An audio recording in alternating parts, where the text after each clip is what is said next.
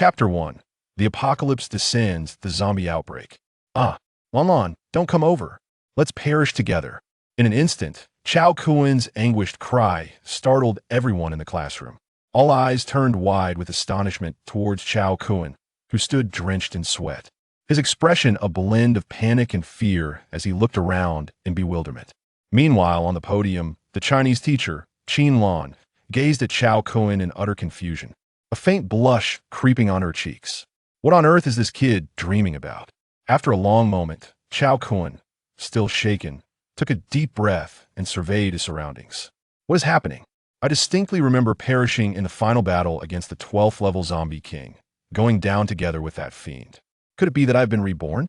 Or perhaps this is merely a fleeting dream before my demise. But does it truly matter? At least, in this very moment, I am experiencing a time that once seemed unattainable. In that dark, hopeless apocalypse, I was utterly exhausted and weary. I longed for time to freeze in this moment forever.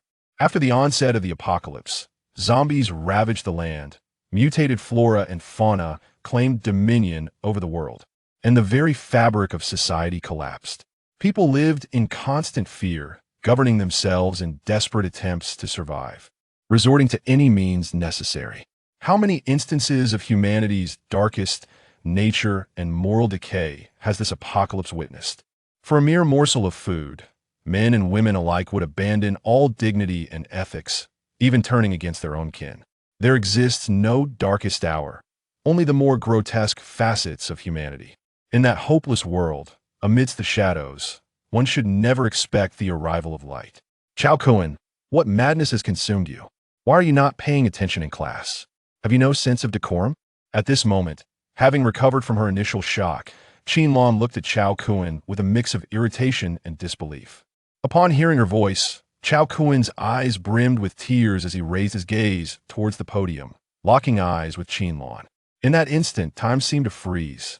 Qin Lan, taken aback by the fervor in Chao Kuen's gaze, instinctively swallowed hard. What is this? His eyes carry an unusual intensity. Suddenly, with overwhelming excitement, Chao Kuen dashed towards the podium, leaving Qin Lan momentarily stunned. He enveloped her in an embrace, kissing her passionately as tears of joy streamed down his cheeks. Thank goodness, Lan, you are alive. I'm so relieved. Please, never leave me again. The entire class erupted in shock. Whoa. Incredible. Chao Kuen, I salute your bravery. As the words of the class beauty, Tang Xian, reached his ears, Chao Kuen finally turned around to acknowledge her. In an instant, he seized Tang Xian's hand, insisting, Sheener, come with me.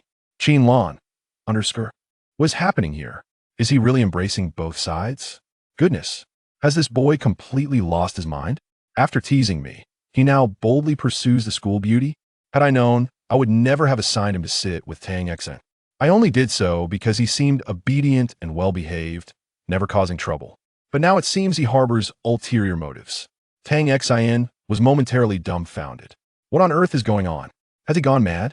Yet before she could ponder further, she found herself being pulled towards the podium by Chao Kuen. Soon, at the podium, he took Qin Lan's hand once more and, without a backward glance, strode toward the exit. The onlookers were utterly astounded. What is he up to?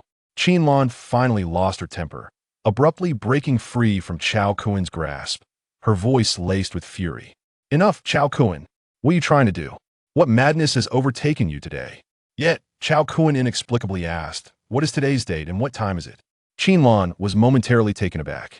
Today is September 9th, and it is 10:05 a.m. Hearing this, Chao Kuen gasped in horror. What the hell? Is fate playing tricks on me? There's no time left. Without allowing Qin Lan to speak further, he hoisted her up onto his shoulder and, grasping Tang Xian's hand, sprinted out. As he fled, he called back to his classmates, if you wish to survive, leave the school immediately and find a place to hide. With that, he dashed away, not sparing a glance back. Hey, you little rascal, let me go. The commotion drew the attention of teachers from other classes. Upon witnessing Chao Kuen carrying Qin Lan and holding hands with the renowned school beauty Tang Xian as he dashed outside, they were left utterly dumbfounded. What audacity! Is he openly abducting someone?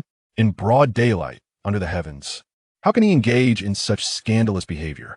It is an utter disgrace, an affront to decorum. Several teachers rushed to block Chao Kuen's path, attempting to reason with him. Calm down, young man. You're still so young. You cannot do something so foolish. Please, put down Teacher Chin and let us handle this. No, quickly release Teacher Chin and do not jeopardize your future. However, Chao Kuen refused to even glance at them, bellowing, "Anyone who stands in my way shall perish. Get out of my way." The teachers, caught off guard by his fierce gaze, were momentarily paralyzed. What kind of look is that? It is terrifying, akin to a wolf ready to pounce on its prey. A gaze filled with such malevolence is simply horrifying. Suddenly, a blood-curdling scream echoed from the end of the hallway. Ah, help! It's biting. So much blood. Upon hearing that, Chao Kuen's heart raced with alarm. What the hell? This is bad. Time is slipping away. The zombie virus has spread. The apocalypse has officially begun. Chapter 2. The school bell weeps in my embrace, however. The most prudent course of action at this moment is to flee with utmost haste. The heavens above have proven to be exceedingly treacherous. Just observe how other protagonists in tales of rebirth amidst the apocalypse are granted ample time, often a month, to prepare and stockpile provisions. Even the quickest among them typically enjoy at least a day to ready themselves. Yet here I am, thrust into the chaos without so much as a moment's respite, reincarnated at the very instant the apocalypse descends. I vividly recall the scene today. Within the confines of the academy, rivers of blood flowed, and hordes of zombies roamed. A sight too ghastly to behold. It is crucial to note that our academy harbors thousands of students, the majority of whom have succumbed to infection. At this juncture, the two young women also hear the increasing cacophony of anguished cries emanating from the corridor's end, and they begin to piece together the grim reality, falling silent. Qinlan promptly states, "Chao Kuen, set me down. Your speed is hindered while carrying me. Please, let me go." Chao Kuen furrows his brow and replies, "Let us not be hasty. You're wearing high heels, and descending the stairs while clutching you would be quite cumbersome." Qinlan is momentarily speechless. Beside them, Tang Xin, upon hearing the wails, dares not glance back and urgently inquires, "Chao Kuen, what on earth is happening?" Chao Kuen, with a furrowed brow, responds, "Xin, there's no time for explanations. We must first escape the academy, and then I will elucidate." With no alternative, Tang Xin nods and hastily follows Chao Kuen down the stairs. In no time, they arrive on the ground floor. As they look up, their eyes widen in shock. Each level of the building is engulfed in chaos, with numerous students fleeing in all directions, resembling headless flies. Behind them, a gruesome pack of mangled corpses, blood dripping from their mouths and their faces twisted in horror, relentlessly pursues them. Witnessing this harrowing spectacle, Qinlan and Tang Xin are rendered speechless. Heavens, what is happening? Why have such terrifying creatures suddenly appeared? Are they truly zombies? They exclaim in terror. Yet, Chao Kuen has no time to entertain their queries. He is focused on charting a route. "I've got it, follow me," he declares, taking hold of both women and swiftly directing them toward a small grove. Before the academy building lies a verdant thicket, a favorite rendezvous spot for couples, but now it serves as the optimal escape route. Beyond this grove lies the female dormitory building, and beyond that, the main entrance, through which they can flee the academy. With classes still in session, most students remain in their classrooms, leaving the ground floor relatively deserted. This moment marks the onset of the zombie crisis, granting them considerable room to escape. The trio dashes into the thicket, racing through until they emerge in the vicinity of the female dormitories. Exhausted, Tang Xin gasps for breath and pleads, "I can't go on. Chao Kuen, I need a moment to rest." The pace was overwhelming, and I could hardly bear it. Beside me, Qinlan, drenched in sweat, exclaimed, "Indeed, Chao Kuen, even the teacher can hardly keep up. These high heels are truly treacherous." Chao Kuen glanced at the two women, their foreheads glistening with cold sweat. The cacophony of roars and wails reverberating throughout the park intensified his anxiety, yet he felt utterly helpless. There could be no respite at this moment, should they pause. The impending horde of zombies would render their escape impossible. He furrowed his brow and declared, "No, we cannot afford to rest. Once the entire area falls, the number of zombies will be frightfully overwhelming. Escaping then would be akin to climbing a mountain. Here's the plan. You two stay here and take a breather while I assess the situation ahead." With that, he swiftly maneuvered past the girls' dormitory towards the entrance. However, upon his arrival, he was met with a chilling sight. The entrance had succumbed entirely, surrounded by dozens of wandering zombies, sealing it off completely. Several security guards had also become part of this gruesome tableau, while the street lay in utter chaos. Abandoned vehicles, marauding zombies, and swirling dust clouds painted a grim picture. Witnessing this scene, Chao Kuan felt a deep chill settle within him. He had not anticipated the apocalypse would descend so swiftly, leaving no time for preparation. At that moment, the two women, panting heavily, arrived by his side. They were struck dumb by the horrifying sight before them. Tang Xin, overwhelmed with terror, gazed at Chao Kuan with tear-filled eyes. Chao Kuan, what on earth is happening? Are we going to die? He responded with utmost seriousness. Retreat. Fall back to the girls' dormitory. Which floor do you reside on? Through her tears, Tang Xin replied, I live on the 4th floor, room 402. What do you intend to do? Let us go to the 4th floor. Do you have your keys? She nodded affirmatively. Yes, I have them. In no time, the three of them reached the entrance of the girls' dormitory and hurried into the corridor. Once inside, Chao Kuan promptly secured the corridor door. Soon, they ascended to the 4th floor, relieved that they encountered no zombies along the way. After all, it was broad daylight, and most students were in class, leaving the dormitory eerily vacant. All right, you may enter now. The trio quickly stepped into the room and hastily locked the door behind them. Once inside, they approached the window to observe the situation outside. The entire campus lay in ruins, with students fleeing in terror as the zombie horde grew ever larger. A scene reminiscent of an apocalyptic nightmare unfolded before them. Chao Kuan reflected on this familiar sight, burdened with countless memories. In his previous life, he too had endured a similar ordeal, narrowly escaping with his life. Ultimately, he had survived the apocalypse and ascended to a level of power akin to that of a sovereign, establishing his own domain, known as the Lord of Eternal Night. Yet, tragically, his fortress was eventually breached by a formidable zombie overlord, and he bore witness to the demise of his loved ones, one by one. In the end, even his beloved Qinlan sacrificed herself to shield him from a fatal blow at the hands of the zombie monarch. To his astonishment, in the depths of his despair, as he faced the prospect of dying alongside the zombie monarch, he found himself reborn. Given this opportunity for rebirth, he resolved to grow anew, step by step, and to survive. At that moment, Tang Xin suddenly broke down in tears. Oh no, Chao Kuan, she wailed as she threw herself into his arms, weeping uncontrollably. It's over. The apocalypse has arrived. Are we doomed? I don't want to die. I refuse to become one of those repugnant creatures. I am still a young girl. I have yet to experience the beauty of being a woman. I cannot perish. What should we do? Are we all going to die? Seeing Tang Xin, her face streaked with tears, Chao Kuan furrowed his brow. Memories flooded his mind of his past self, who had desperately pulled Tang Xin to flee at the onset of the zombie outbreak. Yet, it was his own weakness and inability that had failed to protect her. When faced with a bully intent on taking his life, Tang Xin had bravely stepped forward to shield him. Ultimately, the bully had acquiesced to her pleas, trading her life for his. In her moment of humiliation and rage, to preserve her honor, she had taken her own life before him. He could never forget her final words. Chao Kuan, in the next life, it will be your turn to protect me. In that instant, Tang Xin was eternally frozen, and to this day, he could not erase the memory of the faint smile she had bestowed upon him in her last moments. From that time onward, his heart grew colder, increasingly detached from humanity, and he loathed his own frailty and impotence. Thus began his relentless pursuit of strength, ultimately becoming a formidable powerhouse. Alas, all his efforts had ultimately been in vain. However, with this new chance at life, he vowed there would be no regrets. With that thought, Chao Kuan enveloped Tang Xin in a tight embrace and nodded resolutely. I promise you, in this life, I will protect you. I swear to ensure your safety. Chapter 3. The Law of Survival. Survival of the fittest. Tang Xin in his arms was momentarily taken aback. I didn't say anything. But Chao Kuan waved his hand dismissively, stating, No, what I mean is, rest assured, I will protect you. You will not perish, neither of us will. Trust me, I will keep you safe. Meanwhile, Qinlan, being an adult, did not exhibit the same level of vulnerability as Tang Xin. With a serious demeanor, she inquired, Chao Kuan, how did you know that a crisis was imminent? What made you take us away at the first opportunity? Chao Kuan was momentarily stunned. After a brief pause, he shook his head, acknowledging her astuteness. Indeed, it was his devoted wife from his past life who perceived issues from a different perspective, immediately grasping the crux of the matter. Much of his ascendancy to becoming the Eternal Night Monarch was attributable to Qinlan's wisdom and strategic insight.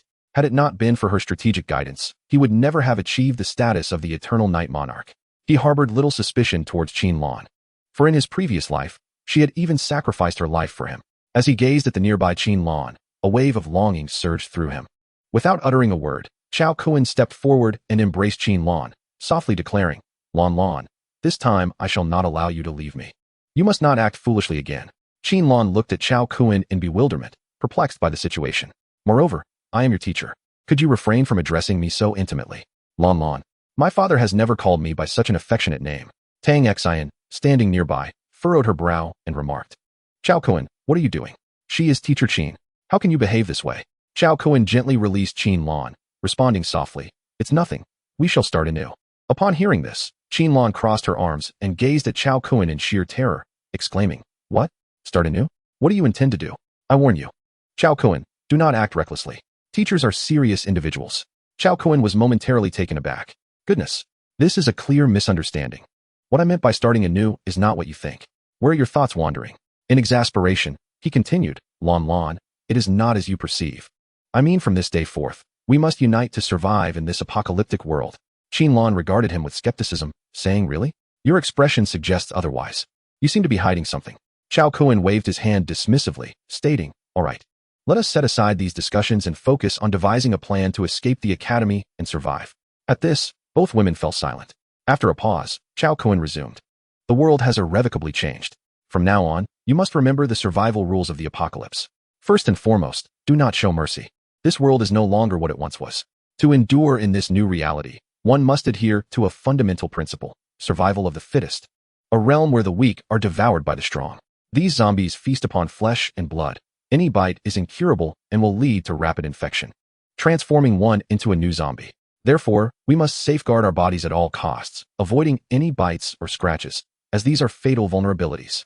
The two women gazed at Chao Kuan with eager anticipation, absorbing the essential elements of survival in this grim new world. After a thorough briefing, Chao Kuan quickly approached the window to strategize further.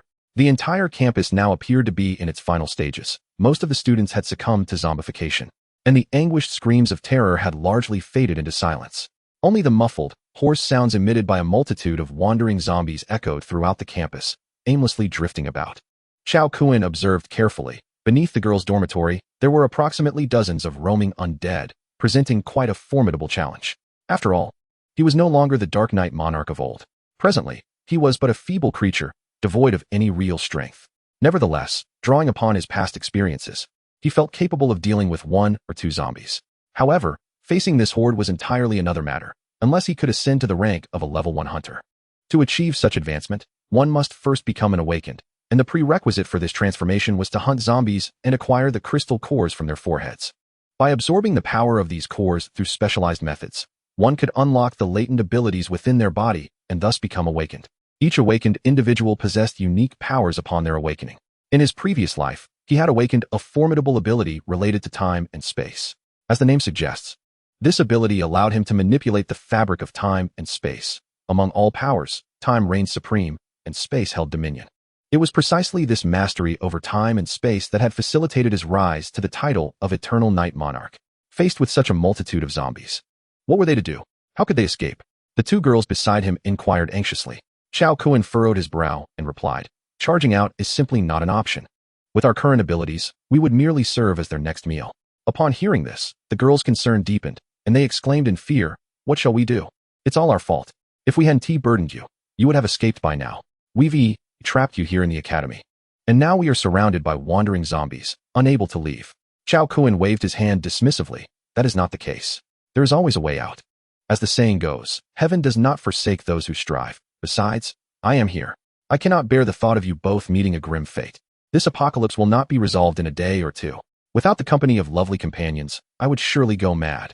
The two girls' eyes widened in surprise. What do you mean by that? In an instant, their cheeks flushed with embarrassment. Chao Kuan's words were laden with ambiguity, suggesting something more than mere camaraderie. They exchanged glances, bemused yet aware that they now relied heavily on Chao Kuan. Indeed, without him, they might have already succumbed to the grotesque fate of becoming those abhorrent creatures. Realizing he had inadvertently revealed his inner thoughts, Chao Kuan acknowledged his slip of the tongue. Yet, he dismissed it. What was said, and it might serve as a subtle psychological cue for them. This would undoubtedly simplify future interactions. Chapter 4. This is an exceedingly important strategic resource for a considerable time. The group fell into a profound silence. Ahem. Suddenly, Chao Kuan cleared his throat, shattering the tension.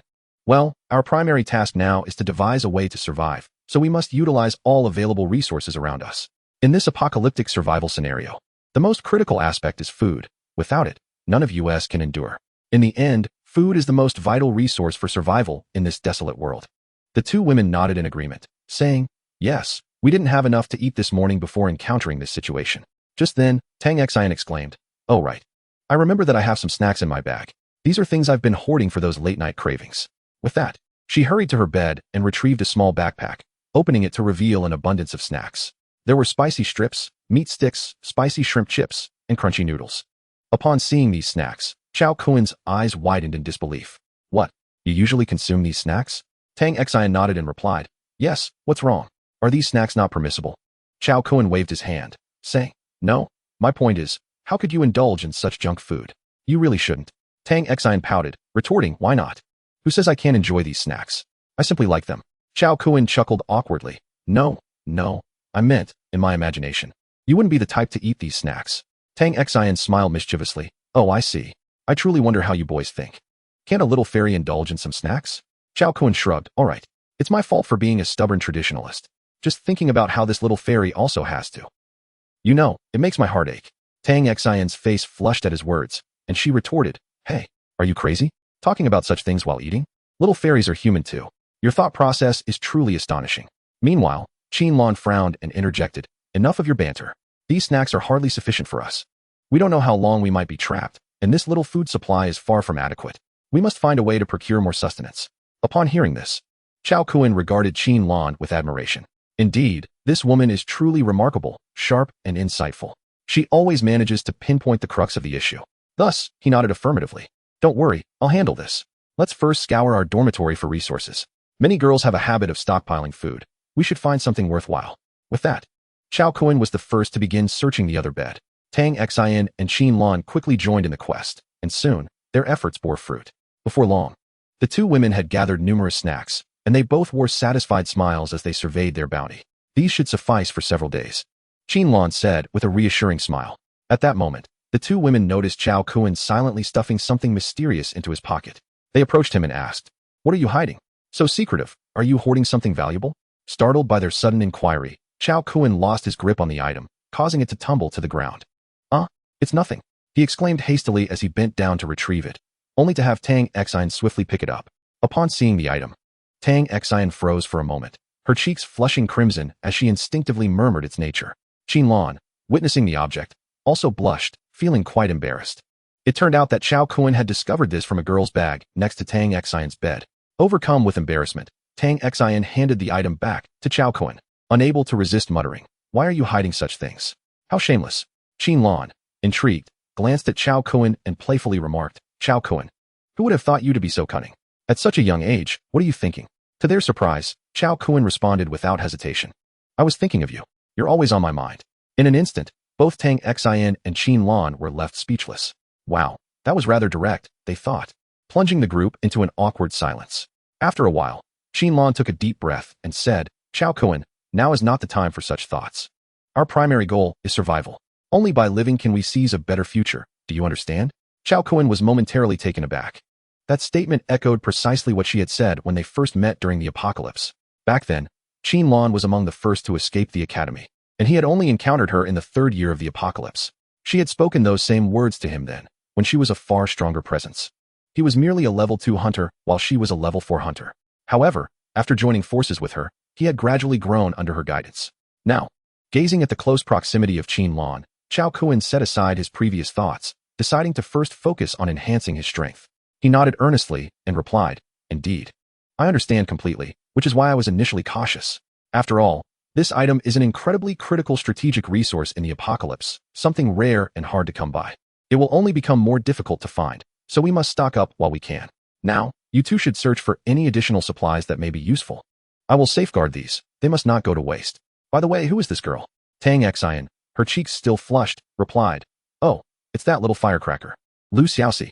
On ordinary days, I observed her fiery temperament, yet I never anticipated that she would be such a person." Chao Kuen inhaled deeply. To think that it was actually that wretched Lu Xiaoxi. In my previous life, Tang Xian's demise was intricately linked to this vile woman. Had it not been for her betrayal, that bully would never have discovered Tang Xian, and thus, she would not have met her tragic end. The mere thought of this caused a smirk to play upon Chao Kuen's lips. Very well, since fate has granted me a second chance, I shall ensure that these two adversaries from my past life do not find solace in this one. The greatest respect I can offer them is to leave them in a state of despair, unable to seek life or death. Chapter 5. An exploration of the girls' dormitory. Before long, Chao Kuan had packed away the small raincoats and a plethora of vital strategic supplies into a small backpack. He then placed the backpack onto the bed he had chosen for himself. From now on, these items would be under his control. They must not go to waste and should be safeguarded diligently. They were crucial materials, rare and invaluable. This scene did not escape the notice of the two girls, whose cheeks flushed slightly, leaving them momentarily at a loss. However, they understood that sooner or later, they would have to confront these raincoats. Once everything was in order, Chao Kuan surveyed the supplies he had gathered within the dormitory and shook his head, declaring, "Not enough, still far from sufficient. For now, we can only hide here. The food supply is woefully inadequate, and as time passes, the zombies will become increasingly terrifying. We cannot afford to remain idle. We must take action." The two girls nodded in agreement. "Indeed, but what should we do next?" Chao Kuan replied to them, "Let us not be overly pessimistic. You both should eat something. I will scout the surrounding dormitories and gather some useful supplies." With that, Chao Kuan dismantled a section of the bunk bed ladder to use as a weapon and approached the dormitory door, gently peering outside. The corridor lay silent and deserted. Observing this, Chao Kuan turned back to the two girls and instructed, "Remember, you must not open the door for anyone but me, understood? Once I step outside, be sure to close the door promptly." The girls, anxious, protested, "It's too dangerous for you to go alone. We should accompany you for support." However, Chao Kuan waved his hand dismissively, stating, "No, your presence would only hinder me now. If I go alone, I can maneuver without restraint and have a better chance of escaping." The girls recognized that, at present, they would indeed be a burden to Chao Kuan. Reluctantly, they nodded, saying, "All right, please be careful. We will await your return." Chao Kuan affirmed, "Remember, no one is to open the door except for me, understood?" The girls nodded eagerly, like chicks pecking at grains. With that, Chao Kuan quietly stepped out of the dormitory and into the corridor. The girls' dormitory was not dissimilar to the boys' dormitory, each floor housing 13 rooms, numbered from 010 to 013. The room I occupy is the second one adjacent to the stairwell, room 402. Beyond the stairway, there are 9 more rooms on the opposite side, while my side consists of 3 dormitories. My current objective is to explore the 2 neighboring dormitories, as beginning with the closest ones is the most prudent course of action. Moreover, this location, being nearest to the stairwell, is the most convenient for a swift escape. With the iron ladder in hand, Chao Kuan cautiously approached the entrance of room 401. He peered through the inspection hole above the door, only to find it vacant.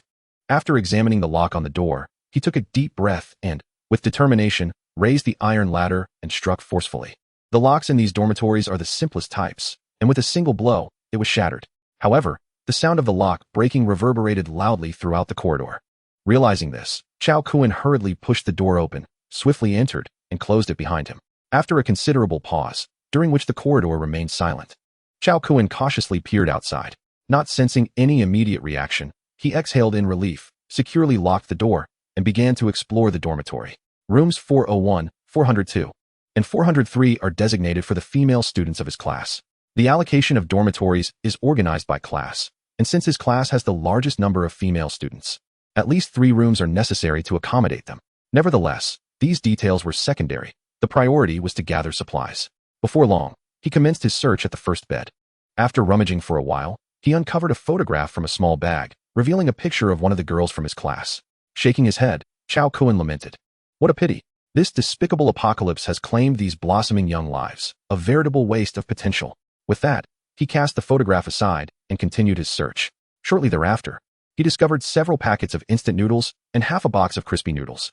A broad smile spread across his face at this unexpected bounty. I knew it. Seeking refuge in the girls' dormitory was undoubtedly the most sensible choice.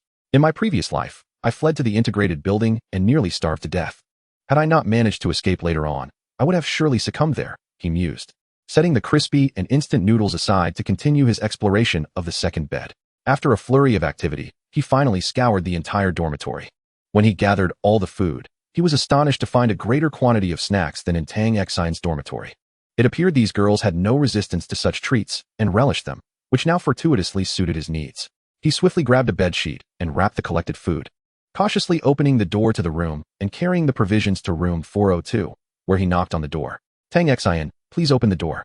Upon hearing the call, Tang Xian quickly sprang into action and opened the door to the dormitory. Chao Kuan wasted no time and swiftly entered the room, securing the door behind him. Upon unveiling the bedding, the eyes of both women sparkled with delight as they exclaimed, "Wow, this is a lot. It will be sufficient for us for quite a while." However, Chao Kuan waved his hand dismissively and remarked, "For the time being, We have enough provisions for a week or so. Therefore, our primary focus should now shift towards enhancing our capabilities. The sheer number of zombies downstairs renders it impossible for us to venture down. We must investigate whether there are any zombies within this dormitory. If we encounter any, we shall eliminate them. The two women were taken aback by his words, staring at Chao Kun in astonishment. What? We are to actively seek out those terrifying creatures? We can barely hide from them. Why would we want to look for them? Chao Kun patiently explained, this matter is quite complex to elucidate, but trust me on this. I intend to conduct a series of comprehensive training sessions. I too must rapidly enhance my abilities to adapt to any situation. Training? What kind of training? The two women asked, their faces reflecting their surprise. Chao Kun glanced at them, a mischievous smile creeping across his face as he replied, what do you think? Of course, it's physical training. To survive in this apocalypse, one must be swift, agile, and strong. Otherwise, one will merely become fodder for the undead. Upon hearing this, the two women let out a wail. Does that mean it will be exhausting? I dread physical education classes. Chao Kun shrugged, saying, well, there's no alternative. You must choose between becoming prey or fighting to survive. After exchanging glances and sighing resignedly, they acquiesced. All right, we will undergo training, but how will we do so? Chao Kun assessed their attire and shook his head in disbelief. Your current outfits may look appealing, but they are unsuitable for training. You need to change into sportswear. Tang Xian furrowed her brow and replied, oh no, my sportswear is at the dry cleaners, and the only thing I have here is a gymnastics outfit. Is that acceptable? Upon hearing this, Chao Kun's eyes lit up. Wait, a gymnastics outfit? Oh yes. In my previous life, Tang Xian enrolled in a gymnastics class. Suddenly, he was captivated by Tang Xian's exquisite figure. If she were to don that outfit, it would surely be a sight to behold. Clearing his throat, he said, ahem. That will do. Please change quickly. We shall commence physical training today. Today? So soon? Chao Kun nodded affirmatively. Indeed, we must act swiftly, for the longer we wait, the more unfavorable it becomes for us. Tang Xian nodded and hurried to rummage through her small locker. Shortly thereafter, she retrieved 2 gymnastics outfits and approached Teacher Qin. Teacher Qin, here is my gymnastics outfit. I believe our figures are similar, so you should be able to wear it too, right? As Qin Lan gazed at the gymnastics outfit, a faint blush crept across her delicate face. The mere thought of having to don this attire in front of Chao Kun for training made her feel a wave of embarrassment. However, Chao Kun was indeed correct. In this apocalyptic world, physical fitness was paramount. Otherwise, one might not even grasp how they met their demise. If she were to be as breathless as before after merely a short distance, it would be tantamount to offering herself as a feast for zombies. With a resigned nod, she replied, all right then, I shall give it a try. Thus, Chao Kun watched the two women with eager anticipation, looking forward to witnessing their transformation into gymnastics attire. At that moment, Qin Lan, noticing Chao Kun's fervent gaze, retorted with irritation, what? Do you wish to watch us change clothes? Turn around, no peeking. Chao Kun merely pouted and muttered, humph, as if I haven't seen it before. We're practically an old married couple now. Qin Lan shot back, what nonsense? Old married couple? I am your teacher, and you are becoming increasingly outrageous. Following this, Tang Xian chuckled softly, Teacher Qin, let us change in the restroom. Each room has its own private facilities. Qin Lan nodded in agreement. Very well then. With that, the two women made their way to the restroom to change. Chao Kun, observing their retreat, scoffed, seriously? So formal? What is the big deal? Sooner or later, I'll see it anyway. Nevertheless, he understood that patience was essential. One could not rush everything. Just like slowly simmering a frog, taking one's time was the way to go. Hasty actions could lead to poor outcomes. At that moment, focusing on enhancing one's strength was of utmost importance. In a world where survival was at stake, what use were frivolous thoughts? Such musings would only deplete one's energy and lead to despair over time. Moments later, the two women emerged clad in their alluring gymnastics outfits. The sight of them left Chao Kun utterly captivated. Oh my goodness, they look absolutely stunning. No wonder Qin Lan is the ice goddess and Tang Xian the campus beauty. Upon noticing Chao Kun's intense reaction, the two women instinctively took a few steps back, wary of his inability to contain himself. Fortunately, Chao Kun had long since adapted to the harsh realities of survival in the apocalypse.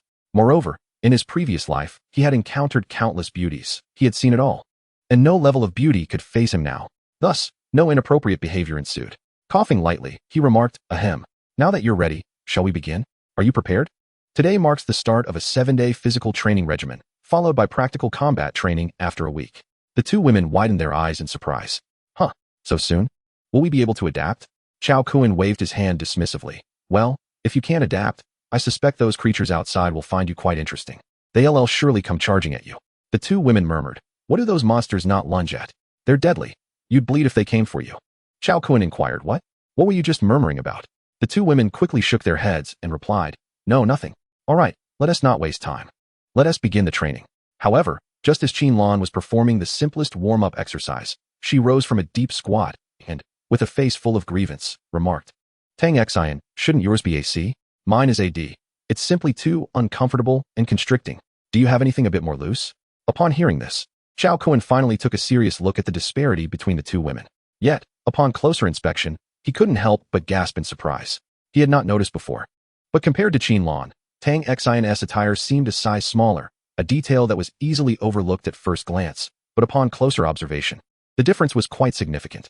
At that moment, Tang Xian stood frozen, glancing between Qin Lan and herself, before pouting, why is yours so much bigger? No wonder Chao Kun likes it. Chao Kun, feeling awkward, quickly attempted to ease the tension, saying, Xn, don't be disheartened. Yours is quite nice as well. I like it just fine. Besides, there's room for improvement. However, as soon as he spoke, both women directed murderous glares at him. Startled, Chao Kun exclaimed, what is with that look? Did I say something wrong? Am I not trying to comfort you?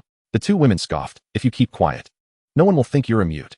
Chao Kun, feeling embarrassed, fell silent. After all, these women possessed the power of 3 tongues. Who could outtalk them? Wake up. As the saying goes, 3 days without discipline will see the roof tiles lifted. Only after enduring the lessons of hardship can one become truly obedient. Thus, a week passed swiftly. After an entire week of relentless training under Chao Kun's guidance, the two women underwent a remarkable transformation. Their physical fitness and strength had noticeably improved, for Chao Kun did not train them lightly.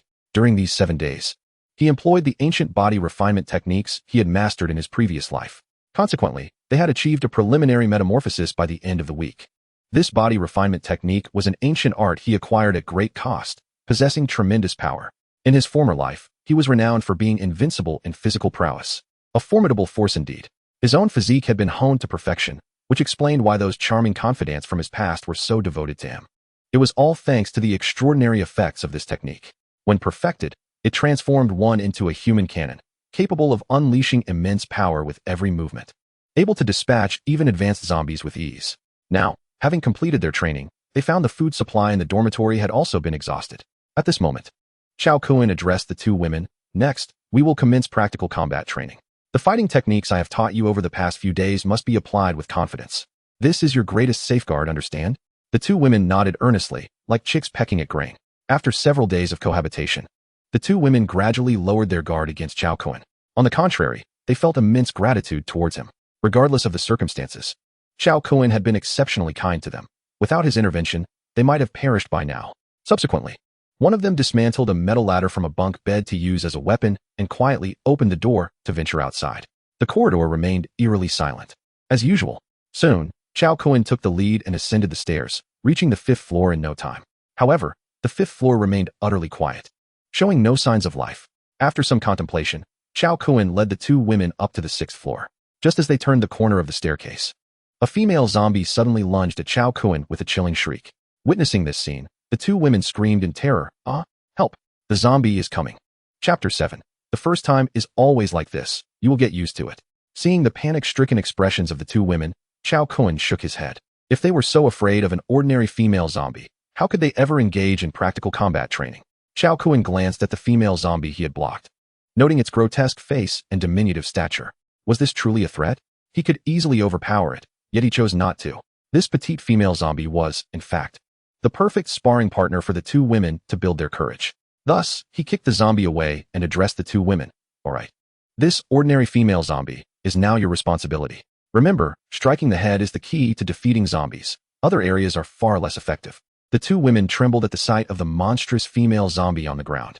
Although they had undergone rigorous training under Chao Kun's relentless guidance over the past 7 days, endowing them with a certain level of combat prowess, they could not help but shiver in the face of the undead. This was a primal fear that gripped their very souls. At that moment, the female zombie on the ground rose once again and lunged toward them. The two women were momentarily paralyzed with fear, but a glance at Chao Kun revealed that he had no intention of intervening. As the zombie approached, they instinctively turned to flee. However, at that very moment, Chao Kun's cold voice echoed, if you run away today, we part ways here. If you wish to survive, then pick up your weapons and fight back. Upon hearing his words, the two women halted in their tracks, momentarily stunned. They had not anticipated such severity from Chao Kun. The thought of being without him in a world teeming with zombies filled them with dread. Without his protection, their chances of survival were bleak. Gathering their courage, the two women returned, shouting in unison as they raised the metal ladder and began to strike fiercely at the zombie. "Ah, we will kill you." Chao Cohen observed the two women as they shouted and relentlessly attacked the zombie, swallowing hard at the sight. It dawned on him that perhaps they needed a push to realize their own strength. They were surprisingly fierce in their assault. As the two women neared the brink of emotional collapse, Chao Cohen hurriedly stepped forward to support them, embracing each of them on either side. "Enough, enough. This creature is already dead, so there's no need to continue." However, the two women, overwhelmed by their emotions, collapsed into Chao Cohen's arms and began to weep loudly. "Wah, Chao Cohen, we are terrified." Witnessing this scene, Chao Cohen felt a pang of sympathy, but he gently patted their backs, offering comfort. "It's all right. Everything is fine now. This creature has completely perished, and there is nothing to fear." Upon hearing his words, the two women finally gathered the courage to look down. And indeed, the female zombie lay in a shattered state on the ground. At this sight, they were seized by a wave of nausea and rushed to the wall to vomit. It was overwhelmingly disgusting. After all, this was their first experience. After some time, they managed to regain their composure. However, with the experience of their first encounter behind them, they felt a significant improvement. At least now, they understood that zombies were not invincible. They possessed vulnerabilities. Just then, after managing to stabilize their emotions, Chao Cohen approached the remnants of the zombie and began to sift through the mass of flesh on its head. However, after searching for a while without yielding any results, he was met with disappointment. Indeed, the likelihood of finding a crystal core in a low-level zombie was quite minimal. Nevertheless, he did not lose heart and turned to the two women, asking, "Are you feeling better?" The two women looked at Chao Cohen with wide eyes of terror and exclaimed, "What are you doing? Why would you touch something so disgusting?" Chao Cohen waved his hand dismissively. "I'm searching for a crystal core. Every zombie may contain a type of energy crystal, which we refer to as a crystal core. These cores come in various forms, and I will explain more about them later. For now, our immediate priority is to locate and eliminate more solitary zombies to search for these cores. Only by obtaining a crystal core can we hope for survival, as it can unlock our latent potential, thereby granting us special abilities. With such powers, we can endure in this apocalyptic world. Otherwise, we face certain demise." Although the two women struggled to fully comprehend his explanation, they nodded in agreement, conveying their unwavering support for Chao Cohen. He acknowledged their gesture with a nod and continued to lead them forward. Suddenly, a series of loud banging sounds echoed down the corridor, causing Chao Cohen to perk up with excitement. It seems there are more zombies. Soon, they reached the end of the hallway, where the noise originated. Chao Cohen peered into a dormitory room, and indeed, a zombie was relentlessly pounding against the door. It appeared to be a girl who had skipped school due to illness, but had now transformed into a zombie. "You two wait aside while I handle this zombie," he instructed. The two women anxiously inquired, "Can you manage it alone?" Chao Cohen chuckled. "A man must not proclaim inability. Want to witness my prowess tonight?" The two women pouted in response. "Humph. Dream on. You can deal with it yourself." With that, they retreated to the side, yet still held their weapons aloft, remaining vigilant as they watched the door. Upon witnessing this scene, Chao Cohen smiled faintly and shook his head, his expression swiftly regaining its gravity. After taking a deep breath, he forcefully kicked the door open with a resounding bang. The door flew open in an instant, as the internal lock of such dormitory doors is easily breached with a bit of force. Inside, the female zombie was propelled backward by the door's force, crashing to the ground with a thud. However, upon seeing Chao Cohen, she quickly scrambled to her feet, roaring as she charged at him. Chao Cohen, rather irritated, remarked, "It's merely a low-level zombie. Perish." With that, he executed a flying kick, sending the female zombie hurtling back. Immediately, he advanced with agility, delivering a lethal blow that severed her head. Blood splattered everywhere, and the female zombie collapsed, convulsing a few times before falling still. Chao Cohen clapped his hands and declared, "All right, it's safe now. Come here." Shortly thereafter, the two women approached him. Their eyes sparkled with surprise upon witnessing Chao Cohen dispatch the zombie with such ease. "My goodness, I never expected Chao Cohen to be so formidable," they exclaimed. It was noteworthy that he had been training diligently over the past few days, pushing himself relentlessly without wasting a moment. Chao Cohen instructed the two women, "You should search this place for useful resources. Let us call it a day for now." The women nodded eagerly and began rummaging through the surroundings for anything of value. Meanwhile, Chao Cohen knelt before the fallen zombie, prying open her forehead in search of a crystal core. At that moment, a white crystal core materialized before him. Upon seeing the crystal core, Chao Cohen exclaimed with delight, "Wow, what luck! There's actually a crystal core." The two women turned their attention to him, witnessing his excitement as he held the core aloft. They hurried over, faces alight with curiosity, asking, "Is this the crystal core you mentioned?" Chao Kuan nodded vigorously. "Indeed, this is it. Remember, after defeating a zombie, ensure your safety and be sure to retrieve the crystal core from its forehead." The women nodded in understanding, eager to absorb this crucial information. Soon, after thoroughly scavenging the dormitory, they swiftly returned to room 402. Once inside, Chao Kuan secured the door and addressed the two women. "Next, I will harness the power of this crystal core to awaken my abilities. Please, do not disturb me."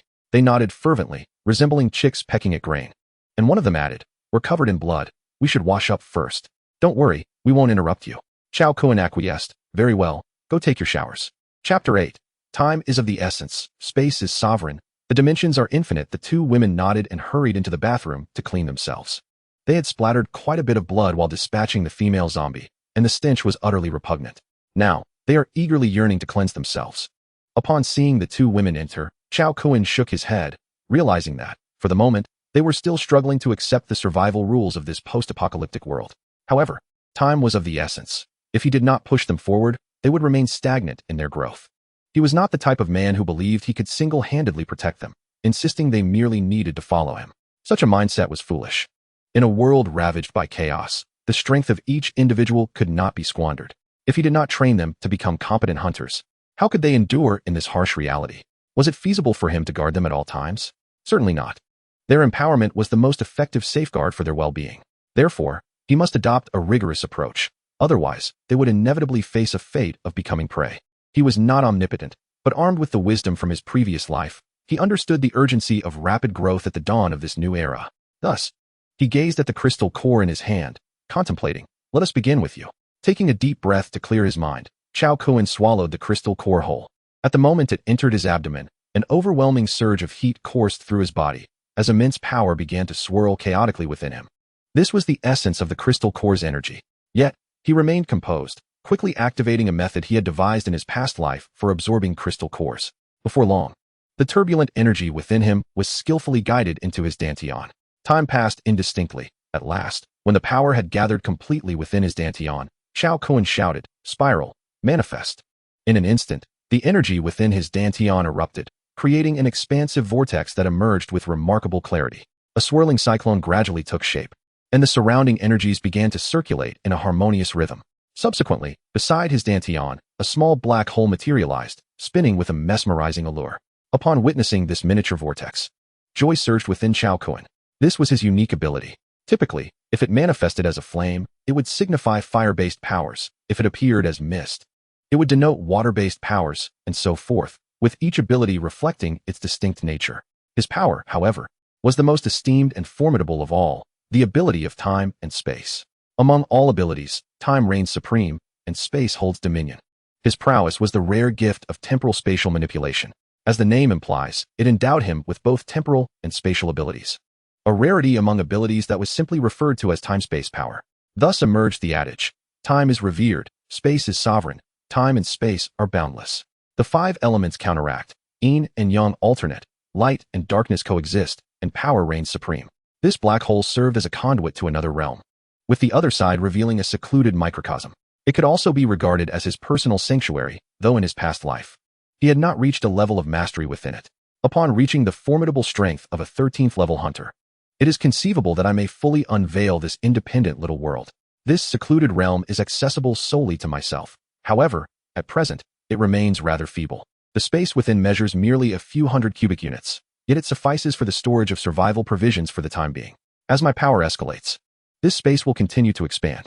I am aware that this little world can currently only be referred to as a small space, not a world. It is only upon attaining around level 10 that this independent realm will undergo significant transformation, wherein mountains and rivers will naturally emerge, and the fabric of time and space will become more refined, evolving into a true independent world. Nevertheless, even then, I will be permitted entry alone. Even after reaching the 12th level in my previous life, I could not bring others along. By that time, my independent little world will have birthed numerous small life forms, all creatures that have arisen within that realm. Yet, I have an inkling that, should I transcend to the 13th level, I might be able to usher others into my independent world. However, at this moment, these thoughts are of little consequence, since my little world has already been established. It is time to devise the next phase of my plan. I must scour the entire female dormitory from top to bottom. and acquiring additional crystal cores would be most advantageous. It is imperative that, by the time we depart the dormitory, all involved have transformed into abilities users. With that in mind, I, Chao Kun, began to channel my powers, and soon enough, a swirling vortex materialized in my palm. Gazing at this cyclone, I smiled broadly and exclaimed, the time-space vortex, versatile for offense and defense. When perfected, it can transform into a massive meat grinder, a formidable instrument for slaughtering zombies. This vortex, a signature technique from my past life, is known as the time-space vortex. Once unleashed, it becomes a veritable meat grinder, capable of ensnaring multitudes of zombies for annihilation. Indeed, an ultimate technique for confronting hordes of the undead. Yet for now, being able to vanquish a single zombie would suffice. For I am still woefully weak. No, I am still far too weak. I must enhance my strength. It is essential that I venture forth to hunt more zombies and procure crystal cores, as only a continuous influx of these cores can accelerate my ascension. At that moment, voices of two women unexpectedly echoed from the bathroom. Chao Kun, are you ready? My spirits lifted. I replied with a smile. Yes, I am done. You may come out now.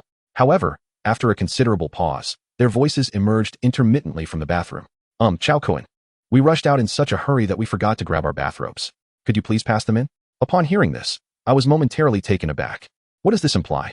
Are they hinting at something? Nevertheless, I nodded and responded, all right. Where are your bathrobes? The voice of Tang Xin responded. Upon my bed. Take a glance. All right, coming right away. Soon, Chao Kun arrived at Tang Xin's bedside and noticed the robe hanging at the headboard, immediately swallowing hard. My goodness.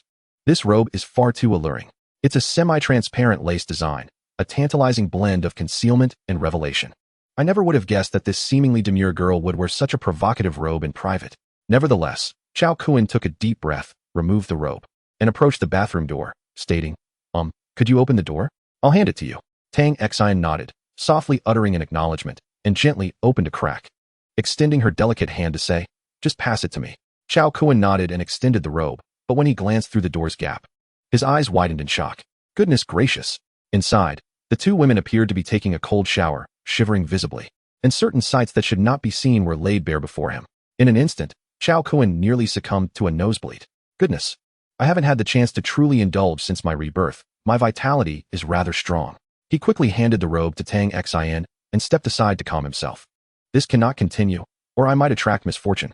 He feared he could not contain the primal energy within him. At that moment, Qin Lan's voice echoed from inside. Chao Kun, what about mine? Did you forget it? Oh no, I nearly overlooked my wife's robe. Thus, Chao Kun quickly responded. Coming right up. After passing Qin Lan's robe inside, he heard a rustling sound, and shortly thereafter, the two women emerged from the bathroom.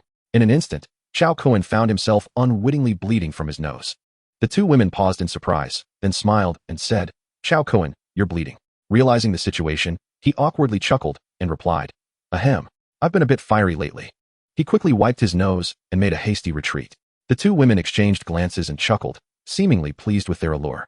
After a while, as the droplets on their bodies dried, they began to change clothes, this time without any pretense, directly in front of him. Chao Kun's eyes widened in astonishment. Is it truly appropriate for you to change clothing in front of me? Have you no regard for my feelings? The two women looked back at him, bemused, and asked, what's wrong? Are you displeased with this free show? Chao Kun, covering his face, exclaimed, you are undoubtedly testing my composure. Are you unaware of how enticing you are? If you continue like this, I might lose control. Should anything happen, do not hold it against me. The two women exchanged knowing smiles. Suddenly, Qin Lan boldly approached Chao Kun, lifting his chin with one hand and smiling enigmatically as she said, very well. I shall see. Witnessing this scene, Chao Kun could no longer contain himself. The two women, upon hearing her words, were instantly moved to tears. There is a saying, if a man is enamored with your body, it is but a fleeting whim. Yet, if he can suppress his desires for you, that is true love. In an instant, both women gazed at Chao Kun with tender expressions, taking a deep breath before softly speaking. Chao Kun, we understand that without us, you would have likely fled the academy long ago. Yet, for our sake, you have placed yourself in peril. Is this truly worth it? Carrying two burdens like us is nothing but a hindrance. Chao Kun, however, waved his hand dismissively. Please, do not say such things. To me, you are more important than anything else. The world has descended into chaos. I have no idea if my parents or family are still alive. This wretched fate has granted no time to inform them, nor do I know how they are faring now.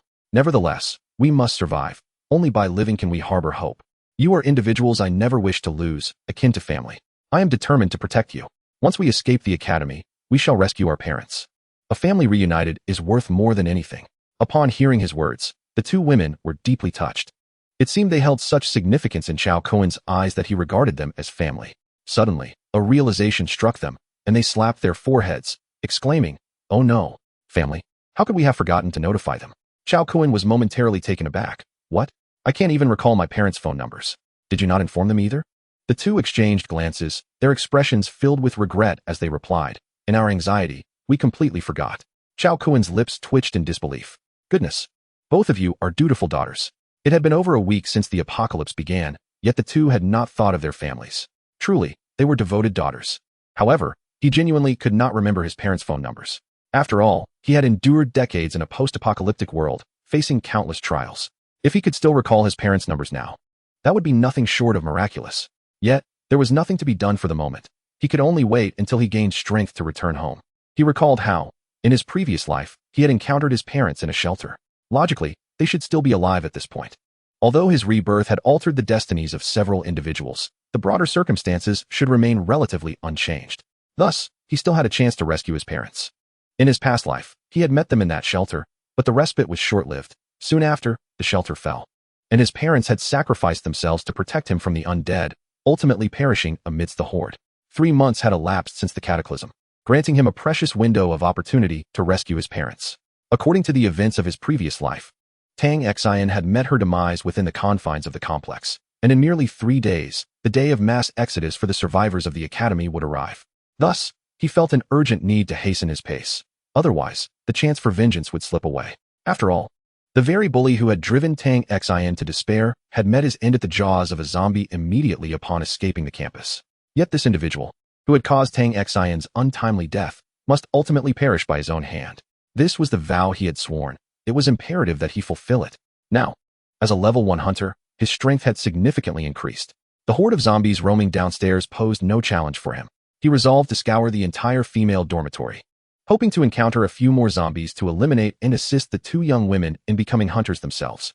With this thought in mind, he addressed them, "Lon Lon, Xin Xin, please lock the door to your dormitory. I intend to clear the entire building now." The 2 women widened their eyes in surprise.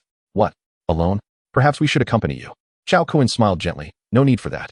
You both should rest.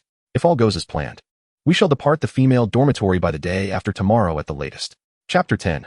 Clearing the building and gathering supplies. Is it really that soon? The 2 women asked, astonished. Chao Kuen nodded solemnly. "Indeed, remaining in the female dormitory serves no purpose. We must leave the academy post-haste. The longer we linger, the greater the danger." They nodded in agreement. "All right then, we'll tidy up and prepare." "Very well. I shall commence gathering supplies now. Remember, if anyone knocks at the door who is not me, do not open it, understood?" The 2 women nodded vigorously, having adopted a compliant demeanor during this time. They had learned to heed Chao Kuen's guidance, for following his lead had proven to be wise. Chao Kuen, satisfied with their response, offered a faint smile before departing the dormitory. In no time, he forcefully kicked open the door to the adjacent dormitory. For him now, the lock on the door was as trivial as a game. He had no need to knock. A swift kick was the most efficient method. Since ascending to a level 1 hunter, his stamina and strength had surged significantly. His overall prowess and combat capabilities were incomparable to what they had once been. Coupled with his combat skills and instincts, he could effortlessly maneuver through an onslaught of dozens of zombies. Thus, he felt no concern about potential hordes springing forth from the dormitory. Once inside, Chao Kuen began to swiftly scavenge, collecting every resource that could be of use. After all, even high-level hunters required sustenance. However, the more advanced a hunter became, the longer they could withstand hunger. In his previous life, he had gone an entire month without food with little consequence.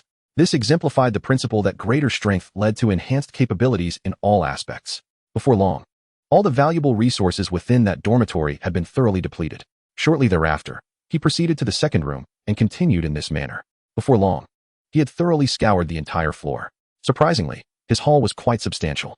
However, he was left greatly disappointed to find that there were no zombies in the dormitory. His primary objective was to locate zombies. After all, the resources he gathered here were not worth the effort compared to raiding a supermarket. Nevertheless, it was better than nothing, as he currently dared not venture into the campus convenience store, which was a veritable hotspot for zombies. That place was swarming with the undead, and anyone who dared enter would surely meet their demise. The reason he sought zombies within the dorms was that, while he could manage the ones downstairs, it would still require some effort. If, During the process of dispatching these zombies, he inadvertently attracted more and ended up surrounded by them. It would pose a significant danger. The two women accompanying him had yet to become hunters. They lacked combat prowess and the ability to defend themselves. If they attracted a horde of zombies, they would be in peril. He was not alone. He had to consider every possible outcome. While he might escape, the two women would not be so fortunate. If they were to perish, what would be the point of his own survival? Thus, he could not afford to take risks and must seek the most prudent approach. After clearing the 4th floor, he made his way to the 5th. The dormitory consisted of 7 stories, and he intended to clear the upper levels before descending to the 3rd. The risk of disturbing the zombies below increased as he went lower, and he had little faith that the flimsy door at the bottom of the stairs could withstand an assault from dozens of zombies. Upon entering the 5th floor, he continued his methodical search, emptying room after room. He then proceeded to the 6th floor, the very level where he had encountered zombies before. Fortunately, he had already dealt with 2 of them. Thus, he resumed his sweeping, and after a flurry of activity, he had also cleared the 6th floor. After scouring 3 floors, he was quite pleased with his bountiful harvest. Furthermore, he had collected a significant number of small raincoats, an unexpected find in the girls' dormitory. To his astonishment, there was an array of styles and brands, a veritable cornucopia of choices. There were also many amusing outfits, which were invaluable resources not to be squandered. In that moment, he felt as though he had opened the door to a new world. He had not anticipated that the seemingly innocent girls would harbor such playful secrets. Of course, not all girls were like this. Many were genuinely virtuous. Their bags, wardrobes, and beds were devoid of anything untoward. Hence, it would be unjust to generalize. As the world is filled with both good and bad individuals, it is an age-old truth that not everyone is wicked, nor is everyone virtuous. Despite everything, the bountiful spoils left him immensely satisfied. So many little raincoats are sufficient for a period of indulgence. Speaking of which, I owe my gratitude to these young ladies. Otherwise, I would have had to make a trip to an adult novelty store to procure such an abundance of raincoats. With a sense of satisfaction, Chao Kuan took a deep breath and continued his ascent to the top floor, the 7th floor. Upon arrival, he kicked open a door without even a glance. However, to his surprise, the moment the door swung open, a zombie lunged forth. At the sight of the undead creature, Chao Kuan felt a surge of excitement. Finally, I've caught one, he exclaimed. Swiftly dodging the zombie's attack, he executed a side kick that sent it flying. Yet, the zombie was undeterred and charged at him once more. Chao Kuan regarded the delicate female zombie before him, shaking his head as he remarked, "Really? You're coming again? If only you were a living beauty rushing towards me with such fervor." But alas, she was merely a female zombie. Very well then. Let me grant you a swift end. With that, he launched a powerful strike. A resounding smack echoed through the room as the female zombie was sent crashing against the wall, rendered incapable of recovery, perishing once more on the spot. Chao Kuan wiped his forehead, astonished at his fortuitous luck. Another white crystal core appeared before him, and he exclaimed with glee, "What a delightful surprise. Thank you." It seems this strike was not in vain. He then rummaged through the room before proceeding to the next. Moments later, he had thoroughly searched the dormitory, yet encountered not a single zombie. Alas, it seems this is still insufficient. Must I descend to continue my hunt? After shaking his head, Chao Kuan kicked open another dormitory door and stepped inside. As he entered, he noticed the bed covers stirring. With a thrill of anticipation, he thought, could it be yet another one? He eagerly flung back the covers, readying another strike. Chapter 11. Senior Suyen? Ah, don't eat me. Please, don't eat me. Suddenly, a scream exceeding 120 decibels erupted from the bed. Chao Kuan froze in place, his poised strike halting just 3 centimeters from the bed. At that moment, a stunning visage came into view. A delicate young beauty lay on the bed, eyes closed and trembling. Staring at this adorable girl, Chao Kuan was momentarily speechless. Wait, is that you, Senior Suyen? Hearing her name, the girl on the bed blinked in surprise and gradually opened her eyes. Upon seeing Chao Kuan, her face lit up with joy. A living person? Is that really you? Chao Kuan was at a loss for words. If I'm not alive, then do I resemble a zombie? Upon hearing those words, Suyen, the senior, immediately leaped into Chao Kuan's embrace, tightly holding him as tears of joy welled in her eyes. Finally, she had encountered another living soul. After being enveloped in her warmth, Chao Kuan felt a rush of emotions, yet he cleared his throat and gently urged, "Senior, please, calm down." Gradually, Suyen collected herself and released him. With a puzzled expression, she inquired, How do you know my name?" Chao Kuan smirked and replied, "Wow, Senior Suyen, with your fame, how could I not? The most beautiful chairperson of the student council, one of the 2 campus flowers, the epitome of grace. How could I possibly be unaware of you? You see, among us boys, you are the predominant topic of conversation." Suyen's cheeks flushed at his words. "Really? You all talk about me?" she asked, curiosity piqued. Chao Kun paused, pondering. What is there to discuss? Of course, we talk about your beauty. Everyone longs for an enlightening exchange with you. What else could we possibly discuss? However, he chuckled. Well, we do wonder who will ultimately claim the heart of such a stunning figure as yourself. Hearing this, Su Yan's face turned a deeper shade of red, and she pouted. Humph, what are you all thinking? My parents don't allow me to date during my studies. Chao Kun chuckled. So, Senior Su Yan, what brings you here? She waved her hand dismissively. Not long ago, I caught a cold and took leave from classes. But unexpectedly, a multitude of monsters appeared outside, attacking anyone in sight. It was terrifying, so I stayed holed up in my dorm, too afraid to venture out. Thankfully, the snacks in my dorm have sustained me. Otherwise, I would have starved. Chao Kun nodded in understanding. Observing the radiant glow on his face, Su Yan questioned, How did you make it here? Aren't you afraid of those monsters outside? Chao Kun waved his hand. Of course I am afraid. But what good does fear do? To survive, one must take risks. Su Yan fell silent for a moment before nodding. You're right. But, Junior, you are so brave. I couldn't bear to go out. Those monsters are truly terrifying. I haven't slept in days, fearing I would be torn apart if I stepped outside. Look, I have dark circles under my eyes. I look dreadful. Chao Kun was at a loss for words. Women truly are creatures of perplexing priorities. Even in a post-apocalyptic world, she was concerned about dark circles. It was baffling. Just then, Su Yan noticed the bloodstains on Chao Kun's clothing and inquired with concern, Why is there so much blood on your clothes? Chao Kun waved his hand and said, They are all zombies. Fortunately, you didn't venture outside. Otherwise, you would have encountered one, and by now, you might have become another zombie yourself. Upon hearing this, Senior Sister Su Yan was taken aback. What? There are zombies outside too. Thank goodness I stayed in, she exclaimed, nervously patting her chest. Watching her little rabbit-like gesture made Chao Kun's heart flutter with desire. He even contemplated stepping forward to comfort the little rabbit, reassuring her that there was nothing to fear. Realizing her actions might have been inappropriate, Senior Sister Su Yan quickly shifted Chao Kun's attention, asking, By the way, Junior, what is your name? Chao Kun smiled and replied, I will not change my name nor my surname. I am Chao Kun. Chao Kun, that name sounds so familiar. Senior Sister Su Yan murmured. Suddenly, she slapped her forehead and exclaimed, I remember now. You are Tang Xian's deskmate, aren't you? Chao Kun was momentarily taken aback. What? Senior Sister, you know Tang Xian? Of course, we are good friends. She often talks about you. Senior Sister Su Yan said with a smile. By the way, how is she? Is she doing well? Chao Kun nodded. Of course, she is fine. With me around, how could she not be? Thank goodness. As long as Xian is okay. Where is she now? Senior Sister Su Yan inquired. Chao Kun shrugged and replied, She is in her dormitory. I can take you to see her. Senior Sister Su Yan was suddenly excited. Really? But what about outside? Chao Kun waved his hand dismissively. It's fine. I'm here. There's nothing to fear from those zombies. After hearing this, Senior Sister Su Yan relaxed and nodded. All right. I haven't been able to sleep well lately. It would be nice to have company. Chao Kun chuckled. Actually, if you don't mind, I could hold you while you sleep. I'm sure it would provide you with a sense of security. What? You want to hold me while I sleep?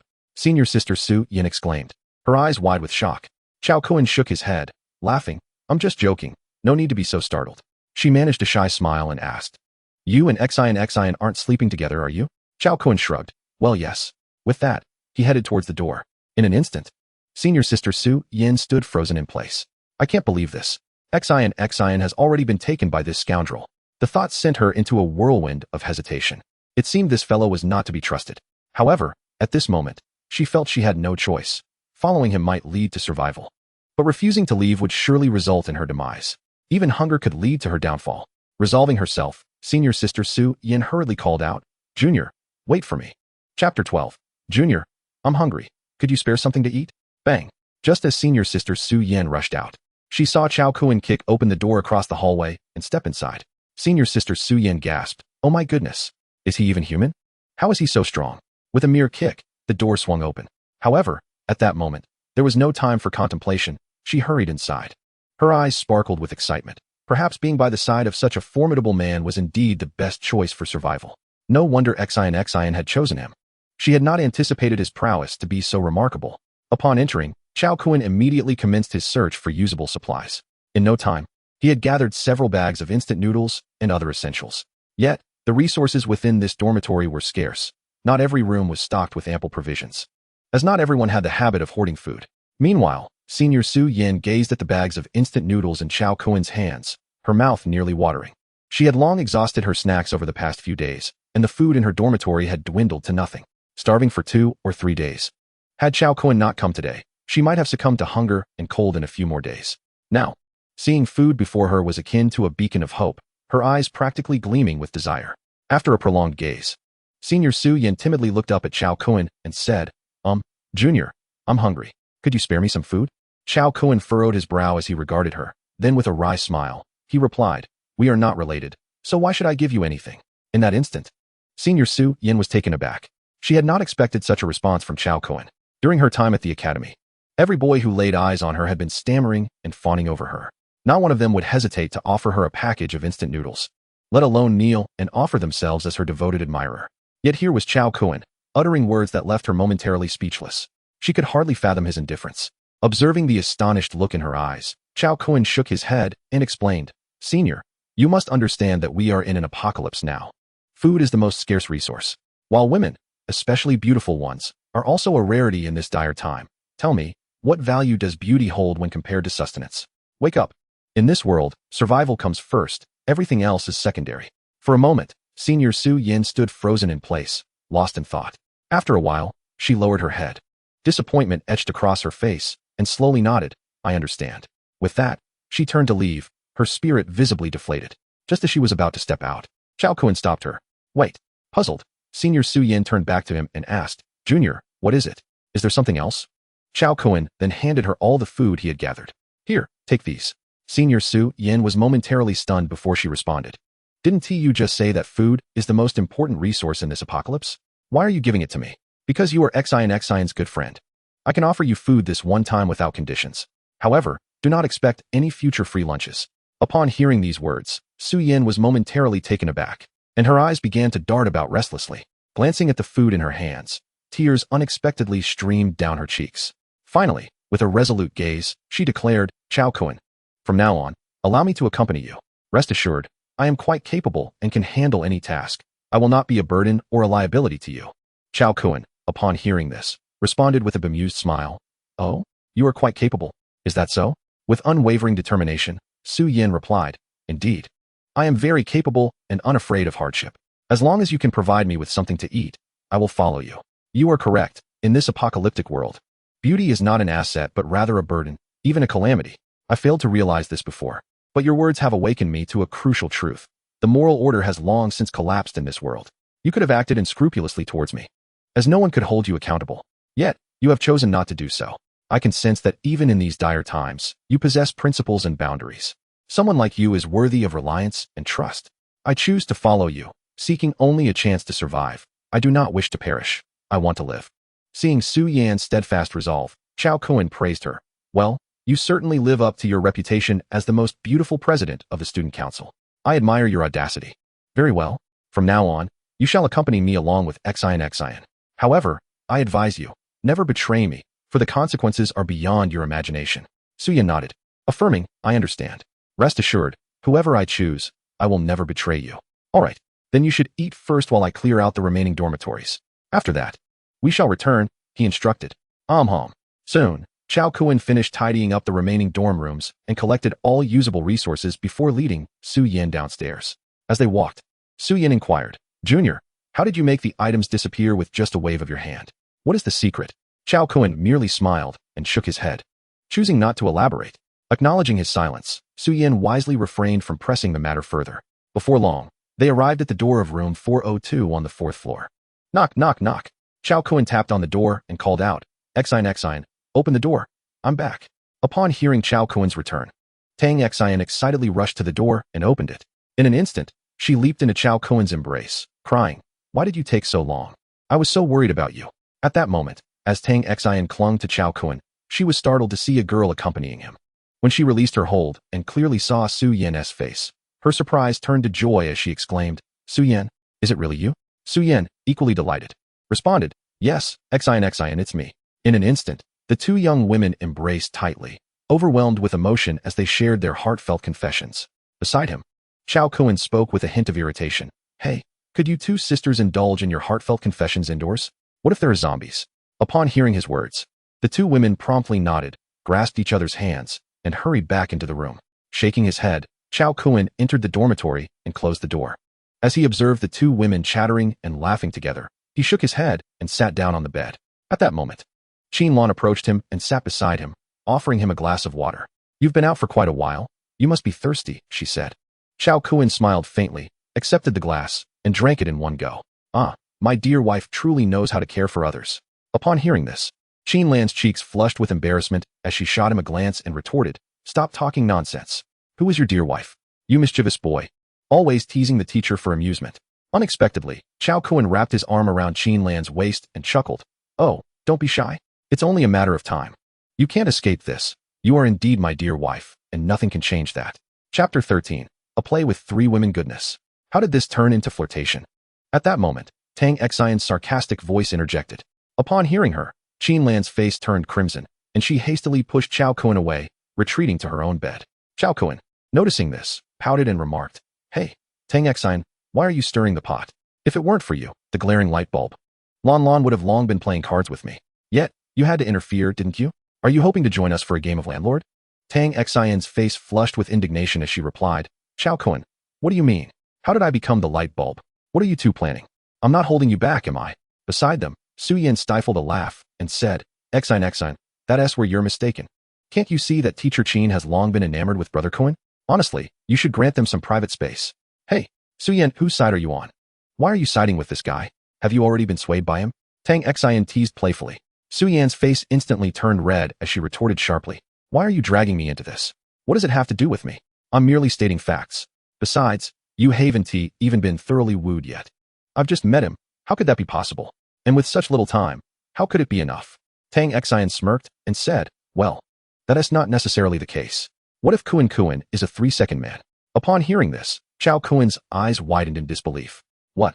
A 3-second man? Goodness, Tang Xian. That is a personal attack. What is this? Want to test me? Let us see if I'm really a 3-second man. I just fear you'll end up crying for help. Tang Xian blushed and replied, Oh, I was just joking. Besides, who knows if you're really capable? Oh, it seems today one tea conclude without showing you some colors. I had intended to wait until you became a hunter before dealing with you. Chao Kun smirked. Not at all. They are deceiving you truly, I swear. Humph. A man's words are but deceitful ghosts. I do not believe your fabrications. At this moment, Lan chuckled and shook her head, saying, All right, Chao Kun, cease your intimidation. If you intended to act, you would have done so long ago. Why linger now? Upon hearing this, Chao Kun laughed heartily and replied, Ah, my dear wife truly understands me. As he spoke, he released Tang Xian and added, Little girl, let us see if you dare to provoke me again. Tang Xian quickly shook her head, exclaiming, I won tea. I was merely jesting. Who knew you would take it seriously? Beside them, Su Yan smirked and said, Xian, I told you not to speak carelessly. Do you believe me now? Tang Xian pouted and retorted, Humph. This brutish man knows nothing of romance. I was joking with him, and he reacted this way. Chao Kun shrugged and said, Enough. You three women are a drama unto yourselves. I cannot contend with you. Very well, stay here in the dormitory. I shall go downstairs for a look. I have already cleared this floor. It is secure, but I am uncertain about the situation below. With that, Chao Kun opened the door and stepped outside, reminding them. Lock the door well. The girls nodded vigorously. Soon, Chao Kun found himself alone on the 3rd floor, where the proximity to the lower levels made excessive noise, potentially alarming the zombies below. Thus, he refrained from brute force and instead carefully disengaged the door lock, entering to search for supplies. In this manner, he swiftly gathered a significant quantity. Ultimately, fortune favored the diligent, as he encountered a zombie in the last dormitory. With swift efficiency, Chao Kun dispatched it in no time. Regrettably, it did not yield a crystal core. It is known that the likelihood of finding a crystal core on a low-level zombie's forehead is quite minimal. However, as time progresses, the probability of ordinary low-level zombies possessing crystal cores increases. Initially, such occurrences are rare, often requiring the defeat of 2 or 3, or even a dozen, to find one. It is a matter of luck. With good fortune, a single kill may yield a core, while bad luck may result in none despite numerous vanquished foes. Nevertheless, Chao Kun remained undeterred and proceeded to the 2nd floor. Upon reaching the 2nd floor, the raspy sounds of zombies below were distinctly audible. At this point, any loud noise could easily attract their attention, so he ceased his search for resources. Instead, he meticulously scanned the entire floor for any remaining zombies, but alas, there were none, nor any living souls. It seemed that few girls had remained in the dormitory that day. Having scoured the floor without accumulating enough crystal cores, Chao Kun arrived at the end of the corridor, where a window offered a view of the scene below. As he gazed out, his brow furrowed in concern. Below, dozens of zombies aimlessly wander about, rendering any hope of defeating them utterly futile. A glance into the distance reveals more clusters of these wretched creatures swaying back and forth. Estimating their numbers, I realized that should I leap down, I would face an onslaught of at least 100 zombies. My word, is this a cruel jest from the heavens? The more I ponder, the more my frustration mounts. After a moment's reflection, Chao Kuan gritted his teeth and swallowed the crystal core he had obtained earlier, commencing his cultivation. There was no other option. He had to enhance his strength before contemplating a solution to the crystal core dilemma. Upon ingesting the core, Chao Kuan hastily directed its power to coalesce within his dantian. After what felt like an eternity, he finally absorbed the core's energy. Upon completion, his strength had surged significantly. However, he still could not surpass the threshold of a level 2 hunter, merely achieving the mid-tier level of a level 1 hunter. It is important to note that ascending as a level 1 hunter is relatively straightforward, requiring merely 3 white crystal cores to advance to level 2. Yet, once one reaches level 2, even consuming 100 white crystal cores would scarcely ensure a breakthrough. The further one progresses, the more arduous the ascent becomes, with each advancement necessitating cores of the same or a lower tier. Thus, upon reaching level 2, one must at least consume cores from level 1 zombies to progress. The white crystal cores from low-tier zombies become ineffective, as their energy is far too weak to yield any benefit. Consequently, the effectiveness diminishes significantly, making it arduous for a qualitative change to arise from quantitative accumulation. However, should the quantity be sufficient, a breakthrough might still be possible. Yet, who could possibly consume such an overwhelming amount? Therefore, in the midst of the apocalypse, white crystal cores are generally utilized as currency. Nonetheless, once a certain quantity is amassed, they can also serve as an energy source. Some individuals possess the ability to synthesize high-tier cores from low-tier ones, making such individuals coveted by various factions. Yet, these individuals are exceedingly rare. After bolstering his strength, Chao Kuan, gritting his teeth, surveyed the horde of zombies below and finally declared, "Very well. I shall let you be, for now." Chapter 14. Hunting level 1 zombies. Recognizing the grimness of the situation, Chao Kuan decisively opted for the age-old strategy of retreat. Soon, he returned to room 402. The women, upon seeing him return swiftly, expressed their surprise, inquiring, "Why are you back so soon?" Chao Kuan waved his hand and replied, "Oh, it's nothing. I just noticed there were quite a few zombies downstairs, so I decided to let them be for the time being." The women were taken aback by his response, and one of them, with a teasing smile, asked, "You're not backing down, are you? Afraid to confront them?" Chao Kuan quickly retorted, "Backing down? I prefer to call it a strategic temporary withdrawal. Do you understand? Moreover, my intentions are sincere, for I have always possessed a remarkably strong sixth sense. To knowingly engage in what is futile is sheer folly." The young woman smiled coyly and remarked, "All right. We understand now. You might call that a strategic retreat, wouldn't you? However, if even you find the situation daunting, then we are faced with a significant dilemma. What are we to do? Can we possibly escape?" Chao Kuan wore a troubled expression, realizing that they could only assess the circumstances as they unfolded. However, if the trajectory of the past had not been drastically altered, it was likely that the day after tomorrow would witness the mass exodus of survivors trapped within the complex. At that time, the majority of the wandering zombies on campus would be drawn to that location. As for Su Yen, if my memory serves me correctly, I had encountered her in a survivor base in my previous life. Yet, by that time, I had grown to become a formidable leader, while she was merely a level 7 hunter, belonging to a vastly different realm from mine. Thus, our interactions were minimal, merely a nod of acknowledgement. Consequently, I am unaware of the extraordinary abilities Su Yin has awakened. Nevertheless, given the circumstances of my rescuing her, it is highly probable that during the escape of the survivors from the complex, a substantial horde of zombies was diverted, allowing Su Yin to flee the campus. Otherwise, she might have perished from starvation in her dormitory long ago. Therefore, for now, all we can do is wait. Although avenging Tang Xian's death at the hands of that scoundrel is my unwavering obsession, I cannot jeopardize the lives of these lovely young women for the sake of that vengeance. That would render my quest for retribution utterly meaningless. After all, cherishing the present is of utmost importance. Thus, after a moment of contemplation, Chao Kuan stated, "No worries, we can only wait." The 3 women looked at him in confusion and inquired, "Wait? Wait for what?" Chao Kuan smiled and replied, "We await an opportunity for escape." The women gazed at him quizzically and asked, "And how do we wait for that?" The zombies below have not diminished. In fact, they seem to be multiplying. Chao Kuan shook his head and reassured them, "Fear not, there will always be a chance. Remember this, the heavens do not entirely forsake mankind. There will be an opportunity to escape." With that, Chao Kuan returned to his bed and began his cultivation. There are 2 methods of breakthrough. One involves devouring crystal cores, while the other entails absorbing the latent energy present in the air. In truth, The nature of the zombie virus has long remained a mystery. However, since the discovery that consuming crystal cores can transform one into a hunter, an increasing number of individuals have realized that the original zombie virus spread through the air. A unique substance has been lurking within the atmosphere, which, upon reaching a certain threshold, erupts violently. Everyone inhaled this substance. Yet some could not withstand its force and fell ill. Those who persevered might evolve into extraordinary beings without the need for crystal cores, ultimately becoming what future generations would refer to as hunters. Conversely, those who succumbed to illness would undergo the transformation into zombies, becoming mindless, bloodthirsty creatures. However, upon its forehead, crystalline nuclei begin to form, evolving incessantly.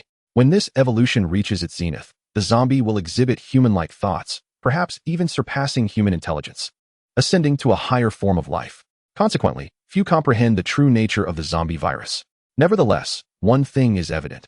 In this apocalyptic world, all beings, humans, zombies, and flora and fauna alike, are advancing towards a singular goal, ultimate evolution.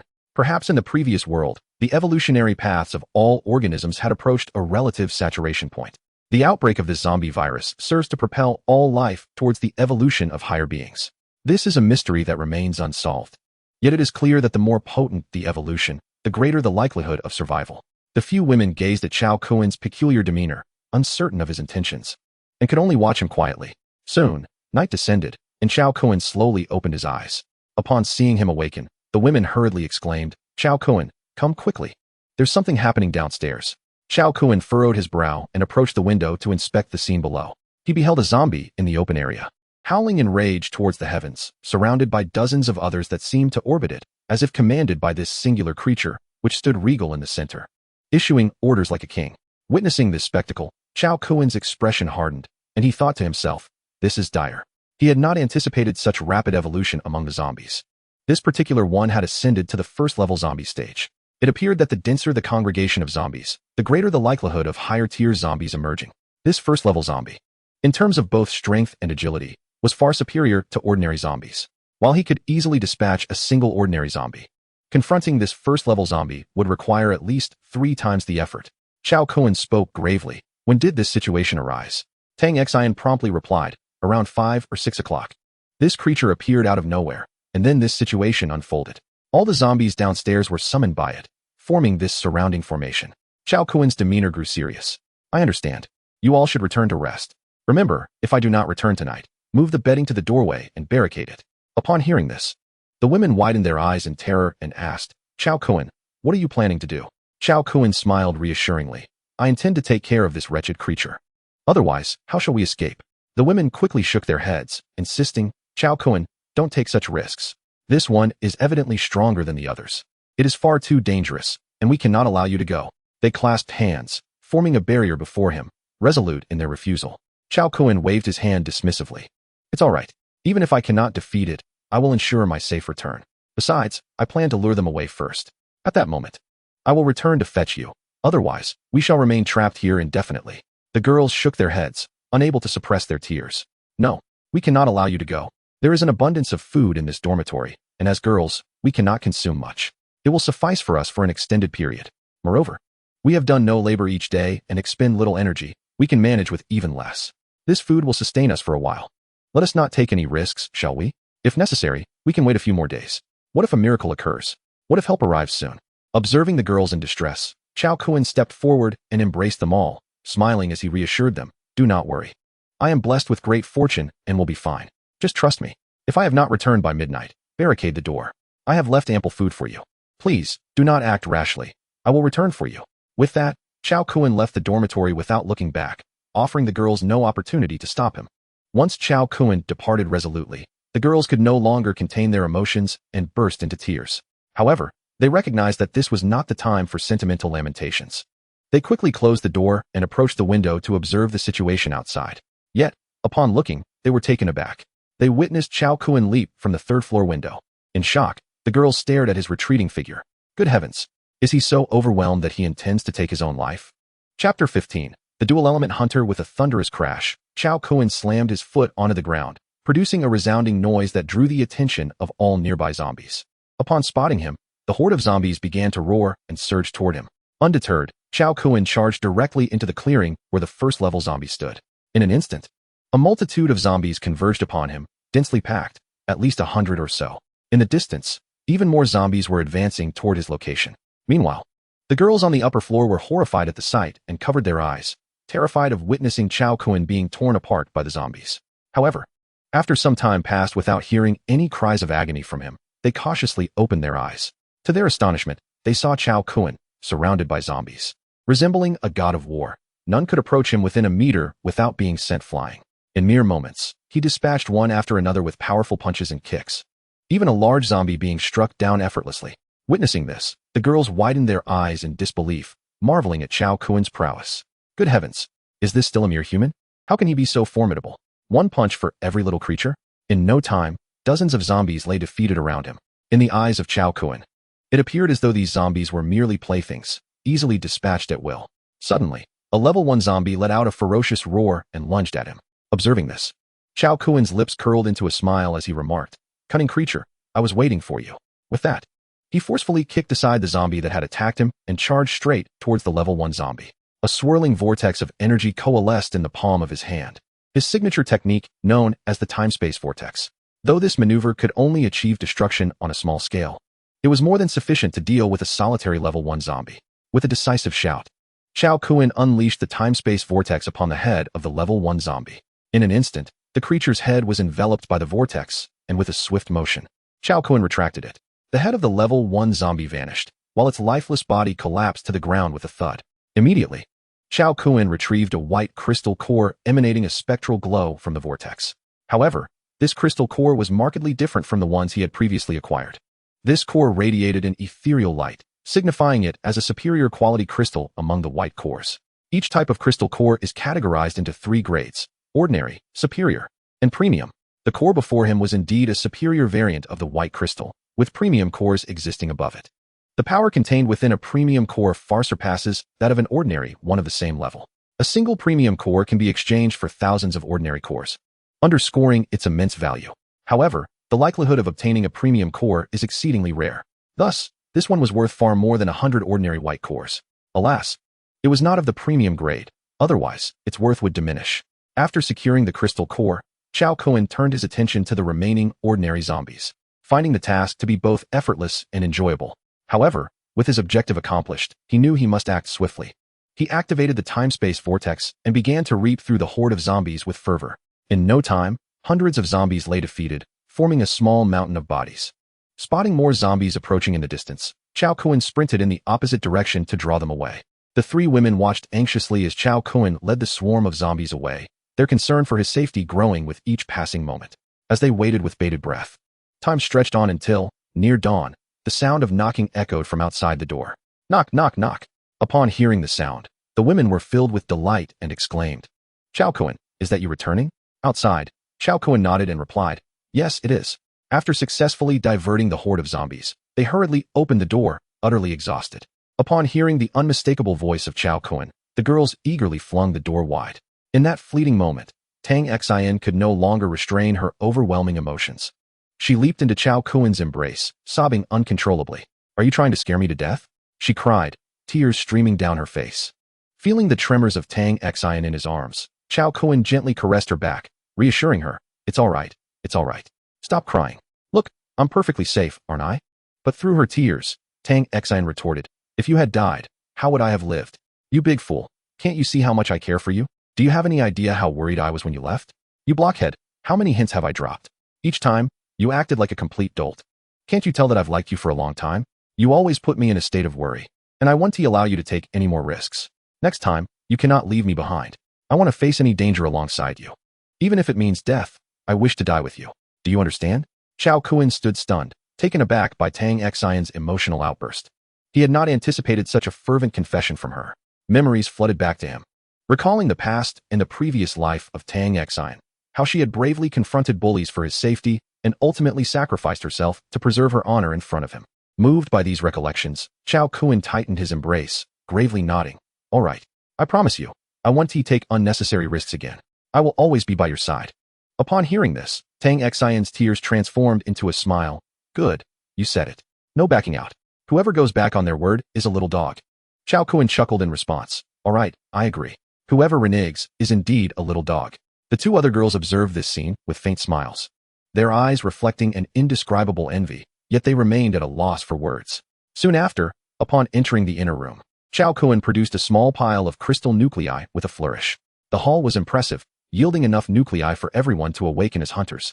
Then, he retrieved the finest quality white crystal nucleus and addressed Qin Lan. Lan, use this crystal for your awakening. Currently, your performance is the best among us, and your growth will significantly benefit our team. Qin Lan examined the nucleus, noting its distinct quality compared to the others, and quickly replied, "This one should be given to Tang Xin. I can manage with the others." However, Tang Xin interjected, "Teacher Qin, if Chao Kun wants you to use it, then you should. I trust that his decision is undoubtedly the most advantageous for us. I find these ordinary ones sufficient. It's no trouble at all. We are all alike, and there's no need to pay these matters any mind." Chao Kun remarked with a faint smile, gently patting Tang Xin. Xin, having you here is truly wonderful. Thank you for your understanding." Tang Xin smiled shyly and replied, "Oh, whatever decision you make, I will support you. Have you forgotten? During our last camping trip, I mentioned this to you." Chao Kun nodded and then turned to Qin Lan, saying, "Indeed, Lan, do not delay any further. Use this gem first. It will expedite your enhancement.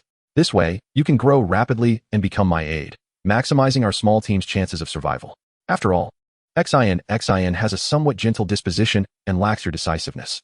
In the face of zombies, my strength alone is inadequate. We must rely on collective power." Qin Lan, understanding the gravity of the situation, nodded and said, "Very well. I shall use it first, and later, when I acquire a higher grade, I will let Xin have it." Tang Xin sweetly smiled and added, "Yes, Teacher Qin, please consume it quickly. The thought of those zombies terrifies me to no end. I should perhaps adapt for a while first." Before long, Qin Lan began to ingest the crystal core, guided by Chao Kun's assistance as she awakened her potential. Time passed, and once everything concluded, Qin Lan, drenched in sweat and panting, exclaimed, "Ah, what an exhilarating sensation. I feel as though my entire being is floating. Moreover, my body seems infused with boundless energy, as if it were inexhaustible." Chao Kun smiled gently and replied, "This is a perfectly natural response. By the way, what is the unique ability residing in your Dantian? Is it not a fusion of ice and fire? You possess the rare dual-element hunter, a most exceptional find." Qin Lan was momentarily taken aback and asked, "Oh, how did you know?" Chao Kun smiled subtly and said, "Because I am your mentor." Upon hearing this, Qin Lan was astonished, then smiled coyly. "What a clever boy. Are you now making a sport of teasing your teacher? I am supposed to be your instructor, yet you have taken on the role of my mentor?" Chao Kun chuckled and replied, "It's not quite the same. You educate and nurture, while I guide and cultivate. Thus, it is only fitting that I am your mentor." The girls exclaimed in disbelief, "What? Goodness, Chao Kun, you audacious rascal. How can you say such things?" Chapter 16. The rare wind element hunter Qin Lan felt her cheeks flush with embarrassment at Chao Kun's words. She had not anticipated such boldness from him. It was utterly outrageous. "Look at this. What on earth? You truly have become increasingly brazen. I am meant to teach you, and yet you jest as if you were the one instructing me.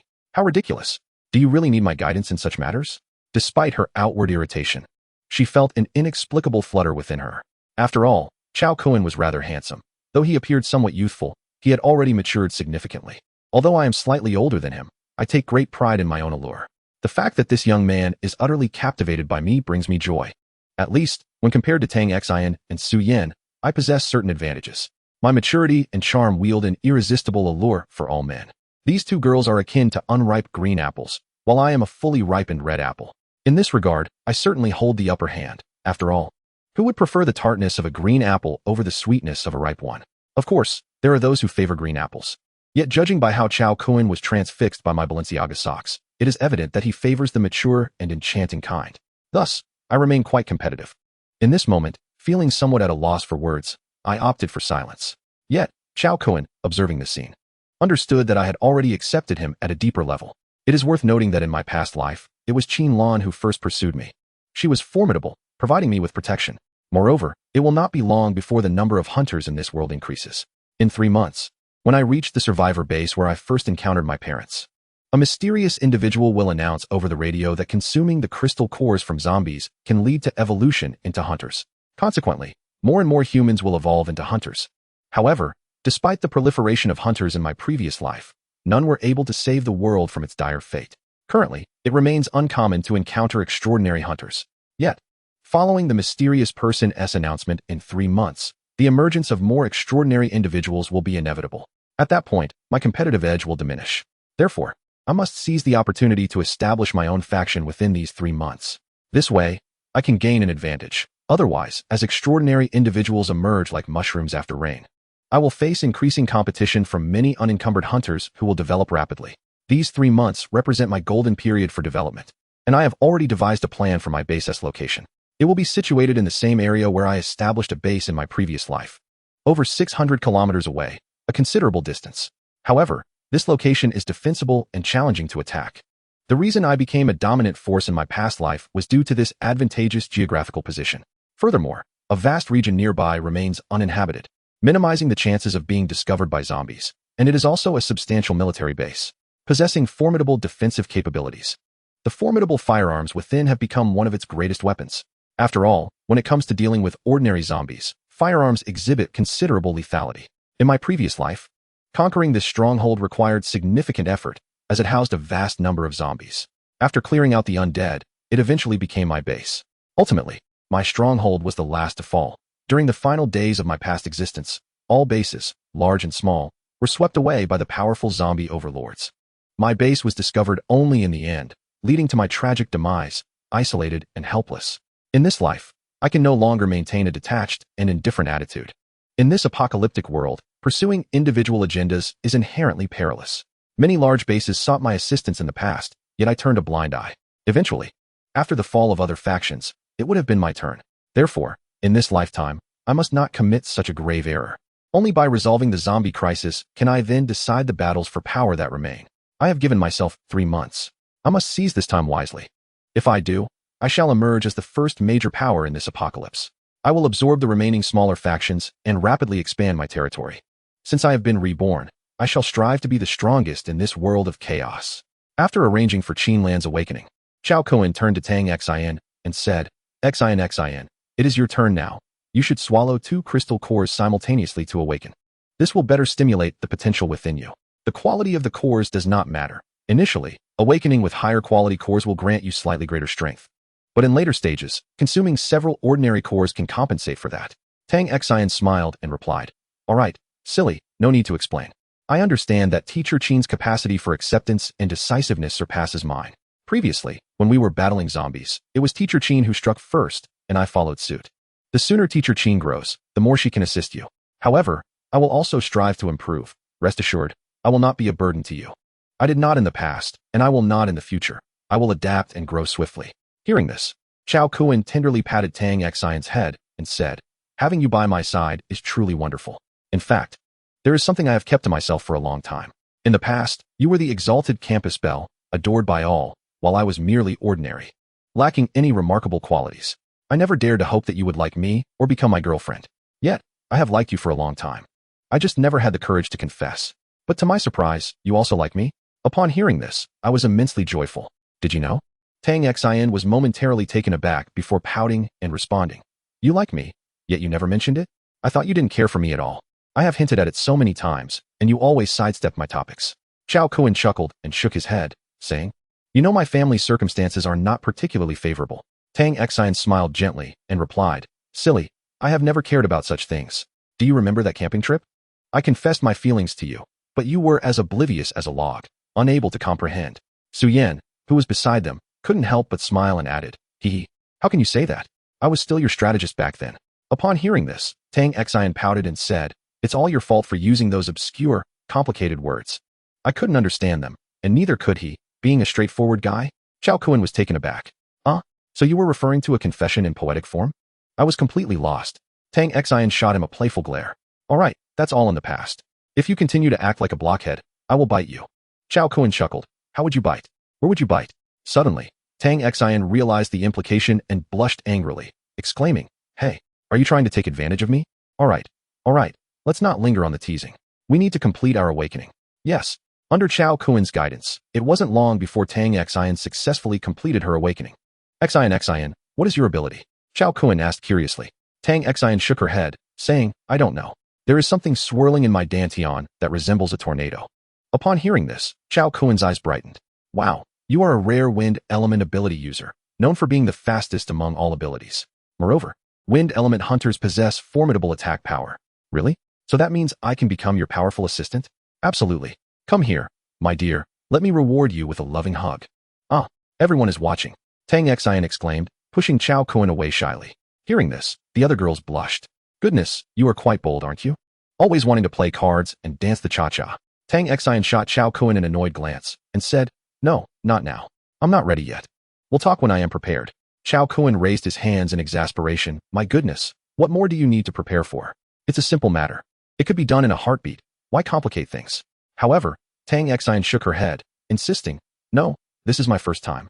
And it must have some sense of ceremony. The books say not to give it away too easily, otherwise, you won't appreciate it. Really? Why do you think I wouldn't appreciate it?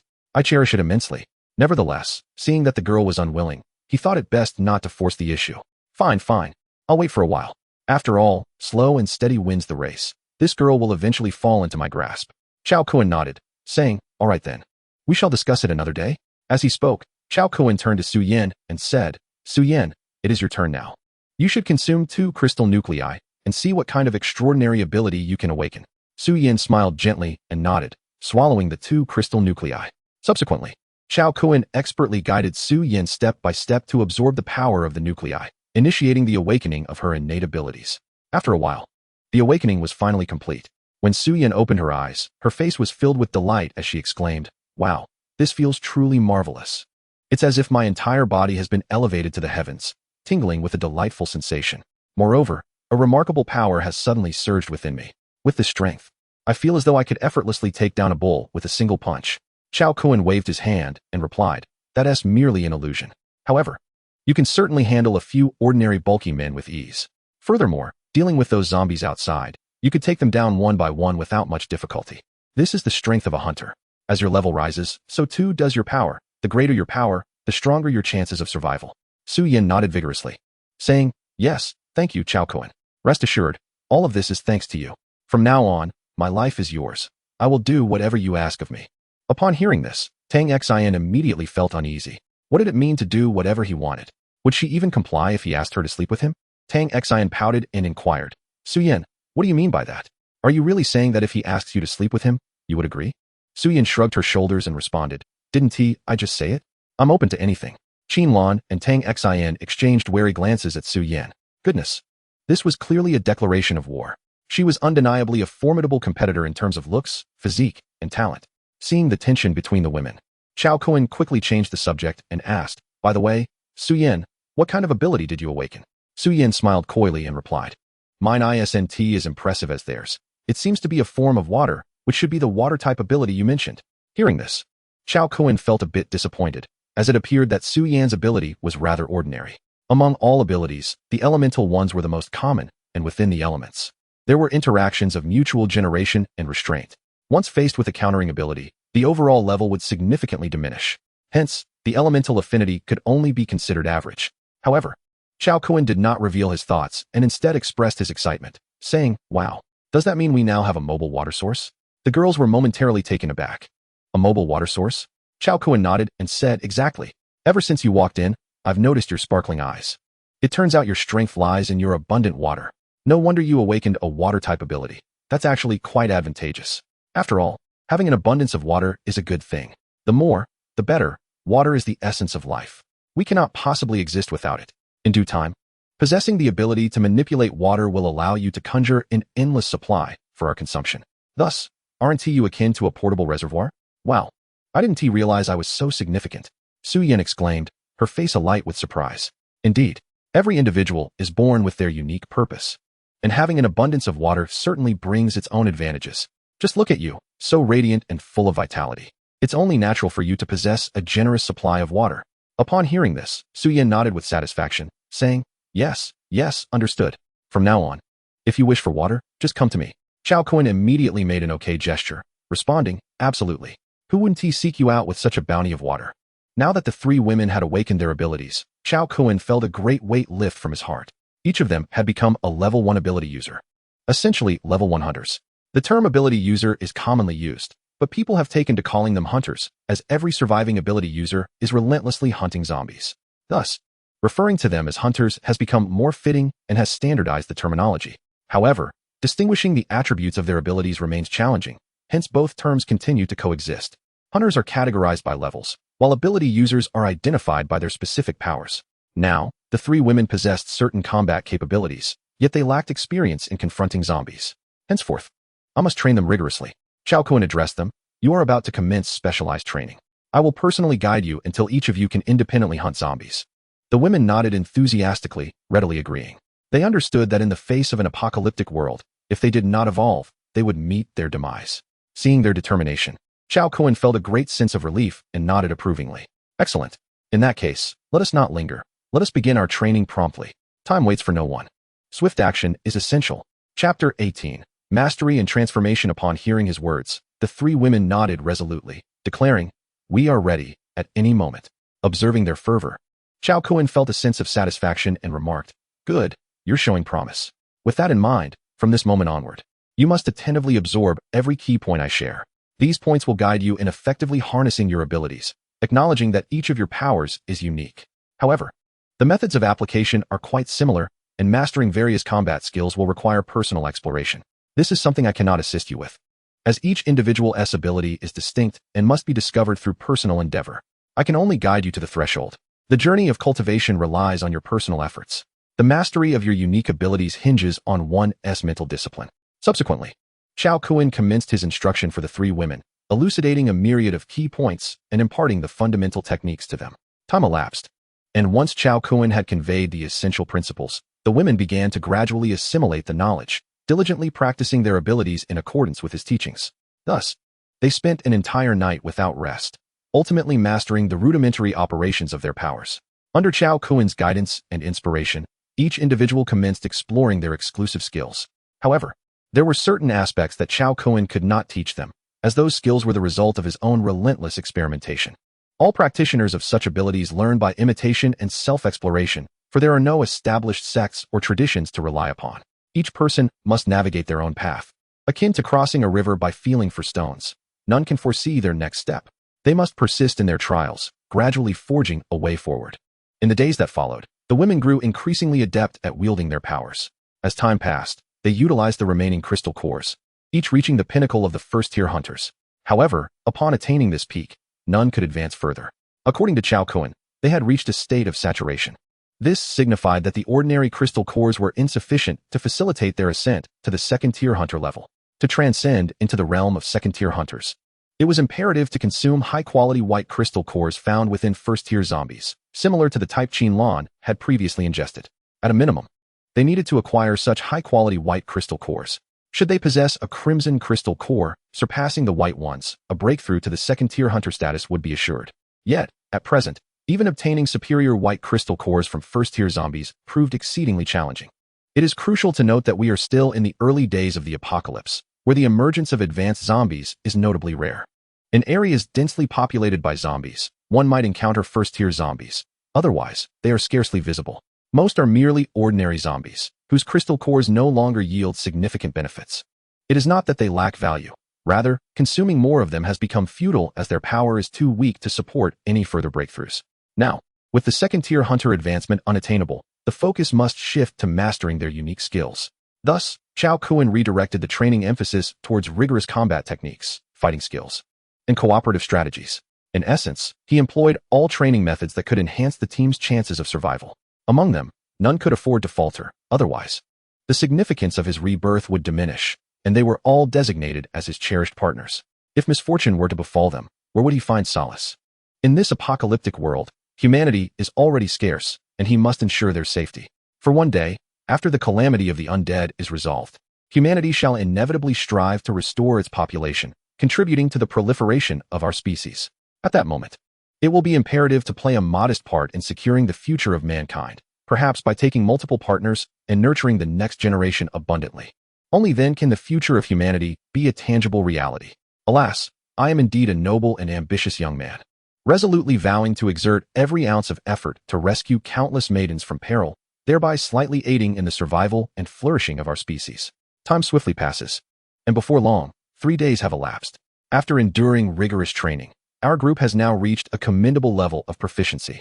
Under the guidance of Chao Kun, the three women have become adept in wielding their unique abilities, skillfully manipulating their powers at will. Furthermore, through Chao Kun's mentorship, they have gradually begun to uncover their exclusive skills. It is worth noting that these techniques are akin to the formidable skills observed by Chao Kun in his previous life. Merely a general understanding, yet under his guidance, the women have successfully grasped the application of their abilities, each showcasing considerable strength. In his previous life, only top-tier experts fought alongside Chao Kun, which speaks volumes about the prowess of their skills. Although Chao Kun possesses only a basic understanding, the women's skills are still in their nascent stages, merely imitating forms, yet they already exhibit impressive potential. As they continue to refine their abilities, their strength is bound to ascend to even greater heights. Upon witnessing the formidable combat capabilities of the women, Chao Kun solemnly addressed them. You are now sufficiently trained to embark on your journey. However, the most crucial aspect remains. You have yet to engage in true combat.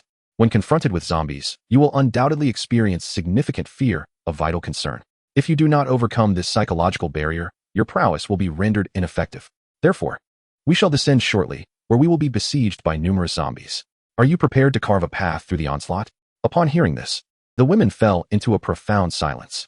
How could they respond? Glancing at the scattered zombies below, they knew it was unrealistic to claim they were unafraid. That would be sheer folly. Yet, Chao Kun's assertion was accurate. Regardless of their training duration, they must confront the undead. Noticing their silence, Chao Kun furrowed his brow and remarked, "What is this? Afraid to face them? You must understand, you are no longer the ordinary individuals you once were. Each of you possesses remarkable combat strength. These common zombies are but lambs to the slaughter in your hands. The more you succumb to fear, the more chaotic and erroneous your actions will become in the face of the undead. And once a mistake is made, it could lead to total annihilation. Remember, we do not possess the luxury of multiple chances. To survive, we have but a singular opportunity. Once hesitation sets in, there are no subsequent chances. Therefore, when confronting zombies, one must not exhibit mercy, for if you show compassion, it is you who will meet your demise." The young women took a deep breath, and with solemnity, nodded in agreement. "Very well, let us proceed. We are prepared. To extend one's neck is to invite a blade, and to withdraw one's neck is also to invite a blade. Rather than cowering in this place, clinging to a meager existence, we would rather venture forth and fight." Chapter 19. The hunt squad is formally established. Seeing the determination in the young women, Chao Kun nodded appreciatively. He then stated, "Indeed, this is the mindset we require. Now, let us depart from the female dormitory. Our next destination is the male dormitory, where below lies the convenience store. We shall enter the male dormitory and seize the opportunity to procure the goods from the convenience store, which will afford us a period of indulgence." The young women chuckled. "Could you refrain from using the term indulgence so casually? For some reason, whenever you mention indulgence, we cannot help but think of your various little raincoats." Chao Kun was momentarily taken aback, offering an awkward smile as he replied, "Ah, that's just a catchphrase of mine. But very well, I shall try to refrain." The young women smiled. "It's fine, we don't mind. It's just that every time we hear it, our thoughts inevitably drift in that direction." Chao Kun shrugged. "Hey, what can I say? It's only natural to have such thoughts when surrounded by such stunning beauties. Besides, if I were to be indifferent in your presence, wouldn't that reflect poorly on you? My interest merely attests to your undeniable allure. Wouldn't you agree?" The young women looked at Chao Kun in bewilderment. While his words were undeniably brazen, they left them momentarily speechless. Soon, the group quietly ascended to the second floor, observing the situation below. Near the entrance, several zombies were swaying about. Previously, a large number of zombies had been lured away by Chao Kun, leaving only a handful that had wandered over from other areas. Chao Kun smiled and said, "These few are yours to practice on. Now jump down." "What? Jump down?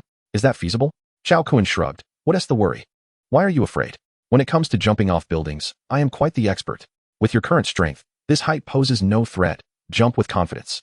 Finally, under Chao Kun's encouragement, the group nodded and prepared to leap. He then began to impart knowledge on the intricacies of jumping off buildings, for it is indeed an art. It is not a matter of leaping recklessly. Should one jump carelessly, one would certainly meet a disastrous landing. In this apocalyptic world, a fall could prove fatal. After a thorough explanation from Chao Kun, the young women finally mustered the courage to leap. However, to err on the side of caution, Chao Kun jumped first. His landing was remarkably quiet, and since they descended from the opposite side of the dormitory building, where no zombies lurked, they remained undetected.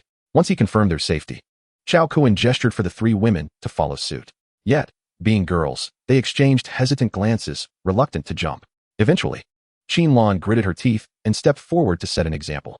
Following Chao Kun's instructions, she leaped down and landed safely with a splash. Encouraged by Lan's success, the two women above exchanged determined looks and jumped down together. Upon landing, they exclaimed in delight, "Wow, this is truly amazing. I never would have imagined I could jump from the second floor and come away unscathed. Chao Kun smirked and replied, this is just your first time. Otherwise, you could easily jump from the fourth floor without issue. The women gasped in disbelief. What? The fourth floor? Isn't that dangerous? Chao Kun shook his head. Of course not. Do you think being a hunter is a trivial matter? The stronger you become, the easier it is to slay zombies. The women grew increasingly excited. Realizing what it meant to be a hunter, Chao Kun continued, enough chatter, hurry and take down the zombies ahead. They are your practice targets. I'll keep watch around here. If a horde of zombies approaches, we must make a swift escape. These few small zombies should be a piece of cake for you. Despite their apprehension at the sight of the terrifying creatures, the women steeled themselves and began to approach. As they turned the corner of the dormitory, the zombies immediately noticed them. In an instant, 6 zombies charged toward the women, resembling famished beasts drawn to a sumptuous feast. Instinctively, the women wanted to flee. But remembering their newfound strength, they decided to fight back under Qin Lan's leadership.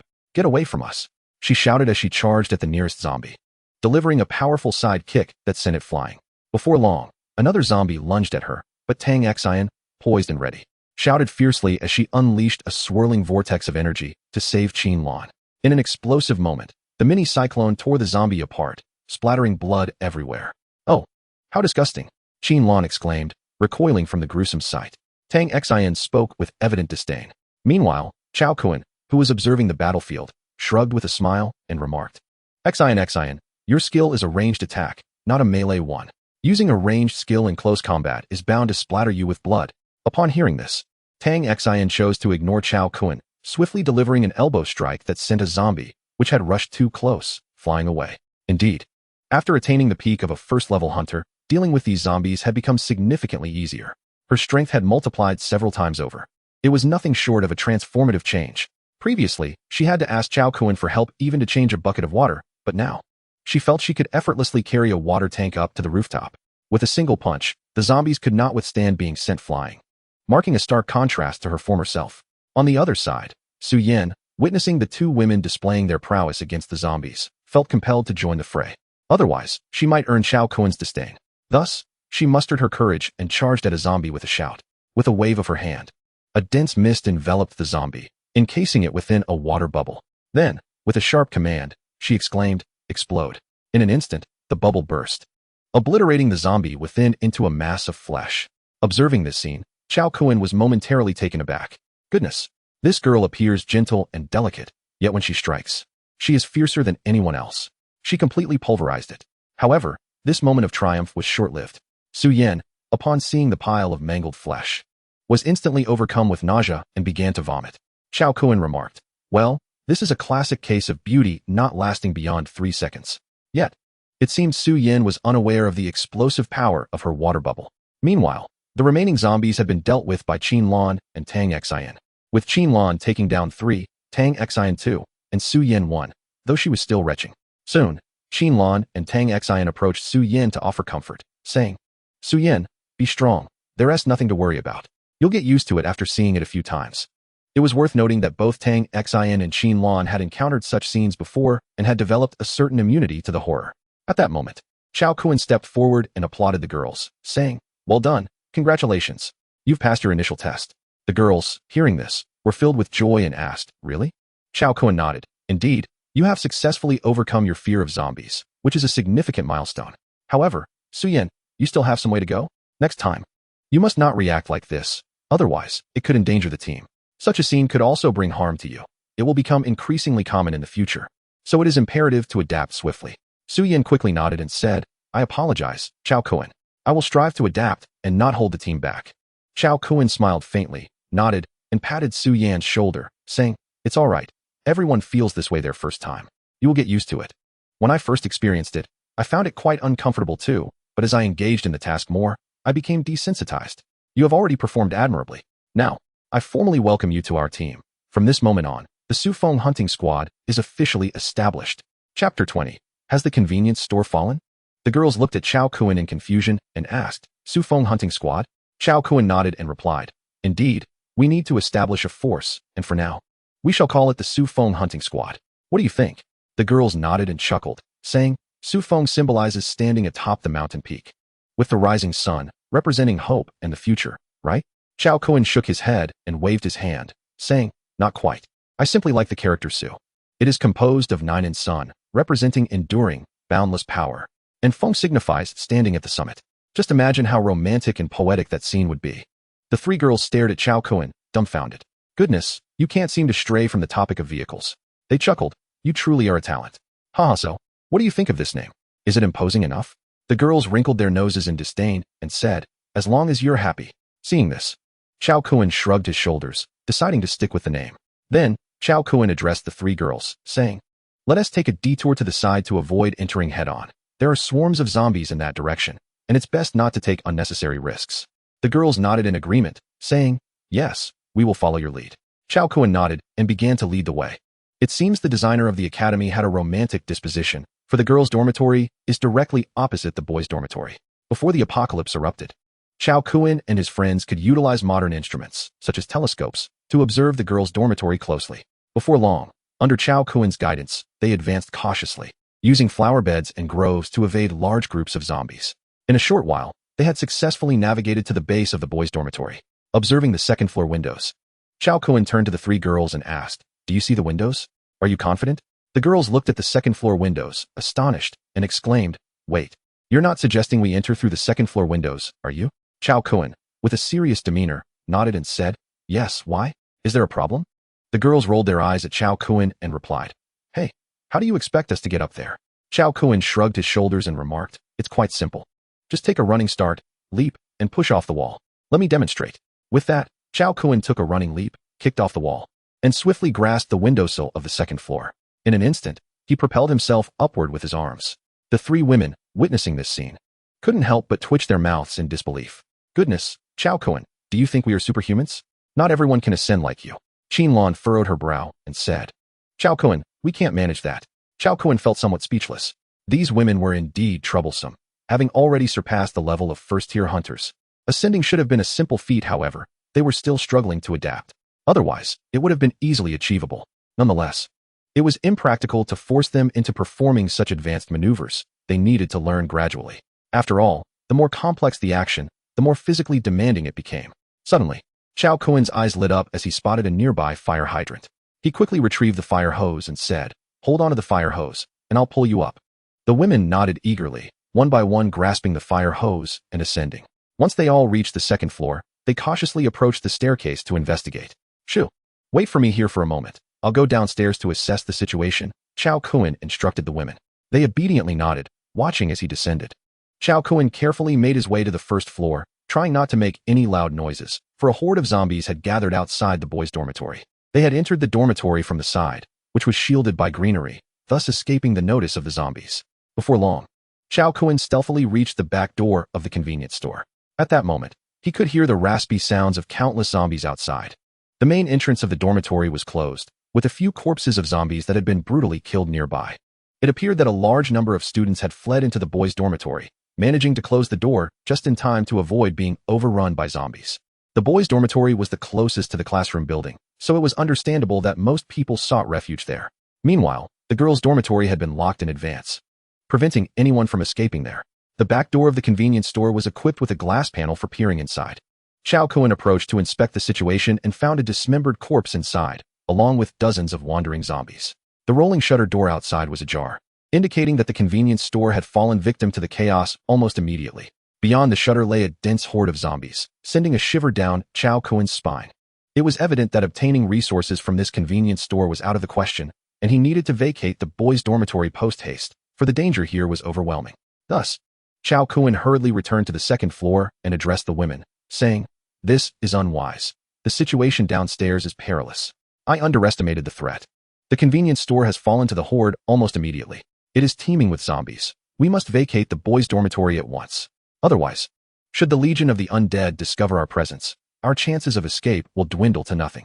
The three women echoed his concern, exclaiming, "What shall we do? Should we retrace our steps?" Chao Kun shook his head, replying, "The boys' dormitory is connected to the general building. Let us proceed directly to the latter. We can access the general building once we open the partition door between it and the dormitory. I surmise that the general building may offer a modicum of safety." For Chao Kun, visiting the general building was imperative. In his previous life, he was among the first survivors to enter it. However, a tyrant within had caused Tang Xian's demise, a wrong he is determined to avenge. However, this life has brought about changes, as the survivors within the general building had already begun their mass exodus yesterday, according to past events. Yet as of now, there has been no sign of chaos within the building, suggesting that its circumstances have shifted. At the very least, it has not followed the trajectory of his previous life, indicating that many elements have diverged from the past. This must be the butterfly effect. His rebirth has indeed altered certain events. In his former life, the chaos within the boys' dormitory attracted a horde of zombies, which subsequently breached the general building's entrance, causing a mass panic among the survivors.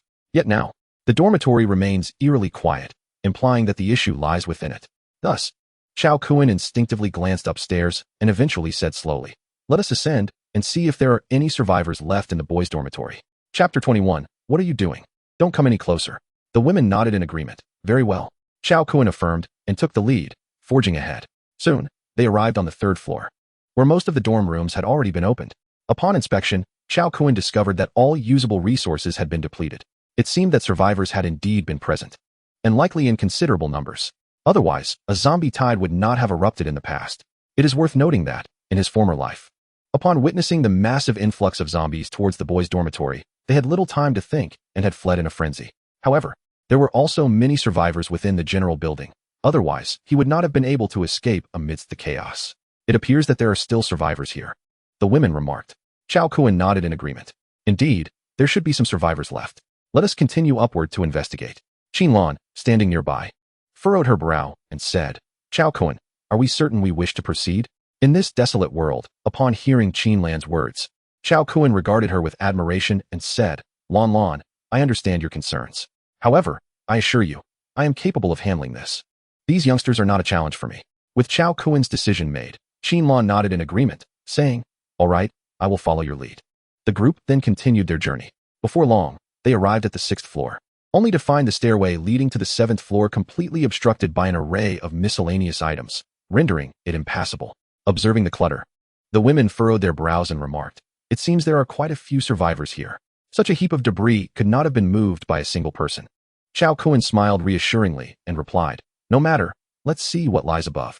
With that, he began to clear the obstructions, and the women quickly joined in to assist. However, the commotion attracted the attention of those above, and soon, several young men arrived at the stairway. Upon seeing Chao Kun and his companions, the young men expressed their surprise, exclaiming, How did you get in? Have the zombies retreated? Chao Kun scrutinized the group, waved his hand dismissively, and said, Not at all. We took a detour through a side path. Hearing this, disappointment washed over the faces of the young men. Yet, as their gazes fell upon Su Yin, Tang Xian, and Qinlan, a flicker of excitement ignited in their eyes. However, they quickly masked their emotions, suppressing the fervor that had momentarily surfaced. Although they concealed their intentions well, Chao Kun perceived everything. In his previous life, he had been a figure of authority, having clawed his way up from the bottom. If he failed to notice such subtleties, his struggles would have been in vain. Nevertheless, he feigned ignorance, intending to impart a lesson to the women. While they were aware of the apocalypse's brutality, they had yet to witness its horrors firsthand.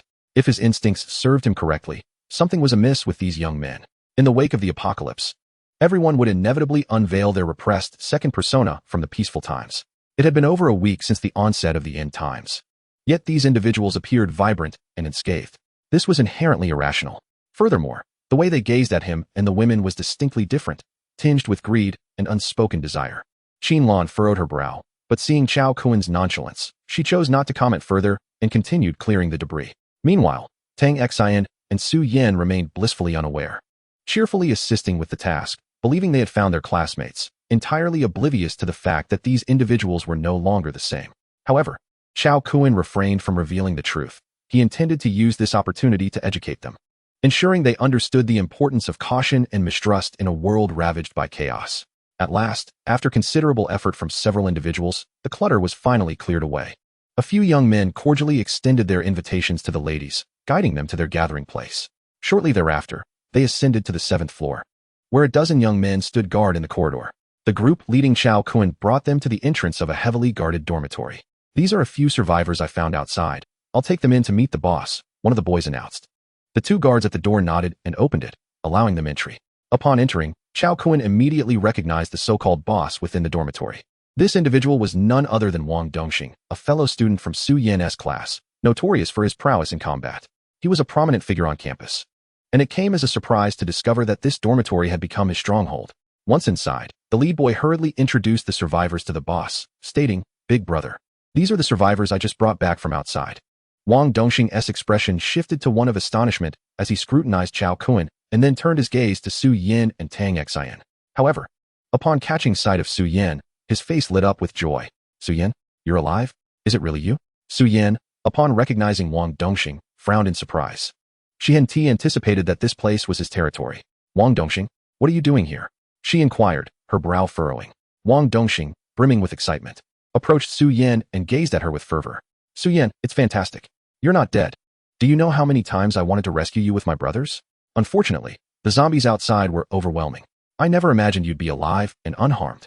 Su Yin frowned again and retorted, "Wang Dongxing, do you really have such noble intentions to save me?" Wang Dongxing chuckled awkwardly. "Oh, Su Yin, are you still holding on to past grievances?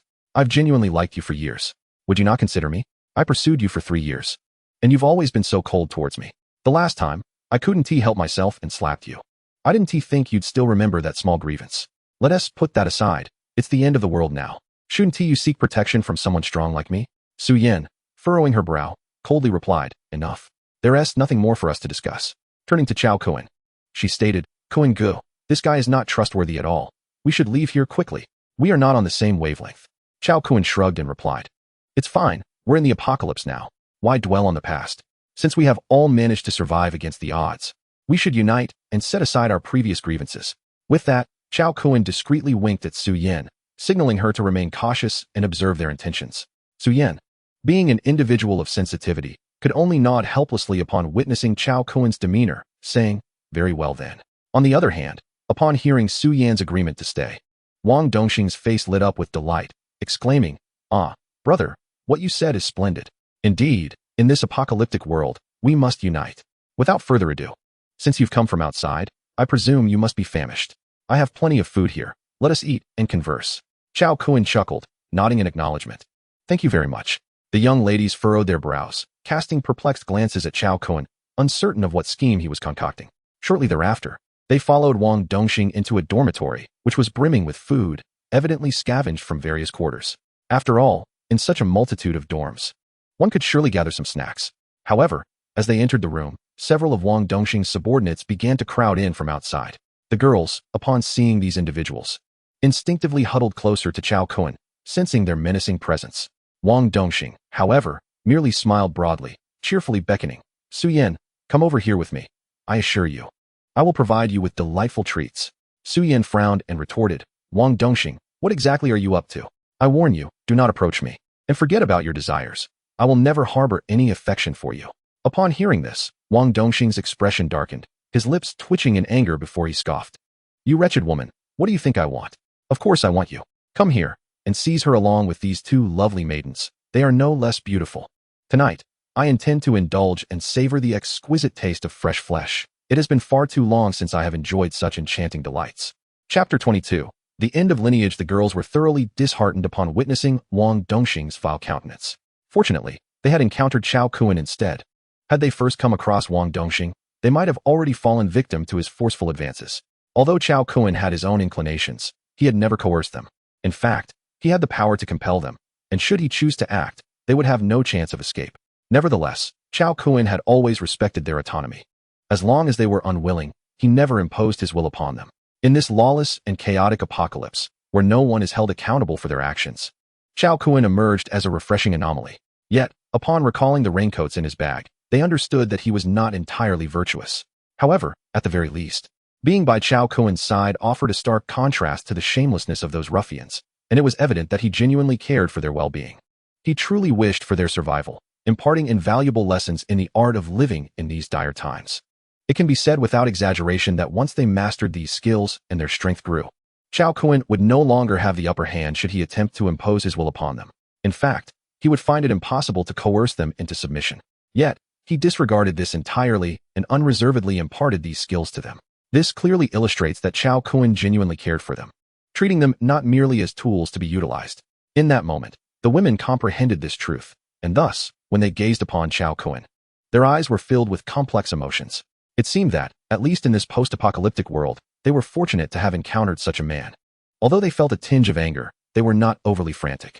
Their current combat abilities were formidable, They could easily handle the few individuals before them, and thus, fear was absent, all thanks to Chao Kuen's efforts. Chao Kuen had never shown them pity. Every training session was conducted with rigorous intensity. He believed that showing kindness now would be tantamount to cruelty, for to survive, they must exert themselves during training. Otherwise, in real combat, their lives would be at stake. Consequently, after enduring Chao Kuen's stringent training, the women had transformed from delicate girls into competent warriors. They had already conquered the fear instilled by the zombies. Far more formidable than these mere individuals. Could they really be intimidated by them? At that moment, Su Yin stepped forward and addressed Chao Kuen, Tang Xian, and Qin Lan, saying, "This individual has a personal vendetta against me, so allow me to handle it." Chao Kuen shrugged and replied, "It's up to you. However, such a character is a potential threat. You know what to do, right?" Su Yin nodded affirmatively. "Yes, rest assured, I understand." She then moved to the center of the room and beckoned to Wang Dongxing, saying, "Wang Dongxing, I hear you fancy me? Come on, if you can defeat me, I'll spend the night with you." Instantly, everyone present widened their eyes in disbelief, particularly Wang Dongxing, who rubbed his eyes in astonishment and exclaimed, "What? Su Yin, are you serious?" Su Yin confirmed with a nod, "Indeed, I keep my promises. If you have the courage, come at me. You mentioned needing a powerful ally. If you can't even defeat me, what right do you have to protect me? Prove your strength first." Upon hearing this, Wang Dongxing became exhilarated. "Wow, I never expected this from you. Su Yin, you used to be so delicate that even a single punch would make you cry for ages. Now, in this apocalypse, you've turned into quite the tough woman. But don't forget, I am the champion of the school's fighting league. You, a mere girl, dare to challenge me?" Su Yin smiled charmingly and replied, "Indeed. What's the matter? Are you afraid?" Wang Dongxing burst into hearty laughter. "Huh? Well then, this should be interesting. You are indeed delivering food right to the door. By the way, if I land a punch, you mustn't cry." Su Yin smirked and replied, "Sure. I promise I won't cry." Behind her, Chao Kuen and Tang Xian exchanged glances, both amused and bewildered at Su Yan's playful demeanor. Who would have thought? Su Yan has this mischievous side. Soon after, Wang Dongxing addressed his subordinates. "All right, guard the door well and ensure these few individuals do not escape." The younger men nodded in unison, "Yes, boss." Wang Dongxing appraised Su Yan from head to toe and remarked, "Su Yan, you've become even more stunning in just a few days. You have no idea how much I've missed you. I thought you might have been devoured by zombies. To my surprise, you've come right to me, which is truly thrilling." Beside him, Chao Kuen rolled his eyes and said to Tang Xian, "Remember, when it comes to fighting, keep your words to a minimum. Generally, villains meet their demise through excessive chatter." Tang Xian nodded earnestly, a playful smile on her lips. I know. The more they babble, the more tragic their end." Qin Lan shook her head, observing Chao Kuen and Tang Xian without comment. Her focus on the unfolding situation. Meanwhile, she had already begun to channel her unique abilities, ensuring she could maintain her advantage. At the slightest hint of danger, she would be ready to strike and eliminate these miscreants. In the midst of this, Wang Dongxing's expression darkened upon hearing their words, and he retorted, "You little brat. What did you just say? How brazen. Soon, it will be your turn, and I will make you wish you were never born. But I must thank you for delivering such beautiful girls right to me." Just then, Su Yin huffed disdainfully, "Enough with your pointless prattle. If you have the guts, make your move. If not, just jump out the window. I have no desire to sully my hands with scum like you." With the apocalypse having erupted and her recent transformation, Su Yin was no longer the fragile girl who would simply cry. She had evolved into a formidable hunter. For in her eyes, Wang Dongxing was no different from a zombie. In fact, he was even more repulsive. While zombies lost control due to a virus, Wang Dongxing was a perfectly normal person who had chosen to embody such a loathsome persona. Such filth does not deserve to live. It would be better to send him on his way. Wang Dongxing, visibly enraged, shouted, "You filthy bitch, are you tired of living? Do you think you're still the lofty student council president? You really believe that just because you're the school beauty, I wouldn't dare to touch you?" With that, he lunged forward, attempting to grab Su Yin by her hair to pull her closer. However, in that instant, Su Yin swiftly darted to stand before him, her speed so rapid that he scarcely had time to react. In the blink of an eye, Su Yin delivered a powerful kick straight to his groin. The sound of a crack echoed through the air. "Ah, it's broken." In an instant, Wang Dongxing was incapacitated by a brutal kick, curling up on the ground and howling in agony. The onlookers were taken aback, collectively gasping in disbelief. "Good heavens, this is too ruthless," Chao Kuen exclaimed, equally startled. "My goodness, Su Yin is truly merciless. She immediately resorts to such deadly techniques." As Wang Dongxing writhed in pain on the ground, Su Yin coldly inquired, "How does it feel, Wang Dongxing? Are you enjoying yourself? Do you still wish to sleep with me?" Suddenly, with a decisive motion, Su Yin delivered another fierce kick to Wang Dongxing's abdomen. sending him crashing against the bed frame before collapsing to the floor. This spectacle left Wang Dongxing's underlings in utter astonishment. They had not anticipated that this young girl possessed such formidable combat prowess. She had effortlessly sent their leader flying. What had once seemed like an anomaly was now a stark reality. A wave of trepidation swept over them. This girl was indeed formidable, and they feared they were no match for her. They were well aware that they could not contend with their leader, yet here he was, utterly powerless before her. The implication was clear. This girl was even more powerful than their boss. The thought alone made a few of them consider retreat. Meanwhile, on the ground, Wang Dongxing, enduring excruciating pain, bellowed, "You worthless fools! Why are you just standing there? Attack! Eliminate them, regardless of the consequences." Upon hearing their leader's command, the group clenched their teeth and brandished their knives, charging toward Tang Xian, Chao Kuan, and Xin Luan. However, Chao Kuan paid them no mind, for he knew his wife was always prepared, rendering his intervention unnecessary. After all, it would be beneath him to engage with such lowly ruffians. Indeed, the moment they attempted to strike, their feet were instantly frozen in place, rendering them immobile. Following this, Xin Luan sauntered over with an alluring stride and, with a mere wave of her hand, encased them in ice, leaving only their heads unsealed. Observing the knives in their hands, Xin Luan scoffed, "Carrying weapons, are we? Do you not know that the campus forbids the possession of controlled implements?" With that, she advanced and delivered a resounding slap to each of them, swiftly disorienting them with a flurry of blows.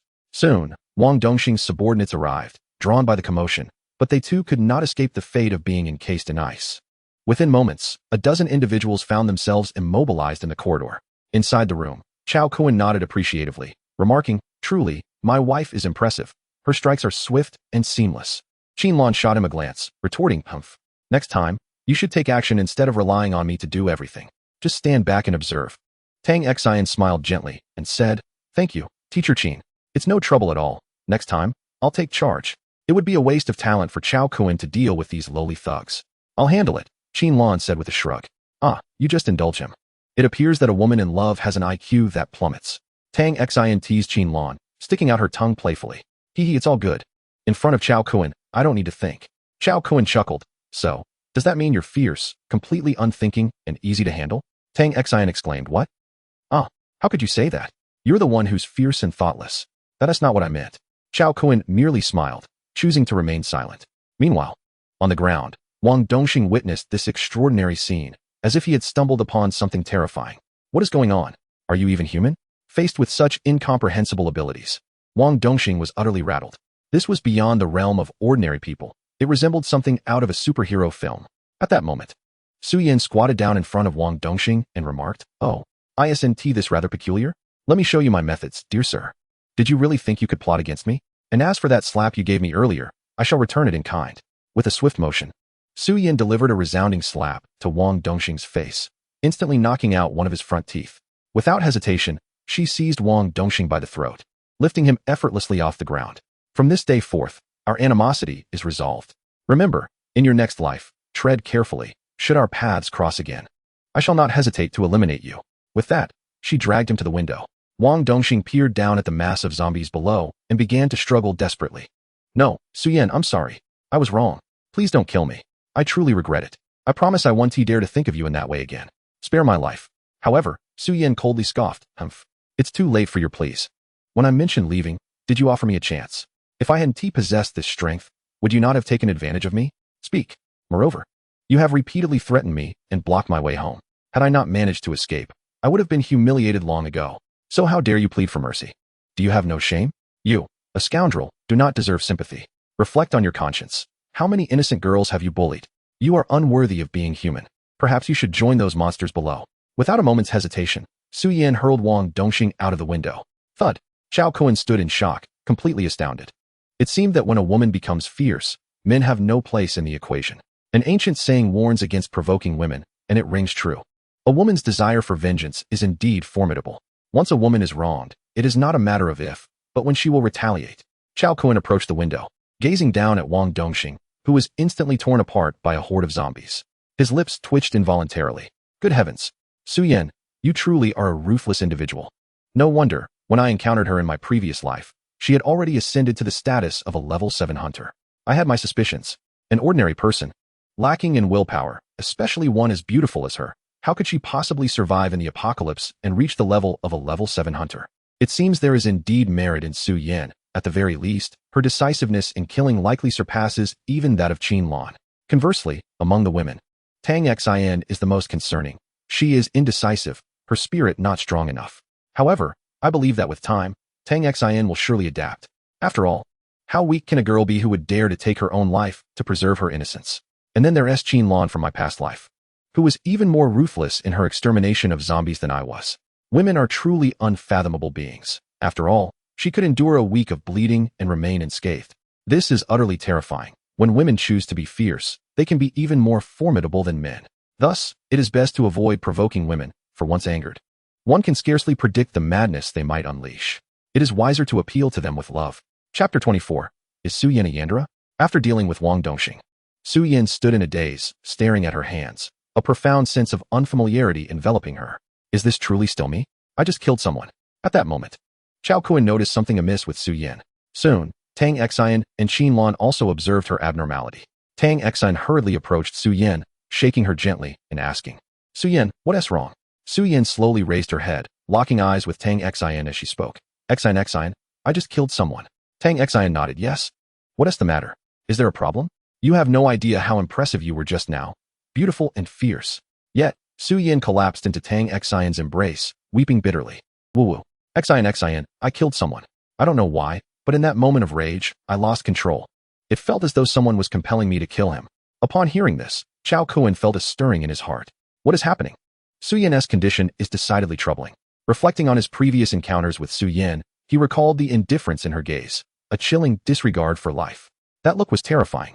However, back then, his strength far surpassed hers, so it did not warrant his concern. Now, with Su Yan's revelation, he sensed that the matter was far more complex than it appeared. Could it be that Su Yan's awakening involves more than just her water-based abilities? Are there aspects I remain unaware of? With this thought, Chao Kuan quickly approached Su Yan, asking, Su Yan, what did you feel when you killed him? Su Yan shook her head, sobbing woo-woo. I find myself engulfed in a tempest of rage, an insatiable urge to end his life consuming my every thought. It seems that only through his demise can I find solace for the desires that dwell within me. In that moment of violence, an inexplicable exhilaration courses through my veins, a sensation both strange and intoxicating. Upon hearing these words, Chao Kuan was utterly taken aback. What on earth is this bizarre attribute? Could it be that Su Yan possesses a dual personality? Or perhaps she embodies the traits of a Yandere? The notion that one could derive pleasure from taking a life is utterly confounding. After a while, under Chao Kuan's comforting presence, Su Yan managed to regain her composure. Once she had settled, Chao Kuan pressed on with his inquiry. Su Yan, take a moment to sense whether, aside from your water-based abilities, there exists another power within your Dantian that you have yet to uncover. Su Yan furrowed her brow. No, I don't think so. Why do you ask? Chao Kuan shook his head, responding, that cannot be the case. Given what you have described, I suspect you have awakened more than one ability. What? Could it be that I have indeed awakened two powers? Chao Kuan remained uncertain but asserted, based on your experience. It is clear that you were influenced by another force just moments ago. You were once too timid to confront even a zombie, yet when you confronted Wang Dongxing, I felt an overwhelming strangeness emanating from you. Your gaze was terrifying, devoid of any regard for life. I wondered if you had lost control and might harm us as well. Su Yan froze in shock. Am I truly that frightening? Chao Kuan nodded, saying, indeed. I felt a chill run down my spine, fearing you might develop a taste for violence. With a playful smile, Su Yan replied, oh, I would never kick you. You are far too valuable to me. Chao Kuan chuckled, true enough, but that is a matter for another time. Focus again and see if there is a power that has yet to reveal itself. Some abilities remain dormant at first, only to gradually manifest with the passage of time. Certain unique powers require patience and accumulation before they can truly emerge. Nodding in agreement, Su Yan stated, all right, I will take a look. After a considerable pause, Su Yan suddenly opened her eyes wide with sweat dripping down her forehead, exclaiming in disbelief, what is happening? My Dantian feels different than before. There is now a tiny black orb present, and the force emanating from it fills me with dread, as though it seeks to dominate my very consciousness. I barely caught a glimpse before nearly losing my senses. I struggled for quite some time to break free from its control. What? Is this truly happening? Chao Kuan furrowed his brows, his expression turning grave. It appeared that this young girl had awakened an ability far from ordinary. No wonder. When I encountered Su Yan in my previous life, she seemed to be a being devoid of any emotions. Could it be that at that time, she was already under the influence of this mysterious force? The Black Orb, what manner of extraordinary ability is this? My own time-space powers, upon reaching maturity, manifest as a time-space orb, yet that is only in the later stages. Furthermore, my reincarnation is intricately tied to the time-space orb I refined. Perhaps it was the orb expending its final strength that transported my soul back to my former existence, which is now. After all, in my last moments, my thoughts were consumed by Qin Lan, and thus, the time-space orb, sensing my obsession, brought me back to the moment just before the apocalypse erupted, allowing me to reunite with Qin Lan once more. What lies before me now is merely a black hole connecting to another realm. However, this girl, upon awakening, has already transformed into an orb. It is known that the powers of these extraordinary abilities evolve into orb forms in their later stages, regardless of the type of ability. Yet this little girl has assumed orb form right from the outset. What in the world is this ability? At the very least, I have never encountered such a phenomenon in my previous life. Many unique abilities are singular in nature. For instance, my own time-space ability, once both time and space powers manifested in me, ensured that no one else could awaken either ability before my demise. This is the tyrannical nature of special abilities. A conclusion I reached in my former existence. Abilities such as time-space manipulation, destruction, creation, devouring, and reincarnation are all unparalleled and cannot be duplicated. Suddenly, a profound realization struck me. In my previous life, I had encountered wielders of creation, devouring, and reincarnation abilities, yet I had never seen a master of destruction abilities. Could it be that this little girl possesses the power of destruction? That seems utterly implausible. It is worth noting that in my past life, those who wielded such formidable powers had all grown to a level comparable to mine. However, in terms of strength, they could not surpass me. For my time-space ability is unrivaled in offensive capability and evasion. A single leap through time-space, a mere traverse, or instantaneous movement through time-space are all exceptional skills for survival. In my previous life, I witnessed the demise of all my friends and family. Unwilling to endure alone, I chose to perish alongside the zombie overlord, for otherwise, it would have been impossible for that creature to kill me. If I could not defeat them, I could have easily fled. Yet, looking around, everyone lay dead. What meaning does my survival hold? It is crucial to understand that the time-space ability possesses unmatched offensive power. A single compression of time-space would bring even the most skilled to their knees. However, the formidable skills I once wielded are now beyond my reach. My strength is too feeble to sustain the required energy. The most I can utilize is my time-space vortex, a technique that varies in power based on the energy I exert. The greater the force applied, the more potent the outcome, essentially rendering it a skill without limits. After a considerable pause, Chao Kun finally spoke. Suyen, I am about to conduct a specialized training session just for you. It is possible that you possess a unique ability, one that cannot be managed through conventional methods of control. Consequently, you were unable to harness this force earlier. Instead, it influenced your consciousness, magnifying it infinitely and thus dominating your mind. Therefore, I will impart to you a special technique of control to ascertain whether this is indeed a unique ability. If it is, our team will have struck gold, and you shall be my fortunate star. Upon hearing this, Su Yin was instantly elated and exclaimed, Really? I have been worried about being a burden to you all. If that is the case, it would be truly wonderful. Chao Kun chuckled and replied, How could that be? Besides, water-based abilities are quite advantageous. Their power becomes immensely formidable in the later stages. In truth, there is no inherent good or bad in abilities. Any ability, when evolved to its zenith, possesses immense power. Therefore, do not torment yourself over the nature of your abilities. Grateful, Su Yin looked at Chao Kun and nodded fervently. Thank you, Chao Kun. Without you, I cannot imagine where I would be now. Chao Kun waved his hand dismissively, saying, It's nothing. Since we are all part of the same team now, we are essentially family. A family does not speak as two separate entities. Now be good. With that, he stepped forward and embraced Su Yin, offering her comfort. Su Yin, compliant, accepted his embrace without resistance. Meanwhile, Tang Xian, witnessing the scene, was momentarily taken aback. Goodness, are they not even attempting to conceal their budding romance? Shouldn't I be the official girlfriend? Yet, I find myself too weary to protest. After all, Su Yin truly needs some consolation. Resolving to let it be, she thought. After all, she is my dear sister. I will overlook it this time. After some time, the group decided to leave. As they were about to depart, Chao Kun collected all the food from the area. At that moment, as they passed by a dormitory, a sudden sound of weeping reached their ears. Startled, they approached the door to peer inside. What they saw left them in shock. They could not believe that so many girls were confined within this dormitory, each one appearing disheveled and bearing the marks of abuse and torment. Seeing this, Chao Kun furrowed his brow and remarked, I suspected as much. How could there possibly be no girls here? They have indeed been imprisoned and mistreated by these beasts. Qin Lan, upon witnessing this scene, was filled with rage and kicked open the dormitory door. When the girls inside saw Qin Lan and her companions, they were momentarily stunned. Suddenly, one of the girls burst into tears, exclaiming, "Teacher Qin, is that really you?" Xiao Kuan also heard the sound, and when he turned to look at the girl, both Tang Xian and Xiao Kuan exclaimed in shock, "Xiao Fong? How is it you?" Before them stood a girl, her body marred by wounds, her clothes tattered and barely concealing her form, weeping as she gazed at them. Soon, Xiao Fong rushed to Teacher Qin, throwing herself into her embrace, crying, "Teacher Qin, it is truly you." Woo-woo. Xiao Kuan surveyed the more than 10 girls in the room, many of whom appeared strikingly familiar. They all belonged to the same building, and he had crossed paths with many of them on numerous occasions. Yet now, their appearances were so grievous that they could only be described as harrowing. It seemed that they were among the first to flee to the boys' dormitory, only to be subjected to unspeakable horrors at the hands of these inhuman beasts.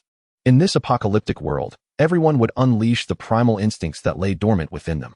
Looking at these young girls, each one had been so thoroughly violated that they were unrecognizable. Teacher Qin also recognized the girl before her as one of her students.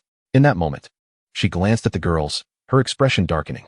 However, as a former teacher, she remained rational. She understood that once the world lost its constraints and order, chaos would inevitably ensue. Surviving in such a brutal environment was an extraordinarily challenging endeavor. Moreover, in this apocalyptic reality, the true terror lay not only in the mindless zombies that roamed the earth, but in the even more sinister hearts of humanity.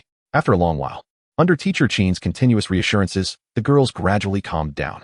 Only they knew the horrific experiences they had endured in recent days.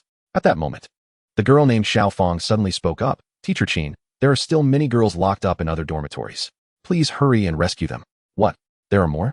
Xiao Kuan furrowed his brow. Without further ado, he proceeded to open the other dormitory doors one after another. Sure enough, he rescued another 20 or 30 girls. Looking at the large gathering of young women, nearly 50 in total, Xiao Kuan noted with dismay that there were no boys among them. "What is going on? Were you all imprisoned by just a handful of men on this floor?" The girls tearfully replied, "When we escaped, there were many of us. However, those who refused to obey the men's orders were thrown down to be fed to the zombies." Upon hearing this, Xiao Kuan clenched his fists. "What? We were all classmates. How long has this apocalypse been upon us? Have they already descended into such inhumanity? Even their own classmates are being harmed." Each of these girls had been subjected to varying degrees of mistreatment. At that moment, Qin Lan, Tang Xian, and Su Yin instinctively glanced at Xiao Kuan. Indeed, encountering him was the greatest fortune in this dire situation. Observing the fates of these young women sent a chill down their spines. Numerous girls witnessed how Xiao Kuan treated Qin Lan and her companions, and they gazed at him with bitter expressions. Why had they not encountered such a commendable person? Instead, they had only met a horde of brutes. Through conversations with these young women, Xiao Kuan gradually grasped the situation. It turned out that after they fled into the boys' dormitory, the initial days were relatively peaceful. However, as time passed and the realization of no rescue set in, Wang Dongxing began to act with impunity. Armed with knives, they intimidated the other boys into submission. Ultimately, those who defied them were eliminated in batches, and once the disobedient boys were dealt with, they turned their attention to the girls. Listening to their harrowing experiences, Xiao Kuan shook his head and remarked, "In the face of apocalypse, morality collapses, order disintegrates, and there are no bounds." At that moment, a girl named Xiao Fong suddenly addressed him. "Xiao Kuan, could you lend me a knife?" Surprised, Xiao Kuan asked, "What do you need it for?" A fierce hatred ignited in Xiao Fong's eyes as she declared, "I want to personally sever the source of their evil. I will flay them alive, one slice at a time." Upon hearing this, the other girls echoed her sentiments. Indeed, these beasts are unworthy of being called human. Xiao Kuan surveyed the group and, taking a deep breath, said, "They are all incapacitated. The knives are yours to retrieve." As soon as he granted his approval, all the girls surged forward, eager for their retribution. Soon, anguished cries echoed through the hallway. After an indeterminate amount of time, silence fell and calm returned. When Xiao Kuan and his companions emerged, the former henchman lay mutilated beyond recognition. Witnessing this scene, Qin Lan sighed and shook her head, concluding that these individuals had brought their fate upon themselves. Meanwhile, Tang Xian and Su Yin fell silent. Had they encountered someone like Wang Dongxing, they might have fared even worse, for they were undoubtedly more beautiful than those girls. They finally comprehended Xiao Kuan's earlier words. Their once prized beauty had now become their greatest hindrance. This allure only served to attract more malicious individuals, coveting them further. In this light, following Xiao Kuan was indeed the happiest occurrence of their lives, for at the very least, he respected their autonomy. Chapter 26. I am not a savior. After observing the scene before him, Xiao Kuan shook his head and said to Qin Lan and the others, "Let us depart." They nodded in agreement, choosing silence as they each grappled with their emotions. Witnessing such a tragic ordeal firsthand left them profoundly affected, the impact overwhelming in its immediacy. However, they soon realized that the world had irrevocably changed. They could not alter the world, but they could transform themselves. When the group of young women saw that their companions were about to leave, they hastily stopped Chao Kuan, saying, "Classmate, please take us with you. Can we follow you from now on?" Chao Kuan frowned and replied, "We are not of the same ilk. Saving you once is already an act of great benevolence. Life and death are predestined, and wealth is determined by fate. I have no obligation to look after you." With that, he pulled Tang Xian and the others and attempted to depart. However, the young women resolutely blocked their path. "Classmate, you cannot be so heartless. Besides, if you take us with you, we can do anything. Just give us something to eat, and we will do whatever you ask." "Yes, indeed. We are all classmates. How can you abandon us in our time of need? One must not be too selfish or cruel. Teacher Qin, as a role model, will you not intervene on our behalf? How could you abandon us?" Chao Kuan furrowed his brow and stated, "First, I am not a savior. I have neither the obligation nor the authority to carry such burdens. Second, this is the apocalypse. No one can restrain my actions. So step aside. If you dare to block me again, I have never claimed to be a good person. Third, saving you once is already a tremendous fortune for you. I cannot protect you indefinitely, as I have no need to shoulder the burdens of those who offer me no utility. Lastly, I advise you, in this apocalyptic era, to survive, one must rely solely on oneself, not on others." With that, Chao Kuan grasped the hands of the women and made his way downstairs. The young women, this time, dared not impede his progress and could only watch as he descended. However, gritting their teeth, they hastily followed his footsteps. For only by following Chao Kuan did they have a chance of survival. Soon, Chao Kuan led the three women to what was once his dormitory, now in disarray. Upon entering, he approached his former bed and gazed at it, overwhelmed by nostalgia. At that moment, Tang Xian smiled and remarked, "So this is your bed?" Chao Kuan nodded with a smile, saying, "Indeed. I always dreamed of this. Now that you are here, shall we give it a try?" Hearing this, Tang Xian shot him a disapproving glance. "Humph, are you looking for trouble? There is no time for that now. By the way, why have you returned?" Chao Kuan grinned and replied, "Of course, I'm back to retrieve my prized possession." "Prized possession? What is that?" The women looked at him in confusion. Chao Kuan then retrieved his astronomical telescope from a discarded suitcase. Upon seeing the telescope, the women were taken aback. "What? How do you have a telescope here?" Chao Kuan beamed and declared, "I am a seasoned astronomy enthusiast, you know. This is an essential tool for anyone serious about the stars." At this moment, Qinlong glanced at the girls' dormitory across the way and, with a look of skepticism, remarked, "By the way, is that telescope truly intended for stargazing?" Chao Kuan chuckled and replied, "Absolutely. The view is remarkably clear, especially the pairs of little stars." The other girls felt something was amiss upon hearing this. What little stars? Especially in pairs? Suddenly, several of them looked out at the girls' dormitory and comprehended the implication. Tang Xian, her face flushed, exclaimed, "How shameless. Chao Kuan, I never imagined you to be such a person. Aren't you embarrassed? Using a telescope like that?" Chao Kuan cleared his throat and replied, No, that's not it at all. This is for the noble cause of academic research. After all, our teacher often says we must be bold in exploring and discovering the beauty around us. I am merely honoring my mentor and daring to put theory into practice. It is said that practice is the best means to verify truth, and I consider myself a diligent and aspiring youth keen on discovering the beauty in my surroundings. The three girls shook their heads, knowing this fellow was beyond redemption. Next, Chao Kuan meticulously packed away the telescope and its stand into his suitcase, waving his hand to store it. The girls, now aware of Chao Kuan's ability to store items, were no longer astonished. "All right, I've secured my precious treasure. We can leave the boys' dormitory now." Suddenly, halfway through, Chao Kuan seemed to recall something and hurried back to his bed. He retrieved a small black leather bag from under the bed. Seeing that the bag had not been rummaged through, he sighed in relief. Fortunately, these fools only searched for food and didn't delve into anything else. After all, this bag clearly contained no food, so they likely didn't even glance at it. The girls watched as Chao Kuan gazed at the bag with an expression of utmost reverence, prompting their curiosity. "What's in there that you value so greatly?" they asked. Blushing, Chao Kuan responded, "Oh, it's nothing, just some personal belongings." Tang Xian, filled with curiosity, inquired, what personal belongings could be so mysterious? However, Chao Kuan hurriedly shook his head, insisting, "No, really, it's nothing." Yet the more he tried to conceal it, the more intrigued Tang Xian became. Suddenly, with wide eyes, Tang Xian gazed out the window and exclaimed, "Oh my goodness, a horde of zombies."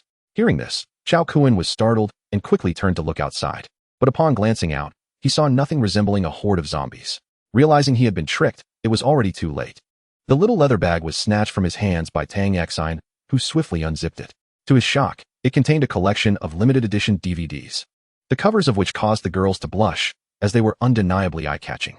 Noticing their expressions, Chao Kuan awkwardly chuckled. Hee, give that back. After reclaiming it, he hastily packed everything back into his storage space. As he spoke, he retrieved his notebook from beneath the bed, grinning mischievously as he declared, with this notebook, these DVDs can truly showcase boundless beauty. Upon witnessing this scene, the ladies unanimously raised their thumbs in approval. Impressive. Lan, with her hand resting on her forehead, remarked. Well, Chao Kuan, hasn't the teacher searched your place several times before? How is it that these items remain untouched? Chao Kuan shrugged nonchalantly, replying, the wise have their own clever strategies. Do you truly think the teacher could uncover what I have hidden? Not a chance. Lan was left speechless. All right then. I was hasty. Chapter 27. The inferior notebook is remarkable. Swiftly, Chao Kuan opened his notebook, relieved to find it still had power. One must admit, the inferior notebook is indeed impressive. Hey, wait for me a moment, he exclaimed, quickly accessing his computer files and entering a lengthy password to unlock the folder. At that instant, a vast array of densely packed study materials appeared before him. Gazing at the familiar study materials, Chao Kuan unabashedly erupted into laughter. Haha, this is fantastic. My repository of study resources remains intact. My mother no longer needs to worry about my academic performance. Though the world had descended into chaos, I remain a model student, committed to my studies. As the ancient saying goes, one must learn as long as they live. This is the foundation upon which a man establishes his existence. Mastering skills through diligent study is essential for enduring countless trials and emerging unscathed. The women were utterly astonished by the sheer volume of study materials. Su Yan, with her keen eye, noted that the folder's storage capacity reached an astonishing 2 terabytes. What does that even signify? Typically, a laptop with a 1 terabyte hard drive is already considered substantial, yet clearly, this individual's notebook had been modified or was of the highest specifications. Remarkably, just the study materials alone amounted to 2 terabytes. It was simply unfathomable. 2,000 gigabytes of content. What sort of madness is this? Could it be that you are the fabled companion of learning? Upon confirming that his notebook was unharmed and intact, Chao Kuan let out a sigh of relief, saying, Phew. Thank goodness, all is well. He then proceeded to stow away his notebook and various personal belongings into storage. He had come here solely for these possessions. Otherwise, all his years of accumulation would have been in vain. In his previous life, when he had become a master, he had returned to campus in search of his personal items. However, by then, too much time had passed, and everything had changed drastically. His notebook had succumbed to mold and rust, long since rendered useless. In this life, he had finally resolved this regret, thus alleviating a burden from his heart. After concluding the matters at hand, Tang Xine curiously inquired, while holding a beverage bottle she had retrieved from beneath her bed, What is this? A drink? As she spoke, she twisted open the cap. Witnessing this, Chao Kuan was instantly taken aback, exclaiming, Don't smell it. Ugh. In an instant, Tang Xine took a whiff and was seized by a fit of dry heaving. Wow, she exclaimed, and soon thereafter, she could no longer contain herself, leaning against the bed's edge and vomiting. Beside her, Su Yin and Lan stared in stunned silence at the unfolding scene. At that moment, overwhelmed by nausea, Tang Xine accidentally knocked the bottle to the floor, releasing a foul and pungent odor that quickly pervaded the entire room. After a considerable while, Chao Kuan was utterly mortified. The situation was simply too embarrassing. However, adhering to his principle that as long as he was not embarrassed, the awkwardness would forever belong to others, he waved his hand dismissively. The two women, upon hearing this, widened their eyes in disbelief, casting incredulous glances at Chao Kuan. Hastily, he attempted to change the subject, saying, Well, the situation is dire. We should hasten our departure from the boys' dormitory. You are aware that many girls have gone downstairs. These naive girls might inadvertently attract the attention of the zombie horde outside.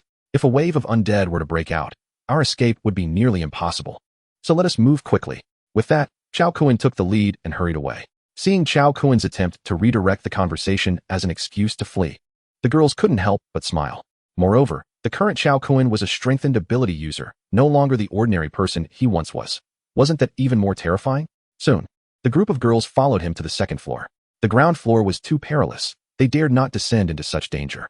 At that moment, a throng of girls had gathered on the second floor, as the doors there were interconnected with those of the main building. The first floor was overrun with zombies, indicating that these girls were not the reckless sort. They had all congregated here for safety. Chao Kuan assessed the situation with the girls and, finding little of concern, led them to the door. He glanced at the padlock above, grasped it, and with a decisive tug, tore it apart effortlessly. Upon opening the door, a long corridor revealed itself. Chao Kun was exceedingly familiar with the circumstances within the main building, as his memories of it were vivid. In his previous life, he had initially led Tang Xian to seek refuge there, yet tragically, it had ended in her demise.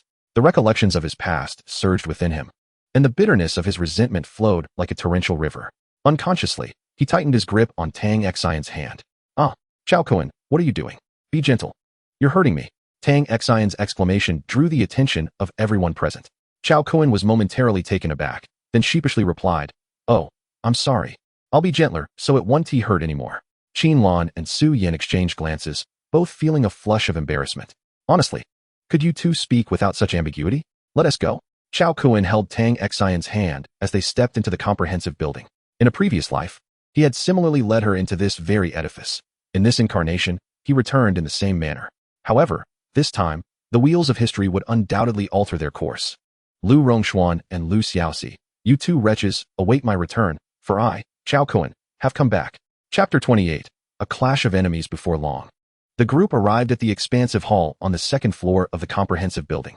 Each floor, first, second, and third, boasted a hall with distinct purposes, while beyond these halls lay an array of small compartments housing departmental heads and various leaders' offices. Above the fourth floor were research and laboratory spaces, including chemistry and physics labs, along with music rooms. Previously, their gathering place had been the hall on the third floor.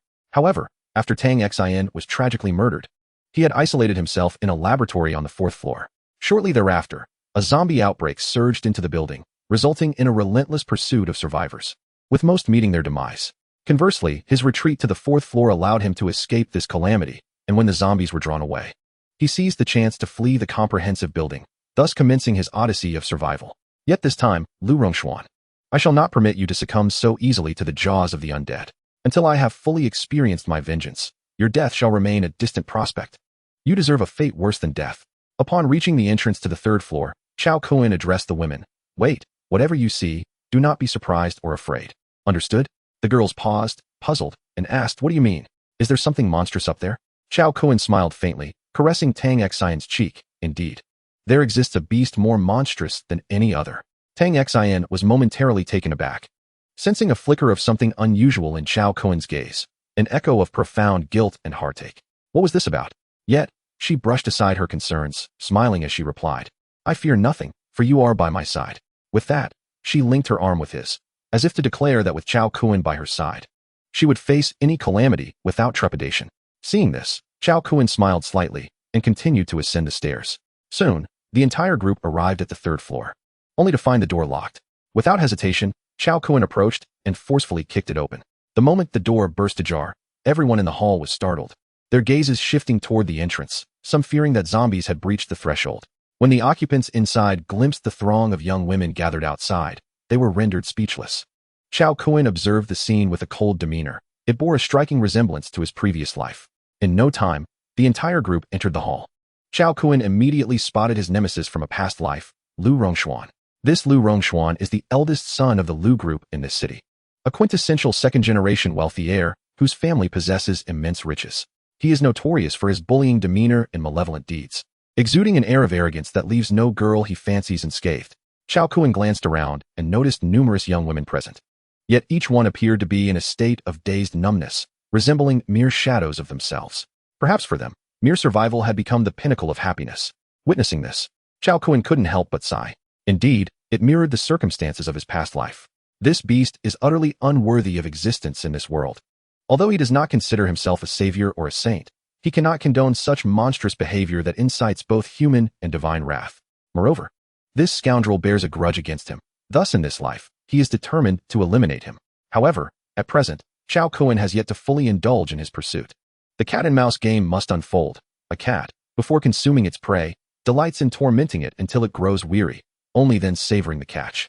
Thus, he intends to orchestrate a game of cat and mouse today. For now, he shall observe the unfolding events. Nevertheless, Lu Rongshuan has already been marked for death in his eyes. To simply deliver a swift end would be too merciful. He must ensure that Lu suffers a fate worse than death. Currently, the crisis of the impending zombie tide has yet to manifest. At least all the living souls within the park are present. Surely, no fool would be reckless enough to trigger a zombie outbreak.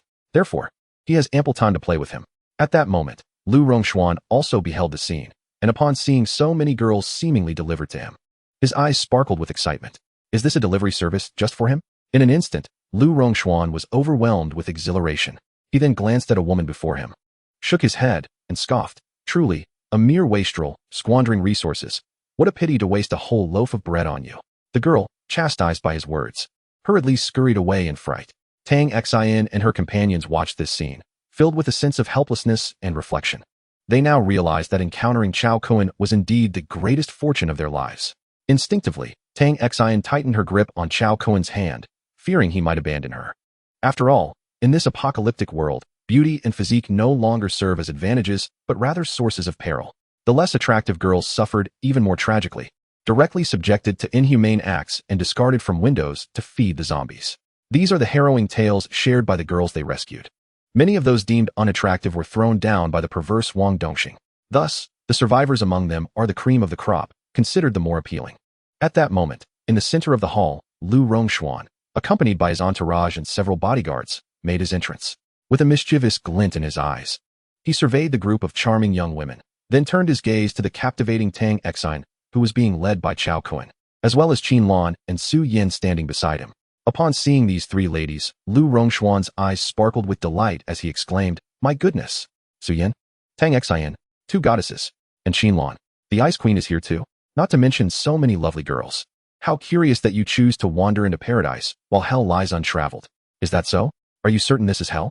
Chao Kuan replied calmly, his demeanor as tranquil as still water. Lu Rongxuan was momentarily taken aback by Chao Kuan's composed demeanor. "Oh, not bad, kid. These girls are all yours. Impressive.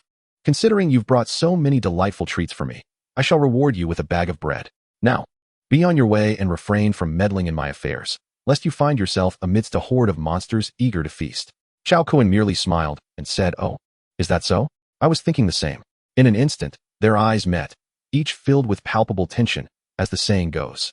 Enemies meet with heightened animosity. Though Chao Kuan appeared outwardly calm, a tempest of fury brewed within him, contemplating how to exact revenge upon this scoundrel. Lu Rongxuan squinted at Chao Kuan before bursting into laughter. "Excellent. Quite audacious. However, I am eager to see if, deprived of food for 3 days, you will still possess such bravado." With a dismissive scoff, he added, "Let us depart. We shall let these fellows starve for 3 days and nights. Then we'll see if they maintain their courage." Soon, Lu Rongxuan and his band of followers exited, leaving behind a collective sigh of relief among the women who had been anxiously awaiting the outcome. Thankfully, this ruffian had not resorted to force. After all, how could they, delicate girls with no means to defend themselves, stand against such brutes? Not to mention the hulking bodyguards at Lu Rongxuan's side. Chao Kuan recognized that these very bodyguards had once beaten him to a pulp in a previous life.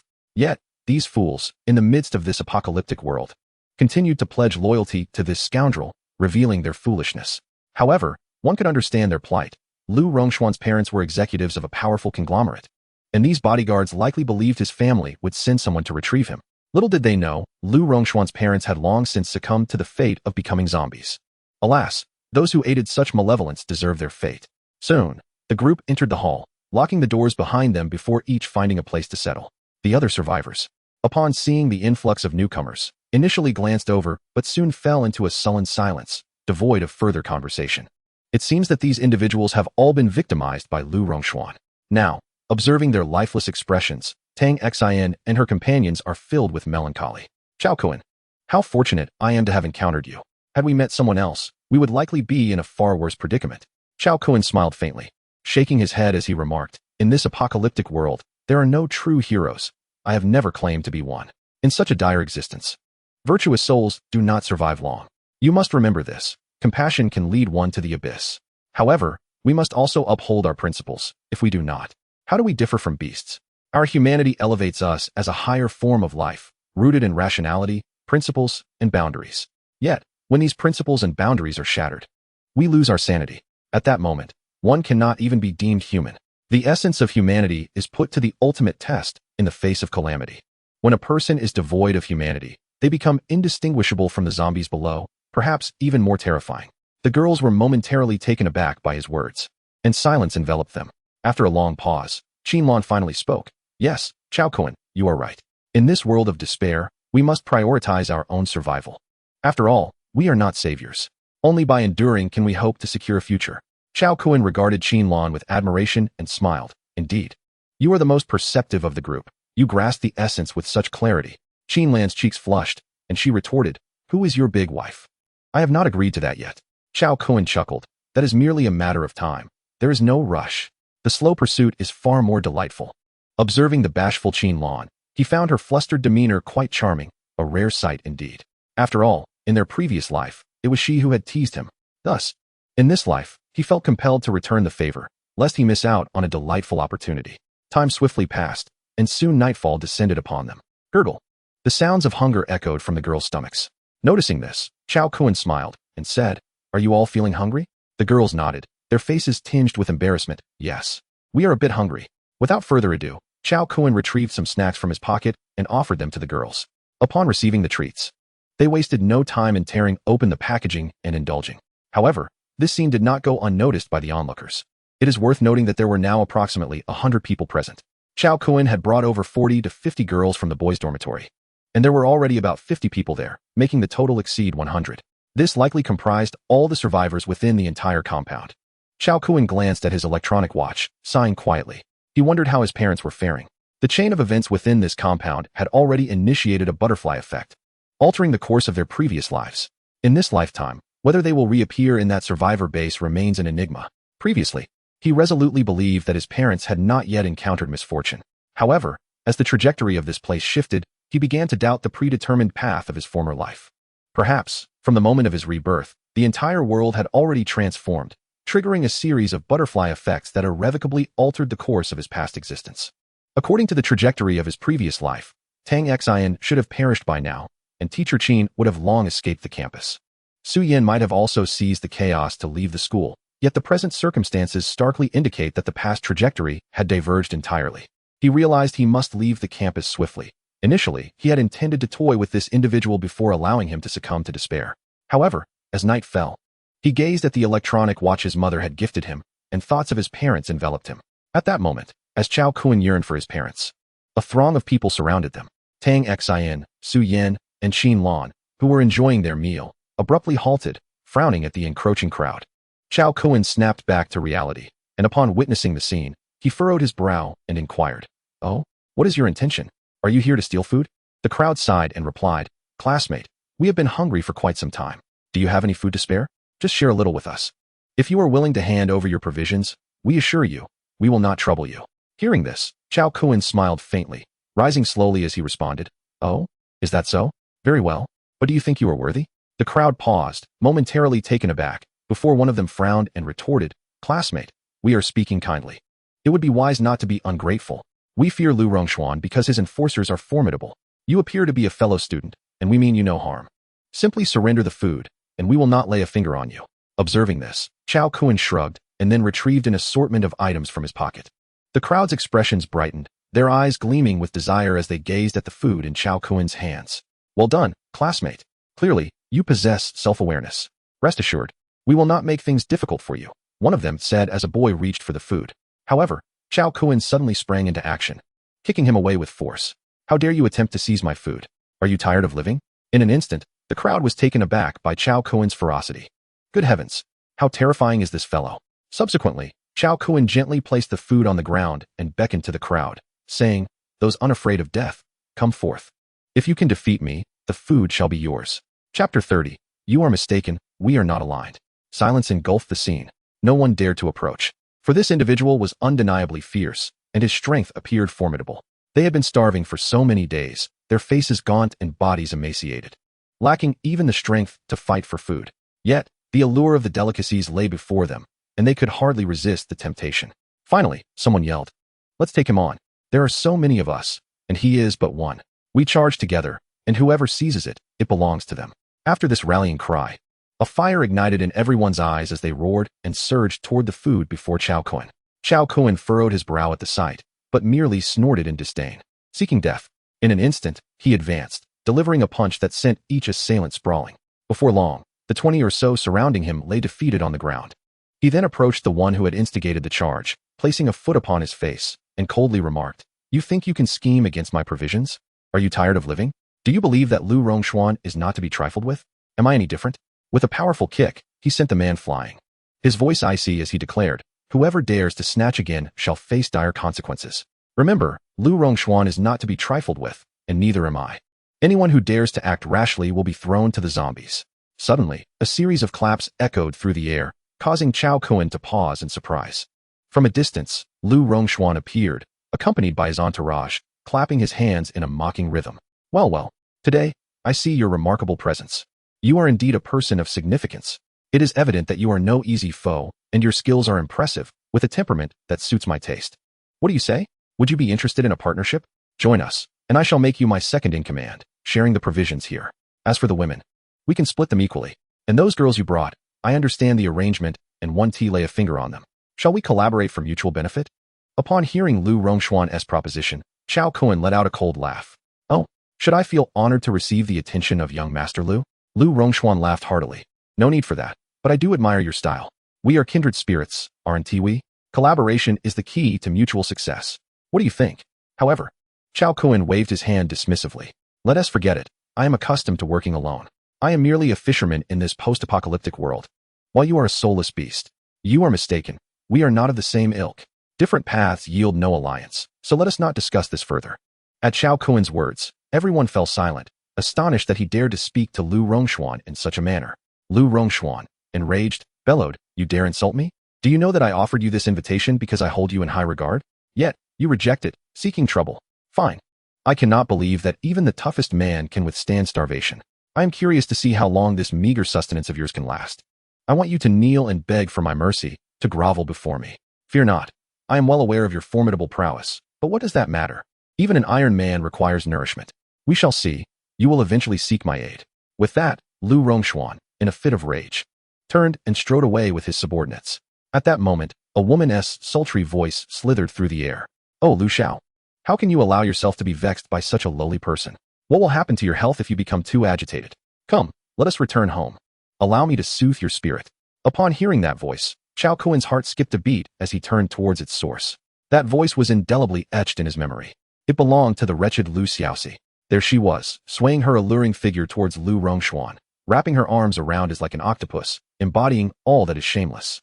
Upon seeing this enchantress, Lu Rongshuan broke into a sly grin and said, "You little temptress, you know me so well. Tonight, I shall have my fun punishing you." "Oh dear master, what have I done to deserve punishment? Please, do tell." Lu Rongshuan chuckled. "What have you done? You, my little vixen, have incited my wrath, and thus, you must be punished. Very well then. I am willing to accept my punishment." The nauseatingly coy tone of her voice made Chao Kun feel a wave of revulsion. However, he decided to postpone everything until daylight. After dealing with Lu Rongshuan in the morning, he intended to leave the area and head to the city center in search of his parents. Originally, he had planned to gather resources in abundance upon leaving the enclave and then exit the city. Yet, recent events at the academy had altered his course. He felt compelled to return home and ascertain the safety of his parents. His family resided in the heart of the city, the most densely populated area. The situation there was likely far worse than here, given that this was a suburban locale, sparsely populated compared to the city center, which was teeming with life. In the campus, the grounds were overrun with zombies. It was evidently impossible to venture out through the front. Thus, that night, no one slept as they awaited dawn. Initially, Chao Kun intended for the women to rest peacefully, but after witnessing Lu Rongshuan's inhumane demeanor, they too found it impossible to close their eyes. Now, they comprehended that in this apocalyptic world, there existed horrors far more terrifying than the undead, namely, the unfathomable nature of humanity. Chao Kun recognized that the sights and sounds of the past few days had profoundly impacted them, yet he felt powerless. This was indeed the end of days. And while he endeavored to impart survival skills to the women, it was equally essential for them to grasp the harsh realities of this new world. Otherwise, when faced with unforeseen circumstances, their compassion might lead to their undoing. Only by understanding the cruelty of human nature could they learn to survive. Even in the face of separation, one can possess an unwavering ability for self-preservation. It is not the case that once they part ways, they become utterly incapable of safeguarding themselves. Though I shall protect them throughout my life, the most effective form of protection lies in enhancing their means and skills for survival. That is the truest safeguard. At last, as the dawn's light spread across the land, the young women, their faces weary, uttered, "Chao Kun, let us leave this place. I cannot bear to stay here any longer." Chao Kun smiled faintly and replied, "Very well. Let us first ascend to the rooftop and see if there is a way to escape the compound." The young women nodded vigorously. In that moment, They wished to linger not even a second longer in that place. Ever since the apocalypse began, their time in the girls' dormitory had been the happiest of their lives. After witnessing a series of dreadful events, their mental states had fundamentally transformed. Now, they relied on Chao Kun even more, as if safety could only be found in his presence. Before long, they reached the rooftop. As they gazed down from above, the entirety of the campus unfolded before them. A glance revealed that hordes of zombies surrounded them from all directions, leaving no avenue for escape. Even the small path they had traversed from the girls' dormitory was now overrun with zombies, rendering their return impossible. Faced with this grim sight, the young women, their faces etched with despair, exclaimed, "Chao Kun, what shall we do? We cannot get out." Chao Kun surveyed the scene, his brow furrowing as he grew serious. This was indeed a challenging predicament. If he were to escape alone, he could flee swiftly through the least populated areas of zombies, and with a leap over the wall, he could evade the compound. However, it was utterly infeasible to achieve such a feat while accompanying them. In that moment, he found himself ensnared in a dilemma. Chapter 31. The Cycle of Cause and Effect. Next, it's your turn. Chao Kun stared at the mass of corpses below for an extended period. Suddenly, a spark of inspiration illuminated his eyes, and he conceived a brilliant plan. Turning to the young women, he smiled. "I have an idea." The women, their expressions brightening with surprise, inquired, "Really? What is it?" After Chao Kun excitedly explained his elaborate scheme, the young women's expressions grew increasingly perplexed. "Wait a moment. If you proceed with this plan, what will happen to you?" Chao Kun waved his hand dismissively and said, "I shall be fine. Once you escape, I will come to find you. Do you see that abandoned building over there? It is usually deserted and should have no zombies. I have observed that there are no signs of zombie activity in the vicinity. When you manage to escape, head there to wait for me. I will come to find you as soon as I am free." "But how can you possibly contend with so many zombies alone? There must be at least a few thousand down there." Chao Kun smiled gently, ruffling Tang Xian's hair, and reassured her, "Do not worry. I have a greater chance of escaping on my own. As long as you all manage to flee, I can run without restraint." Upon hearing these words, the young women were instantly moved to tears, exclaiming, "No, we cannot abandon you to face this crisis alone for our own escape." Yet, Chao Kun waved his hand dismissively, saying, "It's all right.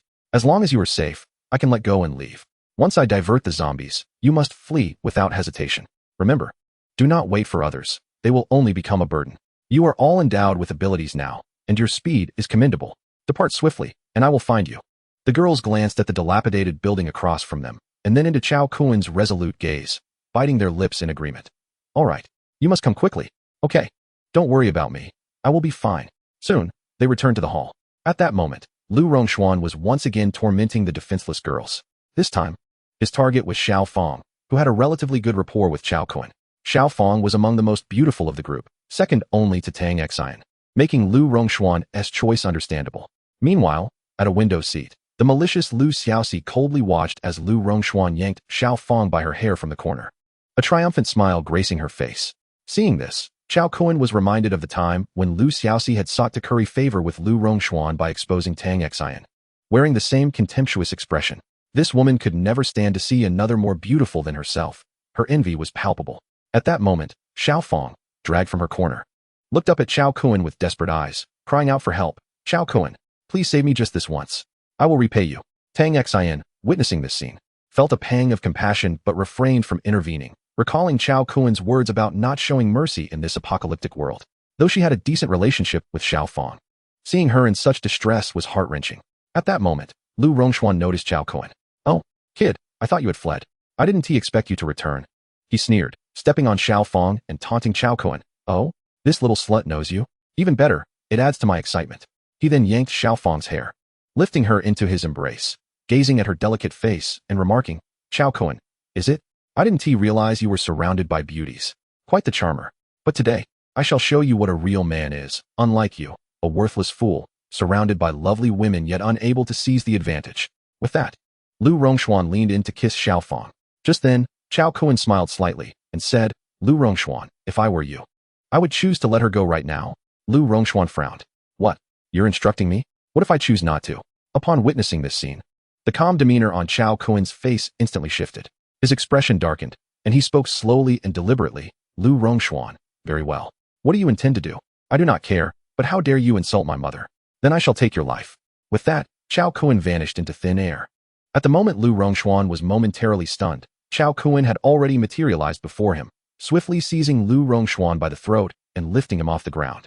In an instant, The entire assembly was rendered speechless, bewildered by the sudden turn of events. How had Lu Rongxuan been lifted so effortlessly?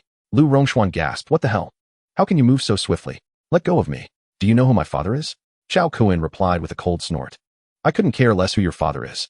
This is the apocalypse. Do you truly believe he can save you? Wake up. The cataclysm has engulfed the entire world. Your father's empire has long since fallen, and everyone perished. He will never come to your rescue. Only a fool like you would still be waiting for paternal salvation." As he spoke, Chao Kuan executed a powerful shoulder throw, slamming Lu Rongxuan down onto the floor with a resounding crash. The hall trembled with the impact. Lu Rongxuan let out a pained gasp, spewing a mouthful of blood. Silence descended upon the hall, as everyone stared in astonishment at the formidable Chao Kuan. In that moment, the terrified Xiao Fang regained her senses, crying as she sat on the ground, expressing her gratitude. "Chao Kuan, thank you. Thank you." Chao Kuan furrowed his brow and replied, "I recall stating before that in this apocalypse, one must never expect the dawn of hope. When darkness envelopes the earth, the only one you can rely on is yourself. If you wish to survive without being oppressed, you must take up your weapon and fiercely resist this cruel fate." Xiao Fang stood frozen in place, contemplating his words. After a long moment, a fierce determination ignited in her eyes.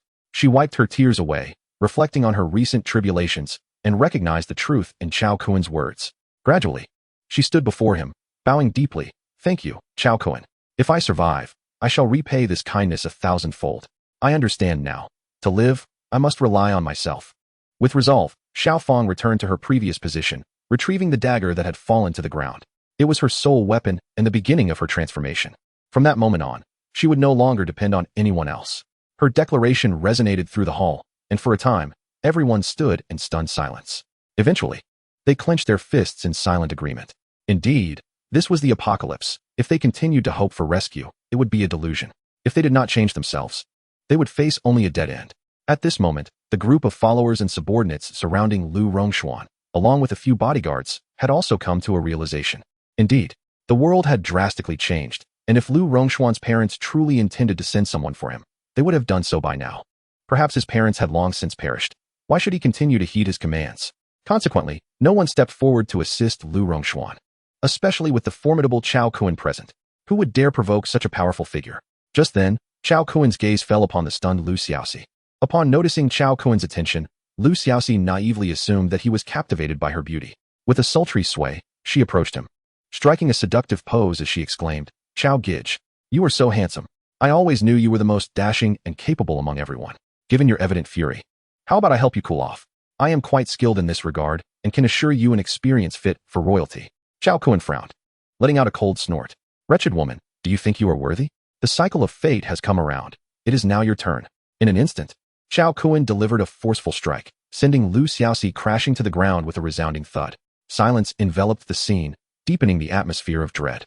Chapter 32. I never harbor trash and waste. Witnessing Lu Rongxuan and Lu Xiaoxi, both left battered by Chao Kuan, the crowd fell into a state of shock. As they gazed at Chao Kuan, a genuine fear took root within their hearts. Suddenly, a few young men approached, bowing before Chao Kuan, pleading, "Brother, we are willing to follow you and serve as your subordinates. Please allow us to join your ranks." Chao Kuan cast a disdainful glance at them, furrowing his brow as he replied, "I do not harbor trash and waste here. Are you even worthy?" In that instant, the crowd was taken aback, and the young men stood there, dumbfounded, unable to believe the audacity of Chao Kuan's rejection. They recognized the danger he represented and quickly retreated in embarrassment. Chao Kuan then surveyed the crowd, noting that not a single individual dared to meet his gaze. Disappointed, he shook his head, and, at that moment, his eyes locked with Xiaofang, a classmate. She, too, met his gaze, and this time, Chao Kuan discerned the unwavering determination and a hint of latent ferocity in her eyes, which satisfied him greatly. Xiaofang had previously taken the lead in confronting those who bullied them, and witnessing her resolve now, he understood that she had awakened. Among the gathered, aside from her, the rest remained ineffectual, reliant on others, akin to worthless refuse. For him, he sought individuals who were decisive, with clear and steadfast goals. Xiaofang had now barely met that criterion. However, he did not utter a word. Instead, he beckoned to Xiaofang with a gesture of his hand. Upon witnessing this, Xiaofang furrowed her brow but still approached him, firmly clutching her dagger as if it were the only source of security in that moment. Observing this scene, Chao Kuan nodded in approval. Soon, Xiaofang stood before Chao Kuan, her expression one of confusion. "Chao Kuan, what do you want me to do?" she inquired. "Chao Kuan, Noticing her vigilant demeanor as she grasped the dagger tightly, gently shook his head and replied, "That toy of yours cannot harm me. You need not be on guard against me. If I truly intended to do something to you, you would have no chance to resist." Upon hearing his words, Xiaofang was momentarily taken aback, yet she recognized the truth in his statement. Nevertheless, she shook her head defiantly, asserting, "I understand that I am no match for you. But at this moment, I only trust the knife in my hand. Even if it leads to my demise, I will not allow anyone to bully me again. I intend to survive." Chao Kuan observed Xiaofang with a sudden burst of laughter. "Well said. Now, I offer you an opportunity. Incapacitate these two individuals." Xiaofang was momentarily stunned, then glanced at Lu Rongshuan, who had just bullied her, and Lu Xiaoxi, who had coerced her. It was this vile woman who had instigated Lu Rongshuan to torment her. Her eyes narrowed at her enemies before she finally nodded in affirmation. "All right." With that, Xiaofang advanced and plunged her knife forcefully into Lu Rongshuan's arm. Ah! In an instant, Lu Rongshuan cried out in agony. Before long, Xiaofang repeated her action, swiftly rendering both Lu Rongshuan and Lu Xiaoxi limbless. Yet, suddenly, as if a thought struck her, she crouched before Lu Rongshuan. Without warning, she brought her knife down fiercely, stabbing Lu Rongshuan in an even more sensitive area. "Oh, you wretched bitch. How dare you mutilate me?" Xiaofang coldly retorted, "This punishment is far too lenient for you. If permitted, I would show you what 1,000 cuts truly means." In that instant, the onlookers trembled at Xiaofang's ferocity, astonished by the woman's ruthlessness. Chao Kuan surveyed the scene with great satisfaction, then glanced at the incapacitated Lu Rongshuan and Lu Xiaoxi. "Well, Lu Xiao, are you satisfied with this arrangement?"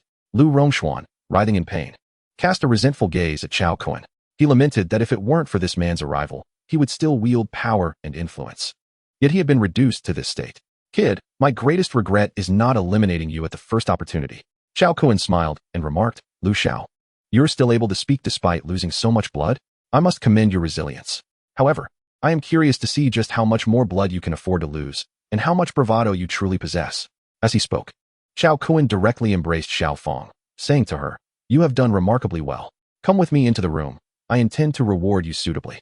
Xiaofang was momentarily taken aback, yet the strength of Chao Kuan's arm rendered her incapable of resistance. Just as she contemplated seizing a knife to strike him, her hand was raised but then slowly lowered. Observing this, Chao Kuan expressed his surprise. "Oh, why do you not attack me? Have you surrendered simply because I am stronger than you?" Xiaofang, however, suddenly offered a bitter smile and replied, "No. Oh, if that is the case, why do you not resist? Do you willingly submit to my bullying?" Xiaofang shook her head and said, "I am unwilling, yet you have saved me twice. If your intentions are merely to possess me, then I shall acquiesce to serve you this one time. However, from henceforth, we shall be even, and we shall part ways. I owe you no further debts of gratitude. I only hope that once you have me, you will spare my life, for I wish to live.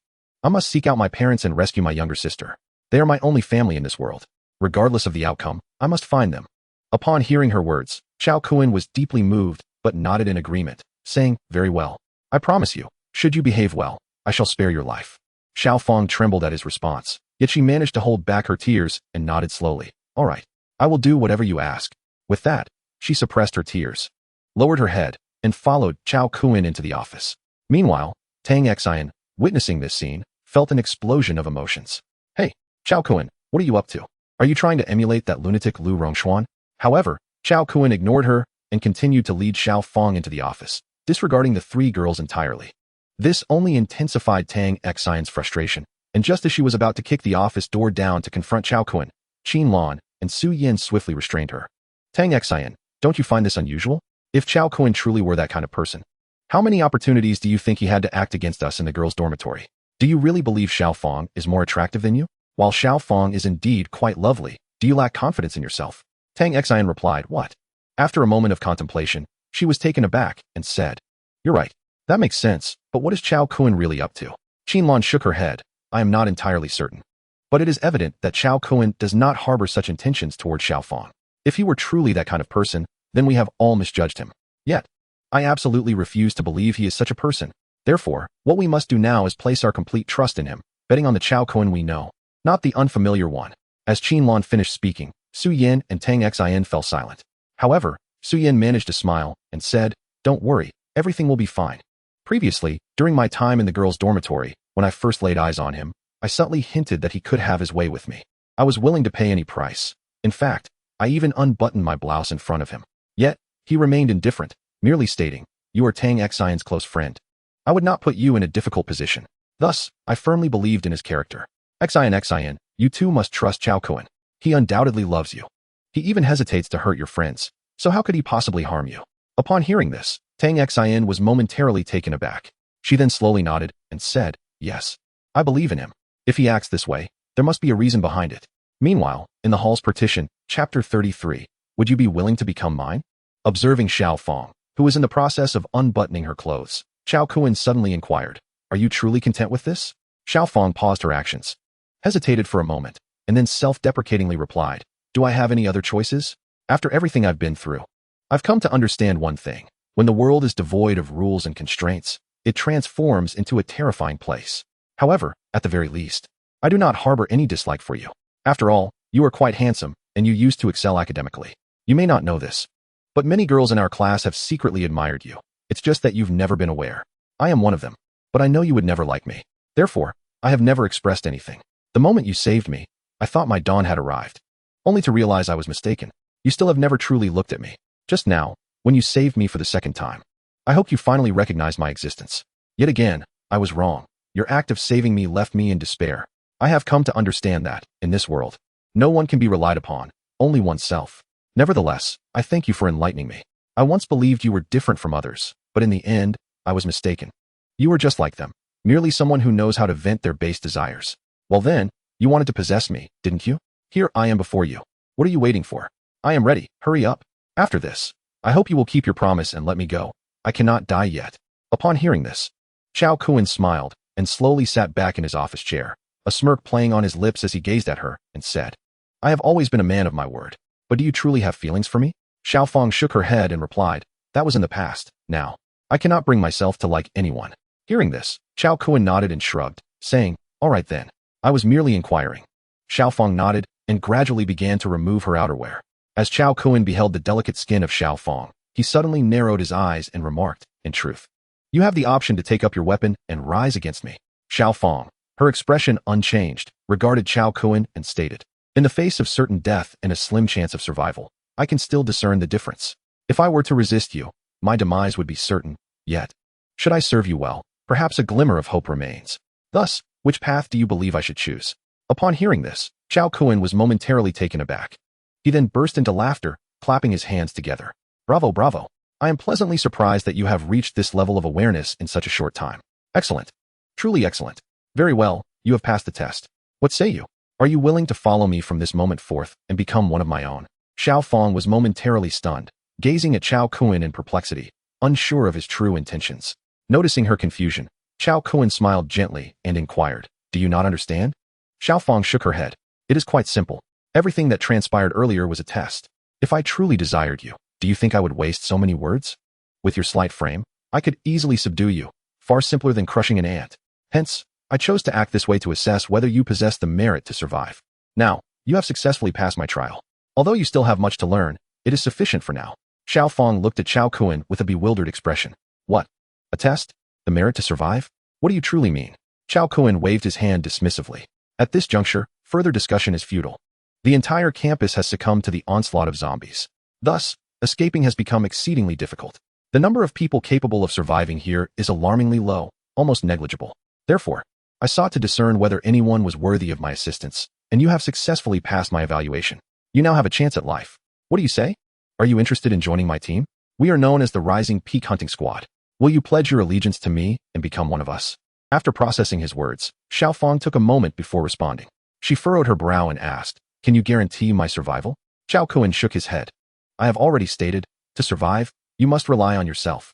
Upon hearing this, Xiao Fong suddenly laughed. Then what significance does your statement hold?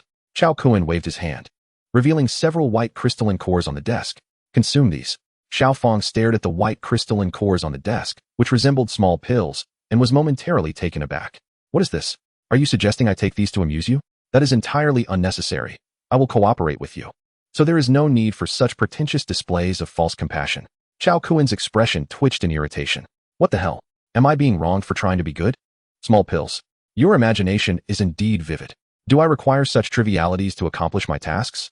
What nonsense is this? Thus, Chao Kun retorted, what? Do you not trust me? Xiao Fong shook her head.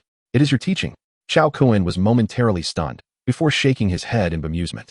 Very well, I have provided you with an opportunity. Whether you seize it is entirely up to you. As he spoke, Xiao Kun paid no heed to Xiao Fang, allowing her to make her choice.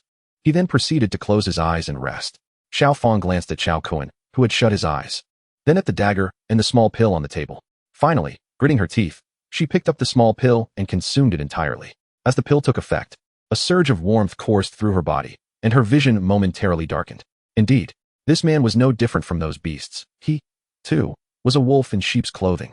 The last remnants of her trust dissipated in an instant. Nevertheless, she resigned herself to her fate and forced a bitter smile, saying, "All right, I've taken the pill. What do you intend to do?" "I shall comply." Xiao Kun opened his eyes, a faint smile gracing his lips as he replied, "Excellent. You have made a wise decision. Now, sit cross-legged and adhere to my instructions." Xiao Fang sighed internally, nodded, and sat directly atop Xiao Kun's lap, her expression devoid of emotion as she asked, "What now? How do we proceed?" Xiao Kun, taken aback, muttered, "What the hell? This woman clearly does not regard me as a benevolent figure." He then snapped irritably, "I instructed you to sit cross-legged, not to perch upon my lap." Xiao Fang furrowed her brow but ultimately acquiesced, saying, "Very well." She then crossed her legs and entwined them around Xiao Kun's waist. Xiao Kun exclaimed, "Hey, what are you trying to do? Are you taking advantage of me?" His voice was laced with annoyance. Xiao Fang, noticing his reaction, felt her temper flare. "Hey, how do you intend to proceed? Nothing seems acceptable. Is this not overly complicated? Why not be straightforward? If you have the courage, just end it." With that, she stood up in a huff, closed her eyes, and assumed a posture that suggested she was ready for whatever fate awaited her. Seeing this, Xiao Kun was both amused and exasperated. "Do I truly appear to be a lustful fiend, indiscriminately predatory?" Xiao Fang slowly opened her eyes and retorted, "Isn't that the case? Otherwise, why bring me here for such twisted games? Nothing is permissible." Xiao Kun's lips twitched in frustration. "Goodness, it appears I possess a certain talent for portraying a villain." Xiao Fang scoffed, "Enough with the pretense. What exactly do you wish to do? Be direct. I shall make an effort to accommodate you, if only to bring closure to my first infatuation."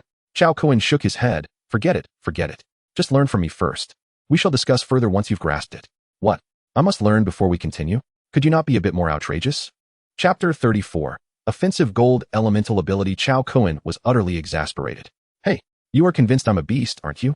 Xiao Fang nodded earnestly. "This is undeniably twisted, isn't it? At most, you're merely a beast who understands romantic nuances." Xiao Kun sighed in resignation. "Fine. Let's allow actions to speak louder than words." He then replied, All right. Whatever you say goes. Now, seated cross-legged with a firm embrace of tranquility, follow my instructions diligently. From this moment onward, you shall comply with my commands without resistance. Otherwise, you shall face dire consequences."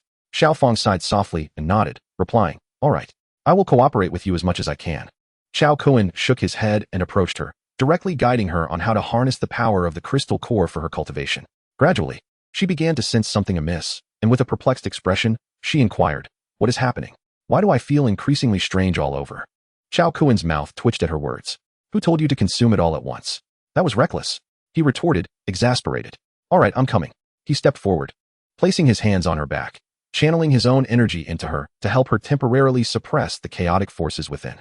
The residual energy was gently guided into her dantian with his assistance. Time passed, and with Xiao Kun's help, Xiao Fang's internal energy began to stabilize. Once the turmoil settled, she exhaled a sigh of relief, exclaiming, That feels incredible. It's as if my entire being has been transformed, free and unimpeded. This sensation is unparalleled. It's truly marvelous. I feel an infinite power within me." Wiping the sweat from his brow, Xiao Kun remarked, "Goodness, I nearly exhausted myself. You are truly reckless, consuming so many crystal cores at once. Are you trying to endanger your life?" Taken aback by his words, Xiao Fang responded, "Xiao Kun, what is going on? These do not resemble ordinary medicine." Xiao Kun replied, somewhat irked, "Well, they are not. You insisted they were, and what could I do?"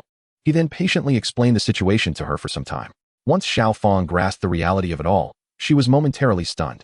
After a while, she burst into tears, throwing herself into Xiao Kun's embrace, releasing the pent-up grievances she had endured recently. She had transformed from a carefree girl into her current state.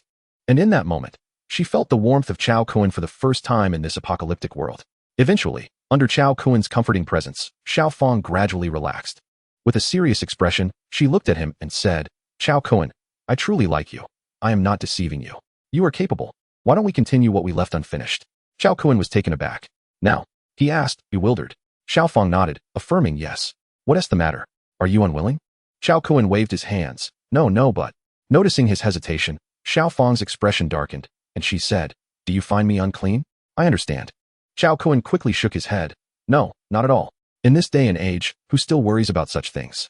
I have no disdain for you. However, the crisis we face has not yet been resolved, and I am not ready to consider such matters. Once we manage to escape in the future, we shall have the opportunity to delve deeper into our studies, shall we? For now, our foremost priority is to flee.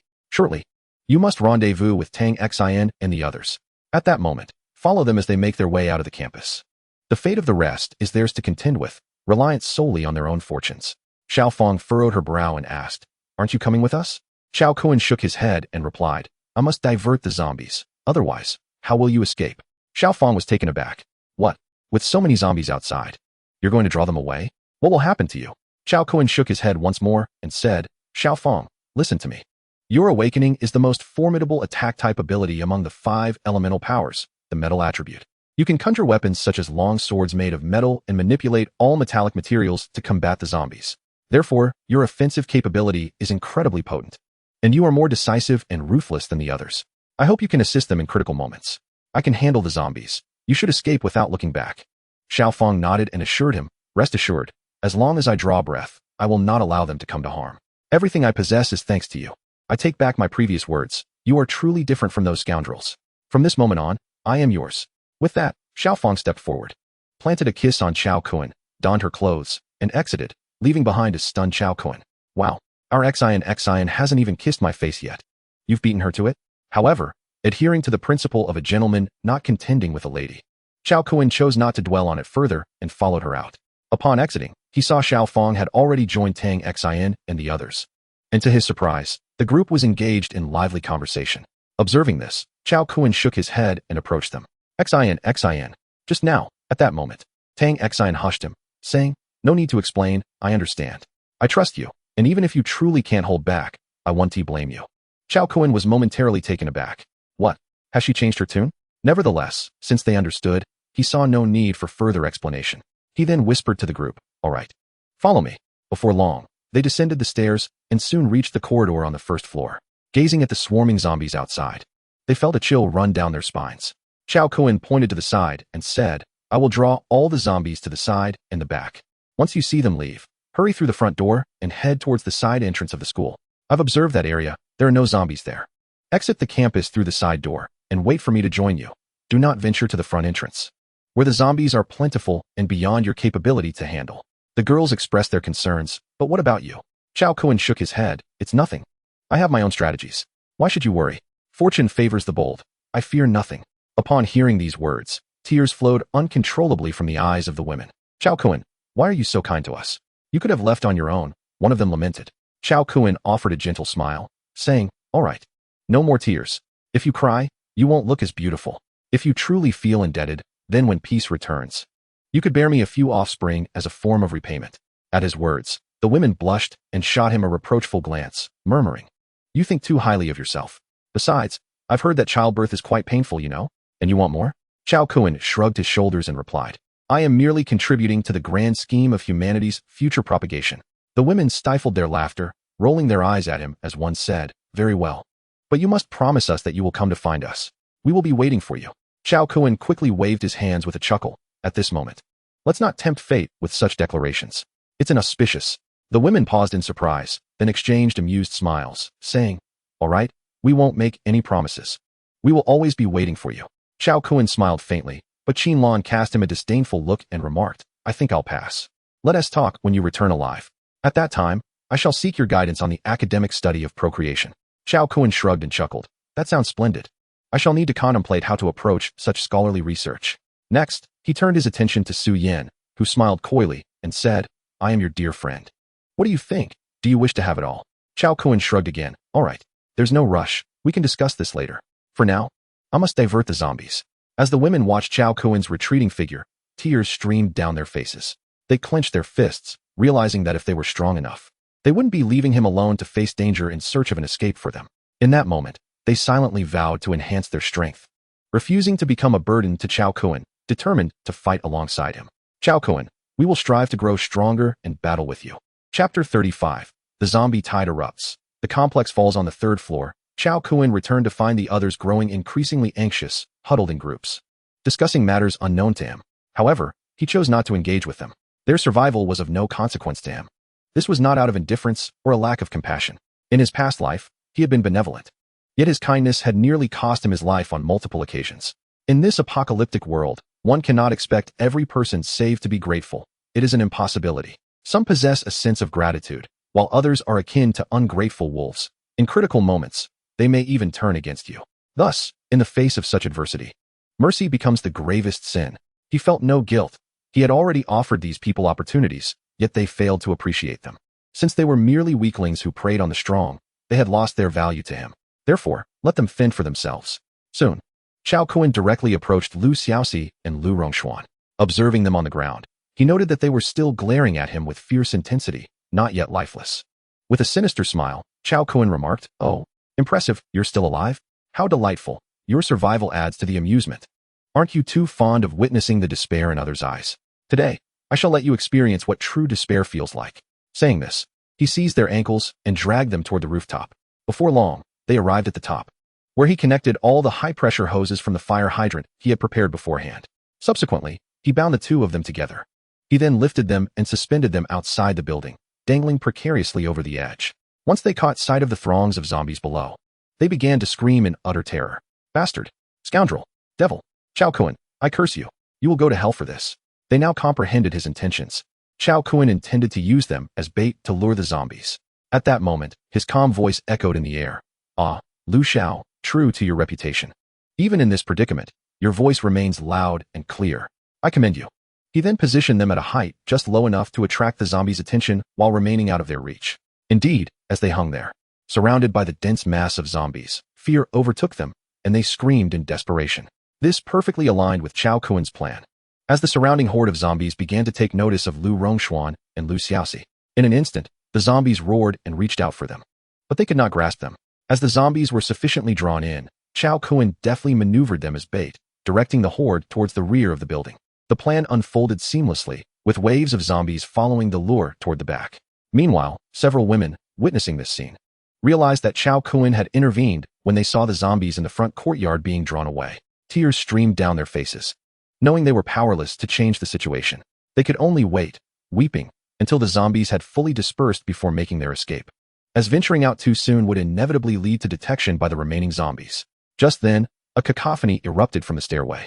The women sensed trouble and quickly turned their gaze toward the source of the noise. They saw a throng of individuals from the third floor rushing down in a frenzy, each one exuberantly shouting, "Don't shove. I'm about to be free. Food. I must go find something to eat. The zombies ahead have all vanished. Brothers, let us charge." The sight left the women utterly stunned, realizing that not all the zombies outside had left yet. Indeed, as the crowd erupted in cries of alarm, the zombies outside were drawn to the commotion within, swiftly turning towards the entrance of the complex. Witnessing this, Qinlan exclaimed in shock, "We must flee at once. These fools have lured the zombies back." Tang Xin and her companions understood the urgency of the situation and rushed towards the door.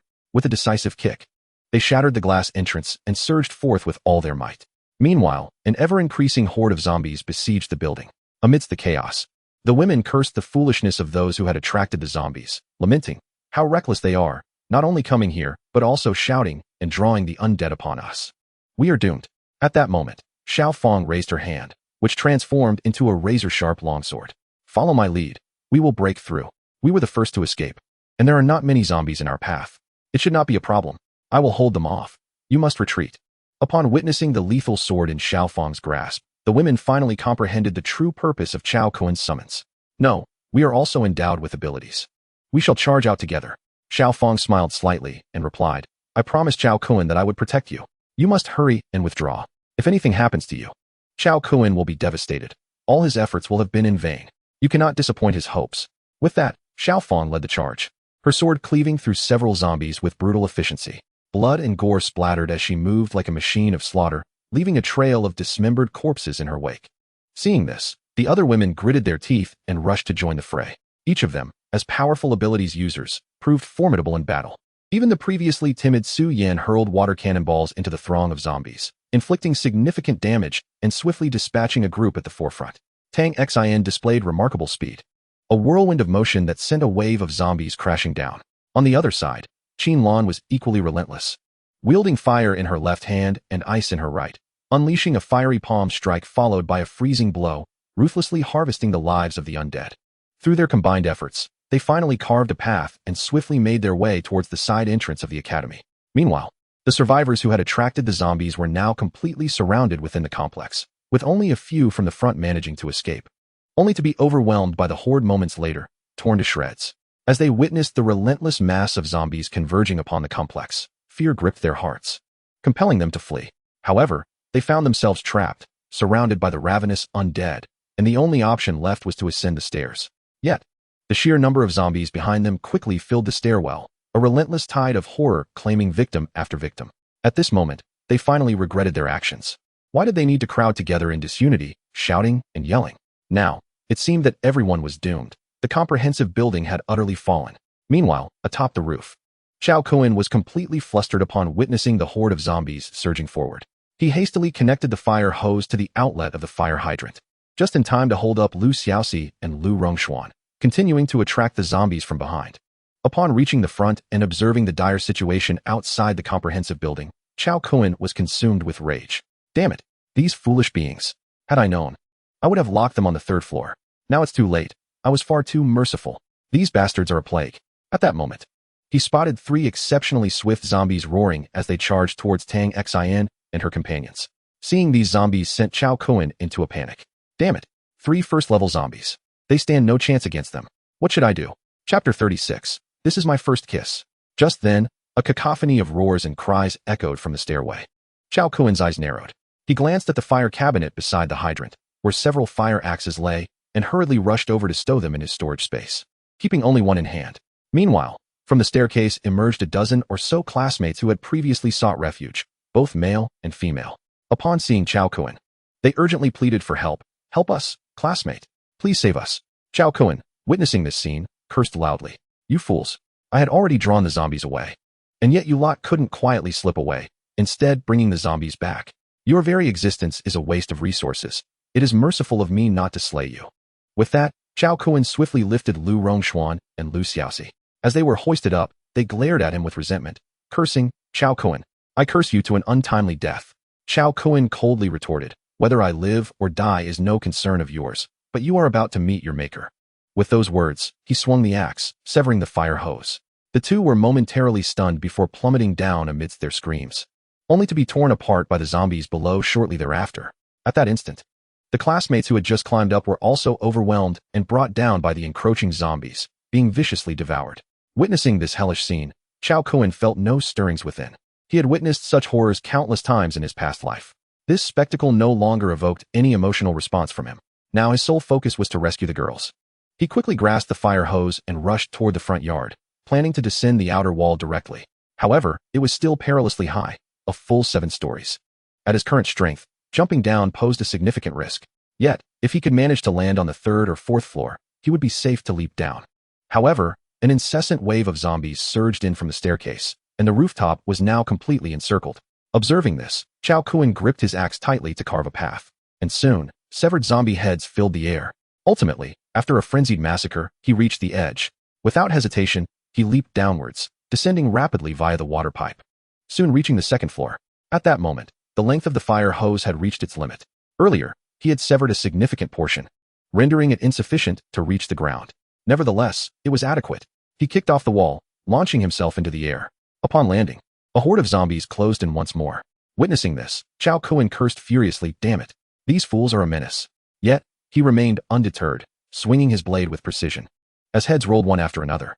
Still, it was a mere drop in the bucket. The sheer number of zombies was overwhelming, and as more approached, despair began to creep in. Finally, he drew another axe, wielding it with both hands, felling them one by one. His speed was remarkable, and soon he carved out a breach. Noticing the few zombies ahead and a vast horde pursuing from behind, he had little desire to linger and engage with them. Instead, he deftly maneuvered through the onslaught, sprinting with all his might. Should he become completely surrounded, it would surely spell doom for him today. Bursting through the encirclement, Xiao Kuan hurried towards the side door. Before long, he reached it, having outpaced the zombies trailing behind him. However, time was of the essence. He could hear their distant roars intensifying, indicating their imminent arrival. The The scene before him was as he had anticipated. Several women were locked in a fierce battle with 3 first-tier zombies. On the ground, Su Yin lay injured, blood pooling around her. The others continued to engage the 3 zombies, but they too were faltering, as their combat experience was woefully inadequate. Upon spotting Chao Kun, the women were instantly filled with excitement, yet no one dared to let their guard down. A moment's lapse could allow the first-tier zombies to seize the opportunity and tear them apart. Seeing that they were relatively unharmed, Chao Kun let out a sigh of relief. Thankfully, they were still okay. He rushed to Su Yin, who was the most severely wounded, and asked, "Su Yin, how are you?" Weakly, she replied, "My ribs are broken. That powerful zombie struck me and shattered them." In a panic, Chao Kun inquired, "Was your skin torn by the zombie?" Su Yin shook her head and said, "I am not quite sure. It truly hurts too much for me to move. If it weren't for Xin and Teacher Qin intervening to thwart the zombies' assault, I would have perished by now. Their design is remarkable. It contains a small aluminum plate that effectively shields you from the claw's attack. Otherwise, your skin would certainly have been torn to shreds. At that point, even a deity couldn't save you." Su Yin was momentarily taken aback, then glanced at her garment, realizing the truth of her words. Indeed, the aluminum plate had fallen out, and there were distinct claw marks upon it. Embarrassed, she stammered, "Ah, really? The shopkeeper did mention that this little aluminum piece could better support its shape, which is why I purchased it. I never anticipated it would serve such a life-saving purpose in a critical moment." Chao Kun waved his hand dismissively, saying, "It's all right. I will escort you out." With that, he promptly lifted Su Yin and carried her to the side door. Upon opening it and confirming that no zombies lurked outside, he sighed with relief. "Wait here for Xin and the others. I will fetch them to lead you to safety." Su Yin gazed at Chao Kun, fully aware of the lengths he was willing to go for their safety. Overwhelmed with emotion, she exclaimed, "Chao Kun." Just as he was about to depart, he paused, turning back to inquire, "What is it?" At that moment, Su Yin, fueled by an unknown surge of strength, embraced Chao Kun and pressed her lips against his. Taken aback, Chao Kun's eyes widened in astonishment as he found himself in a state of bewilderment. After a considerable pause, Su Yin released him, blinked, and with a playful smile, said, "Chao Kun, thank you. This was my first kiss." Chapter 37. Hold on tight. The seasoned driver will take you for a thrilling ride. Chao Kun looked at the blushing Su Yin, whose heart was racing. As the campus belle, her tender gaze was utterly captivating, leaving him breathless. In a peaceful era, he would never have dared to dream that Su Yin, a paragon of beauty, would treat him in such a manner. Furthermore, she was not only beautiful but also affluent. It was rumored that her family owned a thriving business, though the specifics remained unknown. Nevertheless, Su Yin never flaunted her status nor exhibited the haughty demeanor typical of wealthy heiresses. She embodied the essence of a refined lady. Throughout the years, she had been the dream goddess of countless male admirers, and he was no exception. Su Yin had often graced his dreams. According to Xin, the two had become close friends after rehearsing a dance performance together. The mere thought of having 2 illustrious campus beauties by his side sent a thrill coursing through him. And then there was Qin Lan, another goddess of countless male fantasies. During her classes, his mind would often drift into grand reveries. Thus, while he absorbed little of the academic knowledge, his imagination certainly roamed freely. With this thought, his motivation surged even higher. With a gentle smile, he addressed Senior Su Yin, saying, "Hold on, Senior Su Yin, I shall return shortly." Su Yin responded with a charming smile and a nod. As he beheld her breathtaking smile, Chao Kun felt his heart melt. In that moment, the distance between them seemed to have diminished significantly. Previously, there had always been a veil separating them, a hazy feeling lingering in the air. Yet now, it was as if they had pierced through that final layer, drawing much closer to one another. After watching Chao Kun enter, Su Yin glanced at her torn clothing, lost in thought, her cheeks flushing even deeper. Meanwhile, upon entering, Chao Kun swiftly brandished 2 large axes and joined the fray. With a mighty swing, he struck down, his energy surging as he decapitated a level 1 zombie. Qin Lan, who was battling the creature, was suddenly splattered with blood. "Ah, Chao Kun, couldn't you have given a warning before you swung? My face, my clothes, everything is covered in blood." Seeing Qin Lan's irritation, Chao Kun sheepishly replied, "It was an accident, truly. If I had warned you, it would have lost its surprise element." Qin Lan huffed in annoyance, "Forget it. I can't be bothered to argue with you." With that, she hurried to assist Tang Xin against another zombie. Seeing Qin Lan rush over, Tang Xin felt a significant reduction in pressure, prompting Chao Kun to quickly aid Xiaofang, who was grappling with her own zombie. At that moment, Xiaofang wielded 2 long swords, fiercely attacking the creature. However, her strikes failed to penetrate its defenses. Chao Kun approached, executing a spinning slash, but it merely grazed the zombie's skin, inflicting little real damage. Observing this, Xiao Kun furrowed his brow and remarked, "A defensive evolution zombie? No wonder Xiao Fong is struggling. This creature possesses formidable defenses. Its skin was as tough as iron, making it nearly impervious to their attacks. And it was on the verge of evolving into a level 2 zombie, far more powerful than the others. It was likely this very zombie that had injured Su Yan. However, Su Yan might not have discerned the difference between a strength type and a defensive type zombie. In truth, if it had been a strength type, that blow would have left her incapacitated." Realizing the zombie was impervious to blades, Xiao Kun, feeling a sense of urgency, urged Xiao Fong, "You must leave now while you still have strength. Take Su Yan and escape. I will stay behind to confront this zombie. Otherwise, none of us will make it out." The girls looked up and saw the advancing horde of zombies, confirming his words. In an instant, Qin Lan and Tang Xin erupted with determination, launching a frenzied assault on the level 1 zombie. This particular zombie was merely an ordinary level 1, and it was quickly subdued by their combined efforts. However, it was utterly indestructible. Witnessing this, Xiao Fong hastily extricated herself and joined Tang Xin and the others in confronting this zombie. Indeed, with Xiao Fong's involvement, the three women swiftly subdued the ordinary first-level zombie, decapitating it in no time. Immediately thereafter, they all turned their attention to the last defensive zombie. Noticing this, Xiao Kun urgently exclaimed, "You all need to retreat. It's too late. The horde of zombies is already upon us." The women shook their heads resolutely, declaring, "We are not afraid. We will face it together." Yet, Xiao Kun bellowed, "Get out of here. If you stay, you will only become a burden to me. If you don't leave now, you will doom me." In an instant, the women were taken aback by his outburst. Following this, Xiao Kun kicked the first-level zombie away and shouted again, "Are you leaving or not? Hurry up and go." At that moment, Xiao Kun was truly panicking. If the horde surrounded them, none would survive. As the first-level zombie charged again, Xiao Kun's fury reached its peak. "Damn it," he cursed, launching a fierce strike. Instantly, his axe struck the first-level zombie, sparking a flurry of sparks. Boom. With a thunderous crash, the axe shattered. Witnessing this scene, Xiao Kun was momentarily stunned. However, his momentum could not be halted. The axe was utterly ineffective against it. Thus, once the first-level zombie regained its senses, it let out a fierce roar and lunged toward Xiao Kun. In an instant, he was violently knocked away by the brutal charge of the zombie. With a resounding crash, Xiao Kun fell to the ground. The women, upon seeing this, immediately burst into tears. "Xiao Kun!" They rushed to his side, helping him up. Realizing that the women would not flee, Xiao Kun had no other choice but to urge them, "Quickly retreat. We are no match for this creature. It is about to evolve into a second-level zombie." The women understood that they were no match for it. Supporting Xiao Kun, they prepared to flee. Yet, Xiao Kun waved his hand, saying, "It's fine. We can run together. You don't need to support me." The women nodded and hurriedly made their way out. Meanwhile, seizing the moment, he quickly picked up the heads of the two first-level zombies from the ground, storing them in his spatial pouch, and hurried to escape. As the defensive first-level zombie witnessed their flight, it let out a deafening roar, and the horde surged forward as if they had found their leader, swiftly charging towards the fleeing women. Once Xiao Kun saw the women escape, he hastily followed and shut the side door behind him. However, that flimsy door could not withstand much pressure, so he hurried to catch up with the women.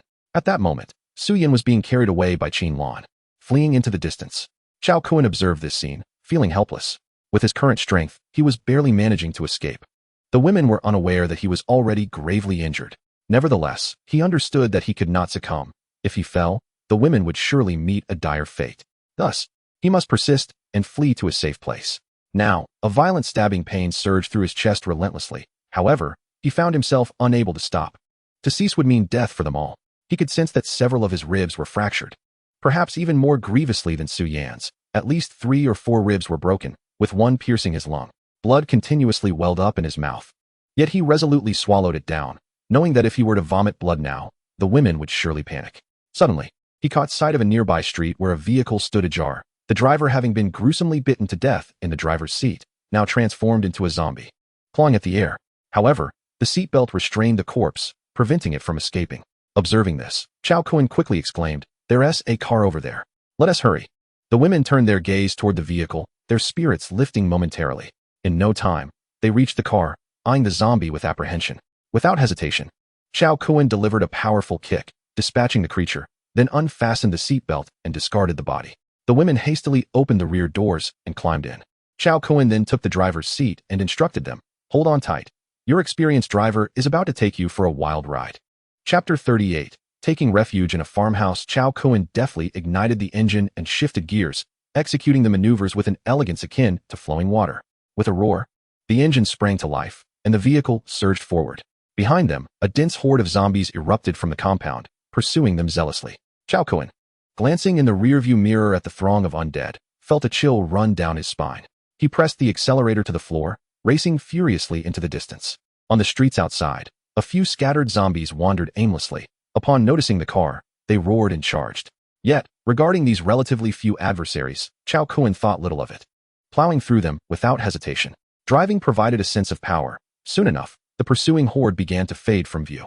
Chao Kun then recalled the layout of the campus surroundings, and as they approached an intersection, he executed a sharp turn in another direction. Before long, he navigated the vehicle onto a road leading to the countryside. According to his memories from a past life, this rural path was among the safest. In his previous existence, he had fled in this very direction, hiding in the countryside for an extended period before finally departing. Little did he expect that in this life, he would once again tread the same path to escape. Indeed, as he journeyed along, no zombies appeared on this route. However, his vision began to blur, a clear indication that his injuries were becoming unbearable. Thus, he pressed the accelerator even harder, racing recklessly down the country road. Thankfully, there were no other vehicles in sight. Otherwise, his speed would have been utterly terrifying. Chao Kun remained silent, for he was nearing his limit, unable to utter a word. Once he opened his mouth, it was likely that the blood within would spurt forth. The recent violent exertion, coupled with the tumultuous jolting of the vehicle, had brought him to the brink of collapse and unconsciousness. At that moment, his vision grew increasingly blurred. Finally, he spotted a quaint farmhouse not far from where his former husband was, a place where he had concealed himself for an extended period in his past life. It seemed that the family had fled in their vehicle at the onset of the apocalypse, leaving their home unbarred and devoid of any occupants. Perhaps they had gone to tend to their fields, only to fall prey to the zombies lurking in the wild, or they had succumbed to the infection themselves. After all, many had succumbed to the airborne virus, transforming directly into the undead. With a sudden screech, the vehicle came to an abrupt halt. The women were thrown forward, colliding with the seats in front. Ouch! They cried in pain. They then noticed that Chao Kun was slumped over the steering wheel, utterly motionless. A sense of foreboding washed over them. Qin Lan rushed forward, lifting Chao Kun's head from the wheel, only to be met with a gasp of horror. "Ah, Chao Kun, what has happened to you?" The others quickly turned their attention to him as well, observing that the steering wheel was drenched in blood, and Chao Kun's clothing bore the stains of the blood he had coughed up. At that moment, Chao Kun had completely lost consciousness. The sight sent the women into a frenzy of tears. "Chao Kun, are you all right?" They shook him desperately, but he remained unresponsive. Qin Lan, witnessing the panic among the women, understood that chaos could not ensue in such dire circumstances. It was essential to maintain composure. She glanced outside at the farmhouse, realizing that Chao Kun must have had a compelling reason to drive them here. "Enough of the tears. Our immediate priority is to ensure Chao Kun is taken care of. If we encounter zombies on the road, we will be in grave danger." The women nodded in agreement, recognizing the urgency of the situation, and promptly exited the vehicle. Qin Lan summoned her strength and approached the farmhouse. Noticing that the door was slightly ajar, she cautiously pushed it open and stepped inside. Moments later, she returned to the vehicle and addressed the others. "There's no one inside, nor any zombies. It's temporarily safe. Let us hurry and bring Chao Kun inside." The women eagerly nodded and assisted Chao Kun into the farmhouse. Su Yan, with Xiaofang's help, also entered the courtyard. Upon comparison, it was evident that Su Yan had sustained only minor injuries. Gazing at the deeply unconscious Chao Kun, tears welled in her eyes as she lamented, "Oh no, it's all my fault. I am useless. If I hadn't been injured, I could have helped, and Chao Kun wouldn't be in such a dire state." The mood among the women was somber, and they remained silent, quietly observing Chao Kun. They quickly began rummaging through the house, searching for any medical supplies to aid Chao Kun. However, after an exhaustive search, they despondently declared, "There's nothing useful here. What are we going to do? Chao Kun, please don't scare us. Wake up." As they gazed at the corners of Chao Kun's mouth, persistently oozing with blood, the women hurriedly tended to his wounds. Yet, their efforts proved futile. Thus, they could only take turns caring for him, encircling him, while feeling utterly helpless. Upon unfastening Chao Kun's clothing, they were confronted with the severity of his injuries. His ribcage was grotesquely indented, with several ribs protruding in an unnatural manner. Overwhelmed by the sight, the women could no longer contain their tears. They had not anticipated that despite his grievous wounds, Chao Kun had persevered to ensure their safe passage to sanctuary. In an instant, they collapsed by the bedside, weeping profusely. Time seemed to blur, and after what felt like an eternity, their eyes swollen from weeping, Chao Kun's fingers twitched. The observant Tang Xin exclaimed with delight, "He's moving. His hand is moving." The women quickly turned their gaze to Chao Kun, and indeed, his fingers were in motion. Gradually, he began to awaken. Upon seeing that the women were safe, he managed a weak smile and said, "It appears we are temporarily out of danger." The women, upon witnessing Chao Kun's revival, also broke into smiles, affirming, "Yes, we are safe for now." At that moment, Su Yan, her eyes brimming with tears, lamented, "Chao Kun, I'm so sorry for disappointing you. I've become a burden each time." However, Chao Kun waved his hand dismissively and replied, "No, this time it's not your fault. You were incredibly brave. It was just that the zombie was too formidable." The women quickly interjected, "Chao Kun, please don't speak. You're still quite weak. We'll prepare some kanji to help you regain your strength." Swiftly, the women set about cooking the kanji, leaving Su Yan equally incapacitated. By Chao Kun's side, struggling, Su Yan climbed onto the bed and lay quietly beside him, her eyes fixed on him without blinking. For a moment, Chao Kun felt his face flush under her gaze. "Senior Su Yan, why are you staring at me like that? It makes me shy," he exclaimed. Su Yan, with a playful smile, replied, "Really? Then I must see what you look like when you're shy." Chapter 39. The situation is worse than I imagined. Chao Kun's face turned crimson at her words. Seeing his predicament, Su Yan chuckled. "Chao Kun, you are truly amusing." Chao Kun, bewildered, responded, "Amusing? How can it be entertaining if you've never experienced it? Wouldn't it be even more amusing if you had?" Su Yan paused, taken aback, then shot him a playful glare, saying, "Humph, you dare claim you would be shy? I think you are the real rogue here." Chao Kun laughed. No. Let me clarify. I may be a rogue, but I am not old." Su Yan blinked, then smiled and shook her head. "It seems you're fine if you can still joke around. You shouldn't be in danger of dying." Chao Kun, feeling a bit flustered, replied, "What kind of logic is that? Can't you see how serious my condition is?" Su Yan pouted, "But I've been injured too, and I didn't cry out." "Why should you?" Chao Kun was left speechless. "All right then. Women are creatures with 3 mouths. One cannot win an argument against them." Before long, several women approached the bedside, each bearing a bowl of steaming rice porridge. Observing Su Yan lying beside Chao Kun, they uttered no words but carefully assisted him to sit up.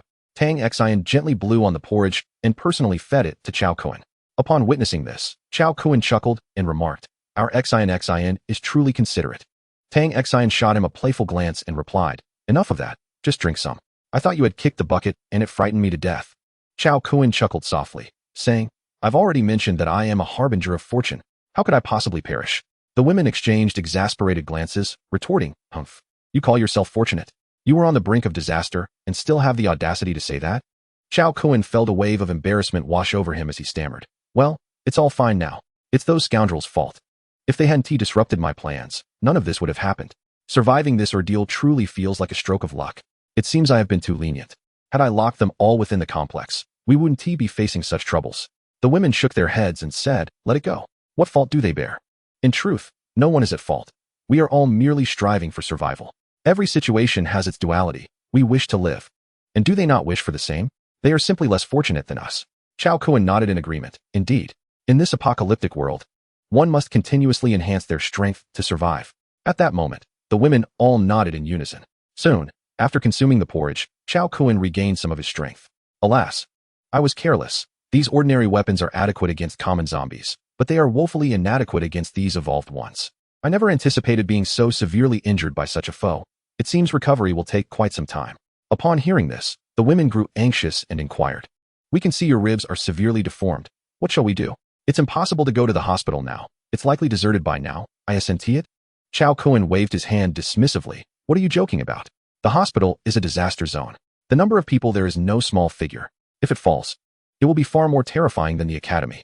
After a prolonged silence, Chao Kun sighed. "Perhaps the situation is worse than we imagined. The speed at which this zombie evolved far exceeded my expectations. In less than half a month, such formidable zombies have emerged. It is truly astounding. This particular zombie will likely evolve into a second-tier zombie within days. Its rate of evolution is alarmingly rapid, and this is merely within the campus. One can only imagine the severity of infection in the city center. It is likely that in the most densely populated areas, there are already zombies of third-tier evolution or above. The outlook is grim."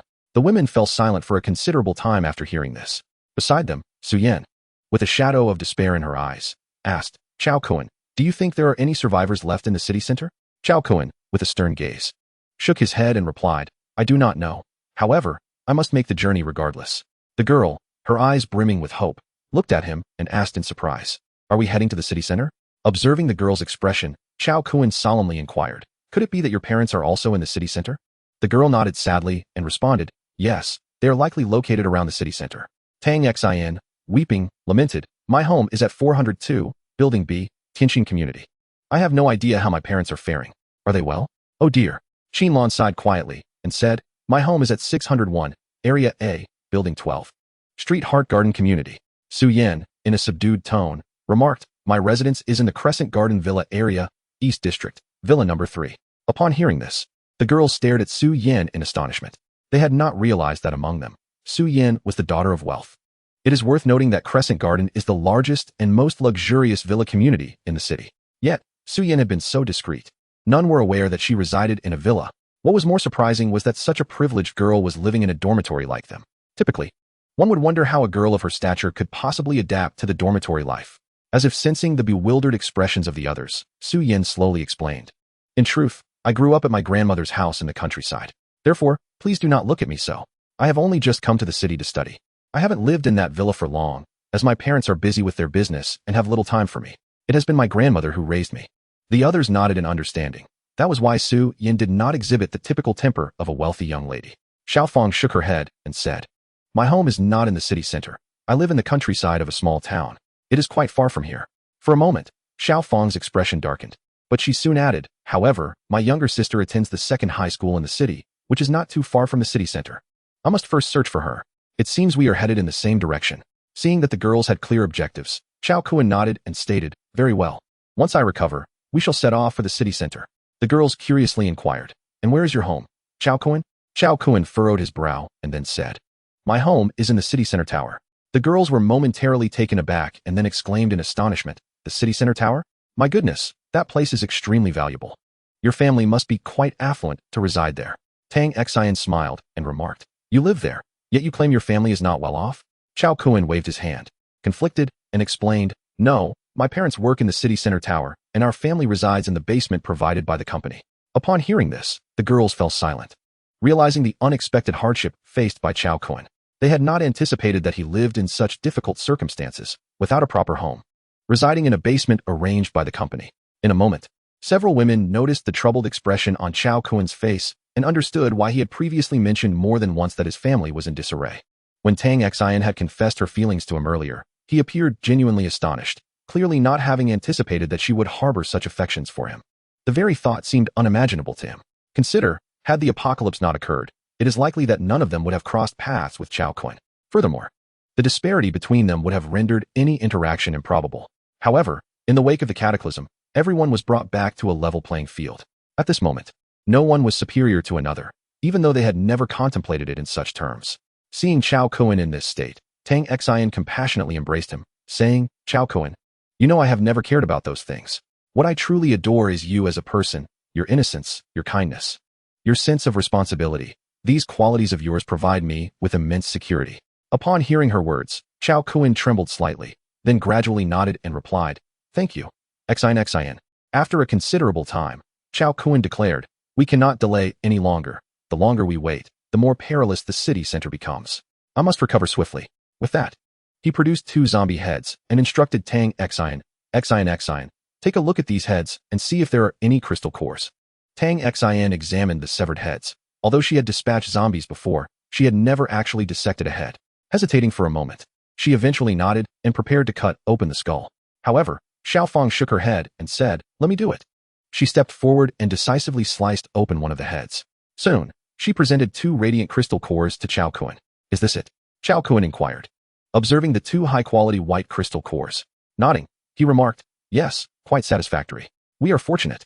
He then turned to the women and stated, if I can harness the power of these 2 crystal cores to break through to a level 2 hunter, my recovery time will be significantly shortened.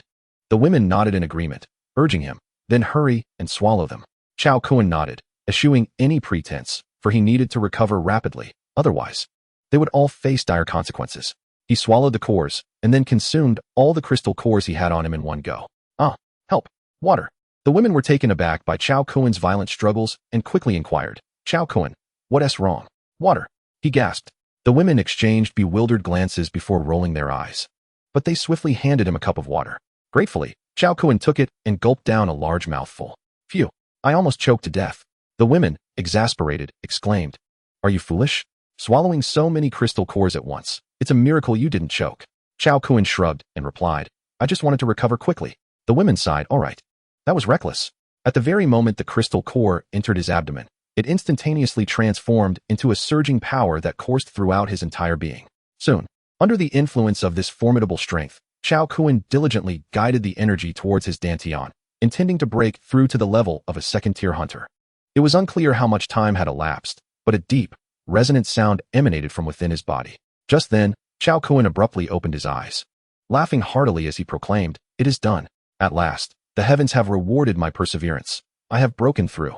The girls, upon hearing this, were filled with immense joy, astonished that Chao Kun had truly ascended to the level of a second-tier hunter. Upon reaching this new echelon, his power experienced a qualitative leap. Indeed, the energy contained within the crystal cores of this level of evolved zombies was unparalleled by that of ordinary zombies. Regrettably, he had failed to vanquish the zombie that was on the verge of breaking through to the second tier. Had he obtained its crystal core, he could have soared even higher. Now that he had ascended to the rank of a second-tier hunter, his bodily functions began to elevate once more, undergoing comprehensive transformation. His previously damaged lungs began to heal rapidly, while the power within his dantian surged toward the injured areas. Before long, his previously sunken ribs were gradually pushed back into place by the restorative energy, regaining their support. Despite the excruciating pain, he forcefully pressed down on several deformed ribs, manipulating the internal power to continue the healing process. In that moment, Chao Kun was drenched in sweat, writhing in agony. The girls, witnessing this scene, could hardly bear to watch, yet felt helpless as they observed his suffering. The entire night passed in a blur. The girls listened to Chao Kun's anguished cries throughout the night, and as dawn approached, he finally managed to realign all of his ribs. However, the immense pain he endured proved too much, and he ultimately succumbed to unconsciousness. For 3 days and nights, Chao Kun lay in a deep slumber, gradually awakening thereafter. Upon regaining consciousness, he found Su Yan, his senior, sleeping soundly beside him, while Tang Xian lay sprawled in a deep sleep on the other side. He was wedged between the two, but fortunately, the bed was sufficiently spacious. Otherwise, the three of them would have found it quite cramped. Upon waking, Chao Kun felt reluctant to disturb them, so he cautiously attempted to roll out of bed. However, just as he had turned halfway, Su Yan stirred, sensing the movement. Upon seeing Chao Kun's face so close, she let out a startled scream. Ah? A pervert. Slap. A resounding smack echoed through the air, sending Chao Kun reeling backward and crashing heavily against the nearby wardrobe, falling to the ground with a thud. Oh my goodness. You've already broken a rib. How do you still possess such strength? Tang Xian, alerted by the commotion, also woke up, looking bewildered as she surveyed her surroundings, still dazed from sleep. At that moment, upon hearing the voice of Chao Kun, the two women turned their gazes in his direction. As they witnessed Chao Kun emerging from beneath the bed, Senior Su Yan timidly remarked, What on earth? Chao Kun, how did you end up under the bed? Chao Kun retorted with irritation, Hey, Su Yan, did you grow up on hormones? Why are you so strong? Tang Xian, taken aback, inquired, Su Yan, why did you hit Chao Kun? Su Yan, with an embarrassed smile, explained, I didn't mean to. I felt someone near me and opened my eyes, but before I could see clearly, I saw a face staring at me lecherously, which startled me, and I instinctively slapped. She continued, and then this happened. Chao Kun, with a look of grievance, protested, Don't say such nonsense. When did I invade your space? Moreover, with my innocent gaze, you dare to say I was lecherous? For heaven's sake, I was merely trying not to disturb your sleep. Who knew you were so sensitive? Upon hearing this, Su Yan's cheeks flushed as she retorted, How was I to know it was you? If I had known it was you, I wouldn't have minded. However, you'll have to wait until my rib heals. It hurts so much now. Chao Kun, feeling slightly embarrassed, replied, Oh, right, I almost forgot you fractured your rib. All right, let me assist you in mending it. Otherwise, your recovery will be too slow. Su Yan was momentarily taken aback. Huh, you can mend ribs? Chao Kun nodded confidently, Of course. All my injuries were treated by myself. Now enough talk. Take off your clothes, and I'll help you. Su Yan's face turned crimson as she weakly asked, Fully undress or half undress? Chao Kun, exasperated, replied, It's definitely full undress. Thus, Su Yan reluctantly nodded in agreement. Soon, after Chao Kun identified the fracture site, he said to Su Yan, Brace yourself. It might hurt a bit, especially since it's been a while. It's likely to be more painful than at the beginning. Su Yan nodded, Yes, I can endure it. Don't worry. Chao Kun also nodded, All right. You must endure. It might be quite painful, but I'll try to be gentle. Su Yan nodded, biting her lip, remaining silent. Seeing that Su Yan was prepared, Chao Kun touched the fractured area and then, with a sudden force, he pushed. With a crack, The bone was instantaneously reset. However, the excruciating pain that followed was beyond what an ordinary person could bear, and Su Yin let out a loud scream. In response, Chao Kun also cried out, let go, let go, you're biting me. Overwhelmed by the pain, Su Yin, taking advantage of the moment, sank her teeth fiercely into Chao Kun's shoulder. He, in turn, was brought to tears by the intensity of her bite. Let go, he pleaded, desperately trying to push her away, yet despite his efforts, she wouldn't release her grip. The commotion soon attracted Qinlan and Xiaofang, who rushed in to witness the scene unfold. Upon entering, they stared in astonishment and asked, what are you two doing? Why is it so intense? Upon the entrance of the two women, Chao Kun hastily waved his hand, exclaiming, come quickly and help me pry this tigress off. Her bites are excruciating. Qinlan and Xiaofang exchanged glances, each detecting a hint of astonishment in the other's eyes. Subsequently, both women, with incredulous expressions, responded, biting? It hurts? Let me see. Chapter 41. The Surge of the Undead, a life-or-death struggle against level 2 zombies. As the two women approached, they beheld Su Yin fiercely clinging to Chao Kun's shoulder. Her teeth sunk deep into his flesh. Observing this, the women shared a knowing smile and remarked, Chao Kun, what have you done to Su Yin? Why is she gnawing at you so frantically? Chao Kun retorted with irritation, I was merely setting her bones, and this woman refuses to let go of my shoulder. Eventually, unable to endure any longer, Chao Kun delivered a swift strike to the nape of Su Yin's neck, rendering her unconscious in an instant. She collapsed, unconscious. That hurt like hell, he exclaimed, rubbing his shoulder. Days passed, during which Chao Kun instructed Su Yin on how to harness her powers to mend her fractured ribs. After several days of recuperation, Su Yin had nearly returned to her former self. Those with abilities recover at a pace far superior to that of ordinary individuals. Even at the first level strength, the recovery is remarkably rapid. Once one ascends to the third level of Hunter, the healing process becomes even swifter. Moreover, upon reaching the third tier, an individual's strength and capabilities undergo a dramatic transformation. The third level serves as a watershed. Those below it merely exhibit a slight superiority over ordinary humans, with enhancements in various functions being minimal. For instance, had one been above the third level during this injury, they could have healed autonomously, with remarkable speed. When skin is lacerated, it would visibly regenerate at an astonishing rate. Thus, the third level is pivotal, heralding a profound change where one surpasses the common folk, capable of soaring through the skies and traversing the earth. Upon attaining the third tier, one gains access to formidable temporal and spatial abilities, leading to a revolutionary shift in personal power. Equally, level 3 zombies possess the intellect comparable to that of a 7 or 8-year-old child, having grasped numerous strategies, making them exceedingly difficult to confront. Coupled with their formidable strength and terrifying regenerative capabilities, level 3 zombies pose a significant challenge. As for zombies surpassing level 4, their cognitive abilities become alarmingly advanced, placing them in a leadership echelon among the undead. Each possesses immense charisma, capable of commanding hordes and instigating waves of zombies at will. Based on experiences from past lives, level 4 zombies typically began to emerge during the third year of the apocalypse. Thus, the presence of level 4 zombies at this moment is improbable, granting humanity a vital reprieve. During these 3 years, many skilled individuals have ascended to the 4th level of strength. However, I intend to elevate my abilities to the 4th level within 3 months. By then, with my newfound strength, I should be sufficiently equipped to reclaim my previous base. At this moment, the most pressing matter is to make a trip to the city center.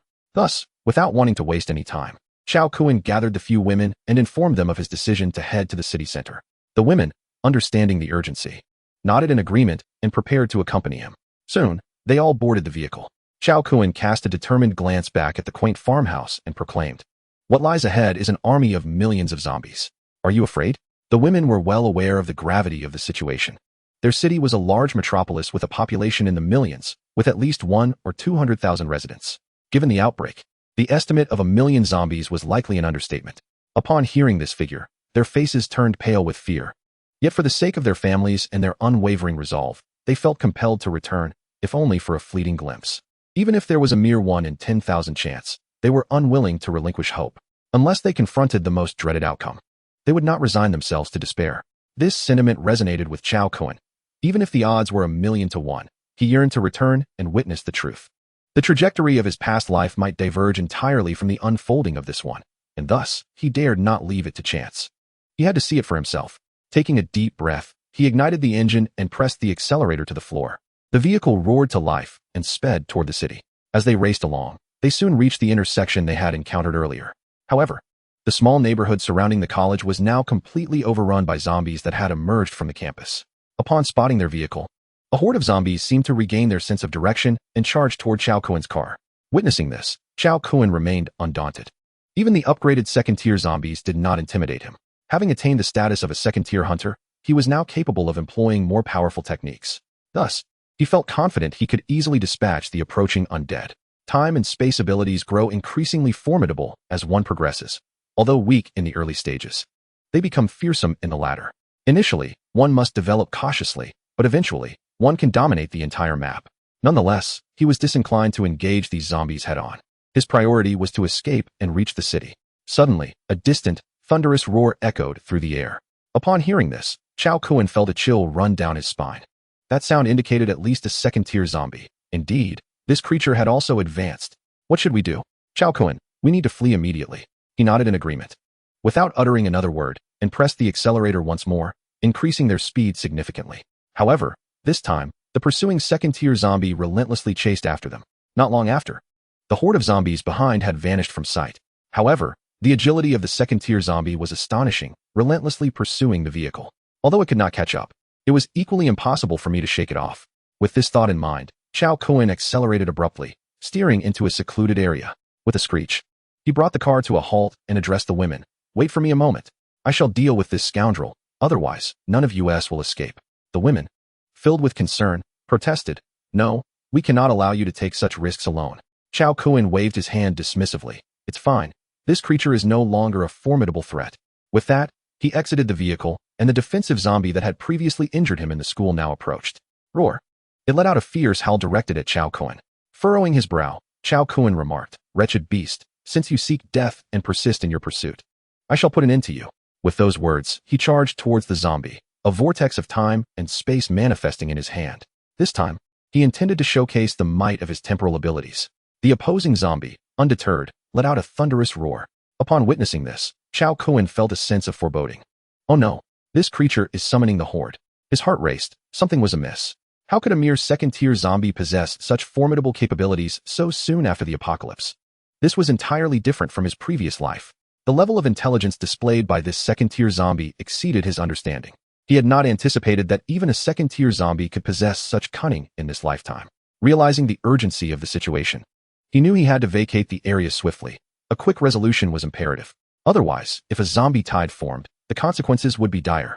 Scoundrel, perish, he declared, unleashing a vortex of time and space towards the second-tier zombie. The zombie, aware of the tremendous power of the attack, evaded it nimbly. By the heavens, I question whether you are truly a zombie. Nevertheless, he remained vigilant, propelling himself to the utmost limits of his agility and swiftly closing in on the zombie, determined to end it from close range. As Chao Kuen approached, a vortex enveloped the second-tier zombie, which was unable to evade. It lunged at him with a clawed hand. Playing directly into Chao Kuen's strategy, he expanded the vortex in his grasp exponentially, transforming it into a massive, black hole-like swirl that surged toward the second-tier zombie. Caught in its grasp, the second-tier zombie was sucked into the vortex. Crunch, crunch. A cacophony of sounds emanated from within the vortex. Moments later, the severed limbs of the second-tier zombie were violently ejected. Chao Kuen retrieved a crystal core from the aftermath, and upon seeing it, he gasped in astonishment. What? A crimson-grade crystal core? No wonder this creature possessed such intelligence and strength. It was, indeed, a crimson-grade crystal core. Incredible, simply astonishing. The emergence of a crimson crystal core from a second-level zombie is akin to winning the lottery against all odds. However, at this moment, the overwhelming tide of corpses has completely surrounded the surrounding area. Witnessing this scene, Chao Kuen was utterly dumbfounded. After glancing around, he stamped his foot in frustration and exclaimed, "Damn it, this is a dead end. There is no path ahead." Looking back at the terrifying horde of zombies, he found himself trapped in a dire predicament. Truly cornered this time. The women who had exited the vehicle gazed in sheer terror at the advancing horde, panicking as they asked, "There's no way forward. What shall we do?" Chao Kuen sighed and replied, "What can we do? We're doomed. We have but one option left." The women hastily inquired, "What option?" With a fierce glint in his eyes, Chao Kuen declared, "Fight our way out." Chapter 42. A deadly dash, swift as the wind. What? Fight our way out. The women stared at Chao Kuen in disbelief, wondering if they had misheard him. Fight our way out. Are you joking? There are so many. Just looking at them. There are at least thousands of zombies, and you expect us to break through? There are only 5 of us, and 4 of them are women. How can we possibly fight our way out? These zombies were once students from their academy, now all congregated to besiege them. Chao Kun gritted his teeth and insisted. Everyone back in the vehicle. We must take a chance. If we don't fight, we won't survive. Fighting gives us at least a glimmer of hope. As he spoke, Chao Kun hurried back to the vehicle, and the women, realizing the urgency, swiftly followed suit. Chao Kun glanced at the women and said, "Fasten your seatbelts.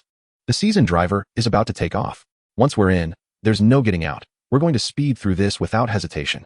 The women quickly nodded and buckled their seatbelts, for at that moment, the only source of comfort was the security of their seatbelts. With a swift motion, Chao Kun swallowed the crimson crystal core, beginning the process of refining it silently. Time was of the essence. He could not afford to waste a single second. This was a crimson crystal core, a full level above the white crystal cores. Typically, such crimson cores had a chance of manifesting only from the heads of third-level zombies. Yet, unexpectedly, fortune favored him, and he had slain a second-level zombie that yielded one. This was indeed a delightful surprise, albeit with the cost of being besieged by the horde. If he could refine the crimson crystal core in time, he might harness its immense power to break through to a third-level hunter. Achieving this would grant him access to powerful teleportation skills for escape, though the probability was slim. It was a risk worth taking, otherwise, their demise was inevitable. In that moment, Chao Kun also activated his mind, simulating the entire terrain around him within his mental map. In this vicinity, he was relatively familiar, for it lay not far from the academy, a place he often frequented in the past, rendering it an essential part of his route home. Additionally, there were several internet cafes nearby that he had once adored visiting, further cementing his familiarity with the area. Glancing ahead at the horde of zombies, he noted that the left flank presented fewer adversaries, and just a short distance ahead, a branching path awaited. If he could successfully navigate into that side road, he was certain he could escape. Resolute in his decision, Chao Kun let out a cold snort as he surveyed the undead before him. Die. Experience the power of this rudimentary meat grinder. With that, he waved his hand, summoning a temporal vortex that enveloped the front of his vehicle, paving the way forward. Come forth, Doomsday Bulldozer. Clear everything in our path. The vehicle roared to life, surging forward at a breakneck speed towards the zombies. At the moment of impact, the temporal vortex whirled violently, drawing countless zombies into its depths. The horrifying sounds of bones crunching echoed, sending shivers down the spines of the women in the vehicle. Surrounding them, hordes of zombies relentlessly battered the windows, their grotesque faces instilling a chilling dread. Su Yin and the others clenched their teeth, channeling their powers to the utmost, ready to unleash their most ferocious attacks the instant the glass shattered. Bang, bang, bang. The vehicle's speed gradually diminished under the relentless onslaught of the zombies. Despite the immense power of the temporal vortex ahead, it could hardly withstand such a multitude of adversaries. Soon, the vortex became congested, and although many zombies were still being hurled into it, a significant number piled up, forming mounds that climbed atop the vehicle, violently pounding against the windshield. Seeing this, Chao Kun's heart sank to the depths of despair. It appeared he had underestimated the tide of the undead. Although his strength was steadily increasing, time was too short, and he found himself at a disadvantage. He shifted the vehicle into first gear, pressing the accelerator with fervor, yet the progress became increasingly arduous, overwhelmed by the sheer number of zombies. Before long, the roof of the vehicle was completely covered, forming a small mountain of corpses. In resignation, Chao Kun muttered, "This is disastrous." However, just as despair threatened to consume him, he glimpsed that he was merely 2 or 3 meters from the side road, igniting a flicker of hope within him. It seemed his desperate charge had yielded some effect. He was now tantalizingly close to the branch, with the side road within reach. Chao Kun shouted, "Lon Lon, activate your ice skill. Freeze these bastards around us, and let us surge forward with maximum power." Qin Lan nodded vigorously, channeling her strength with fierce determination. Ice seal. In an instant, a surge of frigid air emanated from Qin Lan's hand, rapidly enveloping the exterior of the vehicle. Within moments, the zombies outside were visibly encased in ice, their frozen forms quickly stiffening and tumbling off the vehicle. Meanwhile, Chao Kun fervently amplified the power of the temporal vortex, and soon the zombies ahead were mercilessly shredded by the vortex operating at its utmost capacity, creating a brief moment of respite. Seizing this opportunity, Chao Kun pressed the accelerator with fervor. The already overburdened vehicle emitted a final roar, surging forward. With a resounding crash, the car collided with several zombies, producing a cacophony of noise, yet it ultimately broke free from the encirclement, veering onto a side road. Once on the side road, Chao Kun exhaled a sigh of relief, exclaiming, "Phew, that was exhilarating. We've finally escaped the siege." However, a few zombies continued to howl and charge towards them. Undaunted, Chao Kun coldly scoffed and drove straight into them. After scattering several zombies, the group felt a sense of safety, even though a horde still pursued them from behind. Nevertheless, they now considered themselves secure, having evaded immediate peril. The ladies sighed in relief, with one remarking, "Phew, that's fantastic, Chao Cohen. Your driving skills are impressive. Who taught you?" Chao Cohen chuckled. "Well, I'm an experienced driver with decades of driving under my belt. Who else would teach me?" One of the girls rolled her eyes. "Oh please. How old are you? Decades of experience? Did you drive in your past life?" Chao Cohen paused, then grinned. "Believe it or not, I did drive in my previous life. My skills were honed by teacher Chin, who tirelessly taught me day and night." Chin Lon shot him a glare. "Oh please, why must everything involve me? What does this have to do with me? Did I teach you in your dreams?" Chao Cohen shrugged. "Close enough. Let us just consider it a dream." Chapter 43. Shopping in the Apocalypse, Unrestrained?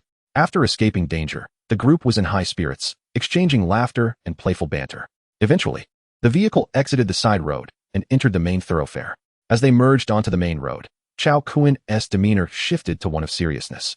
"We are about to enter the urban area. Are you all prepared?" he asked. "Now is the time to reconsider. I won't force anyone to join. The city is undoubtedly a severely infected zone, fraught with peril. I cannot ascertain if there are advanced infected within, but I can guarantee the level of danger far surpasses that of a mere campus." The girls fell silent for a moment, and finally, one gritted her teeth, declaring, "We are unafraid. Even if there is a 1 in a billion chance, we must go back and see." Seeing their determination, Chao Kuen pondered for a moment before responding, "Very well.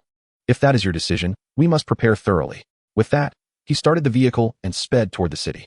After enduring a tumultuous journey, the group finally arrived at the terminus of their road, which marked the entrance to the city South Ring Road. Once they stepped into this area, they would find themselves amidst the urban streets. However, upon arrival, the disarray of the entire district left them momentarily speechless. A glance revealed a chaotic scene. Vehicles were haphazardly strewn across the road, having collided in a disarrayed manner, and traffic was severely incapacitated. Not only was it impossible to drive in, but even traversing on foot seemed a daunting task. Upon witnessing this, Chao Kuen, having mentally prepared himself, remained composed, while the women anxiously swallowed hard, taken aback by the severity of the situation. They had not anticipated that this was merely the outskirts of the city. The thought of the central area filled them with dread, wondering how dire the circumstances might be there. Moreover, ahead on the road, clusters of zombies were aimlessly wandering, a sight that indicated the absence of any survivors nearby. If any living being were to cross their path, the ensuing chaos would be nothing short of terrifying. In that moment, Chao Kuen hesitated to drive any further and quickly declared, "It seems we have no choice but to abandon the vehicle and proceed on foot." The women nodded in agreement, acknowledging the perilous situation. "Who would dare drive through that? If we disturbed those zombies, we would be doomed," they remarked. Thus, the group abandoned their vehicle and, under Chao Kuen's guidance, cautiously navigated around the horde, taking a narrow path into the city. Once inside the urban area, they moved stealthily, akin to thieves, fearful that even the slightest sound might attract the attention of the zombies. They soon found themselves traversing dim, damp alleyways that were seldom frequented by others. Such paths, though less populated, presented a lower probability of encountering zombies. However, the lack of foot traffic had left these routes particularly moist and slippery, necessitating even greater caution. Be extra careful. These paths are treacherously wet and slippery, and the foul drainage nearby poses a risk. If we slip and make noise, it could spell disaster. Chao Kuen warned the women urgently. They nodded in understanding, assuring him, "We are aware of the risks. No need to fret. We know how to proceed." With that, Chao Kuen refrained from further comment. Before long, they had crossed several streets in the city, deftly navigating those areas devoid of zombies or where the creatures were momentarily distracted. Finally, after a harrowing trek, the group arrived at the rear entrance of a shopping mall. Upon seeing it, Chao Kuen paused in surprise, exclaiming, "Is that the Jiajiahui Mall?" The women too recognized the establishment. At that moment, Qin Lan exclaimed with joy, "We have actually arrived at the Jiahui Mall. How wonderful. It's so well stocked here. Just perfect since I didn't bring any underwear with me, and it's been ages since I changed." Chao Kuen, shall we step inside for a moment to find some of our personal items? You know how many essentials we ladies require. Chao Kuen was momentarily taken aback. The other women quickly nodded in agreement, saying, "Yes, Chao Kuen.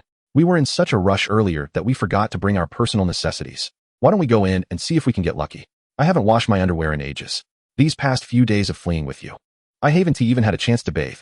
Listening to the women chime in, Chao Kuen found himself at a loss for words.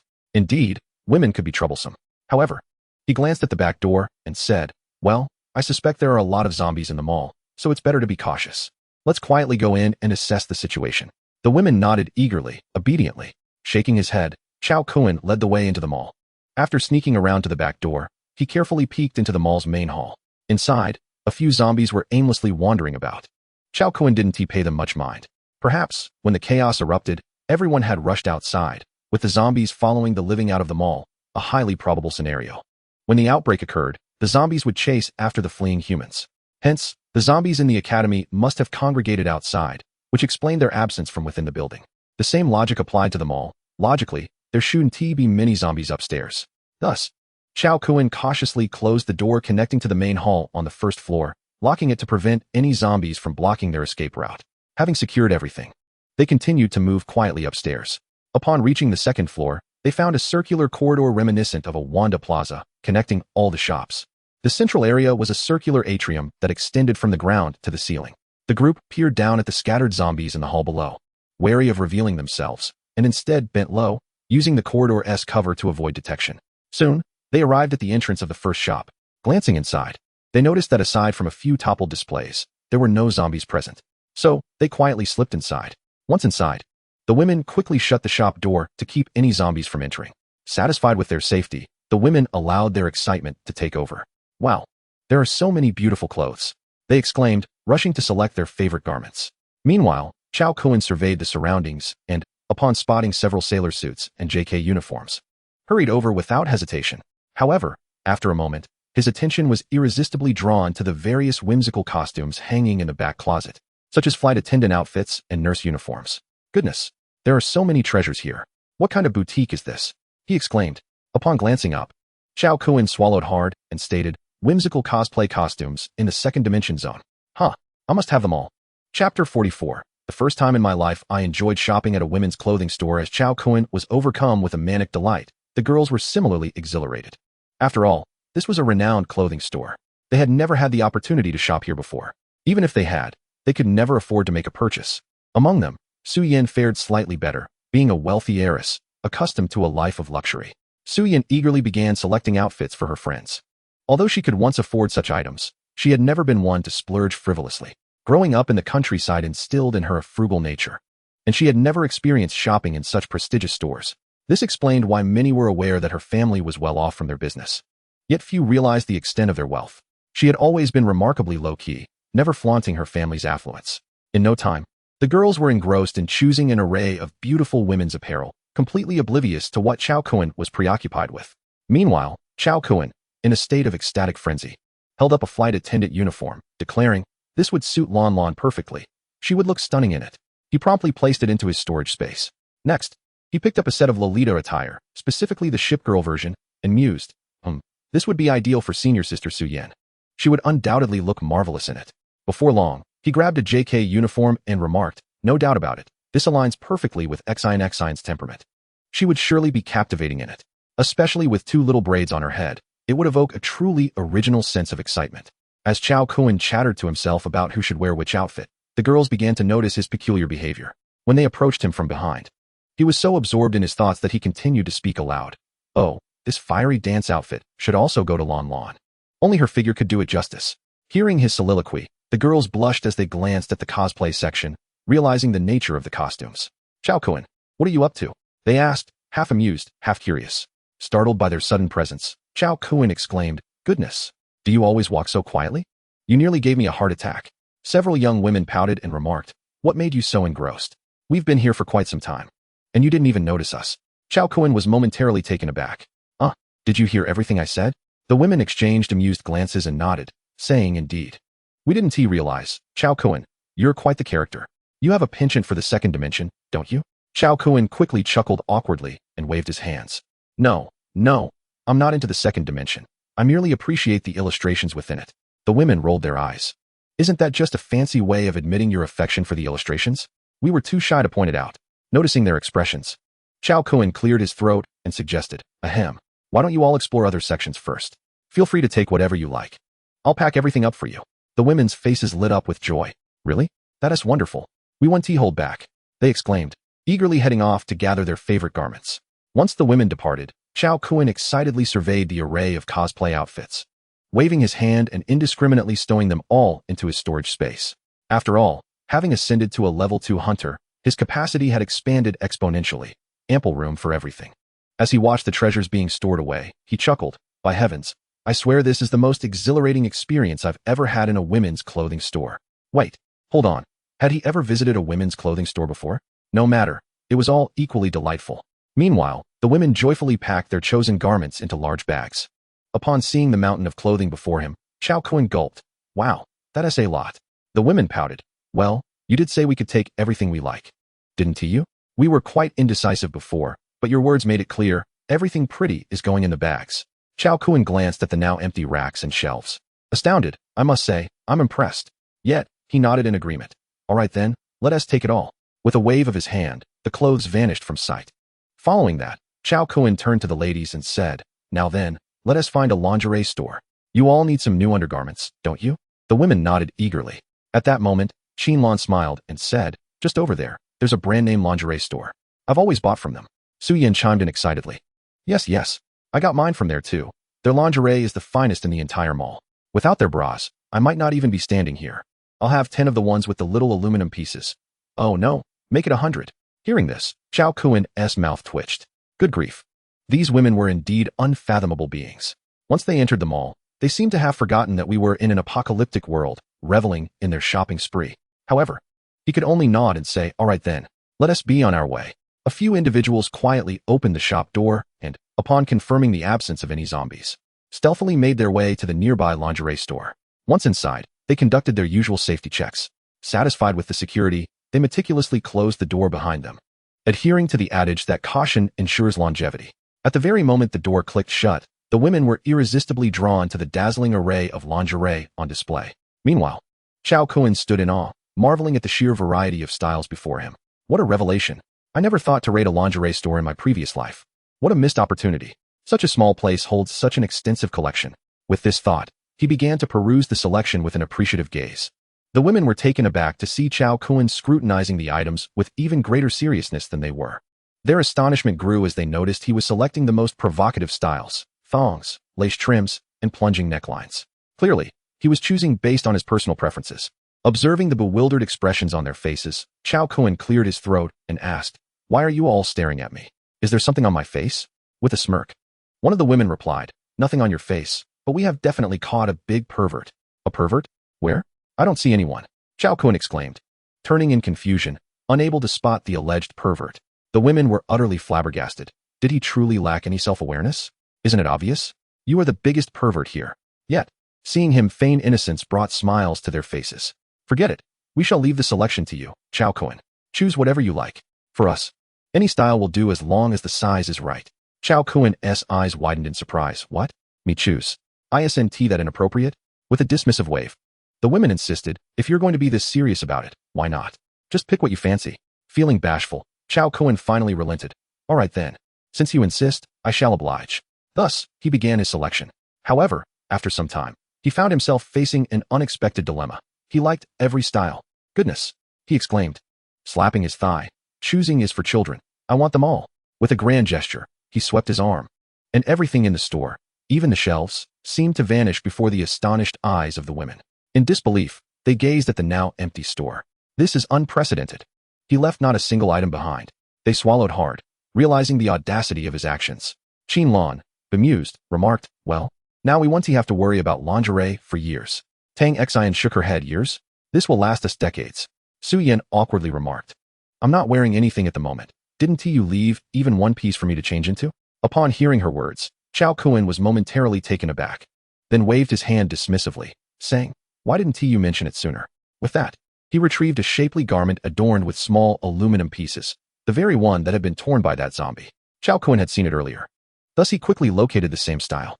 Approaching Su Yan, he inquired, "Senior, do you need my assistance?" Su Yan's cheeks flushed a delicate shade as she replied, "No need. I can manage this myself." She took the garment from him, yet Chao Kun's gaze lingered on her with a hint of mischief. Noticing this, Su Yan pouted. "What's the matter? Aren't you supposed to turn around?" Chao Kun, momentarily stunned, responded, "Huh? Should I really turn away?" Su Yan, pouting further, retorted, "What? Do you wish to make exceptions?" Chao Kun shrugged, exasperated. "Oh, come on. It's not like I've never seen it before. Fine, I'll turn around this time." "Okay." Su Yan raised an eyebrow, puzzled. What did he mean by this time? Did it imply he might not turn away next time? However, unprepared for that possibility, She shyly turned her back to him and began to change. After a brief moment, Suyin completed her change and turned back, saying, "All right, you can turn around now."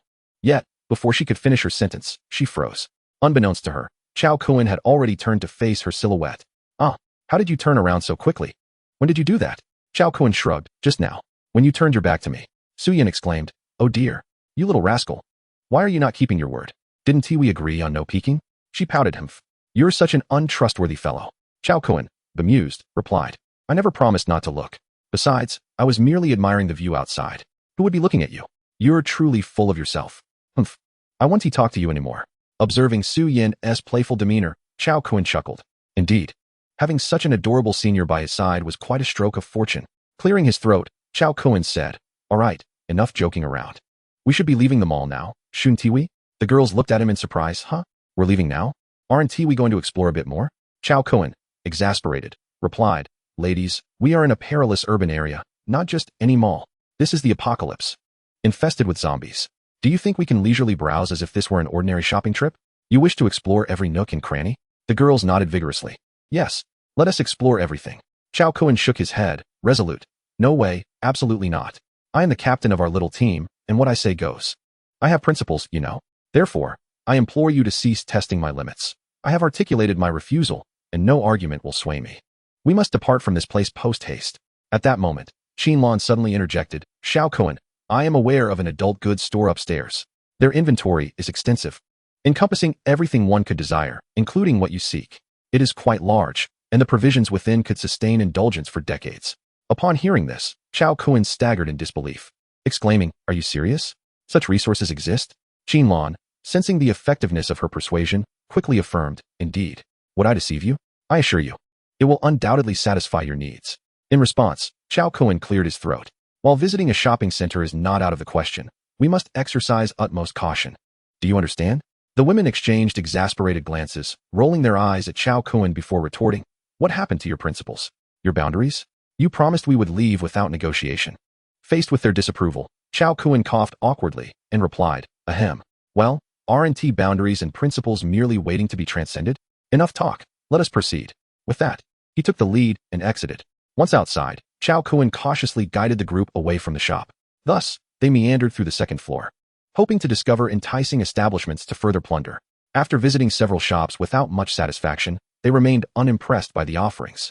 Just as they were about to leave another store, Tang Xian grasped Chao Kuan's arm and suggested, "Shall we explore this shop?" Chao Kuan paused, glancing at the storefront. "A men's apparel section? Why? I have no need for clothing. My interests lie elsewhere." Tang Xian shot him an incredulous look and remarked, "Do you wear the same outfit every day? Come on, let us go inside. I'll help you choose a few outfits. Surely that is acceptable?" After a moment's contemplation, Chao Kuan nodded in agreement. "All right, let us proceed. And by the way, could you check for men's underwear? It's been ages since I replaced mine." Tang Xian's cheeks flushed as she responded, "Fine. I'll make sure to find you a few pairs. By the way, what size do you wear?" Chapter 46. The contest of glamour among the women upon entering.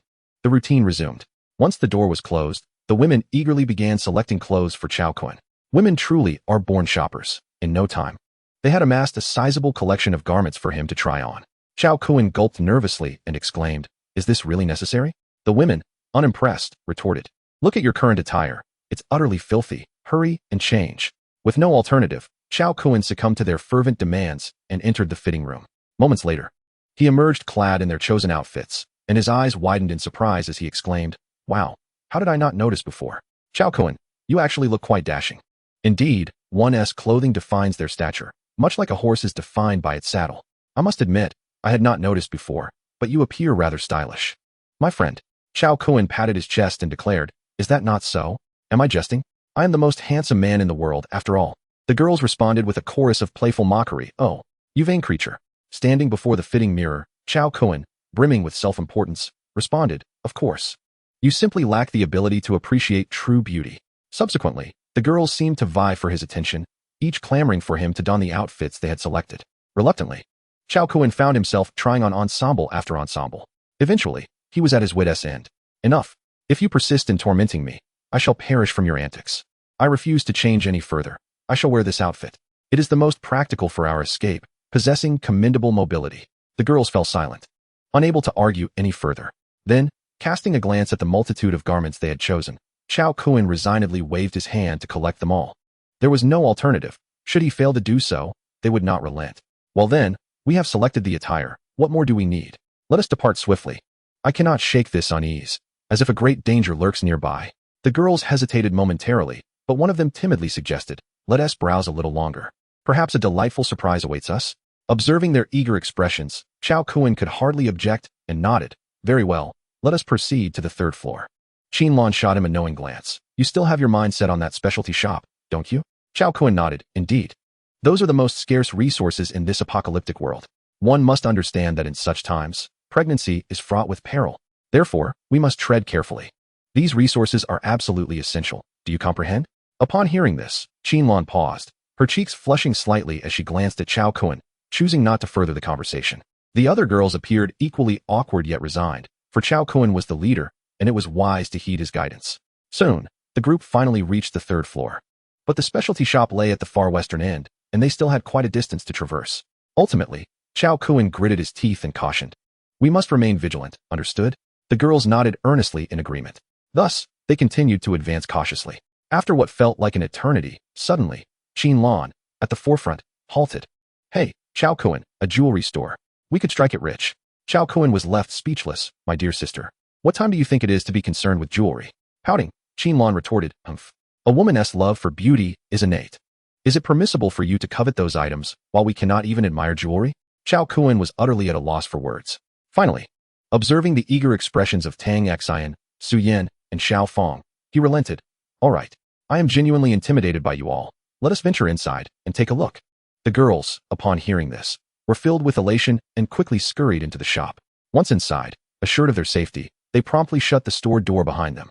As soon as the shop door was closed, several young women excitedly approached the counter, eagerly donning an array of gold and silver jewelry. Hee hee, Chao Kun, do you think this necklace looks good on me? One exclaimed. Chao Kun, look at me. Why are you looking at her? What do you think of this bracelet? The animated chatter and competition among the girls made Chao Kun shake his head in exasperation, overwhelmed by the scene. But that was not the end of it. Soon, Qinlan sauntered over with a sultry gait, her hand resting on Chao Kun's shoulder. With a flirtatious wink, she said, Chao Kun, what do you think of these earrings I'm wearing? Taken aback by Qinlan's boldness, Chao Kun gulped and replied, Whoa, Lan, you're playing with fire. Qinlan smiled mischievously. Oh, is that so? How about this? She moved closer, pressing herself against him, her head gently leaning in to whisper in his ear. So, little brother, what do you think now? Chao Kun felt a shiver run down his spine. Indeed, she was enchanting as ever. In a past life, she had captivated him in just this way. It seemed that now, she was embracing her true nature, having shed the constraints of her former role as his teacher. Recent experiences had evidently prompted her to reveal her true self. Chao Kun's breath quickened, but Qinlan, adept at gauging boundaries, suddenly pushed him away and sauntered off, teasingly saying, How amusing. Chao Kun, you're still a bit too naive. Every time I see you so composed, I wonder if a grown-up soul resides within you. But now, it's clear you're still rather inexperienced. Her laughter only fueled Chao Kun's rising temper. Stop right there, he commanded, and Qinlan froze momentarily. In an instant, he was before her, steadily closing the distance as she retreated step by step until her back met the counter. She was cornered. Yet, Chao Kun showed no signs of halting. Pressing closer, alarmed, Qinlan stammered, Chao Kun, what are you trying to do? With a slight smile, he replied, Teacher Qin, what do you think? Of course, I'm here to prove myself. She quickly waved her hands. Chao Kun, I was just joking. Calm down, calm down. Chapter 47. The beautiful saleswoman in the jewelry store clang. At that moment, a sudden noise echoed from upstairs. Instantly, everyone became alert, entering a state of readiness. This has essentially become a habit. The girls immediately summoned their strength, standing ready as they gazed up at the floor above. Chao Kun was no exception. He glanced at Qinlan, finally putting away her raincoat, and stated, For now, I shall let you off the hook. Once we reach a safe location, I shall undoubtedly devour you, my little enchantress. Qinlan smiled, pursing her lips, and replied, Sure. I am quite looking forward to it, my little man. Chao Kun approached and playfully patted her bottom, chuckling, So bouncy. All right, you little sprite, make sure to protect yourself. I am eagerly awaiting my feast. Qinlan flashed a grin, her lips curling upwards. Okay, as long as you dare to come. I am always ready to accompany you. With that, she added, Enough chatter, let's not dawdle. We have no idea what awaits us above. Saying this, Chao Kun boldly led the way up the stairs. In truth, it could hardly be called a staircase. Each level was disconnected from the one below. Merely a faux second floor constructed within the shop, a duplex of sorts. It was simply a small fabricated second floor atop the store's main level, designed to optimize space. Upon reaching the entrance to this faux second floor, Chao Kun took a deep breath, then forcefully pushed open the door. Suddenly, a piercing scream erupted from a beautiful woman. Observing the scene, Chao Kun swiftly moved forward to cover her mouth, shushing her softly. "Shh, do not make a sound." The terrified saleswoman, lying on the ground, looked up at Chao Kun with wide eyes. Upon realizing he was human, she quickly regained her composure. She nodded eagerly, signaling that she would remain silent. Only then did Chao Kun release her mouth. At this moment, the beautiful saleswoman quietly inquired, "Who are you? Are you a survivor too?" Chao Kun, bemused, replied, "If I were not a survivor, would I be here speaking with you?" The woman froze for a moment, then quickly recognized the absurdity of her question. Indeed, if he were not a survivor, what else could he be? A zombie? Embarrassed, she smiled sheepishly. "I apologize, I just haven't seen a living person in ages. I am a bit out of practice." Chao Kun waved his hand dismissively. "All right, let us head downstairs." The saleswoman shook her head. "No, I am afraid." Chao Kun patiently reassured her. "Do not worry, there are no zombies below." With a tentative nod, she cautiously peeked outside, her courage slowly building. Seeing this, Chao Kun took her hand and led her down the faux second floor and into the shop. The other girls observed Chao Kun holding the saleswoman's hand, their gazes intensifying. Noticing their scrutiny, he sheepishly released her hand. Before him stood a stunning woman clad in a jewelry store uniform, with only faint light illuminating the space. He had not seen her features clearly before. However, upon closer inspection, he could not help but exclaim in awe, "Wow, yet another exquisite beauty." With a figure that was both ample and inviting, cascading waves of hair complemented her pure, innocent face. It was simply breathtaking. Two strikingly long legs, adorned in black stockings, rivaling even those of Qin Lan, undoubtedly captivated Chao Kun's attentive gaze. With a gulp, he instinctively swallowed. However, this drew disapproving glances from several women. Clearing his throat to mask his embarrassment, he inquired, "Ahem, what is your name?" The beautiful saleswoman promptly replied, "My name is Wei Kiki. You can call me Kiki or Xiao Kiki." Chao Kun was momentarily taken aback. "Wei Kiki, that way?" The saleswoman's face flushed slightly as she clarified, "The way from toilet paper." Chao Kun's eyes widened in astonishment as he exclaimed, "What a unique name." Wei Kiki, her cheeks still tinged with pink, modestly responded, "It's all right, I suppose." He then casually asked, "So, Kiki, how have you managed to survive? The apocalypse has been raging for over half a month now, hasn't it?" She gestured towards the faux second floor, stating, "I am the manager of this store. I usually live upstairs, so I prepared some food in advance. That has sustained me thus far, but it's running low. If you hadn't arrived, I would have run out in a day or two." Chao Kun nodded, acknowledging her situation. "I see. You seem to have stocked quite a bit of food." Wei Kiki shyly admitted, "I just enjoy eating, so I prepared a little extra." With a smile, Chao Kun replied, "There's nothing wrong with having a penchant for stocking up. It's a good habit." Wei Kiki chuckled, "You're quite humorous. By the way, what is your name?" Chao Kun patted his chest and proclaimed, "I am Chao, as in Chao Chao, and Kun, as in Kunlun." Wei Kiki paused at this distinct introduction, then smiled. "Your introduction is quite special. Chao Chao, do you have a particular fondness for him?" Chao Kun chuckled, "Not really. I merely admire Chao Chao's commanding presence." Hoping to inherit the noble legacy of Wei Wu, the women around him were momentarily taken aback. The legacy of Wei Wu? Wasn't he that just Chao Chao's peculiar passion? At this point, the women fell silent, their cheeks flushed, casting disapproving glances at Chao Kun. With a hint of embarrassment, Wei Kiki said, "You might be disappointed. I'm still a girl. Not in that way, mind you. Please don't stare at me like that. It makes me a bit uncomfortable." Chao Kun was momentarily stunned. What? What do you mean? I wasn't he looking at you like that? Clarify yourself. Don't wrongfully accuse me." The women rolled their eyes, saying, "Enough. We all know your character. Just focus on your aspirations to inherit Chao Chao's legacy." Chao Kun smirked, "TCH. You simply don't understand. 1,000 years ago, Chao Thief was a title. Now, a millennium later, it embodies a spirit of legacy." The women shook their heads, uninterested in engaging with him further. Noticing their lack of attention, Chao Kun sighed, "Summer insects cannot discuss ice. You all fail to comprehend the realm in which I dwell. The profound essence of the Chao clan. Alas, I shall continue to uphold the splendid traditions of my venerable family and strive to propagate the illustrious legacy of Wei Wu." Meanwhile, the young ladies busied themselves selecting their preferred gold and silver adornments. Observing their choices, the beautiful saleswoman sighed softly, remarking, "I never imagined the world would transform in such a manner. Had I not sensed the danger immediately and fled upstairs to conceal myself, I would likely have met a grim fate." Chao Kun, noticing the trembling saleswoman, approached her with heartfelt concern, embracing her tenderly as he comforted her. do not worry. It is fortunate you encountered me. Otherwise, you would either perish from starvation or succumb to the zombies lurking outside. The saleswoman was momentarily taken aback, then retorted with a hint of irritation, "Excuse me? Is this your idea of comfort?" Chao Kun, slightly bewildered, replied, "What is it?" "I merely saw your fear and sought to console you." The saleswoman, puffing up in annoyance, exclaimed, "Well, fine, but what about your hands?" Chapter 48. I shall accompany you. I am quite capable. Chao Kun gasped in surprise, glancing at his own hands, inadvertently resting upon the undulating contours of the airport. "Oh, my apologies, it was unintentional. I often comfort myself this way. It was a subconscious action." Upon hearing Chao Kun's explanation, Wei Kiki was left speechless, pouting as she said, "I can hardly believe you. You old rascal." Chao Kun chuckled awkwardly and inquired, "Aren't you going to select some jewelry?" Wei Kiki shrugged, "I see them every day. I've grown weary of it." Chao Kun raised his thumb in admiration, impressive. "However, these trinkets are rather useless now." Before long, the young ladies adorned in gold and silver approached Chao Kun, clamoring for his opinion on who looked more beautiful. After witnessing their splendid appearance, Chao Kun nodded approvingly. "Indeed, quite lovely. No wonder you girls are so fond of jewelry. It truly enhances your beauty." At that moment, Wei Kiki addressed the ladies, saying, "In truth, these are merely ordinary styles. There are limited edition pieces that are far more valuable, securely locked away in a safe." The ladies' eyes brightened at this revelation. "Really? Where's the safe? Let us see." Wei Kiki gestured towards a small compartment. "The safe is right inside. Follow me. It is of no use to keep them now. Soon." The young ladies excitedly arrived at the safe.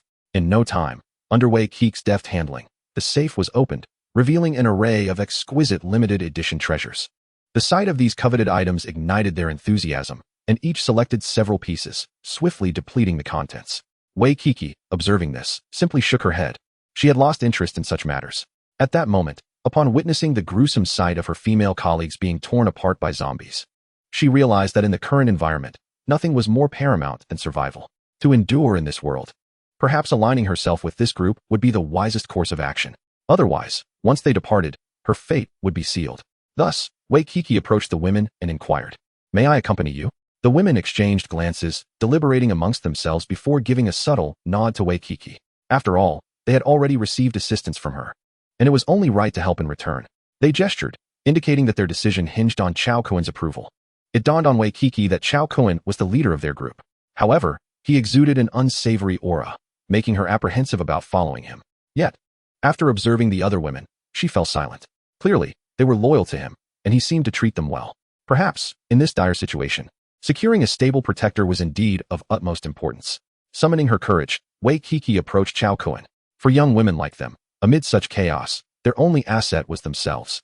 In this harsh reality, they were a rare resource. While this truth was undeniably harsh, it remained unaltered. After all, why would someone unrelated risk their life to protect her? She had to maintain some awareness of her position. If someone offered her safety, she must also provide something of value in return, a timeless principle.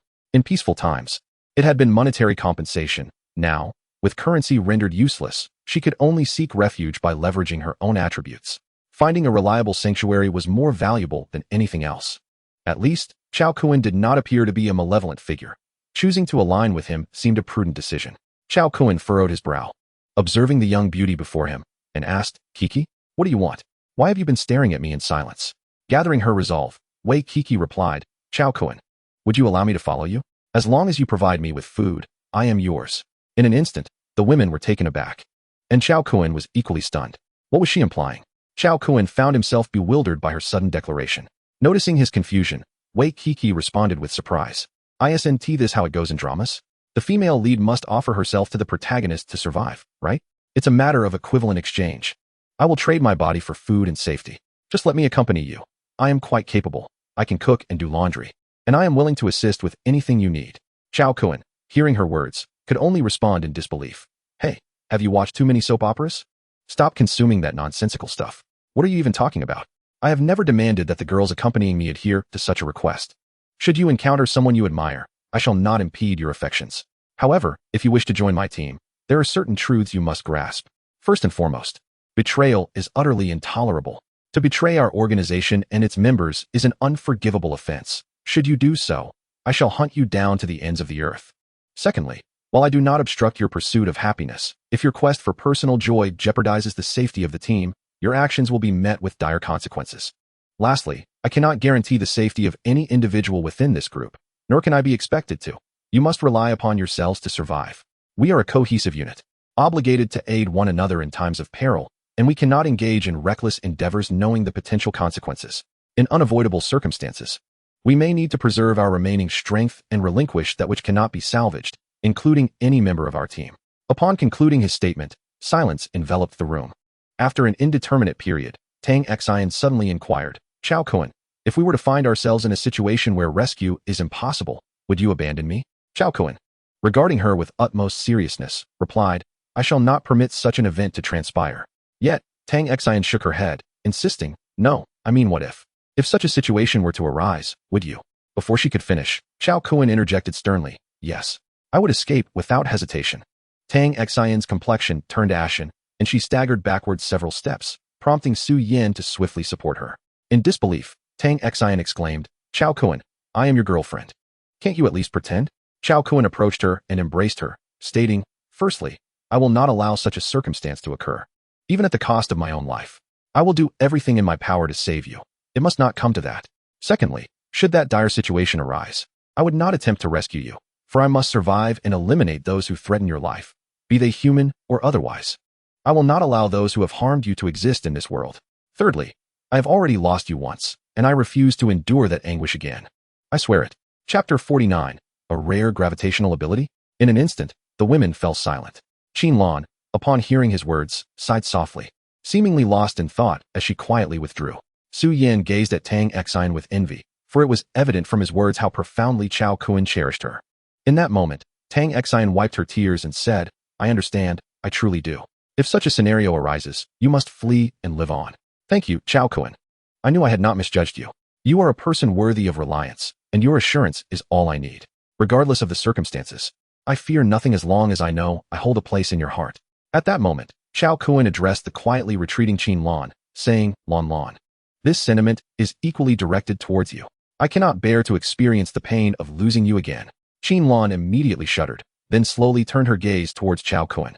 After a moment of contemplation, she solemnly nodded and declared, rest assured, I do not require your protection. I am capable of safeguarding myself. It is impossible for you to bear this burden alone. I will assist you in sharing it. Chao Kuan responded with a faint smile, saying, thank you, Lan Lan. Without you, my present self would not exist. This statement held truth. Had it not been for the previous life of Qinlan, he would scarcely possess all that he had now. However, as Qinlan regarded Chao Kuan, a question lingered in her mind. How did he comprehend these matters? Moreover, he had repeatedly asserted that she was his wife and that without her, he would be incomplete, yet their prior relationship had merely been that of teacher and student. These enigmas perplexed her. She was not like Tang Xian, a naive young girl whose intellect vanished in the throes of romance. Rather, she prided herself on her calmness and rationality. Nevertheless, she recognized that it was not appropriate to pose such questions to Chao Kuan, at least not publicly. She understood that in due time, he would reveal the truth to her. An astute woman, she knew when and how to act.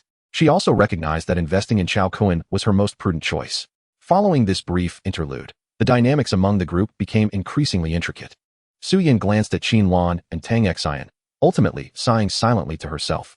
Indeed, compared to them, she felt her own significance paled. Sensing Su Yan's unease, Chao Kuan drew her into his embrace, saying, Su Yan, you too, and all of you are equally valued. Every member who joins our team is cherished in this manner. Yet, I must reiterate, do not rely on anyone for protection. In such a tumultuous environment, no one can shield anyone else. My role is to enhance your abilities, thereby bolstering your chances of survival. As he spoke, Chao Kuan activated his temporal vortex, revealing an internal space filled with the crystal cores generated from the numerous zombies he had previously vanquished. With a wave of his hand, the cores soared forth, soon forming a small mountain. The girls gasped in astonishment. Wow, how could there be so many crystal cores? Chao Kuan smiled slightly and replied, these are the crystal cores from the zombies we obliterated while breaking through the horde. The girls, astounded, exclaimed, your abilities have this feature as well? Can it automatically filter the crystal cores? Chao Kuan nodded affirmatively. Indeed, this is my signature skill. In time, as my powers grow, I will even be able to eradicate entire hordes of zombies. At that point, the number of crystal cores will reach terrifying heights, perhaps even towering above cities. Have you ever witnessed such a sight? The girls swallowed hard at the thought of crystal cores accumulating to such an extent. The sheer volume implied the extermination of countless zombies. However, The mere contemplation of that figure sent chills down their spines. It was utterly terrifying. This skill was nothing short of an apocalypse for the zombies. Soon, Chao Kuan selected several high-quality white crystal cores and handed them to Wei Kiki, saying, "If you have made up your mind to join us, then you must swallow this. However, I must clarify that I cannot promise to protect you. All I can do is assist you in enhancing your strength and improving your survival skills. Even with my women, I treat them the same way. As you have seen, I do not make exceptions for anyone. Should anyone find themselves in a dire situation, I will unhesitatingly choose to retreat, preserving my own strength to slay those beasts that have brought you harm." Wei Kiki glanced at Chao Kuan, then at the other women, and finally, with a determined gaze, replied, "All right, I accept your terms. You are right. The best way to protect oneself is to rely on one's own strength. You are not like those scoundrels on television who prey on the vulnerable. Perhaps following you is the wisest choice I will ever make. Rest assured, I will not be a mere ornament.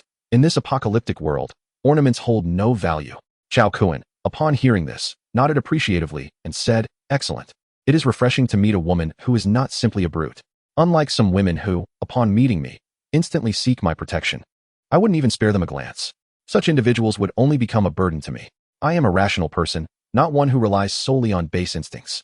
The lower self is driven by primal needs, while the upper self embodies the heart of a true warrior. I refuse to sacrifice my intellect for the sake of base desires." The women looked at Chao Kuan in astonishment, eventually nodding and saying, "We hope you can maintain such thoughts when your lower self is in control." Chao Kuan staggered, nearly falling over. "Goodness, is the dismantling of my facade happening so swiftly?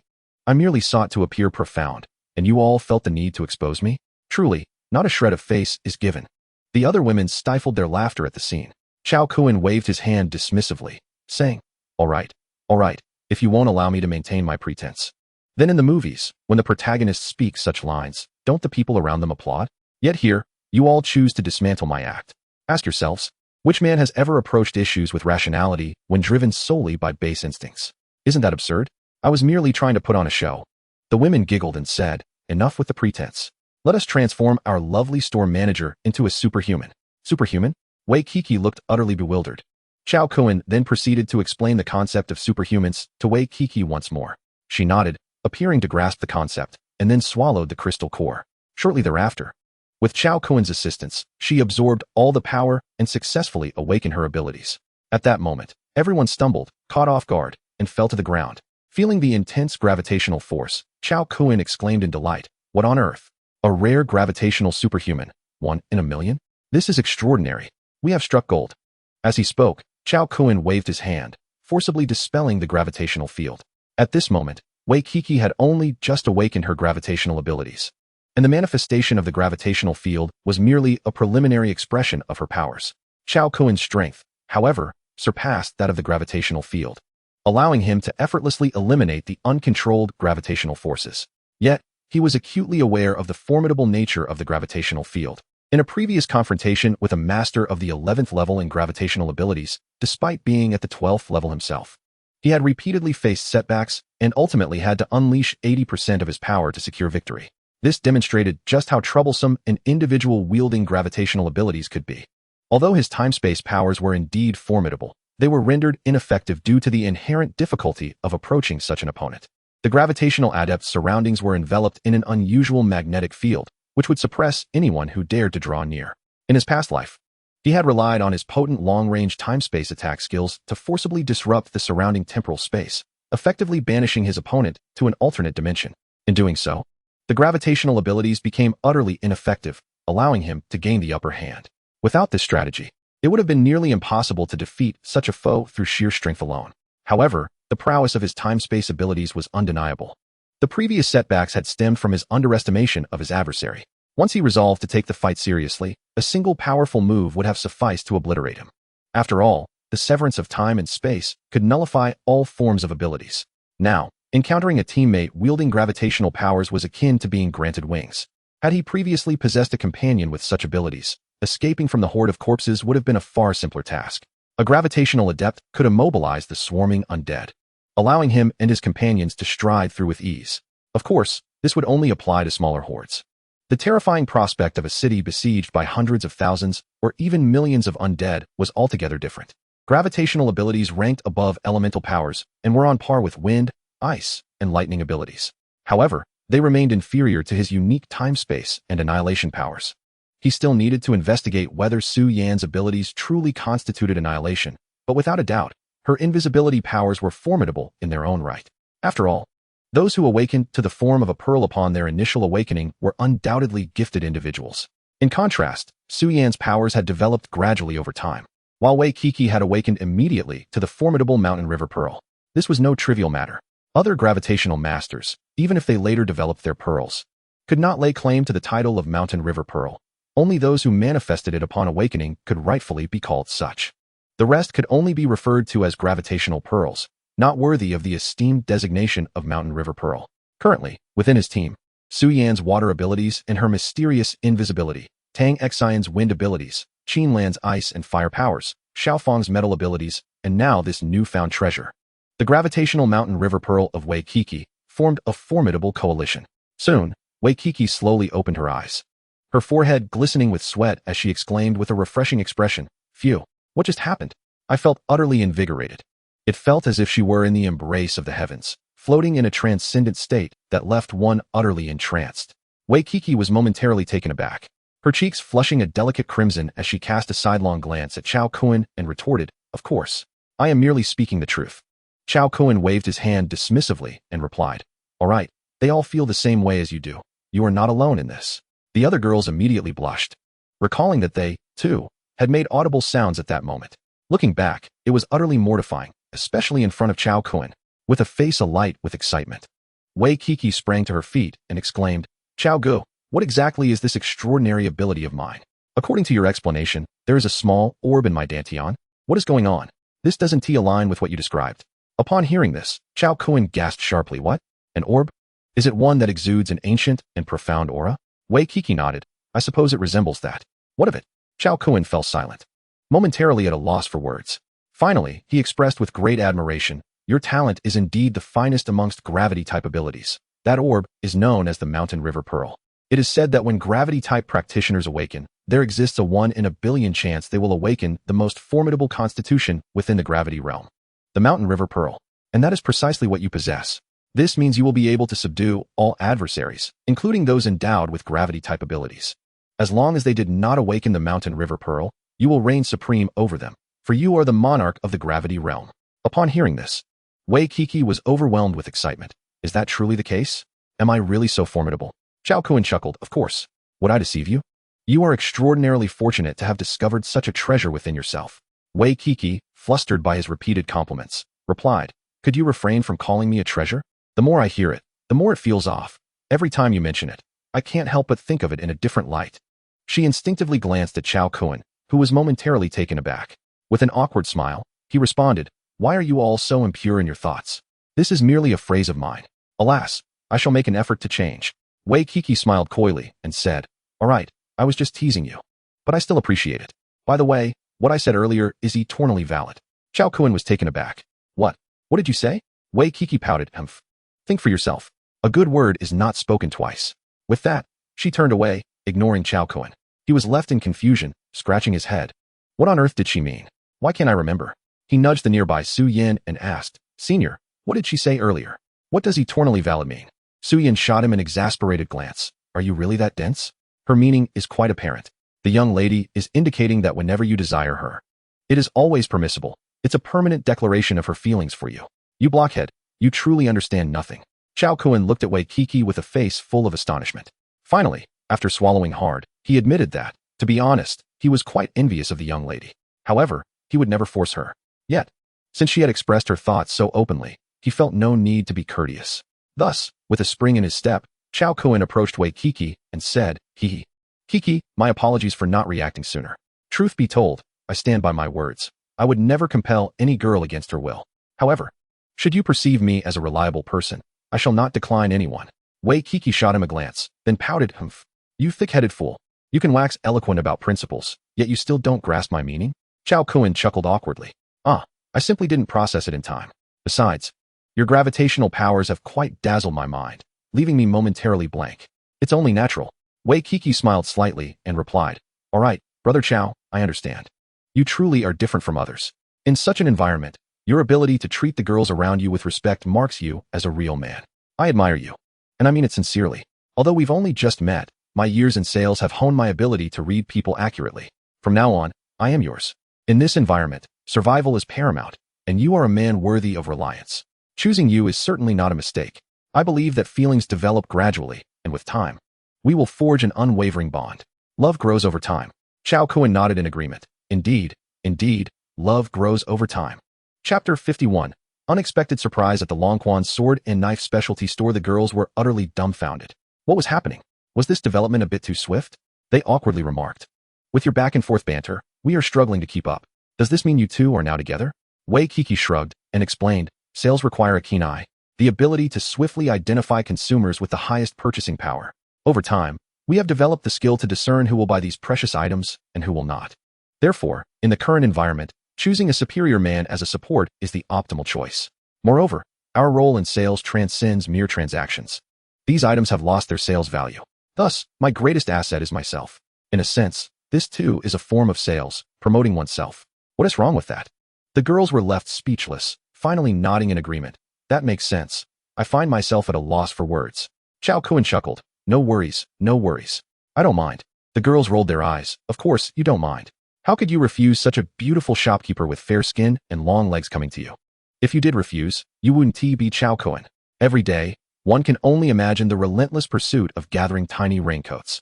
It is likely that once this fellow settles down, the consumption of these little raincoats will reach a truly staggering figure. A dozen a day may hardly suffice. The women contemplated this. Alas, it is what it is. As this individual's strength continues to grow, his capabilities in various aspects will undoubtedly see a significant enhancement. Therefore, collecting more charming companions would be a blessing for us all. With a greater number of sisters to share the burden, life can be a tad easier, allowing for occasional respite. Subsequently, Chao Kun meticulously selected all the high-quality white crystal cores and addressed the women.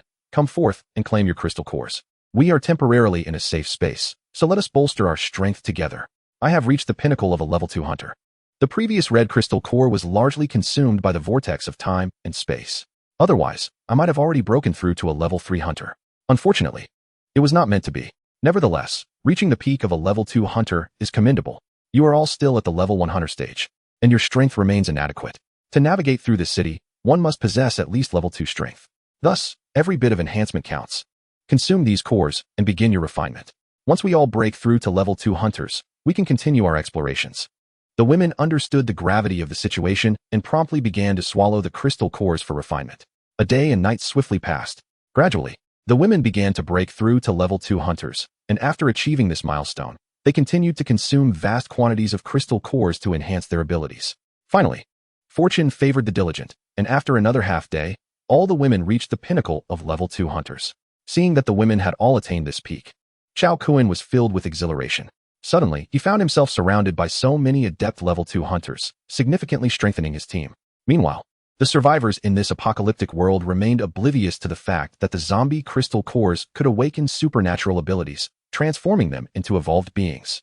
Thus, it was imperative to seize the opportunity and become part of the first wave of formidable teams. In the early stages, enhancing one's supernatural strength was relatively straightforward. Possessing an ample supply of crystal cores allowed for rapid progression without bottlenecks. However, upon reaching level 7, a pivotal threshold emerged. Levels 6 and 7 represent distinct concepts, as every 3 levels mark a turning point. Upon attaining level 7, the reliance on crystal core power alone is no longer sufficient. One must possess a profound understanding of their supernatural attributes. In other words, a certain level of insight is essential. Without a thorough comprehension of one's own powers, surpassing to the next level becomes impossible. Yet, once one breaks through to level 7, a monumental transformation occurs. At this level, one can effortlessly demolish a building with a mere gesture. The strength exhibited is utterly terrifying, and this is merely at the 7th level. Should one reach the 10th level or beyond, a mere gesture could obliterate an entire city. In my previous life, the battle against the zombie king rendered landscapes devoid of light, and the sun and moon lost their brilliance. This is no exaggeration. The 12th level was the pinnacle of humanity at that time. I am aware that there exist even stronger realms beyond it. Yet, I have always been unable to break through to the 13th level. Had I achieved that in my past life, the zombie king would not have dared to act with such impunity. I would have long since vanquished him. The zombie king himself is only at the 12th level, and it seems that the leap from 12th to 13th is an insurmountable chasm. All beings are halted at this stage. However, At the moment of my demise in my previous life, I chose to perish alongside the zombie king. In the final moment before my consciousness faded, I had already brushed against the threshold of the 13th level. To rise from the ashes, the 13th level exists between life and death, and thus in this life, I have come to understand the ultimate secret of breaking through to that level. Now, my goal is to swiftly advance to the 12th level and wholeheartedly strive to breach the 13th. Once I achieve the 13th level, the power to dictate this world will be mine. All right, since everyone's strength has increased, let us depart. With that, Chao Kun opened the shop door, and the group continued their search for useful supplies. As they walked, Chao Kun suddenly froze. What? A Longquan sword and knife specialty store? The girls, hearing Chao Kun's murmurs, quickly turned to look at him. Chao Kun, pointing at a store named Longquan Sword and Knife Specialty Store, exclaimed with delight. What a pleasant surprise. This is extraordinary. These cold weapons are treasures. Saying this, Chao Kun was the first to step into the shop. The place was deserted. Save for some dried bloodstains on the counter and the floor, not a soul was in sight. Soon, the girls followed him inside. Upon entering, the girls were utterly dumbfounded by the various swords and weapons on display. My goodness, how did I not notice before that they also sold swords here? Chao Kun waved his hand, saying, You girls come to the mall to shop for clothes, bags, cosmetics, jewelry, and bubble tea, right? So how could you possibly pay attention to such an obscure sword shop? The girls chuckled awkwardly in agreement. That does make sense. Chao Kun's eyes sparkled with excitement as he beheld the array of swords and knives. After all, the Longquan sword is renowned as one of the top 10 famous swords. The saying Longquan's products are always exquisite is no joke. In a moment of exhilaration, he picked up the swords and knives, unable to part with them. However, he was suddenly taken aback. What in the world? None of them are sharpened? What the heck? What use is a dull blade? After a moment of contemplation, Chao Kun sighed, saying, Alas, there's nothing to be done. In this peaceful era, even swords are not allowed to be sharpened.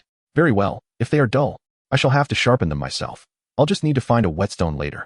At that moment, Wei Kiki addressed Chao Kun, saying, Brother Chao, here it is. The sword sharpening machine is right here. Hearing this, Chao Kun's eyes lit up with joy as he hurried to Wei Kiki's side. Upon seeing the sword polishing machine, his excitement was palpable. However, suddenly, he expressed his dismay, but alas, it's already out of power. How are we supposed to use it now? Wei Kiki chuckled and replied, We can always find a generator. I know there's a shop just around the corner downstairs that sells them. We can just go and acquire one when the time comes. Chao Kun stroked his chin thoughtfully and remarked, Huh? Kiki, I've noticed something. Your mind is remarkably sharp right now. What is this? Are you no longer afraid? Wei Kiki smiled, her lips curving into a playful grin. I feel invigorated and brimming with confidence. What is there to fear? I feel like I could take down a zombie with a single punch. I used to adore playing zombie-themed games, where I was a champion. It's astonishing that I can now possess those skills in real life. It's just like playing the game, only now it's the real deal, and I find this even more thrilling. It's truly a survival escape. Chao Kun shook his head in amused disbelief. You girls are truly incomprehensible beings. Previously trembling in fear, and now you're eager and spirited. Wei Kiki laughed, Of course. What good is fear? Do I think that by being afraid, the zombies will spare me? If I want to survive, I must adapt to change. Chao Kun nodded, patting Wei Kiki on the shoulder. Well said, Kiki. You've got the right mindset. Now, let us hurry and choose a suitable weapon. With a subtle smile, Wei Kiki unexpectedly pecked Chao Kun on the cheek and dashed off to select her weapon. Tang Xian, observing this, puffed up her cheeks in irritation and lamented, Humph. Another competitor. Qinlan chuckled and shook her head, saying, All right, don't be jealous. I can smell the sourness from afar. Su Yin also smiled and nodded in agreement. Exactly. Someone's jealousy jar has been overturned. Upon hearing their remarks, Tang Xian shot them a glare. Humph. You all just know how to bully me. Why not go pick on the newcomers instead? Qinlan and Su Yin shrugged, exuding a sense of helplessness, but they haven't provoked us. So why should we bully them? Seeing this, Tang Xian pouted, You clearly think I'm an easy target. Xiaofang is the best, beautiful, kind-hearted, and never conspires against me. Xiaofang, who was busy selecting her weapon, paused in confusion. Huh? What? I didn't hear that clearly. Tang Xian sighed. Oh, it's nothing. It seems you're completely indifferent. Xiaofang, still in a daze, asked, Indifferent to what? Tang Xian, realizing she was at a loss for words, relented. All right then. You continue choosing your weapon. Xiaofang looked bewildered, glancing at the other girls before nodding. Oh. As she spoke, she grasped another long sword and swung it a few times to test its suitability. It seemed that in her eyes, blades were the essential source of her security. Ever since experiencing the darkness within her school, she now placed her trust solely in the weapons she wielded and in her own strength, as well as in Chao Kun. Were it not for Chao Kun, She would have perished by now. He was her savior, and she vowed not to become a burden to him. She was determined to grow swiftly, to alleviate his worries, and to share the burdens together. After a while, Xiaofang finally discovered her ideal weapon, and one by one, the other girls also found their own. All of them chose long swords as their weapons, as they felt that the feminine design of these blades suited them better. The shop offered a plethora of long swords, while the masculine designs failed to appeal to their tastes. The elegance of the women's swords was far more pleasing. After all, men often prioritized a weapon's imposing aesthetics, whereas women focused on its visual allure. Consequently, manufacturers tended to cater to feminine aesthetics for women's weapons, while men's options leaned toward a more rugged and authoritative appearance. Once the girls had made their selections, Chao Kun found himself in a predicament. The swords here were far too light for his needs. Eventually, he caught sight of the shop's prized possession, a heavy sword inspired by the ancient revered Ju sword, suspended from the ceiling by several thick iron chains. Upon entering, one could not help but be awed by the magnificent presence of this ancient and majestic Ju sword. The moment Chao Kun laid eyes on it, he felt an immediate sense of determination. This was indeed the weapon that suited him perfectly. Next to it, there was a description detailing the sword's illustrious heritage. It was one of the ancient famed swords, the Ju sword, known for its robust and formidable design. A true epitome of supremacy among swords. Its hardness was unparalleled, and its might was boundless. This treasure of the shop was forged using ancient techniques from Longquan, incorporating meteorite iron and a blend of over a dozen top-tier steels, repeatedly folded and hammered for 3 years and 6 months.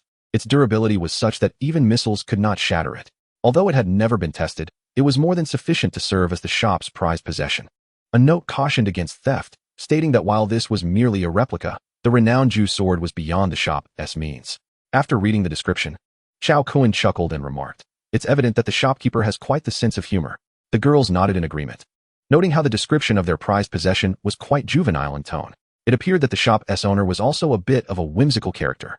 Nevertheless, Chao Kun didn't care whether it was a replica. He was determined to acquire it. With a leap, he ascended onto the front counter, deftly removed the chains, and took down the Ju sword. Once he held it aloft and swung it, his eyes sparkled with excitement as he exclaimed, "This is truly crafted for me. My 18 years of training have honed my strength to an extraordinary level. Ordinary swords simply cannot suffice. Only a magnificent weapon like the Ju can unleash my full potential." A group of girls, their faces etched with confusion, inquired, "Karen Arm? What on earth is that? Furthermore, what does it have to do with being single?" Nearby, Qinlan rested her forehead against her hand, feeling utterly exasperated. It seemed that her immediate comprehension of the bizarre concept indicated a lack of innocence on her part.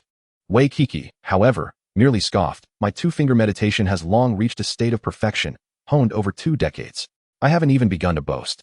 Yet you flaunt your 18 years of effort with your Kirin arm?" Chapter 53. Would you like some original coconut juice? Chao Kun gazed at Wei Kiki in sheer horror. What on earth? Over 20 years of practice? How old are you really? You seem quite youthful. How can you claim such extensive experience? Wei Kiki smiled coyly. I possess a baby face paired with an alluring figure. My friends often remark on it. Besides, I never reveal my age. Can you guess how old I am this year? Chao Kun swallowed hard. Could it be 30? But that doesn't seem right. You look barely in your early 20s. Wei Kiki flashed a smile. I'm 27 this year. And you, little brother, how old are you? Have you weaned yet? Chao Kun rolled his eyes. Who are you calling unweaned? I've been weaned for 18 years. Suddenly, he furrowed his brow. Wait, my mother told me I was weaned at 3. So that means I've been weaned for 15 years now. Upon hearing this, Wei Kiki was taken aback. Wait, so while I was in middle school, mastering equations, you were still a baby who hadn't weaned? Chao Kun pondered for a moment, then nodded. Pretty much. What's the issue? Wei Kiki sighed.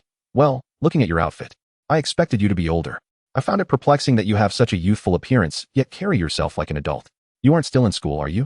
Chao Kun pointed to Qinlan. This is my Chinese teacher, who also helps me practice my pronunciation. Pronunciation? What does that mean? Isn't a Chinese teacher supposed to teach literature? How does pronunciation come into it? Is it to practice Mandarin? Exactly, that must be it. Wei Kiki nodded. And then? Chao Kun gestured towards Tang Xian, Su Yan, and a few others. Tang Xian, my deskmate. Su Yan, my senior.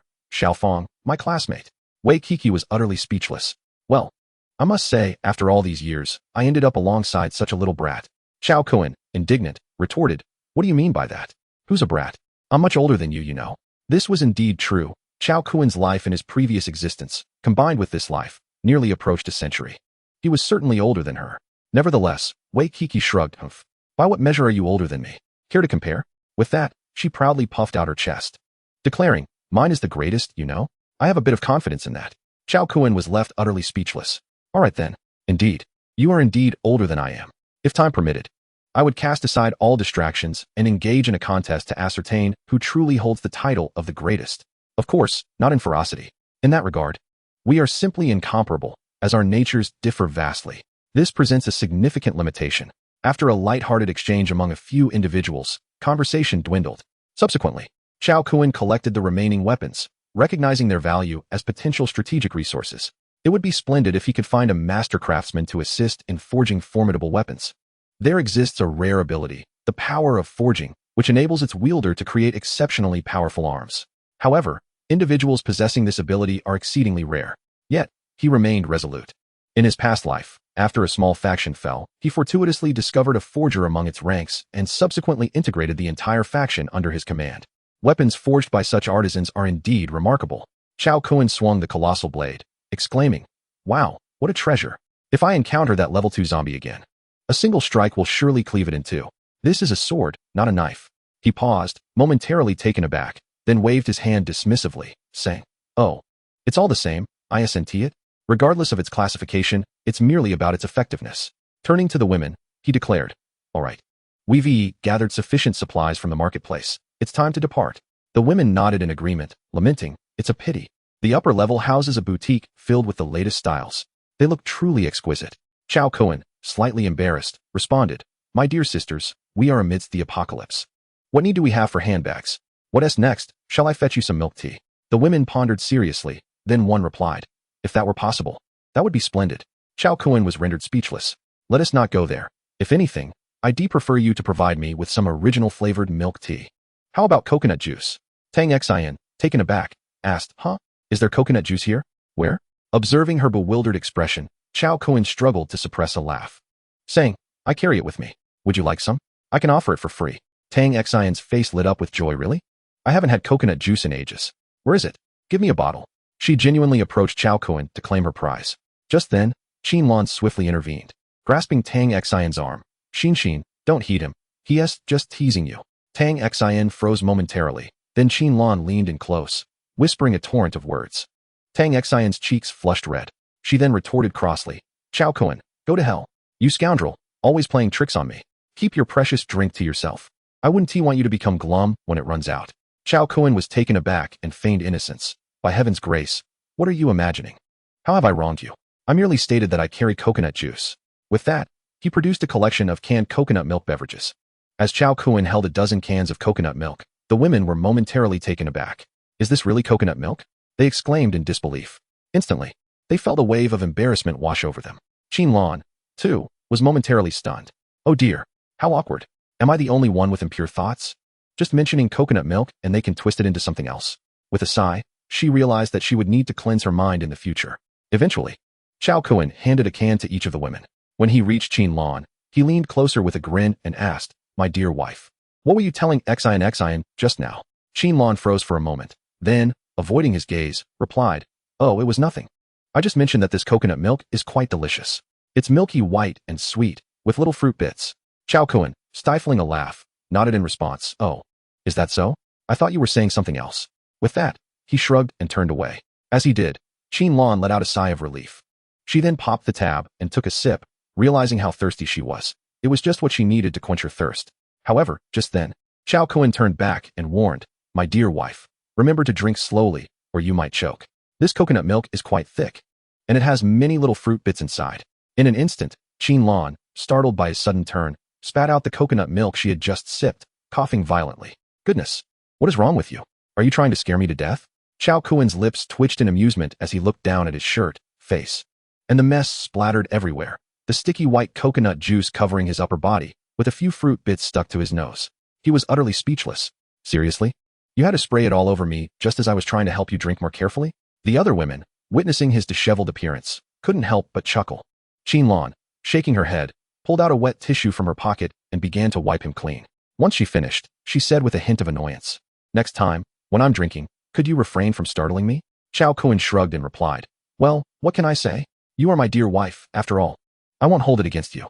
After exchanging playful banter, Chao Kun tucked away the large bag and opened the shop door, leading the women outside. However, As they stepped out, he felt an unsettling sense of foreboding, his eyelids twitching involuntarily.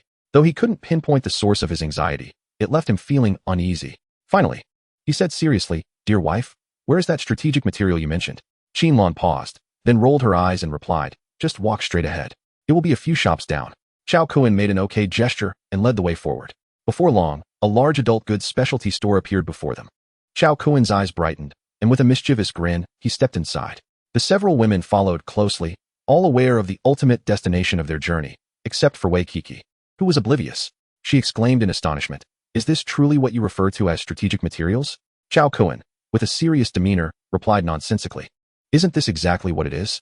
Let me tell you, in the apocalypse, these are the true treasures, especially since all factories have ceased operations. We must conserve as much as we can. Our future happiness will depend on these items.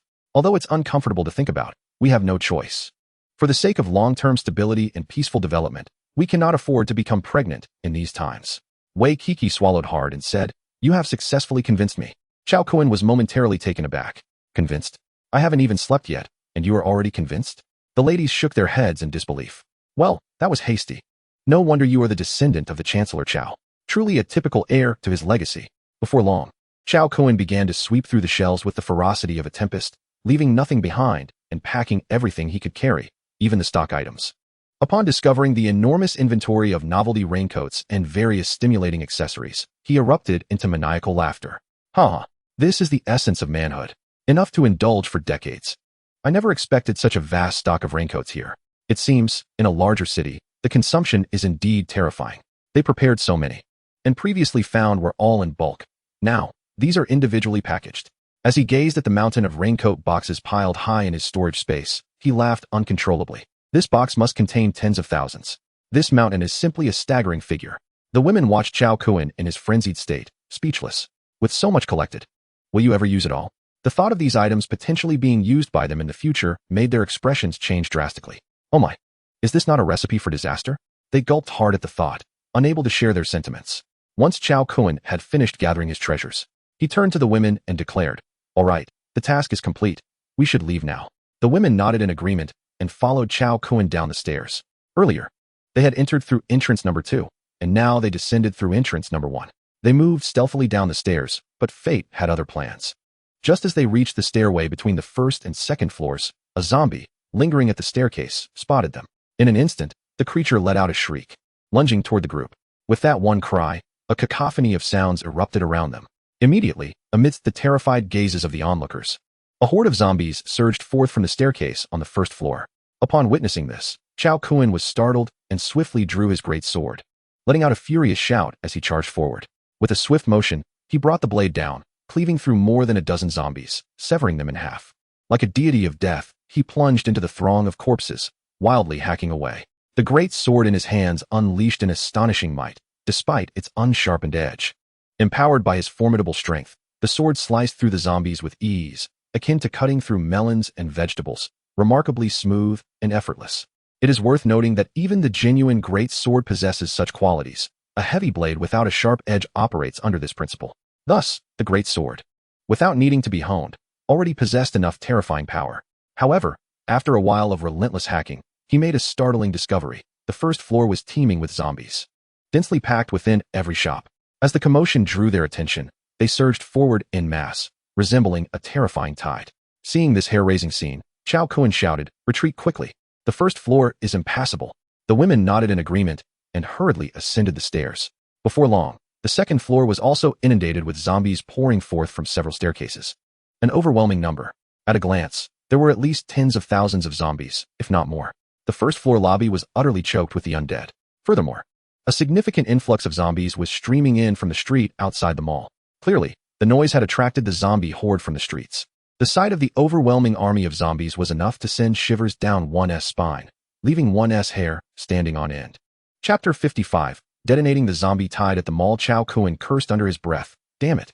We must retreat to the third floor." With that, he swung his sword, repelling the swarm of zombies, and promptly shut the staircase door behind them. However, the door would not hold for long. It was destined to fall.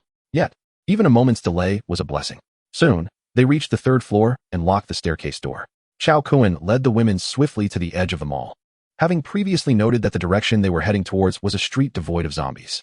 This was clearly the optimal route for their escape. The other 3 streets were overrun with zombies, making them unsuitable for retreat. Before long, they reached the edge of the mall. Chao Kuan surveyed the situation outside. There were only a handful of zombies, scattered in small groups, presenting no significant threat.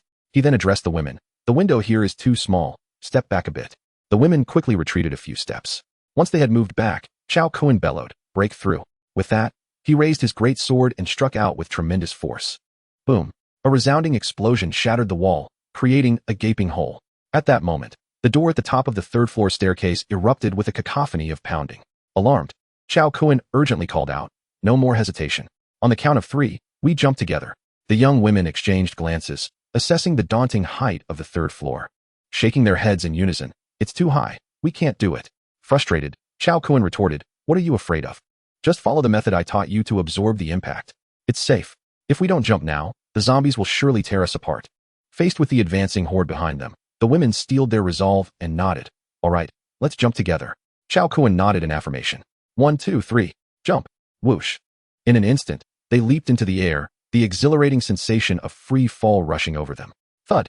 The women landed safely, and a smile of relief spread across Chao Kuan's face.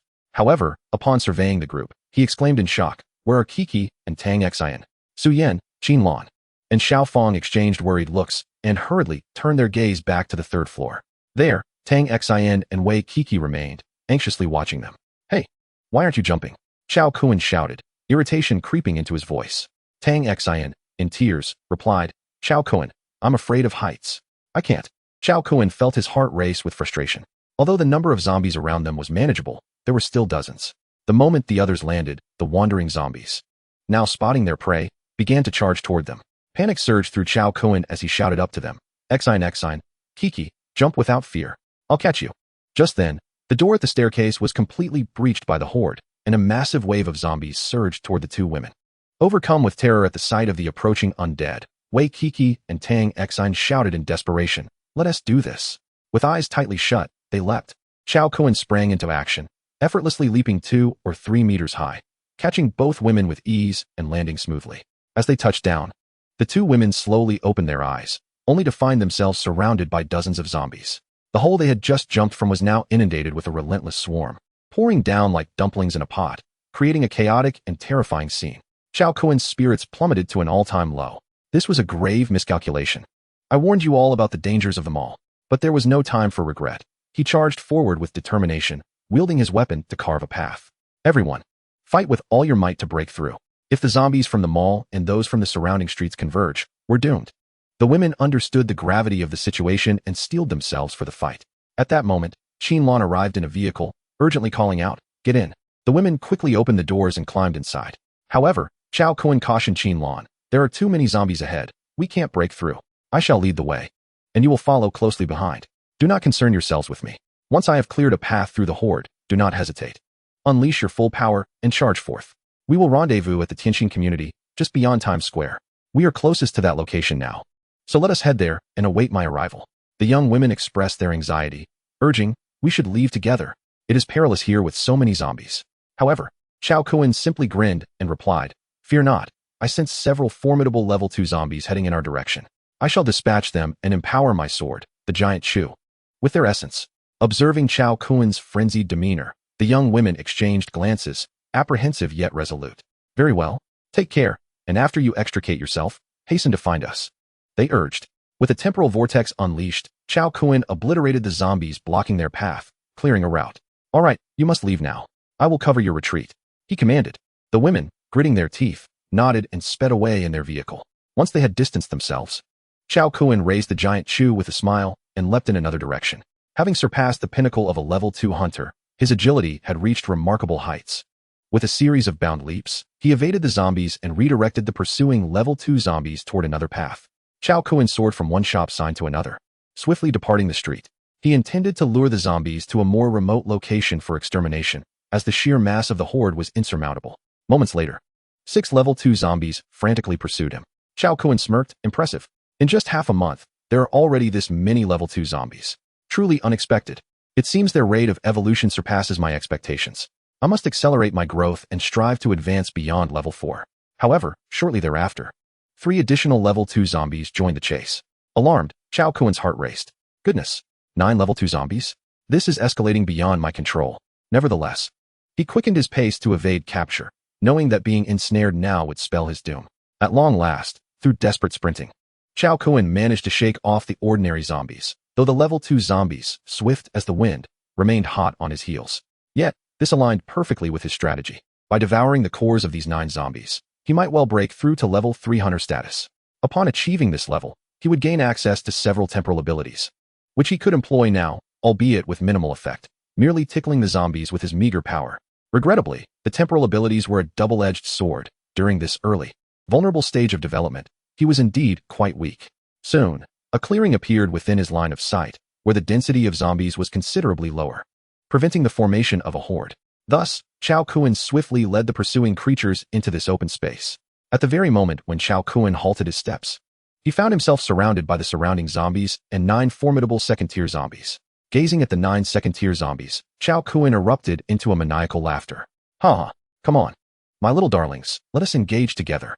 Chapter 56. 1 slice for each little darling? The 9 second-tier zombies seemed to comprehend Chao Kuen's mockery, letting out a collective roar as they charged towards him. Observing this, Chao Kuen gripped his massive blade tightly. Come forth. With a sudden leap, he soared into the air, meeting one of the zombies head-on, and with a powerful swing, he struck down. In an instant, the terrifying blade cleaved the zombie, sending it flying.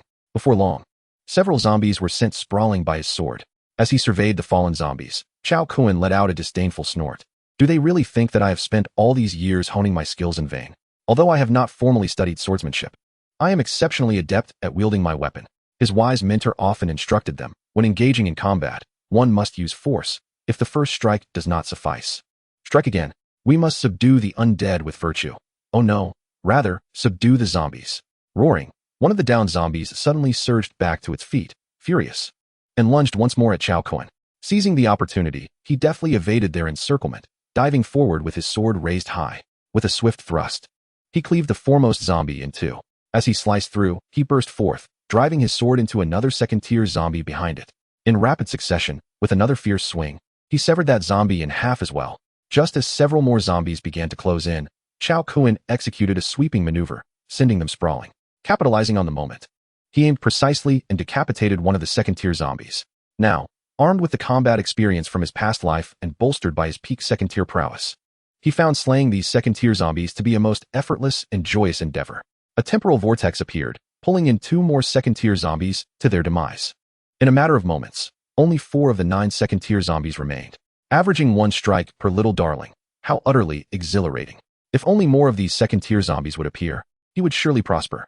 Yet, at the onset of this apocalyptic era, such zombies were scarce. However, it was anticipated that within half a month, second-tier zombies would multiply exponentially.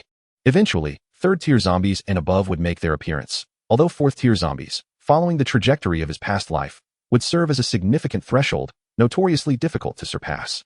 Third-tier zombies were relatively plentiful. It was said that among 100, it was a rarity for even one to ascend to the 4th tier.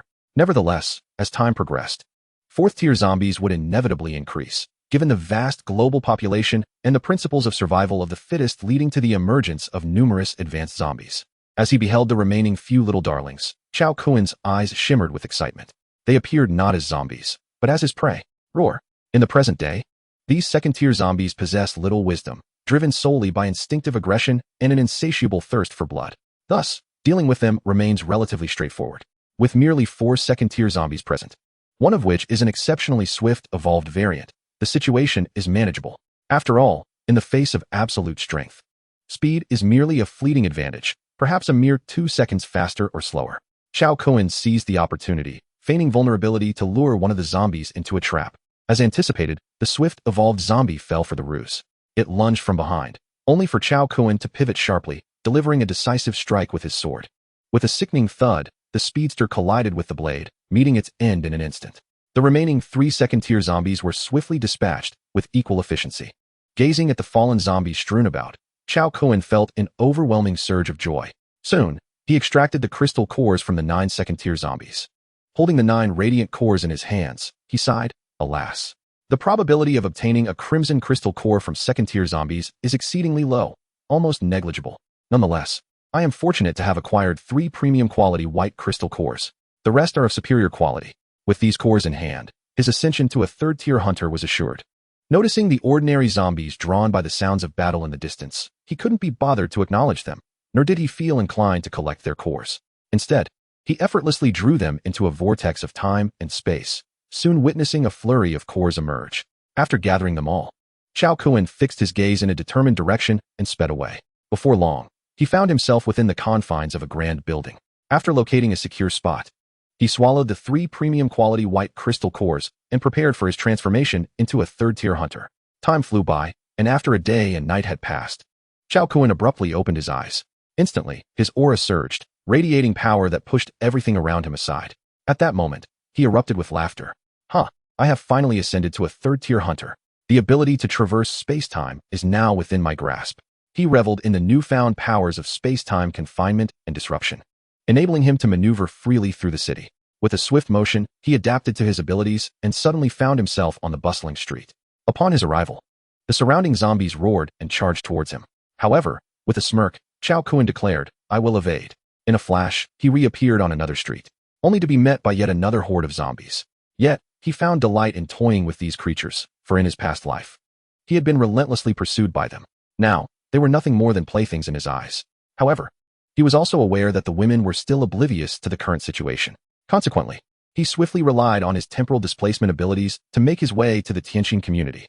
Along the journey, Chao Kun incessantly scanned his surroundings, entering any place that appeared to harbor useful supplies. Supermarkets, convenience stores, none were overlooked as he frantically collected everything in sight. Even the roadside adult novelty vending machine did not escape his grasp. He took the entire machine, having transcended to a level 3 hunter. His storage capacity had become astonishingly formidable. Thus, he could gather to his heart's content.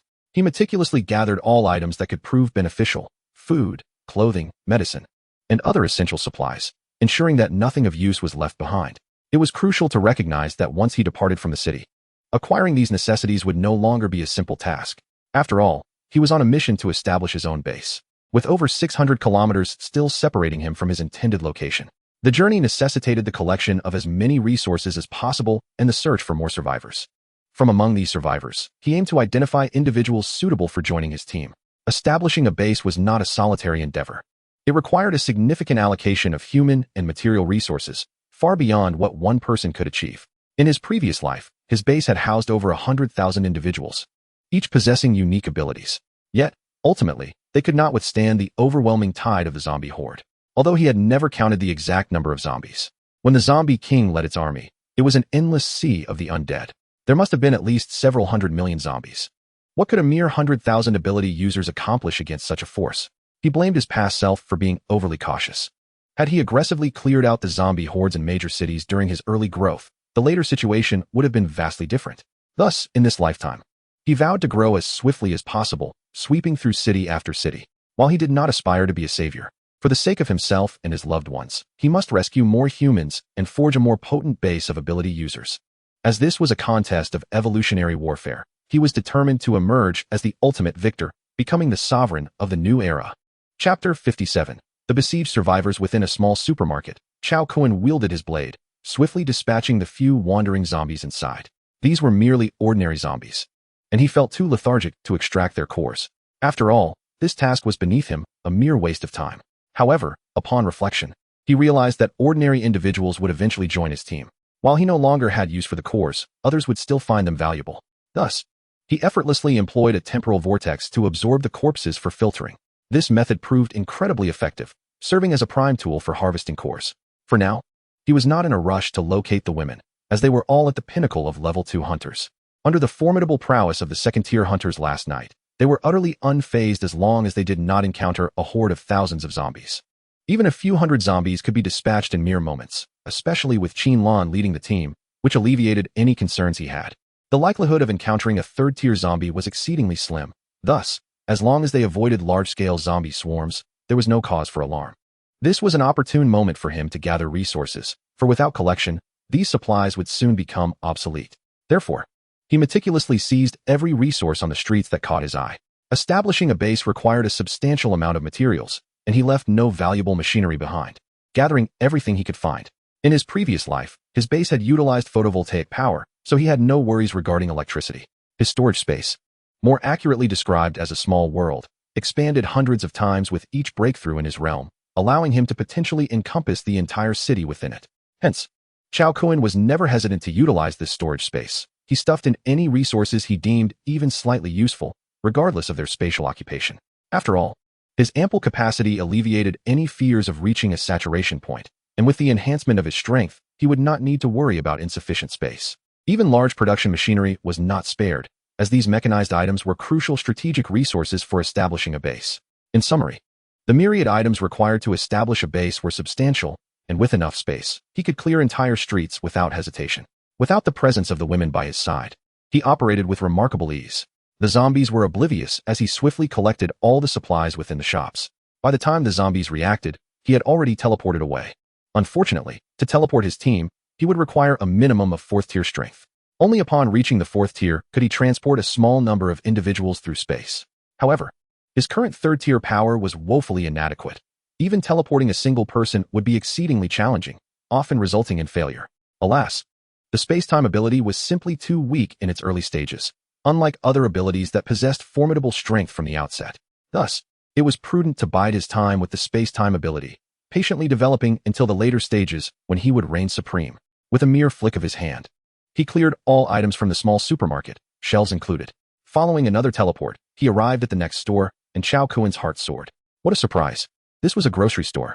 So much rice and cooking oil. These were indeed treasures. He gathered it all, and he resolved to visit agricultural supply shops to collect more seeds. Although resources were plentiful in this post-apocalyptic world, the consumption was relentless, making seeds an indispensable commodity. To endure for an extended period, it is essential to cultivate crops, for this is the path to sustainable development. After removing the grains and oils from the store, Chao Kun was about to proceed to the next shop when, suddenly, a massive horde of zombies surged from outside the street, drawing his attention. What is this? Such a commotion among the undead. Could it be that there are survivors ahead? With that thought, Chao Kun teleported forward, soon arriving atop a high-rise building at the street's edge. Upon witnessing countless zombies surrounding a gymnasium, he teleported to the window of the gym to observe within. Inside, he saw dozens of people gathered, with a pile of debris blocking the entrance from the zombies outside, which were steadily closing in, threatening to breach the gym's doors. At that moment, the atmosphere inside the gym became increasingly tense. In a corner, a young man brandished a military dagger, casting wary glances at the crowd. What do you want? Stay back. Huh? What do you think we want? They retorted with disdain. These zombies were attracted by you. Shouldn't you face the consequences of your actions? The young man, Zhao Gang, scoffed and replied, Today, I did not anticipate drawing the zombies' attention. Ask yourselves, if I hadn't frequently ventured out for supplies, would you have survived this long? Yet after ensuring you were all well fed, you've turned into ingrates? Have you lost your humanity, demanding that my sister lure the zombies away? At this moment, the frail girl behind Zhao Gang spoke weakly. Brother, please don't argue with them. With my condition, I am merely a burden to you. I know you possess the ability to escape this place. Go on without me. I do not wish to drag you down any further. As long as you can live well, I will be content. Zhao Gang turned gently to his sister, Zhao Yun, and reassured her, Sister, do not fear. With me here, those scoundrels wouldn't dare harm you. Among the crowd, a striking woman stepped forward and said, Zhao Gang, you should grant your sister this wish. Her continued existence is a form of suffering. It would be better to let her go out and attract the zombies' attention to aid our escape. Zhao Gang looked at the woman in disbelief, astonished. She is your sister-in-law, our sibling. Can you truly bear to send her to her death? The woman scoffed. Given the current situation, I am merely considering what is best for everyone. Besides, she is in such poor health that keeping her with us is a burden. And she herself has said as much. We should honor her choice. The others around them echoed in agreement. Indeed, it is only right. Observing the cold indifference of those around him, Zhao Gang finally laughed in anger. Very well. Excellent indeed. Chening, I see your true, ugly face now. The bond between us as husband and wife has been severed. I never anticipated that you would reveal yourself to be such a venomous woman. I now comprehend a profound truth. Your kind has become utterly devoid of humanity, unworthy of the title of human. In this ruthless world, it is the survival of the fittest. Come forth. Those with courage, step forward. What I possess in my hand is no mere toy. I wish to see who dares to challenge me. As the crowd beheld the military dagger in his hand, they shuddered in fear. Ultimately, they gritted their teeth and directed their gaze toward an elderly and frail individual among them, saying, You go, you draw the zombies away. Old man, you've lived long enough. It's time to make way for the younger generation. You go distract the zombies. and we will remember your sacrifice. Witnessing this scene, Zhao Gang chose to remain a silent observer. As a former soldier, he had initially felt pity for these people and had shared some provisions with them. At first, they treated him with utmost respect, but when the zombies attacked, their true, ugly nature emerged. His younger sister had been afflicted with asthma since childhood, reliant on medication, and had always ventured out to seek supplies. Unexpectedly, this time her miscalculation had drawn the zombies toward them. These people turned on her, insisting she go out to divert the zombies. Their actions were inhumane. Meanwhile, Chao Kun observed the unfolding drama, momentarily taken aback, remarking, These two appear somewhat familiar. Suddenly, a vivid image flashed in his mind. In his past life, he had encountered a brother and sister who had displayed remarkable prowess in combat against the zombie horde. He had even attempted to recruit them, but they had declined, claiming they were accustomed to operating alone. Recalling their fierce demeanor in battle, he realized that these were indeed the same individuals. Elated by this revelation, Chao Kun thought to himself, if I save them now, I could seize the opportunity to enlist them in my team. What a delightful prospect.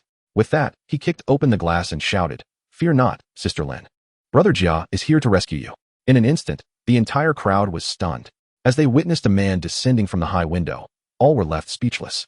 With a solid thud, Chao Kun landed gracefully and, after assessing the room's occupants, fixed his gaze upon the brother and sister.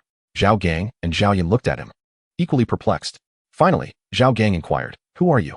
Chao Kun waved his hand dismissively, saying, Who I am is of little importance. What matters is whether you wish to live. Zhao Gang glanced at his sister and resolutely nodded, Yes, I will protect my sister at all costs. Chao Kun nodded in affirmation. If you wish to live, then it is settled. I can lead you out of here. Upon hearing this, those around them rejoiced and quickly gathered closer. Thank you, dear brother, for coming to our rescue. I am curious, how many more of your companions are outside? Please hurry and summon them to save us. Chao Kun glanced back at the man and smiled faintly, saying, Oh, sir, have you perhaps misunderstood my intentions? When did I claim to be here to rescue you? Please do not misconstrue my purpose. Your survival is of no concern to me. Upon hearing these words, the crowd erupted in chaos, voicing their discontent. Young man, how can you speak so cruelly? You cannot turn a blind eye to our plight. The striking woman, Chening, stepped forward and said, Handsome, what do you think of me? If you save me, I will do anything you desire, all right? I am quite skilled at serving people and promise to make you comfortable. What do you say, handsome? Will you save me?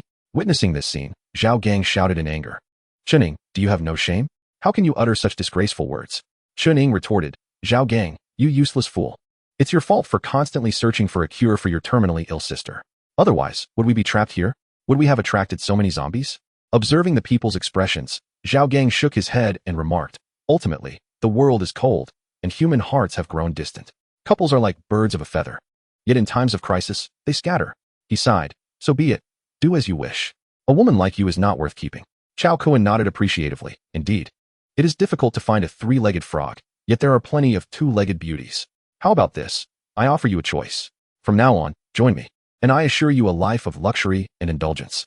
Zhao Gang glanced at his sister and, after a moment of contemplation, resolutely replied, As long as you can take care of my sister, I am willing to follow you. Chao Kun chuckled, No problem, I will look after your sister well. Zhao Gang was momentarily taken aback. What sister? My name is Zhao Gang, and this is my younger sister, Zhao Yun. She does not bear the surname Lin. Chao Kun was momentarily stunned. Ah, a straightforward brother indeed. Never mind. It seems this person cannot grasp the jest. Just then, Zhao Yun timidly interjected, Brother, he was only joking with you. Oh, is that so? Well, I suppose I am just a steel-hearted man, oblivious to your convoluted ways. Chao Kun nodded and said, Enough of this idle chatter. There are many zombies outside, and it is quite perilous. Let us first extricate ourselves. With that, he approached the two. Sister Lin, allow Brother Jia to escort you forward. Zhao Yun blushed at Chao Kun's teasing and nodded shyly. You may call me Xiao Yun. That Sister Lin title is rather awkward. Chao Kun was momentarily taken aback, but then waved his hand dismissively. No worries, remember this. As long as I am not embarrassed, the awkwardness will forever belong to others. With that, and under Zhao Yun's astonished gaze, Chao Kun swiftly pulled her close and leaped onto the previous window. He then stood atop the window with Zhao Yun in his arms and tossed down a rope. Hey, Zhao Gang, right? Grab the rope and climb up. Zhao Gang responded. What the heck? My younger sister clung to me as we leapt upward, and I provided her with a rope. However, he chose not to express his grievances and instead grasped the rope to climb. Upon seeing the rope, the crowd gathered eagerly around it. Yet, Chao Kun let out a cold snort.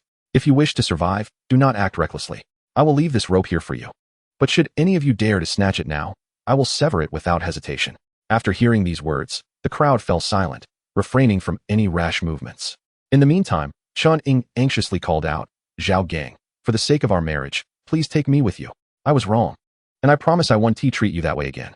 Zhao Gang did not spare Chun Ying a single glance and climbed swiftly onto the windowsill. Observing Zhao Gang's stamina, Chao Kuan nodded in appreciation and remarked, impressive. Truly, a retired soldier with commendable endurance. Zhao Gang grinned and replied, it's manageable. In the past, during field drills, covering dozens of kilometers was no challenge. Chao Kuan nodded approvingly. No doubt about it. Now, let us hurry. The number of zombies is increasing, and this place will soon be overrun. Zhao Gang nodded and quickly followed Chao Kuan to escape. At that moment, the crowd, eyeing the rope, scrambled to ascend. However, as several individuals clung to it, the rope was suddenly yanked back, pulling along a zombie. To their horror, they discovered that the other end of the rope was ensnared around a zombie's neck. The sight of the zombie left the crowd utterly petrified. What on earth? How could the other end be attached to a zombie? Their panic erupted into chaos. The zombie lunged towards them with a fierce growl, while the pile of debris at the entrance was finally pushed aside by a horde of zombies. Hearing the screams emanating from the gymnasium behind them, Zhao Gang, Chao Kuan, and others chose to ignore it, focusing solely on their escape. Those creatures were not worth saving. Chao Kuan had principles when it came to rescuing others. He would only save those who retained their humanity in this apocalypse. If one lacked that, then, regrettably, they were on their own. I am not a villain, but I refuse to be a do-gooder. Due to Zhao Yun's frail health, she could hardly keep pace with the two men, so Chao Kuan carried her throughout their flight. Hey, don't put your hand there. Chao Kuan exclaimed in surprise, saying, what? If I don't hold you there, I want to be able to carry you steadily. Chapter 59. Have you watched too much soap opera?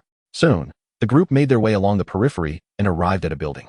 Zhao Gang, glancing at the structure, exclaimed in delight, this is the garden community. Let us enter the building. There should be fewer zombies inside, making it relatively safe. Chao Kuan nodded and asked, jumping from here to that balcony is about 2 to 3 meters. Can you manage it?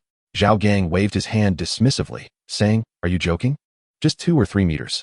If I can't jump that, I'd be wasting my life. Chao Kuan nodded again. All right then, I shall go first. With that, he gently lifted Zhao Yun and leapt across. Behind him, Zhao Gang took a few steps back, leaped gracefully, and landed steadily beside Chao Kuan. Chao Kuan nodded and said, not bad, quite impressive. Let us proceed into the building and see what awaits us. With a few splashes, they jumped into the corridor. At that moment, a hoarse roar echoed through the hallway.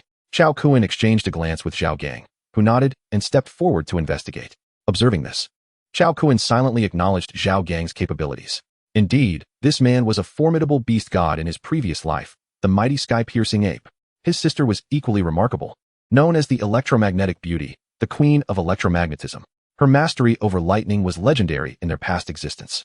When he had encountered this brother-sister duo before, they were both level 9 experts, notorious for their prowess, yet they always fought alone and ultimately fell to a horde of advanced zombies. However, in this life, he had met them at their weakest and seized the opportunity to recruit them into his ranks, a stroke of good fortune. With 2 powerful allies now in his camp, he felt a surge of hope. Just then, as Zhao Gang turned around, a zombie lunged at him with a roar. Yet, Zhao Gang remained unfazed, wielding his military dagger with remarkable skill, swiftly piercing through the creature's skull and kicking it aside with effortless grace. Everything unfolded smoothly and decisively. Chao Kuan gave a thumbs up and remarked, impressive, sharp as a needle. Your skills are commendable. Zhao Gang nodded in affirmation. Of course. Chao Kuan, still carrying Zhao Yun, approached the staircase and noted the absence of any zombies. He then nodded and said, all right, this floor is too low. It could attract the attention of zombies below. We should ascend to a higher level, where any noise we make 1T alert those downstairs. Zhao Gang agreed. That makes sense. Let us head up.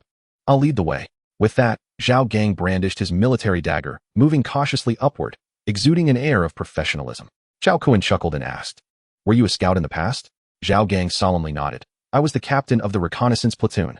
Chao Kuan gasped in surprise. No wonder. It turns out you were so formidable. As they ascended, every wandering zombie they encountered was swiftly dispatched by Zhao Gang's dagger. This scene caused Chao Kuan's eyelids to twitch uncontrollably, while a wave of joy surged within him. This was splendid. With Zhao Gang's addition, once he awakened his abilities, he would become even more powerful. Moreover, Zhao Gang possessed beast transformation abilities, which, once activated, would cause his physique to swell, resembling a towering giant. Every movement would wield terrifying force, capable of obliterating numerous zombies with a mere stomp. Before long, the two reached the highest floor. Once there, Chao Kun surveyed the surroundings and chose a room. A resounding bang echoed through the air. The door was forcefully kicked open. Once inside, Zhao Gang quickly moved some items to barricade the entrance, and the two entered the living room. At that moment, Zhao Yun bashfully said, could you let me down now? Chao Kun was momentarily taken aback, then responded with an "oh," releasing Zhao Yun. As she descended, he couldn't resist giving her a playful pat. The sound echoed sharply, leaving Zhao Yun utterly stunned. What the heck? I knew it. You did that on purpose all along. After being set down, Zhao Yun looked at Chao Kun, her cheeks flushed like a ripe apple, too shy to meet his gaze. However, Chao Kun remained nonchalant, appearing unfazed. By the way, are you two hungry? Zhao Gang and Zhao Yun nodded, admitting, now that you mention it. We are a bit hungry. Chao Kun replied. Oh, I'm hungry too. Why don't you go prepare some food? They were left speechless. Wait. You ask if we're hungry only to suggest we cook? Zhao Yun was momentarily taken aback, but then smiled and said, you two chat for a bit. I'll go make dinner. She hurried off to the kitchen. Before long, Zhao Yun returned with a pout, saying, this family must be quite lazy. There is hardly anything to eat. I found a few expired eggs and some rotten fruit in the fridge. Chao Kun was momentarily stunned. What? Surely there's rice? We can cook some. There was a bit of rice, but how could they cook without electricity? Chao Kun was left speechless. All right then, let us settle for snacks. He then pulled out several cups of instant noodles and said to Zhao Yun, here, you can prepare the noodles. This should work. Zhao Yun's eyes lit up at the sight of the noodles, and she eagerly nodded, rushing back to the kitchen. Meanwhile, Zhao Gang turned to Chao Kun and said, thank you for saving my life. I still don't know how to address my benefactor. Chao Kun waved his hand dismissively and casually replied, Chao from Chao Chao, and Kun from Kunlun. Zhao Gang nodded. Chao Kun, then I shall call you Brother Chao. Chao Kun waved his hand again. No problem. That is perfectly fine. Names are merely labels. Brother Chao, I owe you a great deal. Otherwise, my sister and I would be. Chao Kun interrupted Zhao Gang, saying, enough with the gratitude. You've already expressed that. Let us discuss something more practical. Zhao Gang nodded. That works too. Please guide me. Chao Kun looked at Zhao Gang and said, I have my eye on you. Zhao Gang was momentarily taken aback, then shivered, crossing his arms and exclaiming, what? I'm straight. I'm not into that. Don't scare me. Chao Kun rolled his eyes. Seriously? What are you thinking? I'm also straight. And my orientation is perfectly normal. If your sister were here, I might consider it, but you? No thanks, I'm not into that. Let me reiterate, I assure you. I like women. What on earth are you imagining? My intention is to express my admiration for your skills and to invite you to join my Su Feng hunting team. Upon hearing this, Zhao Gang finally let out a sigh of relief and said, phew, you startled me. I thought you were a hero descending from the mountains. Chao Kun kicked Zhao Gang on the shoulder, sending him flying. Get lost. You unhealthy-minded fellow. Have you been watching too many soap operas from M Country? Chapter 60. The electromagnetic girl Zhao Yun and the mighty gorilla Zhao Dagong. Zhao Yun, who had just stepped out with a bowl of instant noodles, was momentarily stunned by the scene. What are you all doing? Seeing Zhao Gang sprawled on the ground, she looked utterly bewildered. Zhao Gang was momentarily taken aback and instinctively replied, oh, I was just picking up soap. Zhao Yun's eyes widened in disbelief as she looked at the two. Wait, are you two? Chao Kun quickly waved his hands, saying, Sister Lin, don't misunderstand. I am a very upright man. I don't pick up soap. What I like are beautiful and capable girls like you. So please don't get the wrong idea. Zhao Gang hurriedly got up and said, is the instant noodle ready? I'm starving. Let us eat. He quickly grabbed the bowl of noodles and began to eat voraciously. Zhao Yun shook her head in exasperation at her rude brother. Nevertheless, she brought the noodles to Chao Kun and said, here you go, brother. The noodles are ready. Chao Kun grinned and said, come on, Sister Lin, sit down. You're too polite. You must be hungry too, so eat up. Zhao Yun smiled slightly and replied, my name is Zhao Yun, not your Sister Lin. Just call me Xiao Yun. It feels more friendly. Chao Kun shrugged and said, all right then. Sister Lin, would you like some eggs and sausages? From me. Zhao Yun's face flushed instantly, and she looked at Chao Kun in shock, even unconsciously glancing towards a certain part of him. Seeing Zhao Yun's cheeks flush and her gaze drift, Chao Kun quickly waved his hands and said, don't misunderstand. It's not that. I meant the country-style braised eggs and double-flavored sausages. He then pulled out a few braised eggs and sausages from his bag. Upon seeing the eggs and sausages on the table, Zhao Yun was utterly dumbfounded. She lowered her head and focused on her noodles, feeling utterly embarrassed. How humiliating. This guy is so mischievous, speaking so ambiguously, and then claiming it's from himself. I thought he meant something else. This is just too embarrassing. He clearly did it on purpose. Noticing Zhao Yun's shy demeanor, Chao Kun leaned closer and said, Sister Lin, what were you thinking just now? Zhao Yun quickly shook her head and replied, in nothing. I was thinking about the braised eggs and sausages. What about it? Chao Kun shrugged and said, "Oh, it's nothing. I was just asking casually." Seeing Zhao Yun hesitating to take the eggs and sausages, Chao Kun chuckled, peeled 2 braised eggs and 1 sausage, and placed them in her bowl of noodles. "Sister Lin, don't be shy. Feel free to eat. There's plenty of braised eggs and sausages, so it's no problem to eat at any time." Zhao Yun gazed at the 2 marinated eggs floating in the instant noodle bucket, alongside the sausage leaning against it, her cheeks flushing deeper as her thoughts wandered. Nevertheless, the pangs of hunger proved too compelling to resist, and after a long time without a warm meal, she soon devoured the eggs and sausage. Subsequently, she looked at Chao Kun and timidly said, "I want more." Chao Kun was momentarily taken aback, but quickly grinned and replied, "Oh, no worries, we have plenty. Thank you. By the way, how should I address you?" Zhao Yun inquired. Chao Kun chuckled and said, "From now on, you can call me Brother Kun." "All right, Brother Kun. Let us eat while it's hot. It won't taste good once it cools," she exclaimed, gently patting Zhao Yun's head. "Yes, thank you, Brother Kun." Meanwhile, Zhao Gang observed the flirtation between the two and felt a pang of jealousy. "Hey, is it appropriate for you two to flirt in front of me?" Chao Kun was taken aback and replied irritably, "I'm just chatting with Miss Lin. Why are you getting jealous? Focus on your noodles. Can't you see I'm peeling eggs for your sister?" Zhao Gang was momentarily stunned. "Oh, so you're flirting with my sister right in front of me, and I can't say anything?" Chao Kun, visibly annoyed, retorted, all right. Here are 3 marinated eggs and 3 sausages. Take them to the other room and don't disturb my conversation with Miss Lin." As he spoke, he tossed the eggs and sausages towards Zhao Gang. Zhao Gang caught them, glanced at the marinated eggs and sausages in his hands, and finally waved his hand dismissively, saying, Fine. A girl grows up and leaves. I'll eat on the balcony." With that, he picked up the instant noodles and left in haste. Zhao Yun was left dumbfounded. Wow, is this really my brother? Just 3 marinated eggs and 3 sausages, and he sold out his own sister? In the midst of Zhao Yun's astonishment, Chao Kun grinned and said, "Miss Lin, let us not mind him and continue."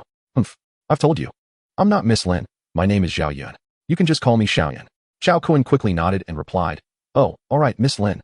Now, let us continue our exploration of quantum mechanics and genetic engineering."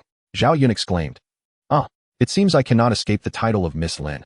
At this moment, Zhao Gang, unable to contain his amusement, burst into laughter. Haha. In an instant, both Zhao Yun and Chao Kun turned to him, speechless. Seeing their reaction, Zhao Gang hastily waved his hands, saying, "I'm sorry, I couldn't help it. This is what happens when one has a romantic interest. It seems I'm no longer the brother in the picture." With that, Zhao Gang completely vacated the living room, retreating to the balcony for some fresh air. Before long, everyone had their fill. Chao Kun then called Zhao Gang and Zhao Yun over to discuss the intriguing topic of devouring crystal cores to awaken supernatural abilities. Upon hearing this, both were left in a state of disbelief, exclaiming, "What? Devouring crystal cores? Awakening supernatural powers? Very well, enough with the pleasantries. Explanations are futile at this juncture. Our time is limited, so swiftly take your seats. I shall commence instructing you on the art of absorbing crystal cores and awakening your extraordinary abilities." The two, sensing the urgency, promptly settled into a meditative posture, diligently following Chao Kun's guidance to consume the crystal cores and awaken their powers. Time elapsed, though its measure was indeterminate, and under Chao Kun's tutelage, both individuals successfully harnessed the energies of the crystal cores, awakening their latent abilities. At the very moment of awakening, an overwhelming surge of electromagnetic energy erupted from Zhao Yun's body, instantly electrifying both Chao Kun and Zhao Gang, leaving them in a state of stunned bewilderment. Chao Kun shivered and exclaimed, "What on earth? Could this possibly be the legendary sensation of being electrocuted?" Upon hearing this, Zhao Yun's complexion shifted in alarm, and she quickly inquired, "Are you both all right?" The two, now resembling charred figures, shook their heads and replied, "We should survive for now." Zhao Yun, with an expression of regret, apologized, "I am truly sorry. I did not intend for this to happen." The current just escaped uncontrollably. Chao Kun waved his hand dismissively. "No need for concern. This is a normal reaction. It happens to everyone the first time. With more practice, you will become adept at controlling it." "Oh, understood." Meanwhile, Zhao Gang, in a moment of confusion, remarked, "By the way, why is there a little bear in my dantian?" Chao Kun's eyelids twitched at this revelation. "Goodness gracious. If memory serves me correctly, it should be a vajra, not a bear. Do you possess no common knowledge? A vajra is a colossal ape. How could it possibly be a bear?" "Zhao Gang, are you certain it is a bear and not a vajra?" Chao Kun asked, astonished. Zhao Gang, taken aback, replied, "What is a vajra?" Both Zhao Yun and Chao Kun were momentarily stunned. "All right, this is rather unexpected. I did not anticipate that this fellow would be unfamiliar with the concept of a vajra." Zhao Yun placed her hand on her forehead, awkwardly stating, "Brother, a Vajra is a giant ape. Do you understand?" Chao Kuan interjected, "Enough of that. For now, focus on the method I have taught you and begin your transformation. Remember to promptly revert to your original size. Otherwise, you might demolish this building." Zhao Gang gave a thumbs up, saying, okay, no problem. Before long, under Chao Kuan's guidance, Zhao Gang began to unleash his extraordinary ability, and his entire form began to undergo a transformation. In a short span, hair sprouted from his body. His arms and thighs thickened, his height increased, and his hands morphed into claws, as did his feet, bursting through his shoes. His mouth elongated with sharp fangs, and his facial structure rapidly contorted into that of a colossal ape. In no time, Zhao Gang had fully transformed into his beastly form. Staring at the towering figure before her, Zhao Yun was utterly dumbfounded. "My heavens, how did my brother become a Vajra?" She called out, "Hey, brother, can you still speak?" Zhao Gang, startled by his transformation, exclaimed, "What on earth? What is this? Why have I turned into a bear?" "Chao Kuan, is this what you meant by transformation?" Chao Kuan gazed at the imposing figure of the Vajra and remarked, "Indeed, this is transformation. Your body can continue to expand significantly. As one's strength escalates, it can indeed surge to heights surpassing even the tallest skyscrapers. My heavens, is it truly so remarkable?" Chao Kuan waved his hand dismissively. "Enough with the theatrics. Let me enlighten you. This is called Vajra, not a bear. Get your facts straight before you speak. Otherwise, if you venture out like this, others will mock you." Beside them, Zhao Yun expressed her concerns, saying, "Kuan Gu, will my abilities also turn out to be so grotesque?" Zhao Gang was immediately struck by 1,000 points of emotional damage, especially coming from his own sister. "Sigh, why must we possess such awkward abilities?" Chao Kuan waved his hand again, reassuring her, "Not at all. Yours is an electric-type ability. Have you ever seen Pikachu? It's akin to that, the one with 100,000 volts." Upon hearing this, Zhao Yun's spirits lifted. "What? 100,000 volts? Is that for real? Let me try?" As she spoke, she unleashed her electric power, and in an instant, a terrifying jolt blasted a massive hole in the wall opposite the living room. Electric currents crackled from all directions, causing the two bystanders to receive an unexpected shock. Chao Kuan was utterly speechless. "By the way, Lin Mei, when you discharge electricity, you ought to consult me first. I'll teach you how to control it." He then leaped up, exclaiming in frustration, "Next time, don't just go around discharging carelessly. The sensation of being electrocuted is quite exhilarating. I almost wish to experience it myself." Observing the furious Chao Kuan, Zhao Yun chuckled awkwardly and said, "I'm sorry. I was just experimenting. I won't do it again." Chao Kuan waved his hand. "All right. Come with me. I'll teach you how to harness your electric power." With that, he headed toward the room. Zhao Yun, surprised, asked, "Are we really going to the room for this?" Chao Kuan replied, bemused, "Is there a better place outside?" Zhao Yun paused, glancing at the chaotic state of the living room, and sheepishly replied, "My apologies." "Well then, let us go into the room to learn." She quickly followed him. Zhao Gang was also taken aback, feeling somewhat awkward, yet he trailed behind. However, just as they reached the doorway, the door slammed shut. Staring at the closed door, Zhao Gang was left utterly dumbfounded. "What is happening here? I can't believe this. Is my sister abandoning me? This is blatantly obvious. There's no subtlety at all. Alas, it's a truth universally acknowledged that a girl must not linger." He then decided to return to the balcony for some fresh air. But upon arrival, to his dismay, the balcony had vanished as well. Sigh. Well, it seems they'll be occupied in there for quite a while. I might as well venture outside to test my own abilities. With that, he opened the door and left, determined to experiment with his powers, as being a third wheel was far from enjoyable. And he certainly wished to avoid any further auditory torment. Upon awakening his extraordinary abilities, he experienced a significant enhancement in his vision, hearing, and physical strength.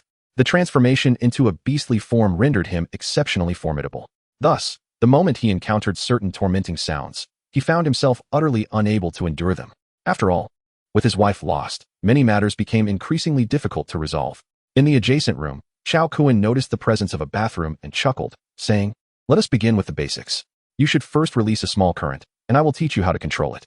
Zhao Yun nodded and inquired, "Oh, all right. By the way, is the electricity I release direct current or alternating current?" Chao Kuan was momentarily taken aback. "Well, this is rather a serious question that I hadn't considered. But how am I to know whether it is direct or alternating current?" After a brief pause, he cleared his throat and replied, "It should be. Well, does it really matter? As long as it works, that's all that counts." Zhao Yun was momentarily stunned, but then realized the truth in his words. With that, Chao Kuan patiently began instructing her on how to wield her electric powers without endangering her allies. Otherwise, enduring that shocking sensation daily would be unbearable. After what felt like an eternity, Under Chao Kuen's diligent guidance, Zhao Yun finally mastered the ability to freely control her electric energy. Observing her progress, Chao Kuen smiled with satisfaction, saying, Zhao Yun, you have finally learned to control your powers. It was not an easy feat. Meanwhile, Zhao Gang, having ensured the corridor was deserted, hastily returned to the entrance. He glanced at his own bare form, speechless. Chao Kuen had failed to inform him that transforming into his maximum beastly form would result in the utter destruction of his clothing. Unprepared for such a predicament, he found himself in a rather embarrassing situation upon reverting to human form. Fortunately, the streets were deserted, and no one witnessed his naked dash back. Upon reaching the door, Zhao Gang gently pushed it open, but found neither Chao Kuen nor his sister in the living room. What? It's already dark, and they haven't finished yet? This is taking quite a while. They haven't indulged in anything untoward, have they? Chapter 62. Life's joys must be fully embraced nevertheless. This suited him just fine. He would have been mortified had they seen him in such a state. Cautiously, he made his way into the living room and darted into the adjacent room, rummaging through the belongings until he finally located some clothes left behind by the male occupant. He quickly donned them, relieved to have concealed his earlier predicament. Once dressed, he exhaled in relief, grateful that his embarrassing moment had gone unnoticed. However, he grew curious about what the two next door were engaged in. Thus, he pressed his ear against the wall, intent on eavesdropping to uncover their activities. Chao Kuen addressed Zhao Yun, saying, Zhao Yun, could you please exert a bit more effort? This is hardly sufficient. The water remains cold. You must increase the intensity, otherwise, how will the water become warm? Meanwhile, Zhao Yun, who was preoccupied with charging the electric water heater, replied somewhat irritably, Oh, please don't rush me. The more you urge me, the more difficult it becomes to maintain the right pressure. What if I apply too much force and damage this thing? What's the big deal? If it breaks, so be it. It's not like we'll need it again after one use. Chao Kuen retorted dismissively. Fine, fine, you're in charge. It's you who will be using it, not me. If it breaks, I'll simply find something else to use. You handle it as you see fit. Zhao Yun pouted in annoyance. Chao Kuen, exasperated, replied, All right. My whole body feels tense and uncomfortable. I truly need this. I can't do without it. If you're afraid, then take your time. I won't rush you anymore. Humph. Now that's more like it. Patience is key. One cannot rush a delicate process. It must be done step by step, according to the proper procedure. Hee. All right. Success. The water is warm now. See, I told you. There's no need to hurry. Just take it slow, and the water will surely heat up. Now we can finally use it. Chao Kuen expressed his delight. Haha, indeed. It has warmed up a bit. I knew you could do it. Just wait a moment. You can go in now, but the temperature is still too low for comfort. Zhao Yun cautioned. Okay. Should you go in first, or shall I? Zhao Yun smiled coyly. You seem quite impatient. You can hardly wait, can you? So, I'll let you go first, but I wonder if there's enough water? It would be quite awkward if it runs out halfway through, leaving us in a bind. Chao Kuen waved his hand dismissively. What is there to worry about? If it comes to that, we can simply speed things up. We have towels, after all. Just dry off with a towel, and it'll all be fine. Zhao Yun chuckled. You're right. I'll go fetch a towel. Meanwhile, Zhao Zhang, who had been listening intently, began to feel a sense of unease. What on earth are they doing in there? Could it be that they are actually worried about the water supply? Good heavens. This clearly indicates a lack of experience. I must intervene and impart some wisdom to Chao Kuen. He seems to be quite inexperienced. This is my sister after all. What if he inadvertently causes her harm? Thus, he hurried to the door of the adjacent room, hesitating momentarily about whether to enter. Just then, Zhao Yun's voice rang out from inside. Kuen go, here's a towel for you. Hurry up and go in. It's getting late. We need to get this done quickly. I'm waiting. Unable to restrain himself any longer, Zhao Zhang burst into the room, kicking the door open. He quickly turned his back to the two inside and said, Chao, could you step out for a moment? I need to have a word with you. Inside, Chao Kuen, who had just taken the towel and was about to head to the bathroom, froze in place. Zhao Yun stood there in shock as well. Go, what are you doing? Isn't there a doorknob? Why did you kick the door open when it wasn't locked? And why turn your back to us after doing so? Zhao Gang shook his head and remarked, Sister, one must not gaze upon what is indecent nor listen to it. I understand that well. However, there are many things you do not comprehend. Heed my advice, let Chao Kuen step out for a moment. I wish to impart some knowledge to him. Both Chao Kuen and Zhao Yun stood there, utterly bewildered, and slowly approached Zhao Gang, gazing at him with expressions of astonishment. What do you wish to teach? Chao Kuen inquired, his brow furrowed in confusion. Zhao Gang glanced at the two and was taken aback. Huh, why are you both fully clothed? Zhao Yun and Chao Kuen, equally perplexed, responded, Shouldn't we be wearing clothes? Zhao Gang was momentarily speechless. What on earth is happening?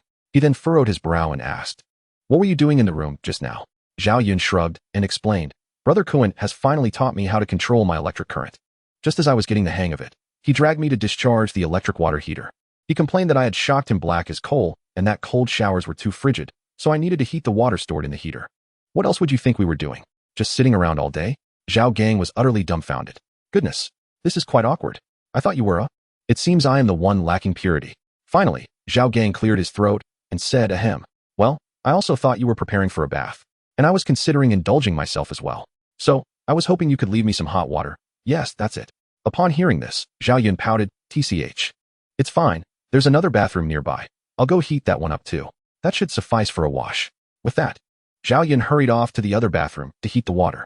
After she left, Chao Kuan looked at Zhao Gang's expression, akin to one who had just eaten something unpleasant and couldn't help but burst into laughter. Ha! Zhao Gang, did you really think we were going to? Don't worry. Even if we were, I wouldn't need your guidance. I have plenty of experience. Everything you don't know, I do, so relax. Zhao Gang exclaimed, you scoundrel. Must you speak in such ambiguous terms all the time? The more I listen, the more uncomfortable I feel. Chao Kuan chuckled and replied, relax. When I truly want to, I guarantee you won't even notice before I have you right where I want. Zhao Gang rolled his eyes and retorted, you dare? She's my only sister. Chao Kuan shrugged. That's not up to me. It depends on your sister. Hearing this, Zhao Gang was left speechless. Why do I feel as though I've boarded a pirate ship? Chao Kuan smiled slightly and added, be confident. Just dismiss that feeling. You have indeed boarded the ship of Chao Kuan. When the captain doesn't allow disembarking, the crew cannot leave. With that, Chao Kuan hummed a tune and headed into the bathroom with a towel in hand. It has been quite some time since I last indulged in a hot shower. Now, with Zhao Yun as my portable power source, I need not worry about running out of battery at any moment. Simply put, it is utterly delightful. In the grand tapestry of life, one must seize joy in moments of triumph, yet love's melodies can often lead to bittersweet farewells. Listening to the whimsical tunes hummed by Chao Kuan, Zhao Gang felt a pang of frustration. This brash youth was far too arrogant. He must warn his little sister that this fellow harbored ulterior motives and had been scheming to win her over. Zhao Gang reminded her to be wary and not fall for his tricks. Chapter 63.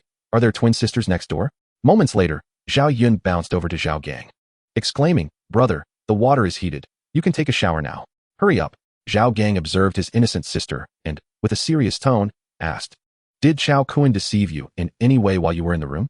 Zhao Yun tilted her head, pondering, and replied, not at all. Why do you ask? He has been quite kind and patient with me, teaching me everything I didn't understand step by step. Zhao Gang was momentarily speechless. Teaching you step by step? Listen, little sister, I must tell you that Chao Kuan does not have good intentions. You must not let him take advantage of you. Zhao Yun shook her head, smiling mischievously. Oh brother, why do you think so poorly of him? Brother Kuan is not that kind of person. He is truly wonderful. Please do not defame him. Zhao Gang was completely at a loss for words. This was the prelude to his sister's infatuation. Finally, Zhao Yun waved her hand dismissively, saying, oh brother, I'm not a child anymore. Please stop treating me like one. I can make my own decisions about my life. You need not worry. With that, she dashed into her room. After she left, Zhao Gang shook his head, reflecting, indeed, a girl grows up so quickly. Very well, let her be. It is only natural for young women to experience the flutter of first love. He too decided it was time for a shower. Feeling utterly filthy after having dispatched numerous zombies earlier. After some time, the group reconvened in the living room, freshly washed. However, upon surveying the disarray of the room, Chao Kuan shook his head and said, well, let's move on to the next house. In this apocalypse, houses are in abundance. Zhao Yun nodded in agreement, giggling, exactly. Let us go.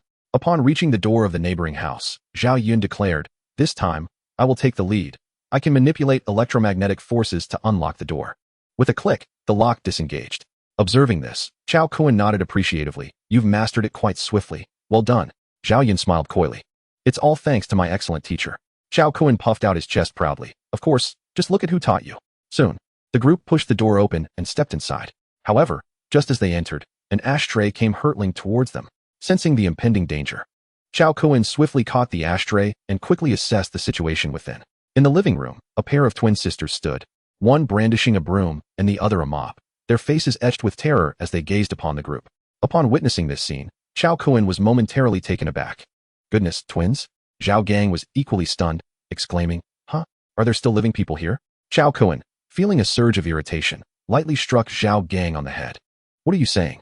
Isn't it a good thing to find living people? Are you daft? Zhao Gang retorted, why did you hit me? However, Chao Kuan, seemingly devoid of empathy, approached the two sisters with an overly cheerful demeanor. Hey there, dear sisters, do not be afraid. We mean you no harm. We are the good ones. Please do not come closer. The sisters cried, their fear palpable. To alleviate their apprehension, Zhao Yun stepped forward. Indeed, after her arrival, the twins gradually relaxed, eventually engaging in conversation. By the way, young ladies, where are your parents? Chao Kun inquired. The sisters, with tears streaming down their cheeks, lamented. They were bitten to death by those monsters. Alas, in this apocalyptic world, merely surviving is a daunting task. The world has changed. Everyone must fend for themselves to endure. Chao Kun mused. After a moment of silence, the twins nodded slowly, expressing, we understand, but those creatures outside are far too terrifying. We dare not venture out. Chao Kun waved his hand dismissively. That is of little consequence. What truly matters is whether you wish to survive. The sisters wiped their tears and replied earnestly, yes. Of course we want to survive. We wish to avenge our parents by killing those monsters, but we cannot defeat them. Chao Kun's eyes sparkled with intrigue as he shifted into a persuasive mode. Ahem. In fact, you can defeat them. The twins' faces brightened with hope. Really? Chao Kun nodded affirmatively. Of course. However, as you are aware, we are in an apocalypse, and we are strangers. Why should I teach you how to slay those beasts? The sisters exchanged bewildered glances, momentarily stunned. After a prolonged silence, they timidly asked, what must we do for you to teach us? Chao Kun chuckled softly, appraising the twins. Finally, he cleared his throat and remarked, the condition is not overly harsh. It merely depends on your sincerity. The sisters shared a knowing look. And after a moment of contemplation, they resolutely stated, we have no food left at home. Could you let us eat first? We are famished. Chao Kun was momentarily taken aback, then promptly produced some food and handed it to them. All right then, eat first, and we shall talk afterward. The sisters gazed hungrily at the food, their mouths watering as they eagerly began to devour it. In no time, the table was stripped bare of all provisions. We're still hungry. We need more. Chao Kun exclaimed, goodness. Do you have such a voracious appetite? Who can afford to feed you? Two sisters, with a look of despondency, lamented, we have been starving for several days, subsisting solely on tap water. Had you not come, we might have perished from hunger. Chao Kun was utterly speechless. Indeed, a person is like iron, and food is akin to steel. One misses a meal and feels the pangs of hunger. With that, he offered them some sustenance. Before long, the sisters let out a satisfied burp and patted their bellies, exclaiming, ah, finally, we are full. How gratifying. Chao Kun smirked. Could you not feel content? Your bellies are filled. The sisters, upon hearing this, exchanged awkward glances and said, thank you. After consuming so much of your food, whatever you ask of us, we are willing to consider. As long as you ensure we do not go hungry again, we shall comply. With a sly smile, Chao Kun replied, really? Anything at all? The sisters, sensing a hint of mischief in his gaze, felt a pang of apprehension, but ultimately steeled themselves, affirming, indeed. Anything we are capable of. Chao Kun grinned. Rest assured, you will certainly be able to manage it. Now, come into the room with me. I shall instruct you on what to do. With that, he strode confidently towards the room, leaving the sisters momentarily dumbfounded. What? So soon? However, after exchanging a glance, they sighed, as long as we can survive, anything is worth it. Let us go, such is fate. With heavy hearts, the sisters entered the room, where Chao Kun gestured towards the mattress, saying, all right, close the door. Do not linger. Get on with it. Chapter 64. There is no free lunch. The sisters stood in place, torn for quite some time, unsure of how to proceed. Finally, they steeled themselves and closed the door. Approaching Chao Kun, they spoke glumly. Could you let us off? We promised to return the food. Chao Kun regarded their adorable demeanor with a smirk, asking, oh, do you believe there is such a thing as a free lunch in this world? The sisters replied meekly, but we just had dinner. Chao Kun exclaimed, dinner? Really? You two are quite the charming little ones. You can utter such things? Moreover, does it matter whether it's dinner or lunch? In any case, no meal comes without a price, understand? The sisters nodded. Yes, we understand, but... No buts. Quickly now, time is of the essence. Let's be swift. The sisters, with downcast eyes, nodded. Very well. We are still girls. You must be gentle. Chao Kun furrowed his brow. It doesn't hurt. What are you afraid of? It's quite comfortable. Tears streamed down the sisters' cheeks. Yet what could they do? In the end, they slowly removed their shoes and climbed onto the mattress. After watching them settle in, Chao Kun joined them, then instructed, all right, sit cross-legged. We are about to begin. The sisters nodded, gradually starting to remove their garments. Upon witnessing the scene, Chao Kun was momentarily taken aback and inquired, what are you doing? Why are you taking off your clothes? The two sisters, perplexed, asked, are we really shedding our garments? Chao Kun nodded affirmatively, of course. However, if you insist on undressing, that is entirely your choice. The sisters responded with a soft "oh," remaining silent as they slowly settled onto the mattress. What comes next? Do we really need to bother with that, given that we're wearing such short skirts? Chao Kun replied, sit cross-legged. From now on, you shall heed my commands. Whatever I instruct you to do, you will do, understood? The sisters nodded, all right. We will do our best. Once the two women sat cross-legged, Chao Kun instructed them, all right, open your mouths. The sisters hesitated, huh? Do we really have to do that? Chao Kun waved his hand dismissively. Just do as I say, understood? They swallowed hard, wearing expressions of distaste. Have you taken a shower or not? Chao Kun, somewhat impatient, assured them, rest assured, I smell fresh. I just bathed. Reluctantly, the sisters opened their mouths. Observing this, Chao Kun nodded with satisfaction and proceeded to feed them several crystalline cores. What is this? The sisters asked, puzzled. Aren't you seeking vengeance for your parents? Swallow this, and I shall teach you how to combat zombies. At his words, both women shuddered, ultimately nodding with tears in their eyes. Fine. We hope you keep your word. Subsequently, the sisters swallowed the crystalline cores. Instantly, an intense surge of energy coursed through their bodies, igniting a feverish warmth within them. Wow, the effect is so potent. It took effect this quickly? They exclaimed in astonishment. Chao Kun, with a furrowed brow, remarked, could you please refrain from looking as if someone owes you millions? A bit of enthusiasm would be appreciated. This lack of energy is rather uninspiring. Enough of that. Let us commence with the serious business. Begin refining the crystalline cores within you as I have instructed. Then, awaken your latent abilities using the powers of the cores, understood? The sisters appeared bewildered. Time is of the essence. Just follow my lead, and I shall elaborate further shortly. With no other option, they nodded and began refining the cores as guided by Chao Kun. Time passed swiftly, and a night had elapsed. At dawn, the sisters finally succeeded in awakening their powers. However, there was something curious about their abilities. They had consumed numerous crystalline cores throughout the process. Their awakening required a considerable amount of energy, which explained the delay. Nonetheless, Chao Kun was confident that their powers would be remarkably formidable.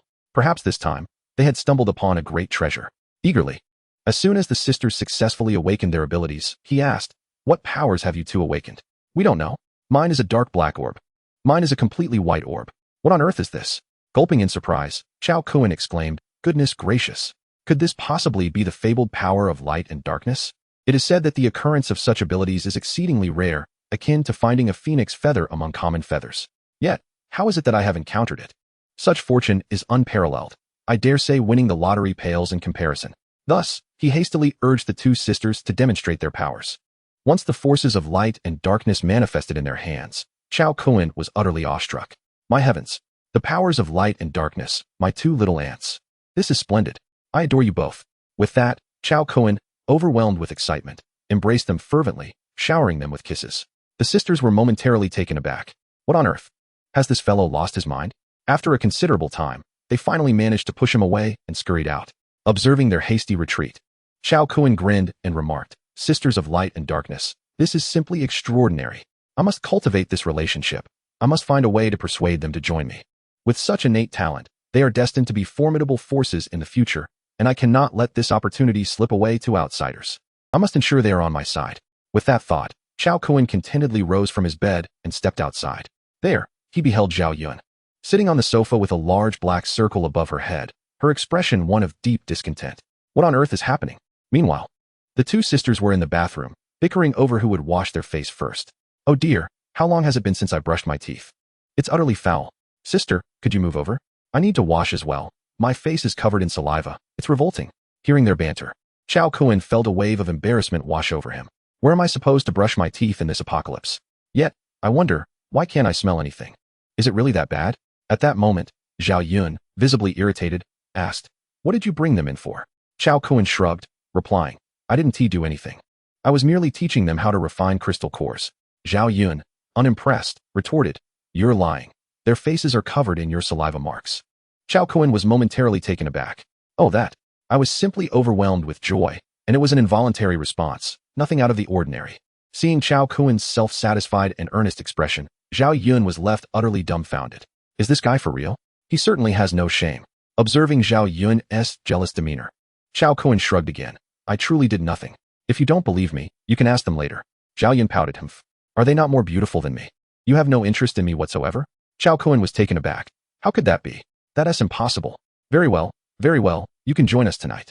Chapter 65, Electromagnetic Shock Cannon.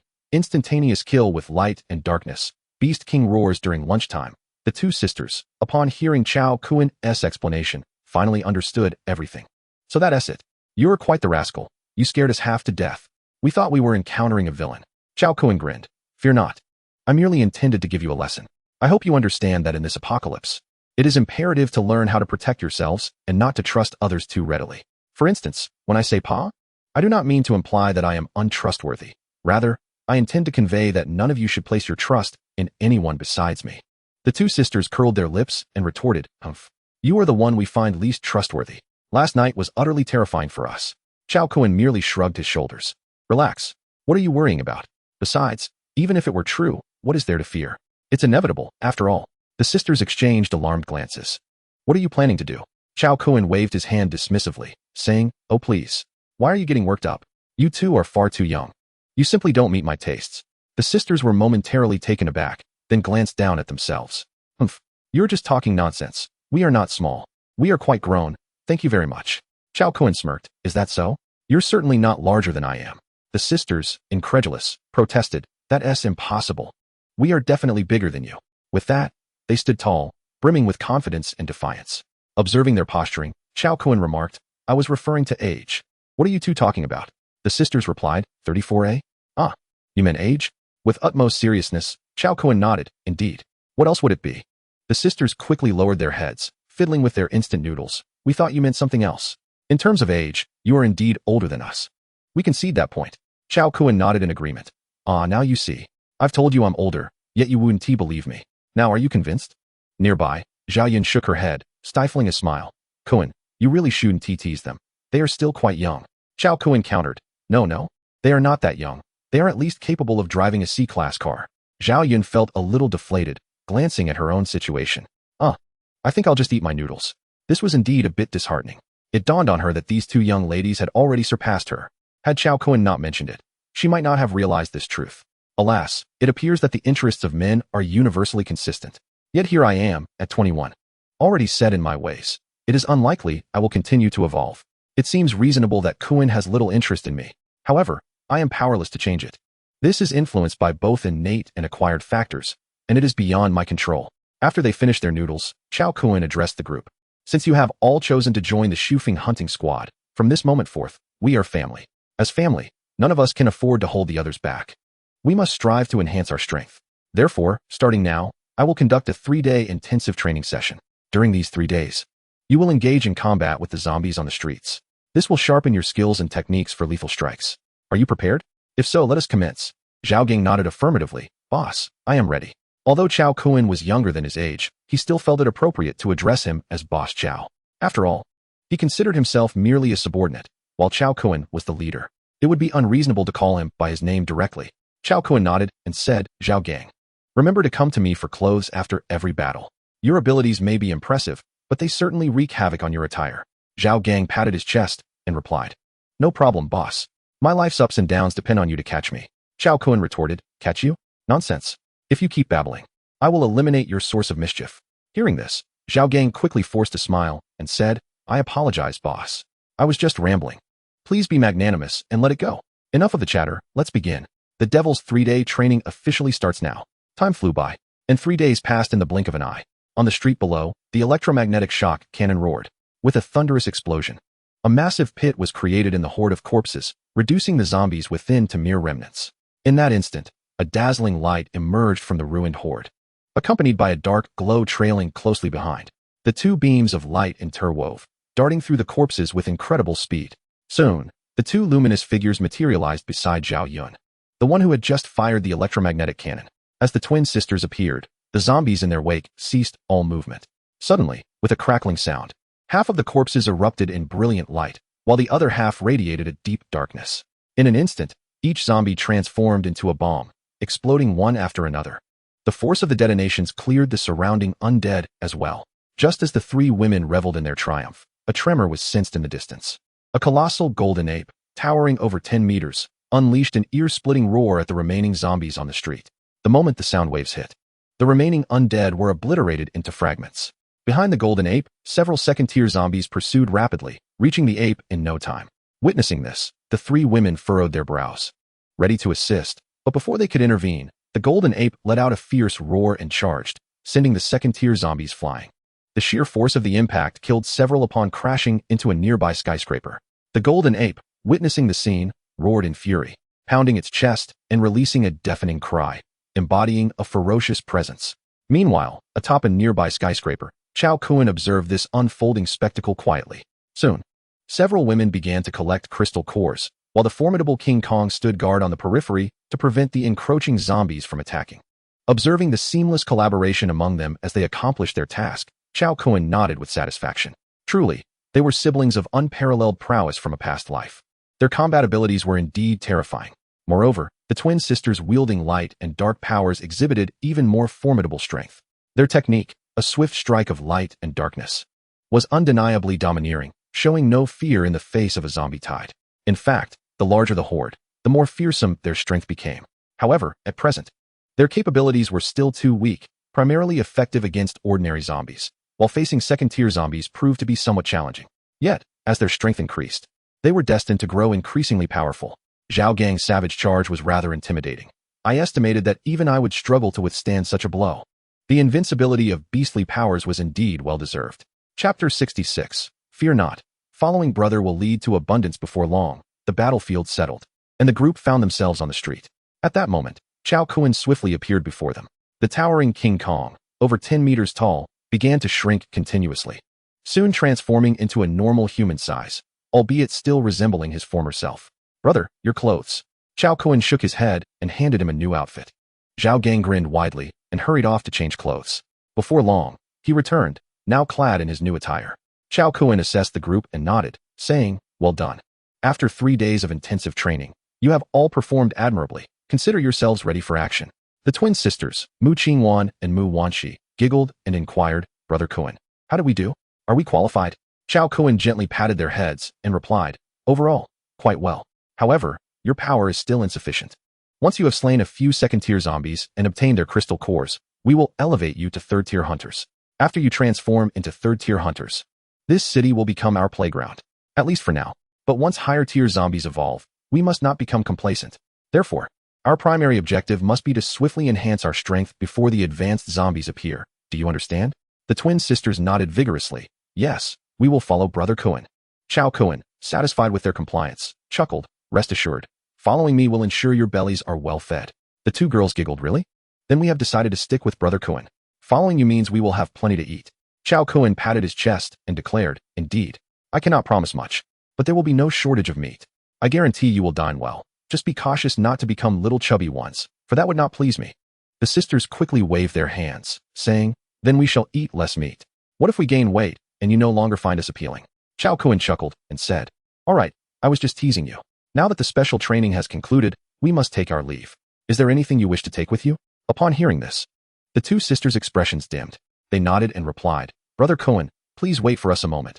We need to take our parents' photographs before we go." Chao Kun was momentarily taken aback. "Sure, go fetch them. I shall wait for you." The two young girls nodded and transformed into beams of light, darting towards the rooftop. Before long, they returned, photographs in hand.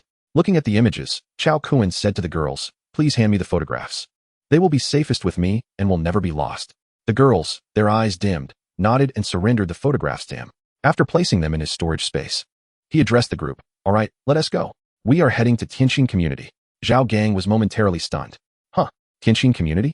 That is quite a distance away." Chao Kun nodded affirmatively. "Indeed, it is Tianxin Community. I have several friends there. They are also members of the Shufeng hunting squad." The others nodded in understanding. "Oh, now it makes sense." Thus, the group set off towards Tianxin Community. Although each of them possessed formidable skills, the sheer number of zombies in the city was overwhelming. The zombies they had just encountered were merely a fraction that Chao Kun had deliberately lured to provide them with some practical training. If a large-scale zombie tide were to erupt, it would be truly terrifying. A horde numbering in the tens of thousands would surely overwhelm them, as their abilities would not suffice to vanquish such a multitude. Meanwhile, within Tianxin Community, Tang Xin and her companions had fought their way into her home. Upon arriving at the community, they had waited for Chao Kun for 2 full days, yet he never appeared. Growing increasingly anxious, they ultimately decided to check Tang Xin's house, hoping that perhaps he would come looking for them there. However, when they evaded the zombie horde and returned to her home, they found it desolate. The house was eerily empty, and the door was ajar, indicating that her parents had fled at the onset of the outbreak, leaving no trace behind. They thoroughly inspected the surroundings, even paying close attention to the zombies below, yet found no sign of her parents. After an exhaustive search yielded no results, Tang Xin slumped onto the sofa, her face clouded with despair. It seemed her parents had met with misfortune. With so many zombies infesting the streets below, how could she possibly find them? If they had already transformed into zombies, what would be the point of finding them? In a moment of numbness, she stared at the empty house, tears streaming down her cheeks uncontrollably. The women beside Lan were at a loss for how to console her.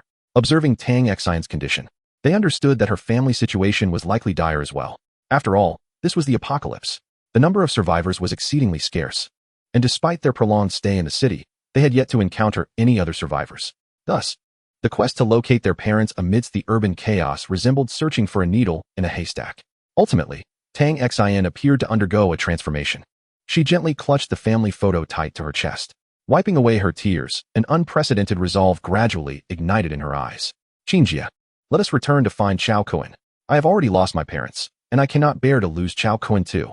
Moreover, every one of our sisters has perished. We cannot afford to lose anyone else. These detestable zombies, this cursed apocalypse, this abhorrent zombie virus. I, Tang Xian, shall not yield to you. With that, she tenderly held the photo and addressed her parents. Mom and Dad, do not worry. Your daughter will persevere and take good care of herself from now on, ensuring you no longer have to fret. I shall avenge you. These zombies deserve to perish. After speaking, she carefully tucked the photograph into her pocket, securing it close to her heart. Having composed herself, Tang Xian descended the stairs with a serene demeanor. The others, alarmed by her calmness, hurried after her, fearing she might do something reckless. Before long, they reached the open space at the base of the apartment complex. The moment they appeared, a horde of zombies surged forth. Claws bared like a tidal wave. The women rushed to pull Tang Xian away, desperate to prevent her from making a foolish decision. With so many zombies, they could truly meet their end. However, Tang Xian remained undeterred. Her aura intensified, and the winds around her began to pick up speed.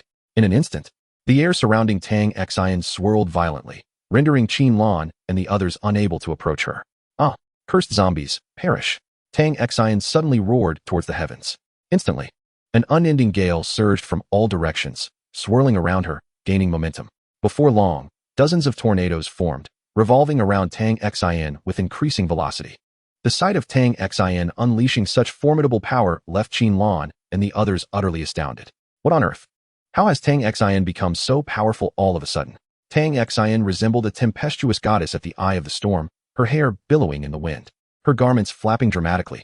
As she waved her arms, dozens of tornadoes surged forth. In a heartbeat, the densely packed horde of zombies was engulfed by the onslaught of the swirling vortexes. With a final, colossal tornado formed from the multitude, the surrounding buildings were torn to shreds, continuously drawn into the maelstrom. Ah, perish! Tang Xian cried out, as the sandstorm descended in a cataclysmic obliteration. Chapter 67. The emergence of Chao Kuan's Doomsday Women's Legion. The surrounding individuals stood frozen in astonishment. They never anticipated that Tang Xian could unleash such formidable power. As they gazed at the devastation around them, Lan and her companions swallowed hard, taken aback by the sheer strength of the wind elemental user.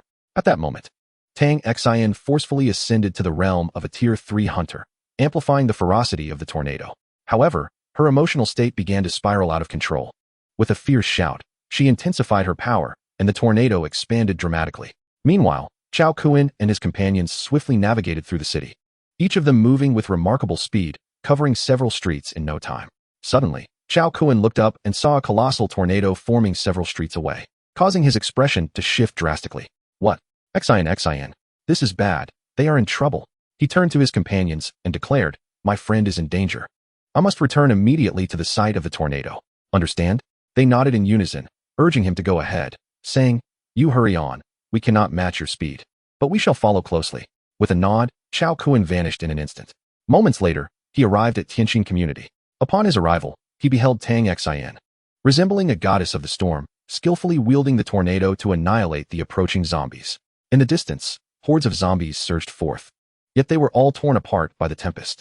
To his astonishment, he realized Tang Xian's power had ascended to that of a Tier 3 hunter. What is happening? How did Xian achieve this? Nevertheless, these thoughts were of little consequence now. He needed to intervene before her unchecked power led to her demise. In a flash, he appeared beside Tang Xian and, noticing her distress, asked urgently, Xian, what has transpired? Upon seeing Chao Kuan, Tang Xian could no longer contain her tears. Woo-woo. Chao Kuan. In an instant, she threw herself into his embrace. You have finally returned. I feared something had happened to you. You took so long to come back. All right. All right, no more tears. What exactly happened? Tang Xian sobbed. Chao Kuan, my parents are likely. Woo-woo. At his words, Chao Kuan was momentarily taken aback. He then held her tightly, saying, we must leave this place immediately. The commotion here will surely attract every zombie in the city. We cannot linger. Tang Xian nodded sorrowfully. All right, from now on, you are all I have left. Please do not leave me again. Chao Kuan replied earnestly, I promise you. Now let us hurry. He then guided Tang Xian to where the other women were. After confirming their safety, he smiled and said, my beloved and dear companions, are you all unharmed? Qin Lan shot him an incredulous glance, retorting, address me as teacher. Who is your beloved? Chao Kuan chuckled and said, it's nothing, just a slight difference in wording, isn't it? Before long, Zhao Gang, Zhao Yun, Mu Qingwan, and Mu Wanqi arrived to join him. Upon seeing the newcomers, the women were momentarily taken aback. Chao Kuan quickly introduced both parties to facilitate a basic acquaintance. He then addressed everyone, stating, all right, this is not the time for reminiscing. As I was coming over, I noticed a horde of hundreds of thousands of zombies advancing toward us. It is not safe to linger here. The group nodded in agreement and promptly followed Chao Kuan's lead to evacuate swiftly. After vacating several streets, they finally found a 5-star hotel to settle down. As they gathered in the luxurious setting, the sight of an array of exquisite young women captivated Chao Kuan. He sighed inwardly, realizing that it still wasn't enough. In his previous life, his entourage was far more substantial. Not to mention the 3,000, there were at least 2,980. Regrettably, many had only crossed paths with him once, leaving only a handful as familiar faces. Qin Lan was undoubtedly his primary wife, a fact beyond dispute, while the others, his concubines, had willingly approached him. He never quite understood how to refuse, resulting in an ever-growing number. Yet, he felt somewhat helpless. Despite the quantity, it was impractical. One could only engage with so many in a span of nearly 2 to 3 years. Thus, it was of little use. He couldn't afford to be idle every day. Therefore, in this lifetime, perhaps it would be prudent to limit the count to about 100 or 80. Too many would be unmanageable. Well, let us settle on that for now. Future matters can be addressed later. Chao Kuan reflected on this while observing the beautiful women around him. However, their presence brought him joy, signaling that his initial plan for a post-apocalyptic female legion was on the verge of materializing. The women stared at Chao Kuan, perplexed by his goofy smile. Hey Chao Kuan, what's so funny? He was caught off guard, then cleared his throat and replied, I am overwhelmed by joy to the point of sorrow. The women exchanged confused glances. What do you mean by overwhelmed with joy to the point of sorrow? Can that even coexist? What kind of emotion is that? Are you happy or not? The atmosphere grew awkward, and Chao Kuan felt as if he were on pins and needles, his discomfort palpable. To alleviate the tension, he forced a smile and stepped to the window to survey the street below. However, upon glancing outside, his pupils dilated in shock. What the hell? Has the virus evolved? How could it happen so quickly? Upon hearing this, the others rushed to the window, following Chao Kuan's gaze. Before them, an astonishing scene unfolded on the street below, leaving the onlookers utterly mesmerized. A solitary zombie had commenced hunting down its fellow undead, and such occurrences were far from rare. Similar events transpired in distant locales, with these zombies primarily targeting the crystal cores of their brethren. Witnessing this spectacle, Chao Kuan felt a wave of unease wash over him.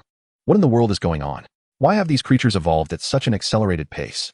If this trend continues, it won't be long before a surge of second-tier zombies ensues. The crowd fell silent in disbelief. What are we to do?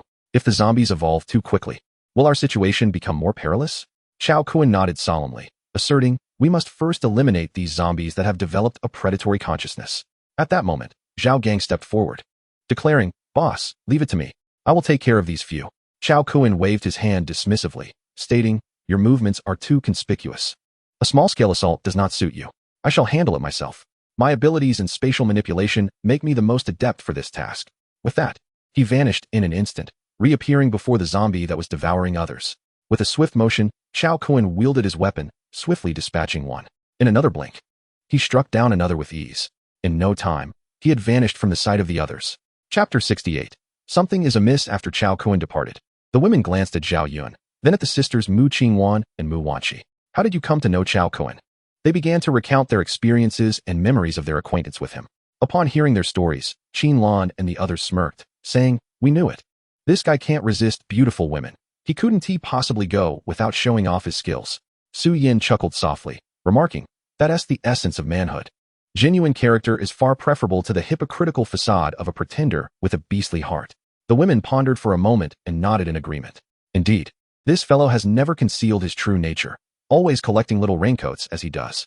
Mu Qingwan, Mu Wanqi, and Zhao Yun were taken aback, inquiring, little raincoats? What are those?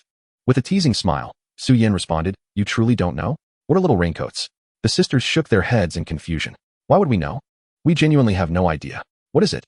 Seeing their bewildered expressions, Su Yin smiled gently and leaned in to whisper an explanation. After she finished, the women were momentarily stunned. Then, their cheeks flushed as they exclaimed, we knew it. That guy is just an old lecher. At that precise moment, Chao Kuen's voice echoed from behind the women, asserting, let me clarify something. I am not old. The sudden appearance of Chao Kuen startled the group of women, prompting them to pat their chests and exclaim, hey, are you trying to scare us to death? You walk without making a sound. Appearing out of nowhere can be quite frightening, you know? Chao Kuen grinned and replied, I just teleported here. Is walking really necessary? All right. We were rather hasty. It seems we were indeed superficial. Watching Chao Kuen flirt with the group of charming ladies, Zhao Gang shook his head and remarked, the human heart is no longer as it once was. What a disgrace. With so many girls around, not a single one is my girlfriend. Sigh. Upon hearing Zhao Gang's murmured complaints, the women turned around and retorted, want a girlfriend? Zhao Gang immediately nodded, of course. Otherwise, how would I sleep alone at night? The lady smiled knowingly. Well then, if you want a girlfriend, go find one yourself. Don't set your sights on us. We are already taken. Zhao Gang was momentarily taken aback, then replied irritably, what the heck? Why are you even talking to me if that's the case? Fine. I'll just wander around the neighborhood. Perhaps I might stumble upon a lovely girl. With that, he opened the door and stepped outside. After Zhao Gang left, Chao Kuen shrugged and said, what can I say? My charm is simply irresistible. The ladies choose me. What can I do? The women rolled their eyes at Chao Kuen and said, oh please, who cares about you? We weren't even talking about you. Why are you so excited? Chao Kuen was momentarily taken aback. What? Is there another man here? The women giggled and responded, we are perfectly fine as sisters. What do we need men for? Dream on. We want to let you profit from us. Chao Kuen waved his hand dismissively. TCH. I thought you had all changed your minds. You scared me for a moment. It seems like the flowers of home are blooming. The ladies were taken aback and angrily retorted, what are you talking about? You are the one blooming. I wish you a sky full of chrysanthemums. Well, why are you all getting so bold? Do you believe that when I unleash my power, it will be the flowers of home that bloom or those in the wild? You never know. The women instinctively covered their ears and retorted, not a chance. Finally, they smiled awkwardly and said, we were just joking with you. Why are you taking it so seriously? You truly lack a sense of humor. We would never challenge your authority. As the conversation shifted, Chao Kuen shrugged and said, all right, I'll let you off this time. When I elevate my strength to the pinnacle of a level 3 hunter, that will be the time you all worship me. The ladies were momentarily stunned. What? Worship? What on earth? Just then, as the women were puzzled, Qin Lan, the sharp-witted one, remarked, Chao Kuen, you truly are a man of many talents. The ladies looked at Qin Lan with curiosity. Sister Lan, do you understand what he means? Qin Lan replied impatiently. What he means is that once he breaks through to the level 3 hunter pinnacle, well, you know what that entails. The women quickly grasped the meaning. In an instant, several young women shyly exclaimed, huh? Why not? Can't we do it now? Chao Kuen was momentarily taken aback. Goodness, why do you all seem more eager than I am? What is happening? Noticing Chao Kuen's bewilderment, Tang Xian sighed and remarked, actually, dangers lurk everywhere nowadays. And we never know when misfortune might strike. If we were to traverse this life only to perish as young girls, wouldn't that be a grave injustice? Thus, we truly wouldn't mind. Chao Kuen was left speechless. Wait a minute. How come you all seem more audacious than I do? Never mind. Let me prepare a draw box. Whoever draws number 1 will start the sequence. The young women looked at Chao Kuen in sheer confusion. What is this? A draw? Are you seriously resorting to such a bizarre method? This idea was something Chao Kuen had conceived in a previous life, born out of necessity for fairness based on the circumstances. Suddenly, a strange, loud meow echoed through the air, followed by the entire building trembling violently. Chao Kuen gasped, whoa, something is off. We must enter a state of readiness. However, the young women had already entered battle mode without his prompting. Another terrifying cat's cry pierced the air, followed by a thunderous crash. From the adjacent room, Zhao Gang was launched out by a gigantic cat, and soon after, the enormous orange feline pounced towards him, roaring ferociously. Zhao Yun was paralyzed with fear upon witnessing this spectacle. Brother, gazing at the colossal orange cat, Chao Kuen's eyes sparkled with excitement. Whoa, a mutated cat demon. We're in for a windfall. This creature is a treasure trove of nourishment. The young women were momentarily taken aback. What? A treasure of nourishment? What do you mean? Chao Kuen grinned and said, hee, what do you think? It's undoubtedly the secret to your happiness. The young women instantly grasped his meaning, and in unison, they urged, hurry and save your friend. Otherwise, he will be devoured by the orange cat. Chao Kun waved his hand dismissively. It's fine. He won't die. If he can't handle a mere orange cat, then he's lived in vain. Now, let us return to our important discussion about the draw. Chapter 69. Today, I shall claim this vixen. The young women stared at Chao Kun in astonishment. At this moment, you still have the mind to consider a draw? Chao Kun replied, perplexed. Why not? Is there a problem? There are mutated creatures here. Are you not worried about encountering other mutated beings? What if, during that time, another one suddenly appears? Chao Kun waved his hand again. How could that be? These mutated creatures possess territorial instincts, so it is impossible for more than one to inhabit the same area. Rest assured, as she spoke, she picked up a small note she had found and began to inscribe the numbers. In no time, she had completed the task. Afterward, she turned around and fetched a small cardboard box, securing the lid and creating a small opening on top. Finally, she tossed the numbered notes inside. All right, the task is accomplished. Come over and draw lots. Whoever picks number 1 will go first. The group of girls stared at Chao Kun in bewilderment. This guy seemed remarkably skilled, executing the task with ease, undoubtedly having done this many times before. Just as the girls were pouting and preparing to draw lots, the door creaked open. In walked Zhao Gang, carrying a small kitten. The girls looked at Zhao Gang in astonishment, then at the kitten in his hands. What's going on here? Zhao Gang grumbled. You little cat, just because Grandpa isn't showing his might, do you think I'm a pushover? Chao Kun glanced at the kitten before exclaiming. What? A second-tier mutated cat demon, a blue-eyed demon cat? The legendary creature that can provide early warnings? It can grow large or small, and its combat prowess increases dramatically as it evolves? Impressive. Old Zhao, you've acquired quite a treasure. Zhao Gang continued his complaints. Boss, why didn't you come to my rescue? This little creature caught me completely off guard. Chao Kun waved his hand dismissively. If you can't handle a cat demon, what use do I have for you? Zhao Gang was momentarily taken aback, then retorted, what? Boss, that's quite heartless. You don't even remember our pact. The girls, hearing this, were left dumbfounded, exchanging glances. What? A pact? You two? Could it be? Chao Kun hurriedly waved his hand. Don't listen to this guy's nonsense. I'm straight. He's just a freak. Keep your distance. The girls instinctively took a few steps back, casting disdainful looks at Zhao Gang. He shrugged in resignation. Fine. You all enjoy yourselves. I'll just go to the next room to play with the cat. Come on, little kitty, let's not play with these people anymore. After Zhao Gang left with the kitten, Chao Kun waved his hand and remarked, forget it. You play with the cat. I'll. Never mind. Upon hearing this, Zhao Yun shot a glare at Chao Kun. What kind of talk is that? Who needs you around? Hey, let's not dwell on that. Come on, let's get back to drawing lots. Qin Lan was the first to approach the box, smiling as she declared, I'm the teacher here, which makes me the most important. I should go first. Tang Xian, Su Yan, and the other girls were taken aback. Huh, is there an order to this? Qin Lan shrugged, of course. I'm going first. Do you have any objections? The girls pouted. All right, you can go first. After all, it's all about luck in this drawing. Hearing this, Qin Lan shook her head, thinking how naive these girls were. Just moments ago, they had no awareness. When Chao Kun was crumpling the paper, number 1 had been shaped into a triangle, while the others were of various forms. Therefore, anyone who drew a triangle would undoubtedly pick number 1. Not going first would be a disservice to her own intellect. She reached in, rummaging for a while before a faint smile graced her lips as she retrieved a crumpled paper folded into a triangular shape. With a flourish, she unfolded the note, revealing the number 1. Wow, I knew my luck was unmatched. I drew number 1 on my very first try. Beside her, Chao Kun observed Qin Lan with a bemused expression.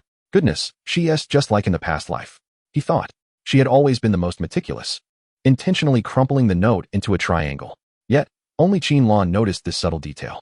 Indeed, as the old saying goes, opportunities are reserved for the prepared. Qin Lan exemplified this perfectly. Poor Tang Xian, however, remained oblivious. Tang Xian, Su Yan, Zhao Yun, Mu Wanxi, Mu Qingwan, and Xiao Fong stood there, dumbfounded. What on earth is happening? Is it truly that predictable? Tang Xian pouted. Humph.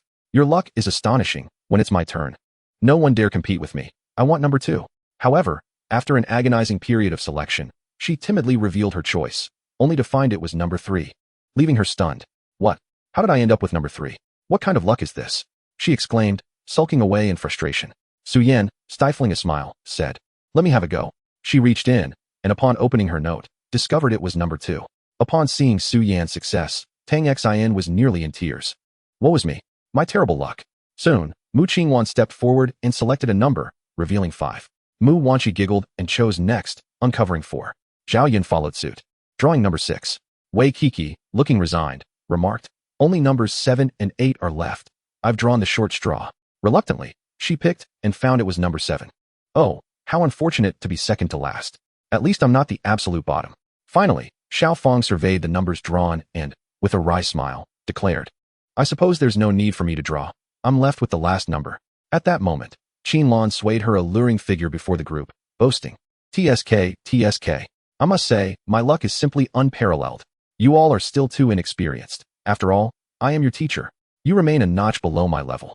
As the saying goes, an old ginger is spicier. Listen closely, my dear younger sisters. I shall impart my wisdom upon you. Now, if you'll excuse me, I shall savor this delectable young man first. You can wait for the leftovers. The other women glared at the flaunting Qinlan, their teeth gritted in frustration, yet powerless to change the outcome. Alas, what can we do?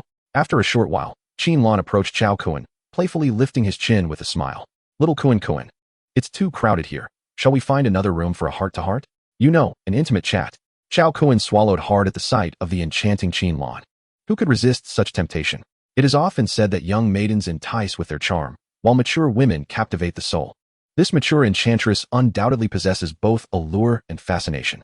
Regardless of the impending chaos or the world crumbling around him, he resolved to prioritize the matter at hand. With determination, he lifted Qinlan into his arms, a grin gracing his lips as he remarked, You little vixen, today I shall claim you, lest you cause further turmoil in the world. Chapter 70. Under siege, monsters approach with a forceful kick. He burst through the door of another room, carrying Qinlan into an adjoining suite. After securing the door behind them, Qinlan tenderly caressed Chao Kuan's face, teasingly saying, Oh, little brother, you possess quite a few tricks up your sleeve. Thankfully, I am your teacher. Otherwise, I might have overlooked your little antics. Suddenly, a cacophony of terrified screams erupted from the neighboring room. Alarmed by the commotion, Chao Kuan's previous good spirits evaporated in an instant. What madness was this? After painstakingly cultivating the moment, it all seemed to unravel in an instant. Exasperated, he thought, is this so-called five-star hotel truly worthy of its reputation? The soundproofing is atrocious. With that, he drew his sword, the giant Chu, and cleaved through the wall, striding purposefully into the chaos. What on earth is happening? He inquired, only to be met with a sight that left him utterly astonished. Before him loomed a monstrous spider. This colossal creature perched ominously by the floor-to-ceiling window, its blood-red eyes resembling sinister lanterns, evoking a surge of adrenaline, though not the exhilarating kind. My goodness, what has this spider been feasting on to grow so large? Several women gasped in terror. Chao Kuan, what is this abomination? Taking a deep breath, Chao Kuan surmised, this must be a mutated spider, excessively influenced by hormones. Meanwhile, Qinlan, whose clothing was only partially donned, approached with a scowl, asserting, whatever it is, it dares to interrupt my affairs. It shall perish. In an instant, she unleashed her powers of ice and fire, launching twin projectiles toward the spider outside the window. With a thunderous explosion, the monstrous arachnid was sent hurtling away.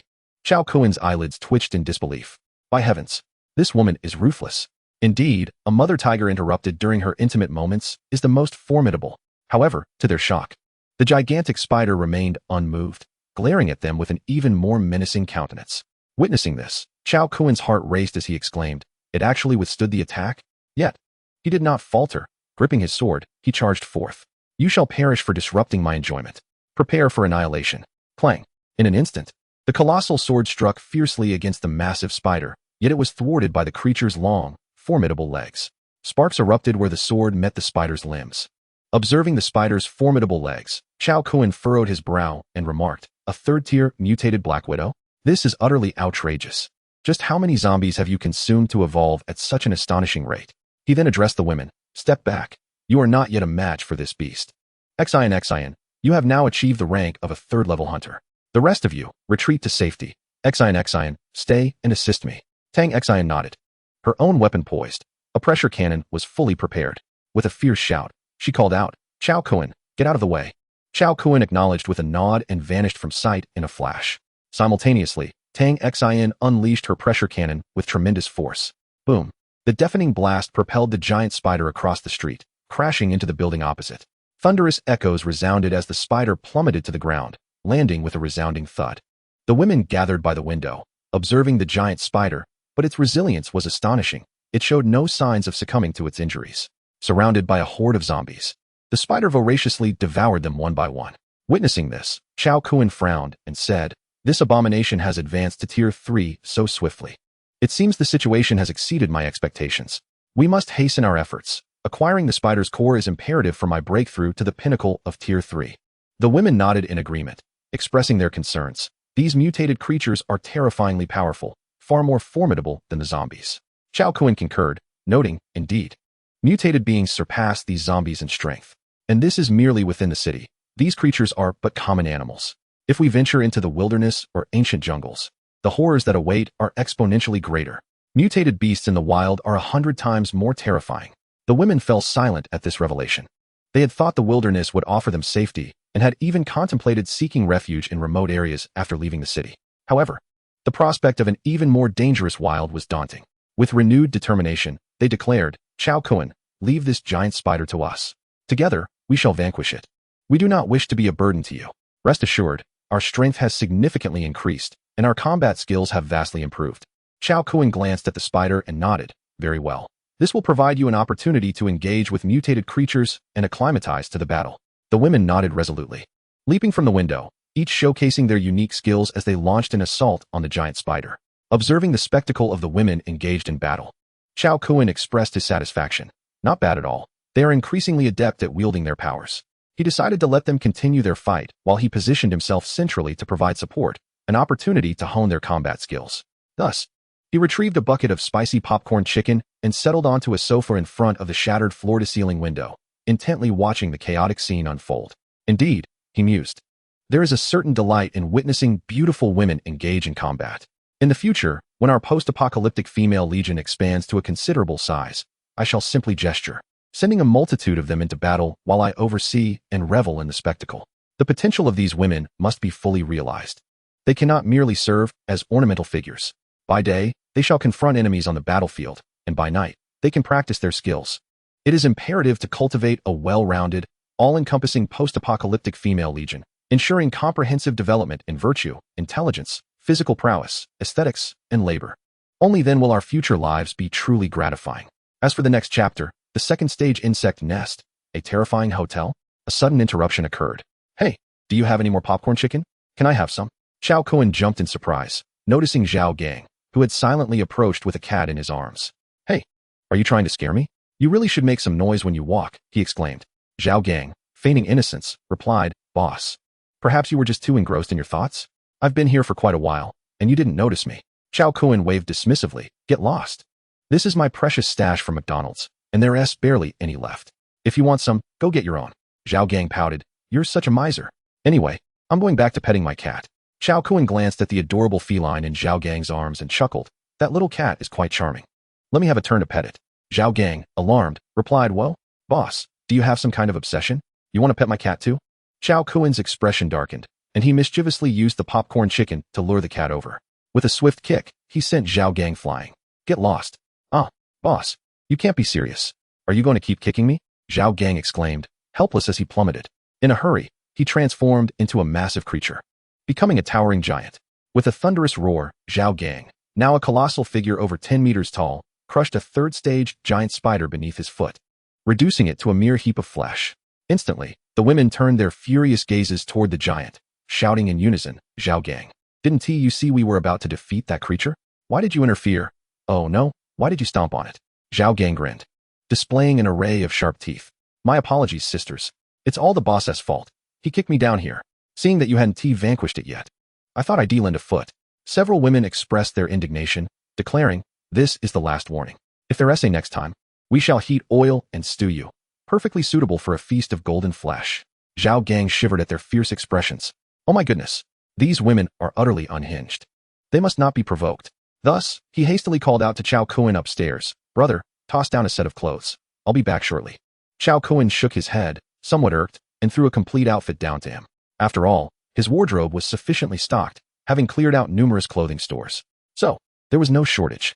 The women swiftly bounded back upstairs and entered the living room. Alas, this Zhao Gang truly is more of a hindrance than a help. Qin Lan approached Chao Kun and offered him a shimmering orb, saying, Is this the inner elixir you mentioned? Chao Kun nodded affirmatively. Indeed, this is it.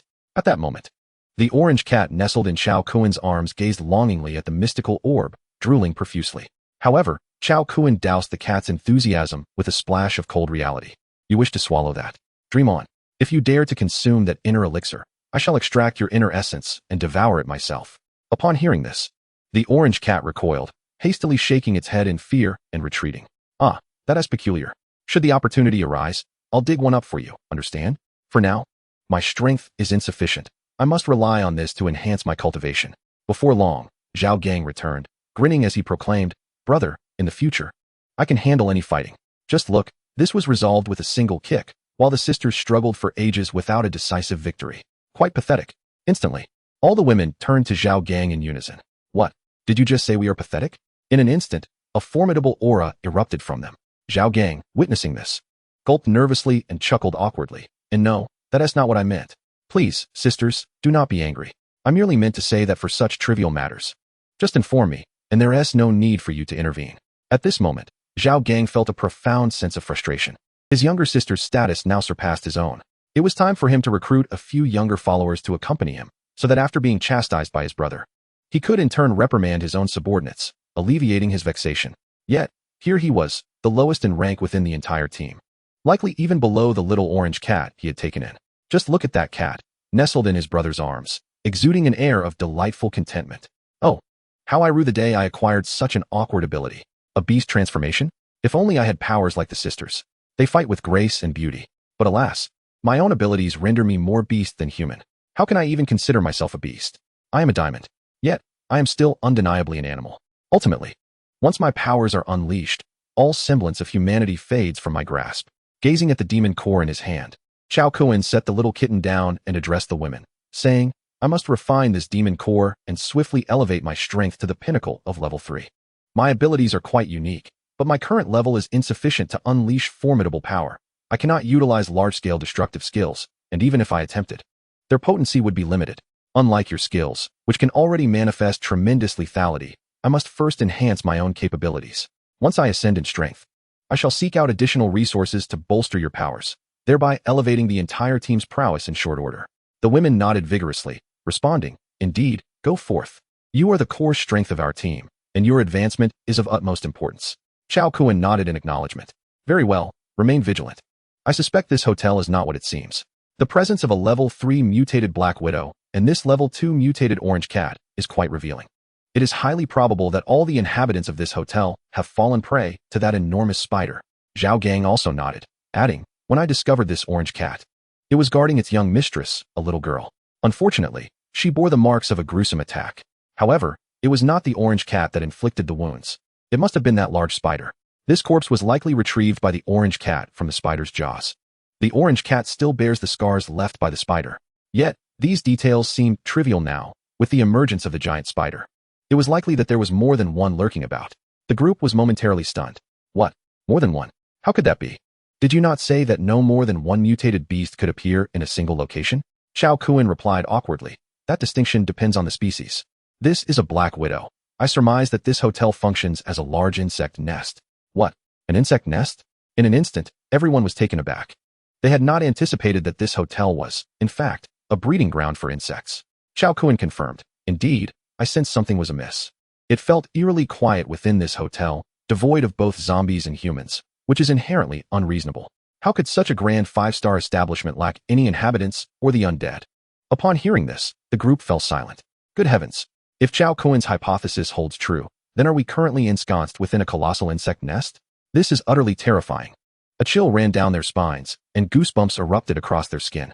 Chapter 72, Level 3 Mutated Beast, the chameleon of invisibility and color change. Having said this, Chao Kuan began to consume the demon core for refinement. The demon core from a level 3 mutated beast is indeed of a higher grade compared to a crystal core. Surprisingly, the level 3 zombies have yet to appear, while the level 3 mutated beasts have manifested first. This is not entirely unexpected, as these mutated beasts instinctively consume vast quantities of humans and zombies, leading to their rapid evolution. Furthermore, mutated beasts are typically colossal entities, generally lacking natural enemies. The act of devouring zombies was astonishingly effortless and pleasurable. These ordinary zombies were utterly incapable of thwarting the onslaught of mutated beasts. The women, observing Chao Kuan as he began to refine the demon core, dared not to disturb him, instead remaining vigilant, scanning their surroundings to prevent any monstrous incursions. After all, according to Chao Kuan, their group was likely ensconced within a vast insect nest. Suddenly, a gurgling sound echoed from the doorway. as if something exceedingly slick was sliding across the corridor outside. The women's pupils constricted at the sound. Could there be another monster lurking outside? At that moment, the blue-eyed demon cat on the ground suddenly bristled, its face contorted with terror as it stared at the door, emitting a low, ominous meow.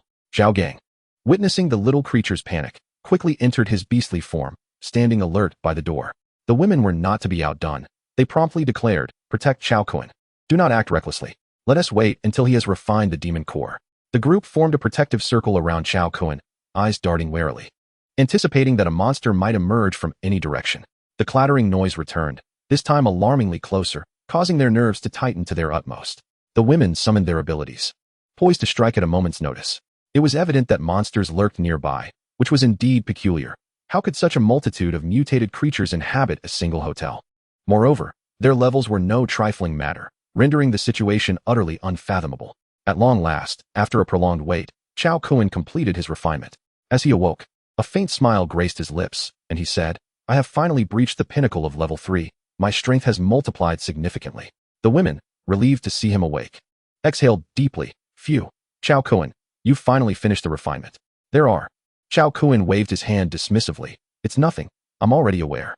However, if I'm not mistaken, the creature we are dealing with is rather troublesome, more formidable than the giant spider." The women were momentarily taken aback. What?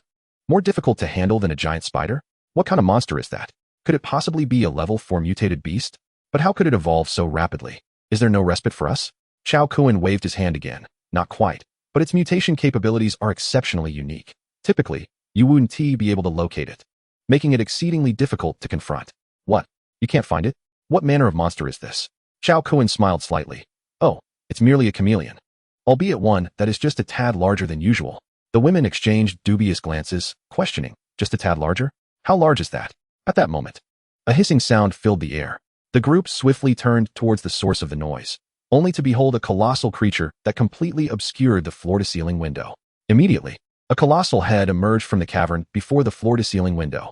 Not content with merely appearing, it violently lashed out its elongated tongue towards the gathered crowd.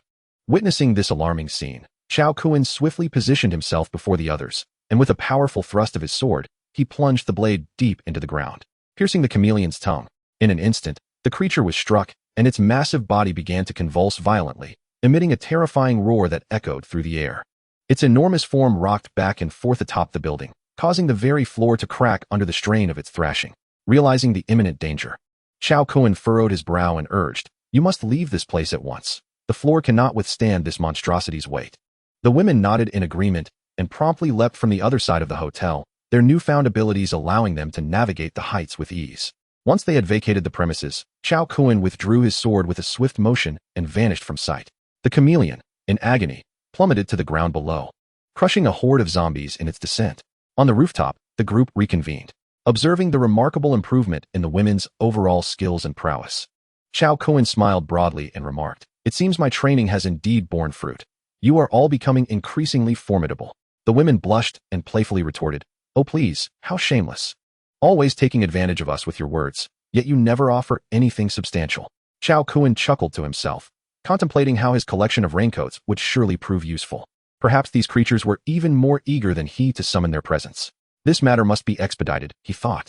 Once the monster in the building was dealt with, they could focus on enhancing their collective strength. If his suspicions were correct, and they were indeed facing the lair of a black widow spider, a treasure trove of eggs awaited within. Breaking those spider eggs would yield a wealth of second-tier beast cores, invaluable for their advancement. In a previous life, he had encountered a mutated ant nest, from which he had successfully extracted all the ant eggs, resulting in a vast array of mutated beast cores. Those cores had enabled him to cultivate numerous skilled warriors. Thus, encountering a bug nest would be a true windfall for him.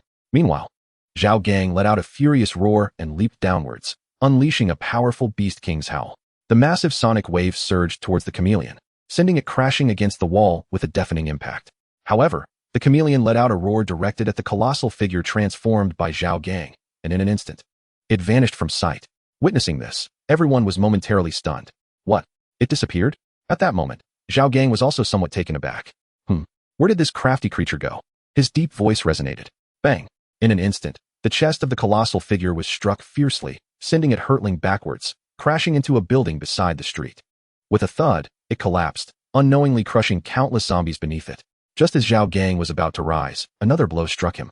In a flash, the colossal figure was once again sent flying several dozen meters away. With a sputter, he could no longer contain himself and spat out a mouthful of fresh blood. The women present, witnessing this, instinctively rushed to assist. However, at that moment, Chao Kun barked an admonition. Do not act rashly. This is the chameleon's unique mutated skill, cloaking. Even if you intervene, it would be futile, merely fodder for this beast, a mere snack. Chapter 73, Spatial Mastery, the Spatial Cage Gulp. The women instinctively swallowed hard. Oh my goodness, a mere snack? How terrifying. Yet, gazing at the severely injured Zhao Gang, their concerns deepened. At this juncture, Chao Kun furrowed his brow and remarked, "This creature is far too cunning, constantly shifting its form." The women solemnly inquired, "Can you sense its location?" Chao Kun nodded, stating, "Although I cannot pinpoint its exact location, I can detect fluctuations in the surrounding space. Thus, I can approximate its position. However, this beast is exceedingly shrewd, rapidly altering its whereabouts." After a while, as Chao Kun focused intently, a glimmer sparked in his eyes, and he exclaimed, "Ah, you wretched creature, daring to approach me? Then meet your demise." With that, Chao Kun leaped into action, unleashing his mastery over spatial manipulation. Waves of spatial energy surged from his hands. Then, with a fierce shout, he declared, "Wretched beast, experience the might of my spatial cage." In an instant, under Chao Kun's command, a vast area before him seemed to freeze in time, and a massive transparent object plummeted down. Boom! A thunderous sound resonated, akin to a heavy object hitting the ground. Soon, as the dust settled, a colossal form emerged before the onlookers. There lay the chameleon, terrified within a transparent, confined space, thrashing wildly in a frenzy. Finally, after what felt like an eternity, Chao Kun gently descended upon the shimmering barrier. Observing the chameleon's desperate struggles below, a smile crept across his face as he taunted, "You little creature, dare to be audacious before me? Feeling quite proud, are we? Why not come and bite me? You little darling." Shortly after, several women arrived here. Gazing down at the chameleon trapped below, Chao Kun, "What kind of extraordinary skill is this? Is it truly confined within? Why can't we see anything?" Chao Kun replied with a slight smile, "This technique is a minor skill of spatial confinement, which I have named the spatial cage. Once ensnared within, unless one possesses an exceedingly greater power than mine, it is utterly impossible to shatter this cage." The women nodded in realization. "Oh, I see. It seems quite impressive." At that moment, in the distance, Zhao Gang, trembling, managed to pull himself up against the building, approaching with unsteady steps. "Brother, with such an impressive skill, why didn't you use it sooner? Did you have to almost beat me to death first?" Chao Kun waved his hand dismissively. "Well, I couldn't accurately predict this creature's movements. Thus, you had to hold it off for me to better grasp this little thing." Zhao Gang sighed. "All right, I understand. I am merely a tool in this situation. Now, could you lend me a set of clothes? I need to change. This thing nearly crushed me. If you don't act soon, you might as well prepare to collect my remains." Chao Kun chuckled. "No worries. If you were to perish, I would carry you far away, never to return to this sorrowful place." Zhao Gang was momentarily stunned, nearly spitting blood in disbelief. "What? How heartless. Brother, this is akin to a tender embrace, causing double the harm. Are you truly sending me off?" Beside them, Zhao Yun pouted. "Who is going anywhere with you?" Chao Kun shrugged. "TCH. If you're not going with me, then who else?" Zhao Yun retorted. "Dream on. I would only follow my brother. Wherever he goes, I go." Upon hearing this, Zhao Gang was moved to tears, exclaiming, "See? It's still the sister who cares. She ultimately recognizes her brother's worth. My affection for you is not in vain. As the ancient saying goes, sisters are brothers' little cotton-padded jackets. It holds true." However, just as Zhao Gang basked in his heartfelt moment of self-praise, Zhao Yun added, "Unless my brother were to perish, I wouldn't accompany you. If my brother and you part ways, I would certainly follow him. But if he were to perish, I would seek vengeance for him and without hesitation, follow you." Chao Kun's eyes lit up. "Zhao Gang, did you hear that? You should hasten to meet your demise. As soon as you do, your sister will undoubtedly join me." Zhao Gang felt a surge of internal injury upon hearing this. "Ugh, you're truly heartless. This sister is no good, constantly urging me to meet my end." Sighing, he lamented, "How bitter it is. As a brother, I am ultimately no match for a romantic rival." With that, he sadly took the clothes to change. Before long, Zhao Gang returned, jumping to stand beside the others. Zhao Yun chuckled and said, "Brother, I was being serious just now. You absolutely must not get into trouble, otherwise, if anything happens to you, your little sister will have been for naught." Zhao Gang shrugged and replied, "Enough, enough. A girl grows up and no longer listens to her brother. You should go find your love interest. Who needs a big brother like me? My heart aches." "Such a scoundrel." Zhao Yun smirked. "Oh, brother, I was just teasing you. You're so formidable. How could anything happen to you? However, Zhao Gang's expression suddenly turned serious, and he gazed earnestly at Zhao Yun, saying, "Little Yun, if something were to truly happen to me, you must never remain alone. Do you understand? You must stay close to Chao Kun. This is a heartfelt plea from your brother. You have always been frail and sickly, yet unexpectedly, amidst this apocalypse, you awakened your abilities and even cured your asthma. I am truly pleased about that, but in this world of chaos, few can be trusted. Chao Kun, despite his lecherous gaze, is a reliable person. Rest assured, from now on, you should follow him. Given today's circumstances, if it becomes truly dire, I might very well meet my end. Therefore, if we encounter even more formidable monsters and I cannot escape, you must swiftly leave and stick with Chao Kun. He will continue to protect you on my behalf, understand?" Zhao Yun was momentarily stunned. Then she quickly responded, No, brother. I won't allow you to say such things. You will not get into trouble. We will all be fine. Zhao Gang smiled slightly and said, "All right. I was merely using a metaphor. I am perfectly fine now, just a bit injured, but I am not dying." Zhao Yun's eyes welled up with tears. Yet she nodded and said, "Brother, I understand. However, you must promise me that if I find myself in a situation where rescue is impossible, you must not concern yourself with me and should escape at once, all right?" Zhao Gang nodded, gently patting Zhao Yun's head, saying, "Good, we must both take care of ourselves." Yet, in his heart, Zhao Gang chuckled, thinking, "My foolish sister, do you think I could bear to watch you in danger without coming to your aid? Even if it costs me my life, I will ensure your safety. This is not only my promise to you, but also a vow to our departed parents. I shall never allow you to come to harm." Chapter 74. The flesh of beasts is a great tonic. Chao Kun observed this scene and waved his hand, saying, "All right. Must we indulge in such melodrama? Stick with me, and you'll have meat to eat every day. Why all the emotional theatrics? Besides, such scenarios are unlikely to occur. Once I level up, there will be no situations where rescue is impossible, so let us dispense with this tragic sentiment. The flesh of these extraordinary beasts is indeed a substantial tonic. Tonight, we shall feast on. No, we shall dine on chameleon." Following this, Chao Kun forcefully compressed the spatial cage below. Spatial compression. In an instant, the spatial cage contracted violently, resulting in the demise of the chameleon inside. Subsequently, the group dragged the lifeless chameleon back to the hotel. Upon entering the kitchen, Chao Kun transformed into Chef Chow, commencing the culinary preparation of the chameleon. The women took charge of butchering and cleaning the meat, and before long, through their collaborative efforts, they produced an abundant feast. As they beheld the table laden with delectable dishes, their appetites awakened, for it had been ages since they had savored a warm meal in this apocalyptic world. Their diet had consisted solely of instant noodles and convenience food, leaving their palates in dire need of relief. Now, they could finally indulge in a sumptuous repast. The excitement among them was palpable, and they began to feast heartily, particularly Zhao Gang, whose voracious appetite was fueled by his beastly transformation abilities, which required substantial energy. In a whirlwind of consumption, the entire spread was devoured.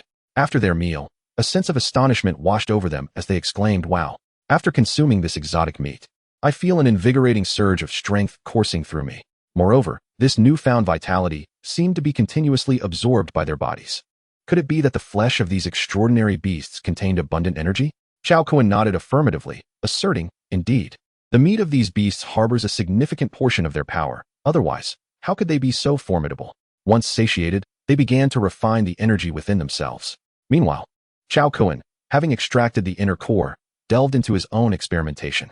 Time slipped away unnoticed, and soon the women had fully refined their abilities, experiencing an enhancement in strength.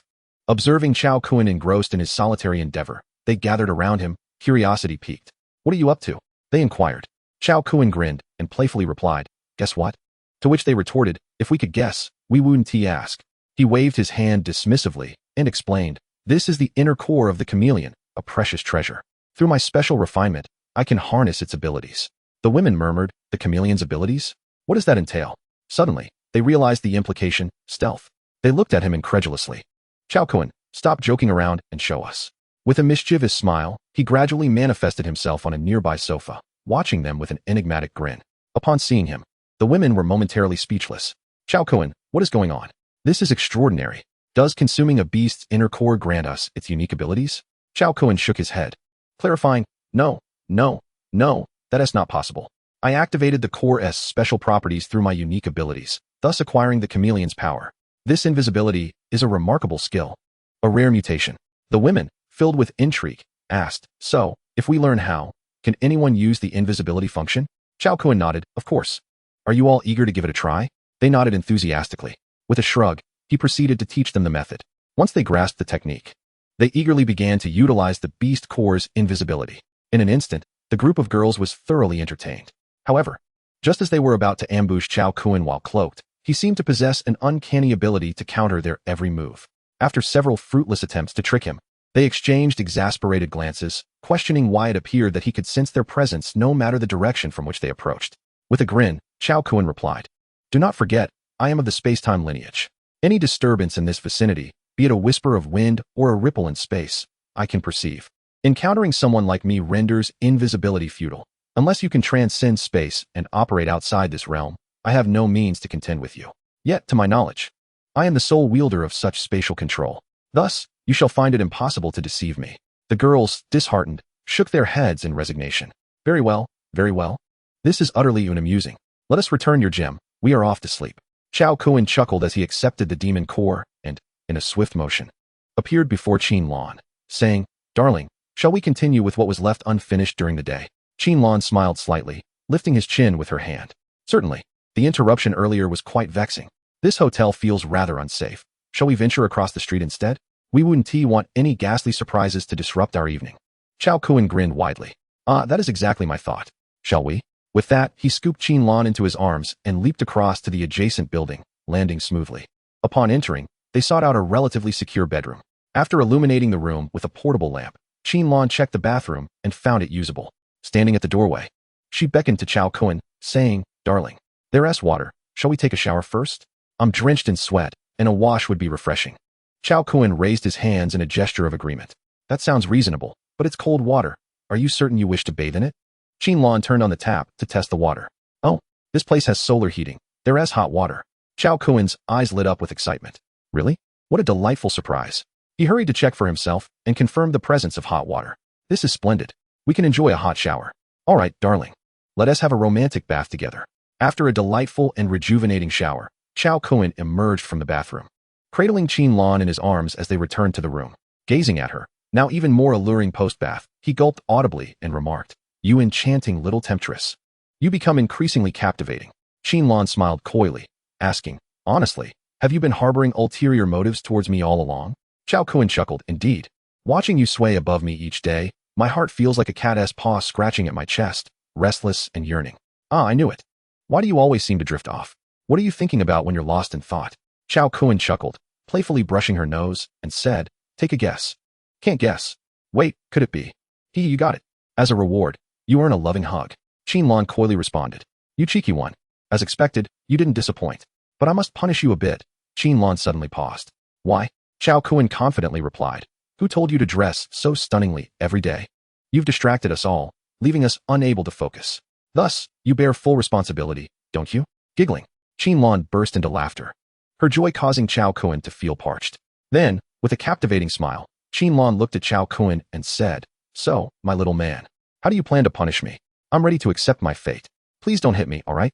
It's too much." Qin Lan said with a hint of sadness. Chao Kun grinned. "Is that too much? Why didn't you say it was too much earlier?" Blushing, Qin Lan retorted, "Humph. You're such a rogue. Hee, Lan, I adore you." "Really? How much do you love me?" Chao Kun shrugged. Wasn't he my affection just demonstrated? Qin Lan was momentarily taken aback. Then, recovering, she pouted, "Humph. A man's words are deceiving. All right, it's getting late. Tomorrow morning, let us sweep through the hotel." Qin Lan nodded, snuggling sweetly against Chao Kun, and drifted into slumber. The next morning, upon returning to the hotel, Chao Kun, hand in hand with Qin Lan, was taken aback. "Oh my, what is going on here?" Chao Kun stared incredulously at the sight of Tang Xin and the other women, all sitting in unison on the sofa, their eyes heavy with dark circles, staring at them. Qin Lan was equally stunned, but quickly regained her composure. She smiled and said, "You all are quite persistent." Haven T slept a wink. The women glared at Chao Kun, then turned their hostile gazes towards Qin Lan. "Humph. As the saying goes, it's more joyful to share happiness than to enjoy it alone. You alone reveled without inviting us. How could we possibly sleep?" Chao Kun was momentarily speechless. He hadn't anticipated this at all. At a loss for words, he awkwardly asked, "Are you hungry? Would you like some breakfast?" The women shot him a disdainful look and replied, "Forget it. We're not worthy of it. You go eat with your main lady." Faced with the jealous women, Chao Kun was rendered speechless. Just then, Zhao Gang returned from outside. Ah, brother, you're finally back. These women nearly turned the hotel upside down last night. After a night filled with incessant noise, I eventually had no choice but to take little me and seek a place to rest in the neighboring community. And what do you think I discovered? Chao Kun, visibly annoyed, inquired, what exactly did you find? Speak up. Why are you hesitating? Who do you think you're fooling? Zhao Gang, feeling awkward, replied, brother, we've struck gold. There's a massive trove of insect eggs. What? Insect eggs? Where? Zhao Gang excitedly exclaimed. In the storage warehouse beneath the hotel. Last night, I went down and heard some commotion inside. Mustering my courage, I ventured in to take a look, and to my astonishment, it was teeming with insect eggs. Each one was larger than I am, all containing fully formed mutated spiders. According to your theory, brother, if each of these mutated spider eggs possesses a demon core, we could truly become wealthy. Perhaps we could even ascend to the pinnacle of the third-tier hunters. Chao Kuen's eyes lit up as he exclaimed, what are we waiting for? Let us hurry. The women, momentarily taken aback, quickly followed suit. After all, despite any jealousy, there were tasks that needed to be accomplished. Before long, under Zhao Gang's guidance, the group arrived at the entrance of the underground warehouse. Upon arrival, they could all sense the activity emanating from within, and they collectively held their breath in anticipation. Zhao Gang addressed the entrance, brother, this is the place. I didn't dare make any rash moves last night, knowing that you were preoccupied with significant matters, so I refrained from disturbing you. I have come to report this only this morning, and it is up to you to decide how we will breach it. Chao Kun patted Zhao Gang on the shoulder and said, I am greatly reassured. In the past, Boss Chao had the support of the ancient demon Away, and later benefited from the prowess of Hu Qi and Su Chu. Ultimately, he achieved a legacy that has echoed through the ages. Now, as the successor of Prime Minister Chao a millennium later, with the assistance of my good brother Zhao Gang, I am confident we can fulfill the ambitions of Boss Chao from 1,000 years ago. Zhao Gang, my dear brother, I hope you will help me find a few more sisters-in-law. All you need to do is guard the door. I believe that with your support, my grand endeavors can be realized. Chapter 76, Striking Rich, a bounty of experience points. Zhao Gang, with a dark expression, remarked, so, I can only stand by the door and listen? Chao Kun waved his hand dismissively, nonsense. Rest assured, you will undoubtedly find true love. I believe in you. Who knows? You might even come across an adorable beast transformation girl. Zhao Gang rolled his eyes, let us hope so. But what if she ends up being a burly one? Chao Kun chuckled and patted Zhao Gang on the back. No worries, what is there to fear? Let us go, a treasure trove of experience points awaits us inside. As the group entered and beheld the warehouse brimming with spider eggs, their eyes widened in astonishment. Wasn't this utterly breathtaking? Chao Kun, equally captivated, remarked, goodness. Back when I single-handedly infiltrated a mutated ant nest, I never encountered anything as spectacular as this. With so many insect eggs, we are indeed on the verge of immense fortune. If all of these hatch, the consequences could be truly terrifying. I fear that the zombies within this city may become their sustenance. Once they grow, the consequences would be unimaginable. With that, Chao Kun drew forth the giant blade, and the women began to unleash their own techniques. Shortly thereafter, Chao Kun commanded, action, clear everything within an hour. As soon as his words fell, everyone sprang into motion. Each individual employed their unique methods to assault the insect eggs. Chao Kun too, struck with his sword, his inner Dan directly soaring forth, grasped firmly in his hand. TSK. A second-level demon core. Alas, it is not a third level, yet acquiring a second-level demon core is already a considerable luxury. The women similarly unleashed their techniques, fervently harvesting demon cores. These insect eggs would require a few more days to hatch, but alas, they encountered us. Eventually, Chao Kun became quite fatigued from the relentless strikes. Enough. Time-space vortex, activate. With that declaration, Chao Kun opened the time-space vortex, swiftly enveloping the insect eggs one after another.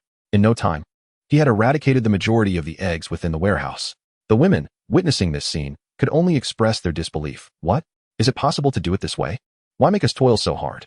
Chao Kun shrugged. Isn't it to give you all a sense of participation? The women retorted, participation my foot. Now you realize we should have a sense of involvement? Why didn't you think of that last night? Chao Kun felt a wave of embarrassment wash over him. Goodness, this matter seems relentless, does it not? However, he recognized that in favoring Qinlan this time, he had indeed been somewhat unfair to the others. Yet, could he withstand such a multitude of burdens alone? Even if he could, receiving adoration all night would be an overwhelming loss. This must be approached gradually. Savoring the experience is far more enjoyable. Yet, how could he articulate such thoughts? Sigh. Perhaps next time? He mused. Otherwise, jealousy will rear its head again. It would be best to elevate himself to a level 4 hunter first. Attaining such a rank would bring about a transformative change in his physical prowess. At that point, It would be sheer bliss. Not only would he manage the current situation effortlessly, but even an additional dozen foes would pose no challenge. Indeed, strengthening his abilities must come first. With power elevated, everything else would follow suit. Before long, under the influence of Chao Kuen's time-space vortex, all the insect eggs within the warehouse were drawn into its depths. Following this, with a wave of his hand, the vortex contracted, releasing a cascade of second-level demon cores. Soon, they amassed into a small mountain. Gazing upon the dense array of demon cores, Chao Kuen could not suppress his smile. So many treasures. We have truly struck it rich. With a flourish, he gathered them all. Marvelous. This haul fills our coffers to the brim. Let us all enhance our powers and consume these demon cores to their fullest potential. Once we have all strengthened ourselves, we shall head directly to the city center skyscraper.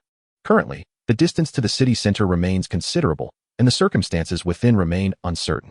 Although he understands that the likelihood of finding his parents is slim, he feels compelled to go nonetheless.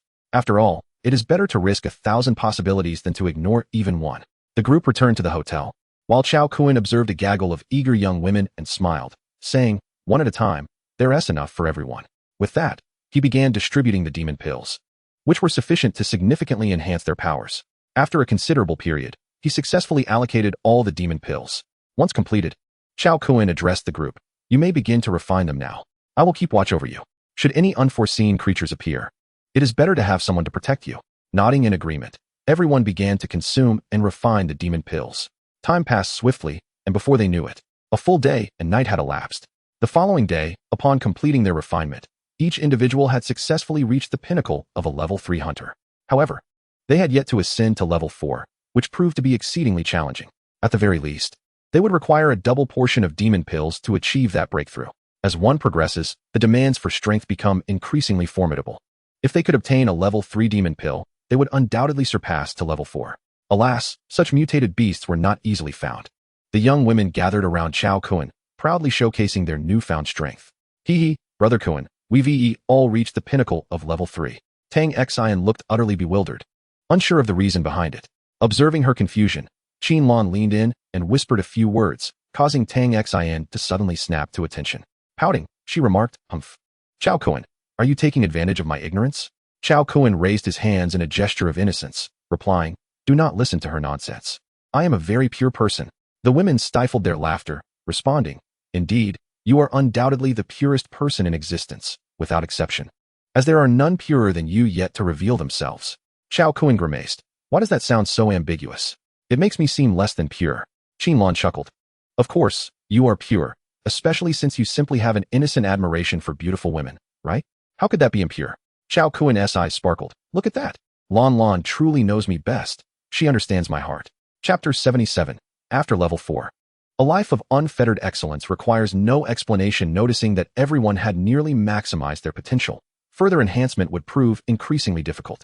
After all, resources were limited, and these resources had already sufficed to elevate them to the pinnacle of level 3. It was now time for him to focus on his own strength. Should he succeed in reaching level 4, he would be able to teleport his teammates, thereby ensuring their safety even further. When confronted with formidable monsters or zombies, swift retreat would be paramount for survival. Thus, Chao Kuen commenced the refinement of demon pills. Though these level 2 demon pills lack the overwhelming power of their level 3 counterparts, their sheer quantity made up for it. Thus, Chao Kuen embarked on a fervent quest to refine the demon elixir. As the process unfolded, the aura surrounding him gradually grew denser. Time slipped away unnoticed, and suddenly, Chao Kuen's aura surged dramatically. An inexhaustible stream of power was incessantly drawn to him, merging seamlessly into his being. After what felt like an eternity, Chao Kuen finally completed the refinement, slowly opening his eyes. At that moment, he had successfully ascended to the 4th level of mastery. Having crossed this initial threshold, he could now wield the majority of his spatial abilities. However, his temporal skills remained limited to auxiliary powers, as he was yet unable to harness the formidable capabilities of time manipulation. The immense energy required for such powers was overwhelming, which elucidates the adage, time is revered, while space reigns supreme. Compared to space, time is far more intricate. Without a robust source of power to underpin it, one cannot unleash its true potential.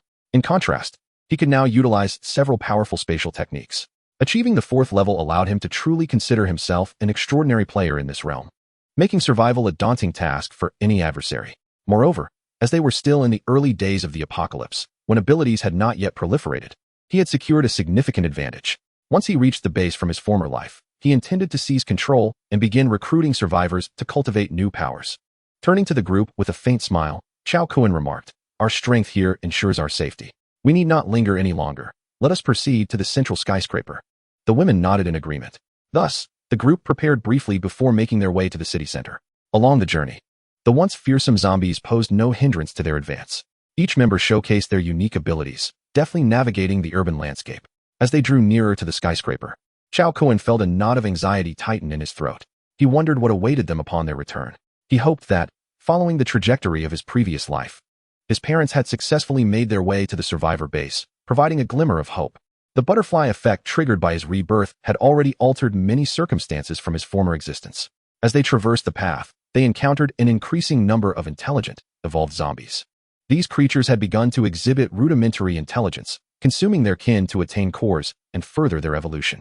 This was a troubling sign. If this trend continued, the city would soon be overrun with zombies of level 2 and beyond within 3 months.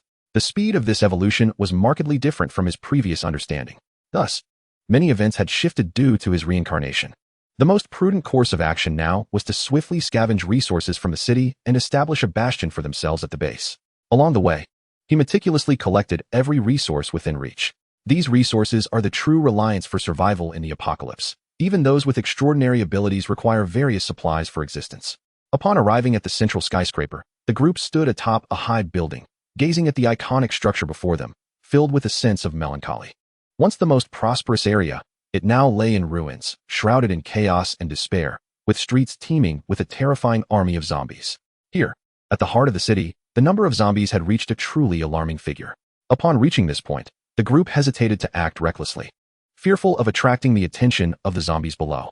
Among them were several second-tier zombies, which, while not overly formidable, contributed to the overwhelming sense of dread brought on by the sheer density of the undead. There was no feasible way to approach them, especially since they were still a considerable distance from the skyscraper, making flight impossible. At that moment, Chao Kun took a deep breath, surveying the edifice before him. Although he appeared calm on the surface, his mind was in turmoil, anxious about the possibility of witnessing something he wished to avoid. Nevertheless, he resolved to venture forth, regardless of the outcome, even if it meant taking one last look at his former home. Turning to the women, he said, "Please wait for me here. I'll return shortly." The women understood that accompanying him would only hinder his progress. It was better for them to stay behind, ensuring they did not impede Chao Kun. Given his ability to teleport, he would surely be unnoticed by the zombies. However, if they followed him, the risk of exposure would significantly increase. Chao Kun offered a reassuring smile and said, "Don't worry, I'll be fine on my own." The women nodded, expressing their concern. "Chao Kun, please be careful. No matter the outcome, you must remain strong," one of them urged. Tang Xian stepped forward and embraced him, saying, "Chao Kun, you are all I have left. You must come back. I'll be waiting here for you." Chao Kun smiled slightly. "I'm merely going to take a look. It's not a matter of life and death. Let us not dramatize it every time." With that, he vanished in a flash, appearing within the opposite skyscraper. Upon arrival, he surveyed the place where his parents once worked, now a scene of utter devastation, littered with dried blood and several zombies wandering through the offices. As the zombies noticed him, they lunged viciously in his direction. However, Chao Kun, uninterested in engaging them, merely waved his hand, compressing space, and the zombies were reduced to nothingness. Collecting their cores, he descended the building, encountering a relentless tide of zombies on each floor. Yet, he moved with the cold efficiency of a reaper, mercilessly harvesting their lives. After several floors, he found no trace of any living souls, save for the ceaseless throng of the undead. Gazing upon the multitude of zombies, Chao Kun felt his heart plummet to an icy abyss. Under such a dense cover of the undead, how did his parents manage to escape in their previous lives? However, at least thus far, he had not encountered the sight of his parents transformed into zombies, which could be considered a glimmer of hope. Eventually, wearied from the relentless slaughter, Chao Kun instantaneously transported himself to the basement. Upon arriving, his heart sank when he noticed the door to his home ajar. Chapter 78. The heart of parents. Taking a cautious glance around and finding no zombies nearby, Chao Kun inhaled deeply and slowly stepped into the abode he once called home. This was the basement on the negative first floor, perpetually shrouded in darkness, and now, with the power out, it was even more obscured. Yet, his vision had adapted to the night, having attained the ability to see in dim light after reaching level 3. Now that he had ascended to level 4, the darkness posed no obstacle to him. Thus, despite the pitch-black surroundings, he navigated effortlessly into the room. As he surveyed the familiar space, silence enveloped him. He gradually approached his parents' former bedroom, which was as he had anticipated. They were not present, but now he could only hope to find them at the survivor base. Observing the confines of this once cherished home, where his family had lived for so many years, he suddenly noticed the bedside table ajar, with money scattered across the floor. Chao Kun furrowed his brow as he approached the bedside table, his face a mask of confusion upon seeing the disarray of currency. What could have transpired? He then discovered a notebook nestled in the drawer. Curiosity piqued. He opened it and began to peruse its contents.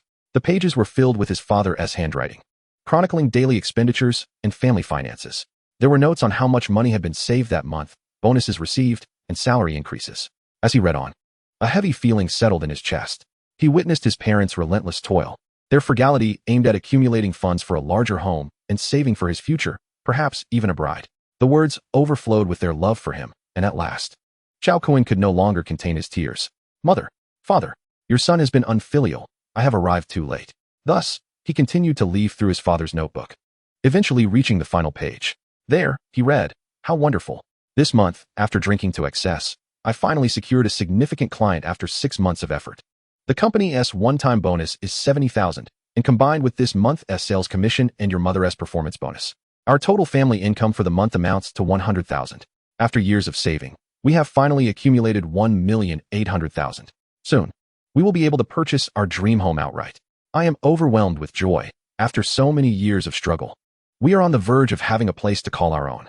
At this moment, Chao Kun no longer hesitated to invite his classmates over. Able to hold his head high in their presence, after purchasing a home, he resolved to exert himself further, striving to accumulate enough dowry for his future bride. Once this young man graduates and secures a job, the burden will ease considerably. Upon reflecting on these matters, Chao Kun was already in tears. With a heavy heart, he gathered all the scattered bills from the floor, estimating that there were about 20 to 30,000 yuan remaining. These bills had fallen haphazardly, trailing outwards. As he surveyed the scene, he could surmise what had transpired here. Perhaps his parents, in the wake of a zombie outbreak, had fled to the basement, intending to retrieve this freshly issued money before they could deposit it in the bank. However, in the face of crisis, they had only managed to take most of it, leaving behind the remainder in their hurried escape. His parents' company, in an effort to motivate employees to work diligently, had opted for cash rewards rather than a clock-in system. This had been the long-standing practice, as the visual impact of cash is undeniably more striking than direct bank transfers. His parents, even amidst such a terrifying crisis, instinctively thought of retrieving the money. This was undoubtedly for their own sake and for the family. He often lamented their choice to dwell in such a dismal place, failing to comprehend their struggles, and would sometimes argue with them, urging them to rent a better home. Yet, he had never truly grasped the hardships his parents endured. The realization deepened his sorrow. He carefully stowed away the money into his storage space, recognizing it as a testament to the sacrifices made by his parents. After searching, he found that the bank cards had been taken by his parents. It seemed they had not succumbed to the outbreak, but had instead escaped amidst the chaos. Perhaps this was a glimmer of hope, suggesting that his parents were still safe. His father, being such a shrewd individual, would surely manage to evade disaster. Yes, they would be fine. Mom, Dad, I was wrong. I never understood you. Please take care of yourselves. I will find you. Just wait for me. With determination, Chao Kun gathered up everything from the house, each item a cherished memento. He soon arrived at his room and opened his cabinet, revealing it crammed with various comic books. From vibrant manga to cherished stories, a wave of nostalgia washed over him as he marveled at his treasured collection. He took one last longing look at his surroundings, ensuring to take everything with him. Returning to the living room, he found it was the only area still filled with remnants of their life. He cast a final wistful glance around, slowly sinking into the sofa, yearning to feel the warmth of the past once more. However, what followed was only suffering, which further stirred his memories. Nowadays, his parents had vanished to some unknown place, and the only flicker of hope resided in the survivor base where he had encountered them in his past life. If all went according to plan, announcements regarding the establishment of various survivor bases would soon be broadcasted through the radio channels. He wondered whether this particular survivor base had been established yet. Everything remained uncertain, but at least he still harbored hope.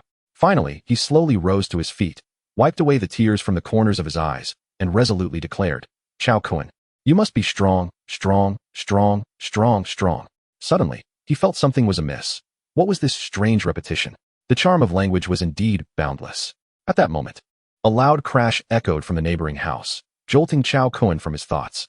Could it be that the occupants next door had transformed into zombies? With that thought, he swiftly entered the neighboring space. The instant he stepped in, his eyes widened in disbelief as he beheld a young beauty taking a cold shower. Their gazes met, and time seemed to freeze. Ah, pervert. Upon realizing the situation, Chao Kun quickly glanced around, bewildered, and asked, "Where's the wolf?" "There's none here." Chapter 79. The neighboring beauty blossoms. Observing Chao Kun's feigned ignorance, Chun Xiaojia shouted, "Turn around, you big pervert." Chao Kun was momentarily taken aback. "Wait, are you talking about me? Who are you to barge into my house?" Chao Kun chuckled awkwardly. "Xiaojia, don't be afraid. It's me, your little Kun Go." "Little Kun Go?" Chun Xiaojia focused her gaze on him. "Oh, it really is little Kun Go. What are you doing here?" In an instant, her cheeks flushed crimson.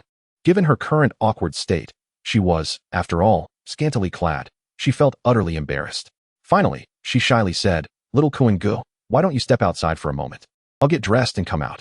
Chao Kun surveyed her and remarked, "I didn't realize you've grown up. You're no longer that little girl. You've matured quite a bit." Upon hearing this, Chun Xiaojia retorted irritably, "Are you still looking? Get out." Noticing her bashfulness, Chao Kun cleared his throat. All right. It's not like I haven't seen you before when we were kids. Why be so shy about it?" Chun Xiaojia pouted. "What are you talking about?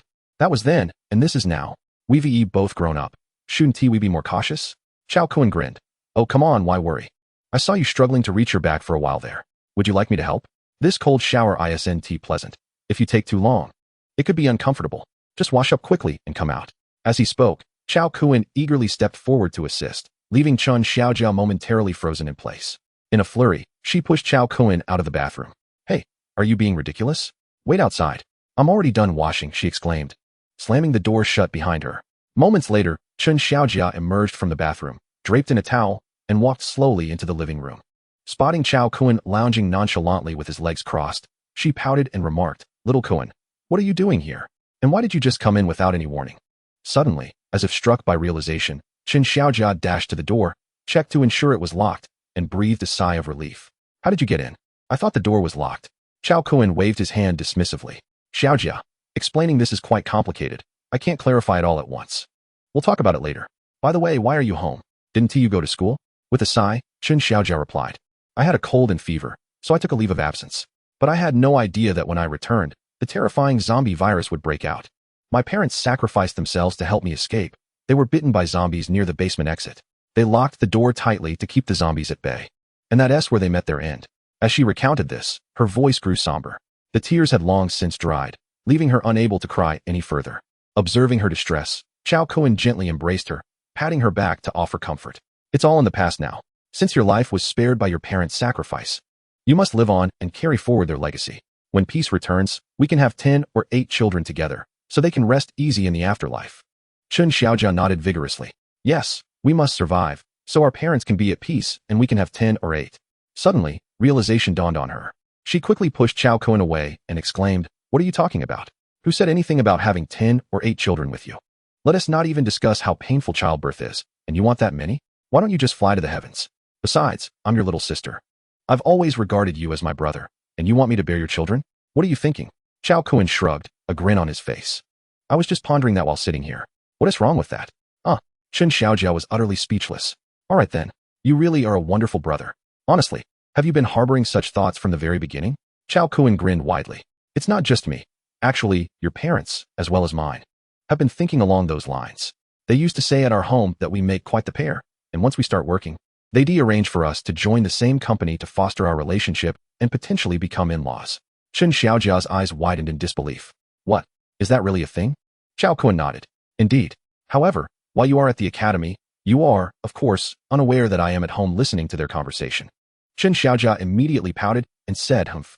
I always knew that every time I visit your home, your parents treat me exceptionally well, almost as if I were their own daughter. In fact, they treat me even better than my own parents. So, it seems you have long been scheming and keeping an eye on me, this little cabbage?" Chao Kun chuckled and replied, "Indeed. Who would let a precious little cabbage from their own garden be taken by someone else?" Chun Xiaojia couldn't help but laugh and said, "Chao Kun, the atmosphere was quite serious, but you have lightened my spirits immensely. Thank you for making me smile even at this moment. However, just now, I heard someone crying next door, and I was too afraid to go over. You're not doing much better than I am. It's all right, I can endure it. At first, it was a bit painful, but eventually, I came to terms with the reality. They truly will not return. However, we must remain strong." Chao Kun fell silent for a moment. Seeing his demeanor, Chun Xiaojia gently sat beside him. "Chao Kun, if you're feeling down, just cry it out. It's nothing to be ashamed of." Saying this, she embraced him. In that instant, Chao Kuan felt a surge of emotions and swallowed hard. Oh my, this little girl. I never realized she had such depth. For a moment, he felt the warmth of humanity and burrowed deeper into Xiaojia's embrace. Weeping, Xiaojia, thank you. I am so touched. I never expected to find warmth from you in this cold, desolate world. Chun Xiaojia softly stroked Chao Kuan's back and said, Chao Kuan, from now on, it will truly just be the two of us left. In this city, you are now my only family. Please don't leave me. We must always be together. I'm truly scared of losing you too. Chao Kuan slowly lifted his head and looked into Xiaojia's gentle eyes, declaring with determination, indeed, from now on, we will always be together, never depart, and let us fulfill our parents' wishes. Chun Xiaojia was momentarily taken aback. Huh, what? But Chao Kuan gave her no chance to respond and passionately kissed her. Chapter 80. The gentle neighbor sister. Meanwhile, on the rooftop, the girls anxiously watched the seconds tick away. Why have they been gone for so long? Could something have happened? Is Kuan Gu in trouble? Zhao Gang scoffed. That thing could vanish in a flash. Which zombie could catch him? Let's not even discuss his combat prowess. Just his unparalleled escape skills. Who could rival that? Even if he were to lose a fight, I doubt anyone could actually keep him there. Besides, the opposite building is so calm. Nothing seems to have happened. So what is there to worry about? The women contemplated this notion and reluctantly set their minds at ease, stating, for now, we must wait for him here. I wonder how he is faring. Surely, he has not yet seen his parents and is likely engulfed in sorrow. Meanwhile, Chao Kuan reclined on the sofa, a contented expression gracing his features as he lit a cigarette. Ah, a smoke after the deed is akin to living like a deity, a couple of drinks daily. And one could live to a ripe old age, he exclaimed, raising a glass and downing its contents in one swift motion. Indeed, this life is rather comfortable. Perhaps, without this apocalypse, I would not be so carefree. At that moment, Chun Xiaojia, nestled in his embrace, sighed wistfully. You are quite the rogue. How do you possess such understanding? Just now, I felt utterly clueless, entirely guided by you. Chao Kuan grinned. Oh, fret not. In due course, you shall comprehend. Do not jest. I am a seasoned veteran, well-versed in countless classics. What is there that I do not know? Chun Xiaojia was momentarily taken aback, then rolled her eyes and remarked, I never would have imagined, Brother Kuan, that you were such a character. Chao Kuan shrugged and asked, Xiaojia, having endured this bleak existence for so long, how have you managed? Are you not afraid? Of course I am afraid, she replied, her voice subdued. I cannot even venture outside. Were it not for the provisions at home, I might have perished from hunger by now. How did you return? Your academy is so far from here. How did you manage to cross such distance? The outside must be teeming with zombies now. Chao Kuan nodded solemnly. Indeed. The streets are rife with the undead. It is exceedingly terrifying. Suddenly, Chun Xiaojia pressed her lips against his. After a moment, she lifted her head and softly declared, I care not for the world outside. I only wish for us to be happy in this moment. You rest. I shall prepare a meal for you. You must be hungry after all that exertion. Chao Kuan smiled gently. Yes, it has been far too long since I have savored your cooking. I long for it. With a faint smile, Chun Xiaojia rose to the kitchen to prepare their meal. Fortunately, their home was equipped with a gas stove, and she was mindful to conserve fuel during this time. Otherwise, once the gas ran out, her predicament would be dire. Observing Chun Xiaojia's somewhat awkward gait, a look of satisfaction spread across Chao Kuan's face. It appeared that this gentle neighbor girl was, in fact, quite a respectable young lady. After all this time, she remained just that, a girl. Reflecting on the various trinkets he had gathered from the girls' dormitory, he felt a wave of exasperation. These girls were truly something else. One might say, why had they not sought his assistance before? Alas, it is not as if I could not help them dispel their troubles and alleviate their loneliness. Yet not a single one approached me. It is rather excessive, indeed. Given the supplies he had collected, it was evident that a significant portion of the girls had already lost their innocence, having been claimed by boyfriends or the like. Yet, amidst his prolonged solitude, not a single girl had sought him out for solace. This situation is quite perplexing. The more I contemplate it, the more frustration arises. Am I truly inadequate? I possess my own merits, do I not? Yet, I have never truly experienced the vicissitudes of life. Thus, it is truly remarkable that the childhood friend, with whom I have shared so many years, has managed to retain her feminine essence. It is no small feat.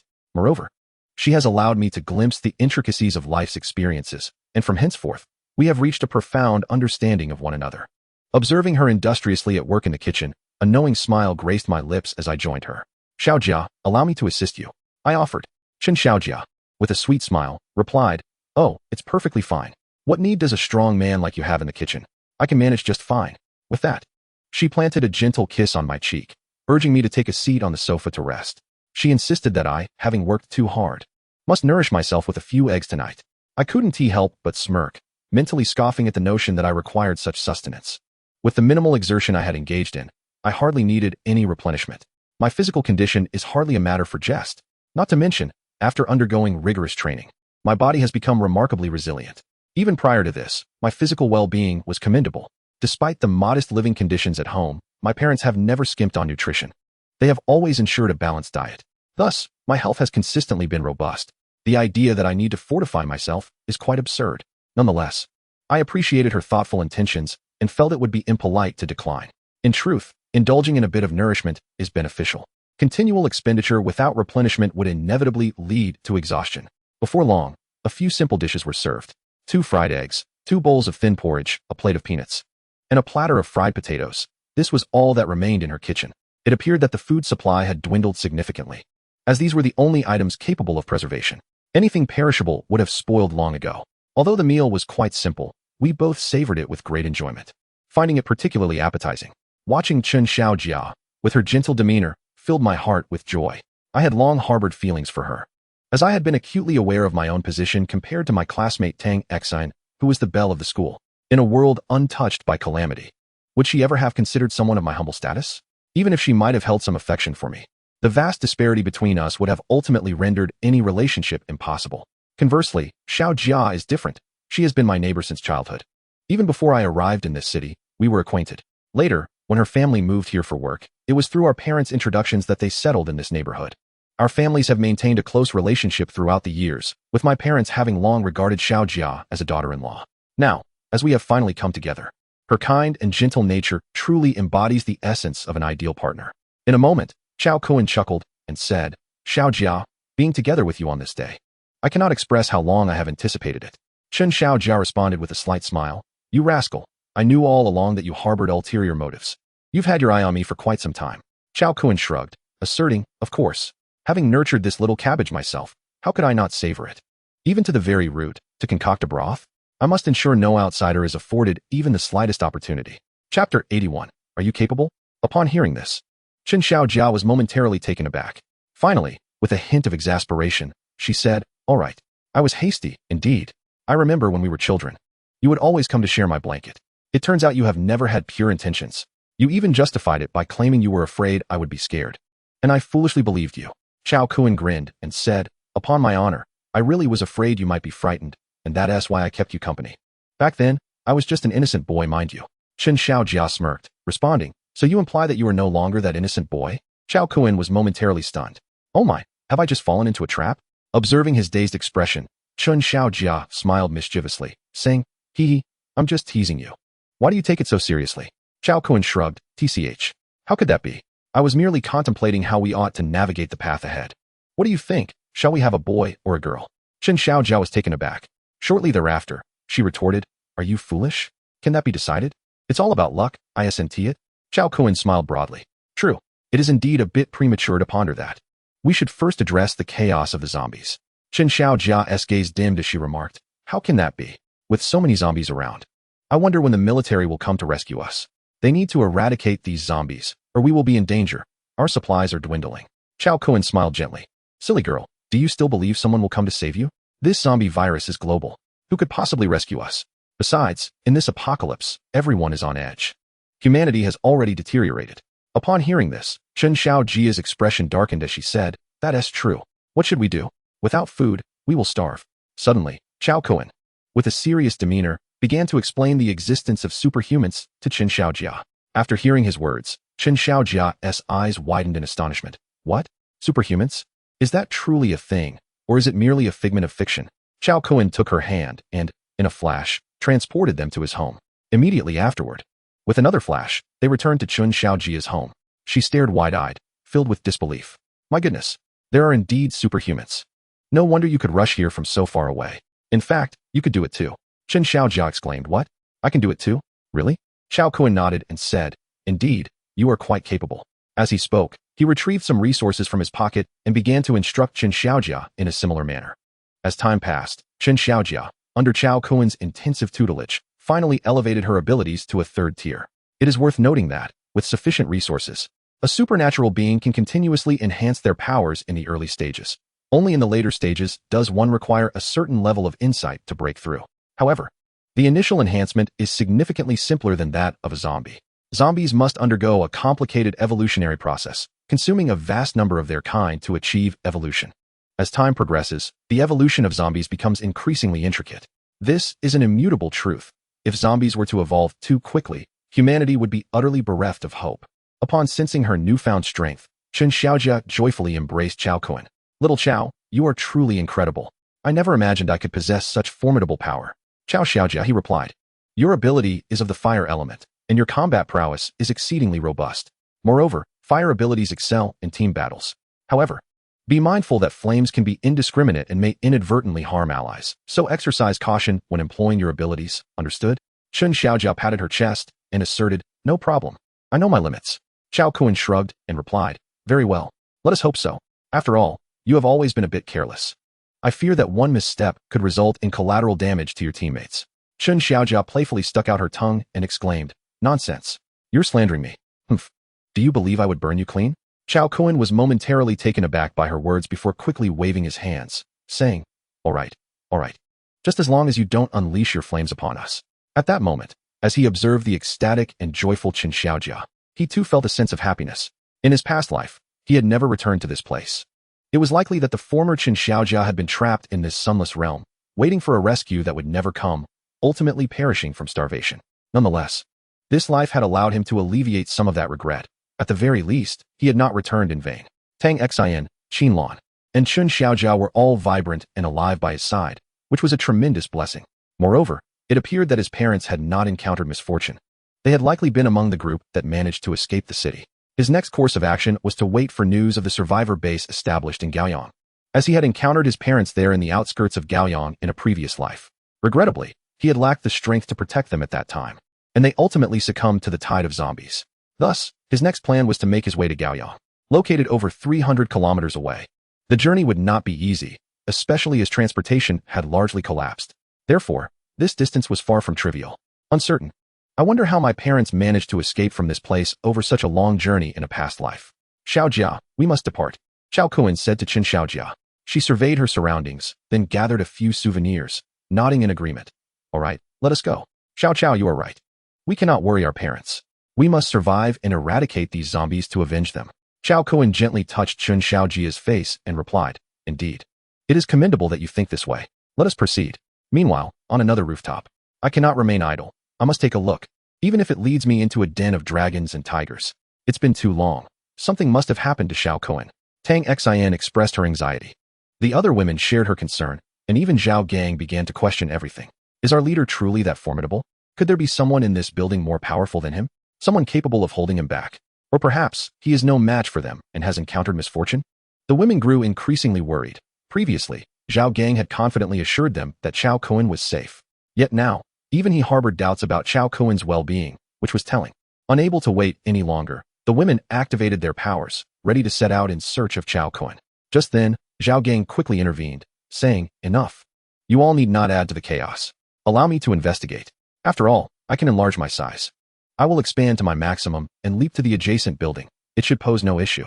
Once I land, I will shrink and enter the building to ascertain what has transpired with our leader. The women furrowed their brows, voicing their concerns. Are you capable of this? Zhao Gang, momentarily speechless, replied, oh my dear sisters, must you pose such challenging inquiries?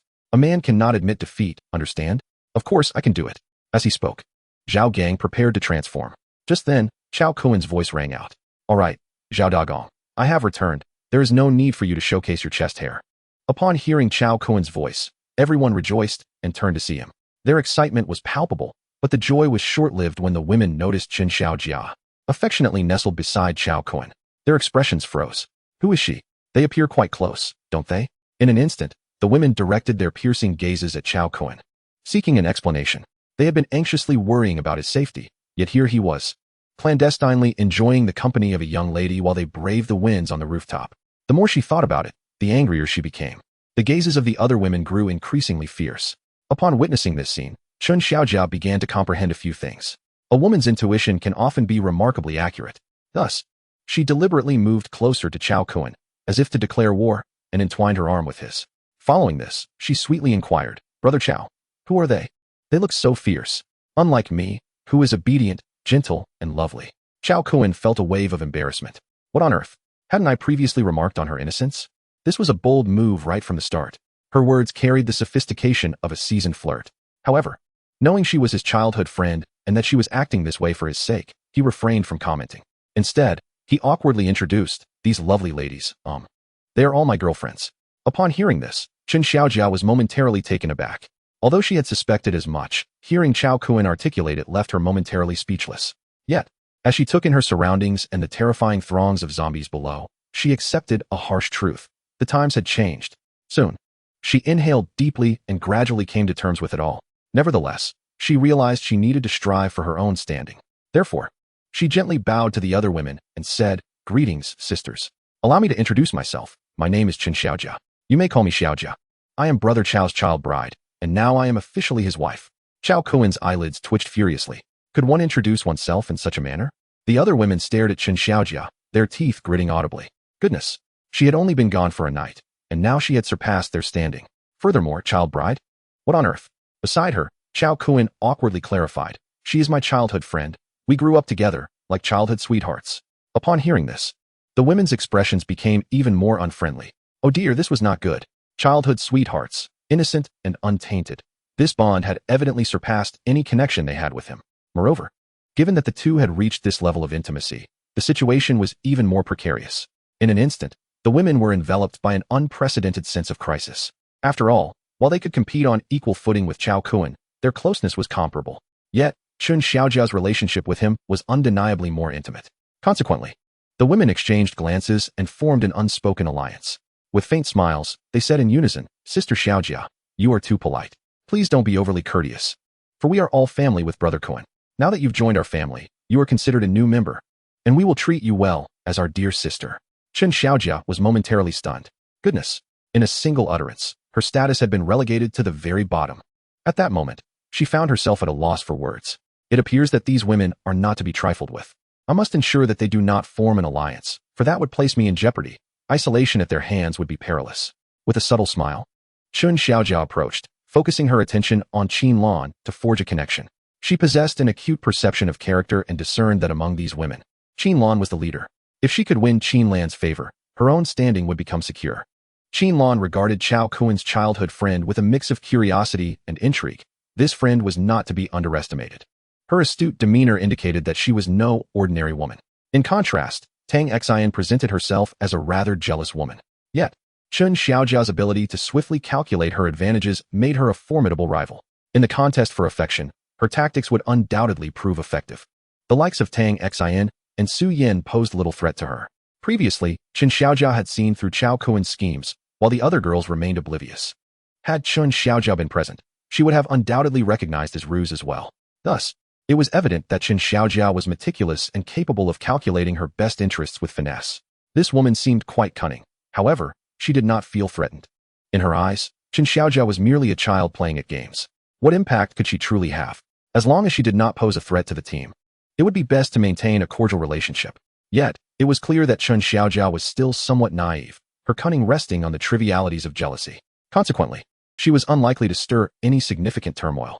Chen Xiaojia's goal was to cultivate Chao Kun into a ruler of the apocalypse, while she aspired to be his rightful partner. She was indifferent to the number of women in his life. Her sole focus was to wholeheartedly nurture him into a formidable leader. In turn, she would reign as the queen of this new world. With grand ambitions in mind, she smiled softly and nodded, saying, "Sister, you are now a part of our big family. Let us work together to contribute and perfect this family. What do you think?" Chen Xiaojia replied with a bright smile. "Yes, I will follow my sister's lead." Tang Xian and Su Yin stood in stunned silence at this exchange. How clever of Chen Xiaojia to win over Qin Lan so swiftly. In truth, they had already felt overshadowed by Qin Lan. After all, they could never outmatch her in any regard. Now, with Chen Xiaojia's presence, their positions had become even more precarious. In that moment, Tang Xian and Su Yin exchanged glances. Their resolve solidified. It is imperative that the two of them unite, for they are close friends. Otherwise, their positions may be usurped by these few women.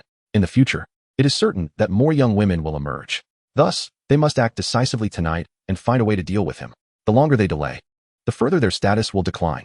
They can no longer feign modesty. Otherwise, they risk losing everything. As the ancient saying goes, when one can endure no longer, there is no need for further patience.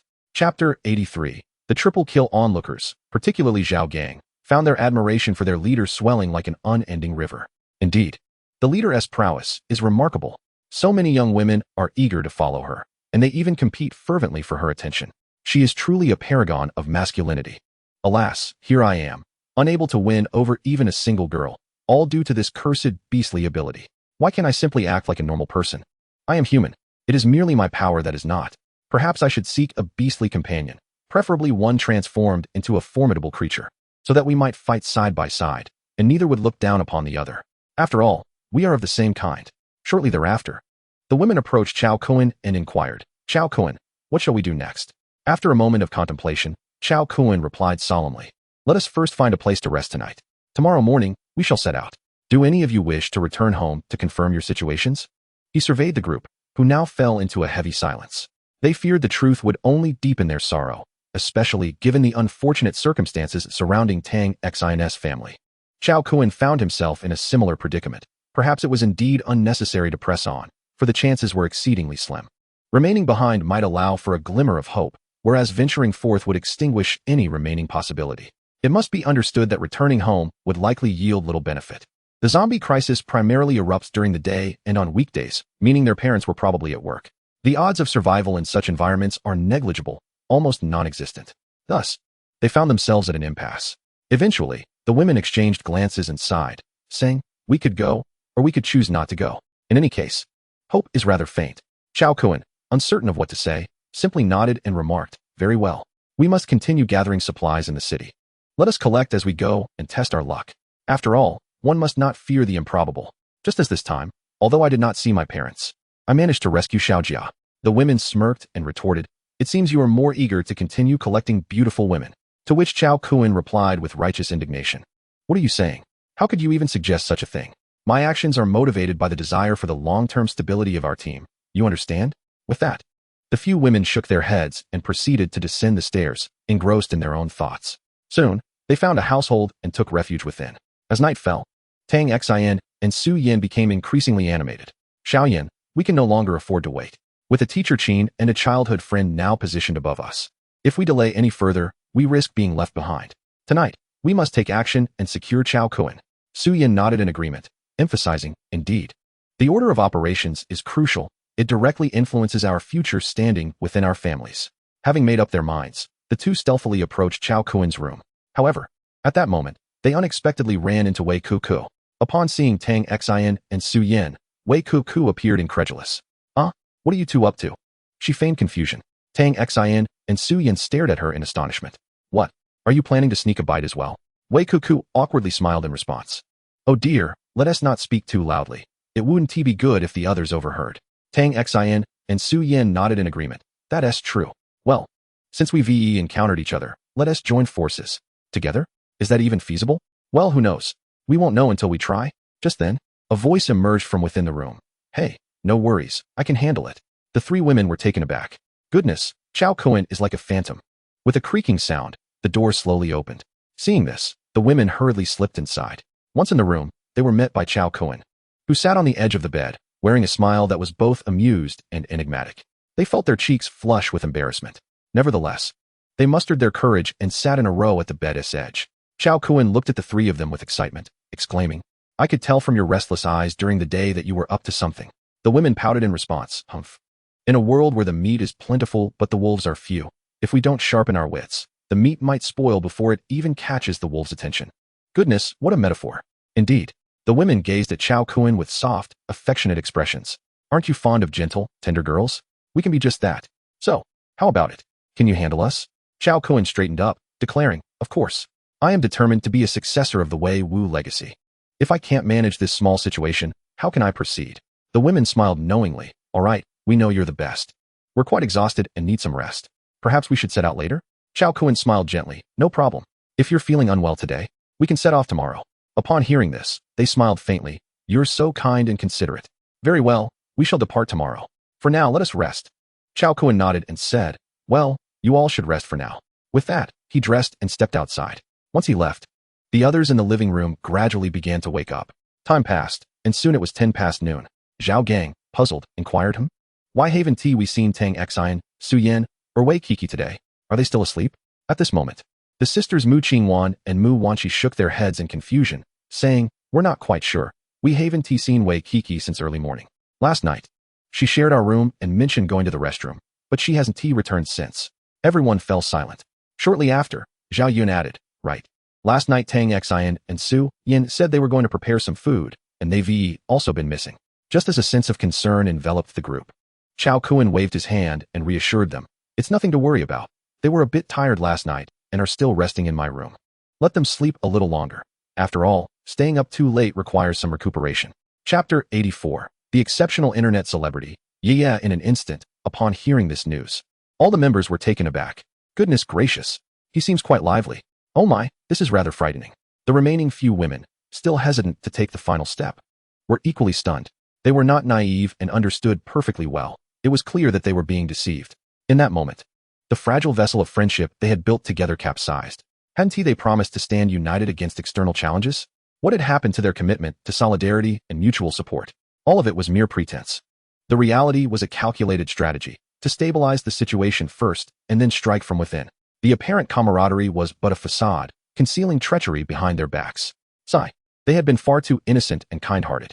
With a creak, the door to Chao Kuan's room opened, and the three women emerged, yawning. "Oh, hello. You're all up so early?" The women seated on the sofa responded with exasperation. "Humph, our friendship's little vessel has capsized." The three women chuckled awkwardly and said, "Well, the truth is we were simply too tired last night and mistakenly entered the wrong room. Do you believe us? Oh my, do you truly think we would fall for such a ludicrous insult to our intelligence?" Zhao Yun retorted, her expression one of disbelief. "Whether we believe it or not is irrelevant. After all, such an affront to our intellect is something even a ghost wouldn't accept. However, as long as you believe it, that's all that matters. Just please, do not trample upon our intelligence. We may be innocent, but we are not fools. Do not treat us as if we are 3-year-olds. The three women looked rather sheepish and responded, "Ahem, it's all right. From now on, we're all good sisters. What is there to fuss about? We're all the same." Mu Qingwan, Mu Wanqi, and Zhao Yun exchanged glances and declared, "Tonight, it's just the three of us. No refusals allowed." Upon hearing this, Chao Kuan quickly waved his hand and exclaimed, "Whoa, there's no way I can refuse. Whoever does is a fool." Meanwhile, a moment of silence enveloped Xiao Fong, who stood up alone, feeling lonely, and made her way to the kitchen to prepare a meal. After pondering for a moment, Chao Kuan turned to Xiao Fong and inquired, "Would you care to join us this evening?" Xiao Fong was momentarily taken aback. "Huh, I can join too." Chao Kuan waved his hand dismissively. "Are you joking? Why wouldn't you be able to? Last night, as a worthy inheritor of the Wei Wu legacy, this is an essential undertaking, is it not? It requires one to be accommodating of everything." Xiao Fong, astonished for a brief moment, soon smiled and replied, "All right then. I shall join as well." Meanwhile, Zhao Gang, witnessing this scene, felt utterly despondent. "Oh dear, I can feel the world's growing malice towards me." Chao Kuan patted Zhao Gang on the shoulder, reassuring him, "Oh come on, brother, it's not that I don't care for you. It's just that they are all eager to accompany me. Don't worry, in the future, I shall find someone for you." "Patience, my friend," Zhao Gang scoffed. "No need for that. I'll find someone myself. Why would you even consider me? That's simply impossible." Chao Kuan managed an awkward smile. At that moment, a sudden series of knocks echoed through the room. Everyone froze in surprise. How could there be a knock at the door here? They soon listened closely, and indeed, someone was knocking outside. For a moment, they all held their breath, wondering if perhaps a zombie was lurking outside. However, they were no longer afraid of ordinary zombies. Zhao Gang, with a sense of bravado, declared, "I'll go answer the door." With that, he hurried to the entrance and peered through the peephole, only to be greeted by the sight of an extraordinarily beautiful woman. He stood there, momentarily stunned. "Wow, she's stunning." Quickly, he flung open the door. Upon entering, the exquisite beauty glanced at Zhao Gang and then at the others inside, her expression one of astonishment. "I didn't expect to find so many people here. Hello, miss. I'm Zhao Gang," he introduced himself. The enchanting beauty, with a hint of awkwardness, replied, "Hello everyone, I'm Zhao Xinyue. I live next door and heard voices coming from here. I came over to check, and to my surprise, there are indeed survivors." Chao Kuan swiftly stepped forward, extending his hand with a gentle smile. "Greetings, beautiful. I am Chao Kuan, as in Chao the Chancellor, the one below the heavens." Zhao Xinyue was momentarily taken aback. Wow, what a unique way to introduce oneself. This person is certainly a character. Before long, Zhao Xinyue, prompted by Chao Kuan's warm invitation, stepped into the inner room. Upon entering, she was astounded by the numerous lovely young ladies present. My goodness, why are there so many beautiful girls here? Each one is as captivating as I am. Just then, Wei Kiki glanced at Zhao Xinyue and exclaimed, "Wait a moment. Are you the internet sensation, Yaya?" Zhao Xinyue was taken aback, quickly asking, "You know me?" Wei Kiki jumped with excitement, exclaiming, "Oh yes. I'm a huge fan. I often watch your live streams, and I've purchased so many cosmetics from your shows. All my girlfriends use the products you sell. Of course I recognize you." Zhao Xinyue exclaimed with delight, "What a coincidence. I never expected to meet one of my fans here." Wei Kiki hurriedly stepped forward, glancing around with Zhao Xinyue, and marveled, "I've only seen you in videos before. Now I finally get to see you in person." Zhao Xinyue smiled gently and replied, "A streamer is just a person. What's so different about that?" Wei Kiki smiled back, insisting, No, this is indeed different. It feels entirely unique. I've finally met my idol. Idol, shall we take a picture together?" However, after searching for a while, she suddenly paused and exclaimed, I lost my phone ages ago." Alas, Zhao Xinyue smiled reassuringly, saying, "It's all right. I have good equipment in my room, and my phone can still take pictures." Upon hearing this, Wei Kiki excitedly pulled Zhao Xinyue toward her room. "Come on, idol, let's go take a photo. This has been my long-held wish." Meanwhile, Chao Kun looked at Zhao Xinyue with curiosity. Wow, a streamer? An exceptional internet celebrity? No wonder she is so beautiful and alluring. Zhao Xinyue smiled and said, "I am a beauty makeup streamer, so of course, I must adorn myself beautifully." Yet, she pondered the uncertainty of when this crisis would come to an end. If not for her habit of stockpiling food at home, she wouldn't know what to do now. Chao Kun cleared his throat and approached, patting Zhao Xinyue on the shoulder, saying, "Don't worry. I have plenty of food to ensure you won't go hungry." Zhao Xinyue responded, "What? Fill me up? That sounds a bit awkward." Chapter 85. Wow, an invincible nanny? The other girls exchanged peculiar glances at Chao Kun. They had heard such words before. Initially, as participants, they hadn't reacted, but now, as bystanders, they were taken aback by his statement. They quickly realized what it meant. Goodness, this guy had clearly made his intentions known from the very beginning. The thought that they had already been involved with Chao Kun was striking. Alas, we were simply too young. Chao Kun had already resolved to capture them all when he first met them. Zhao Gang stood by, dumbfounded. What happened to saving one for me? This is a new girl. Yet, you've managed to push me aside for beautiful girls? How inconsiderate.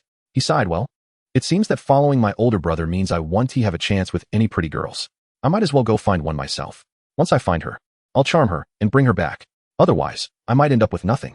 Zhao Xinyue also smiled awkwardly and said, "If it's filled up, then there's no need. I eat very little, just a bit is sufficient for me. As long as I have something to eat, I am quite content. Eating too much can lead to bloating. Moreover, I must always maintain my perfect figure. I cannot consume excessive amounts of high protein, high fat, or high calorie foods."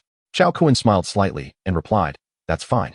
Then we can prepare something low in fat, low in calories, and low in protein.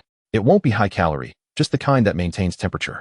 The other girls exchanged peculiar glances at Chao Kun. They regarded him with suspicious expressions as if to say, "I know you're joking, but I have no evidence."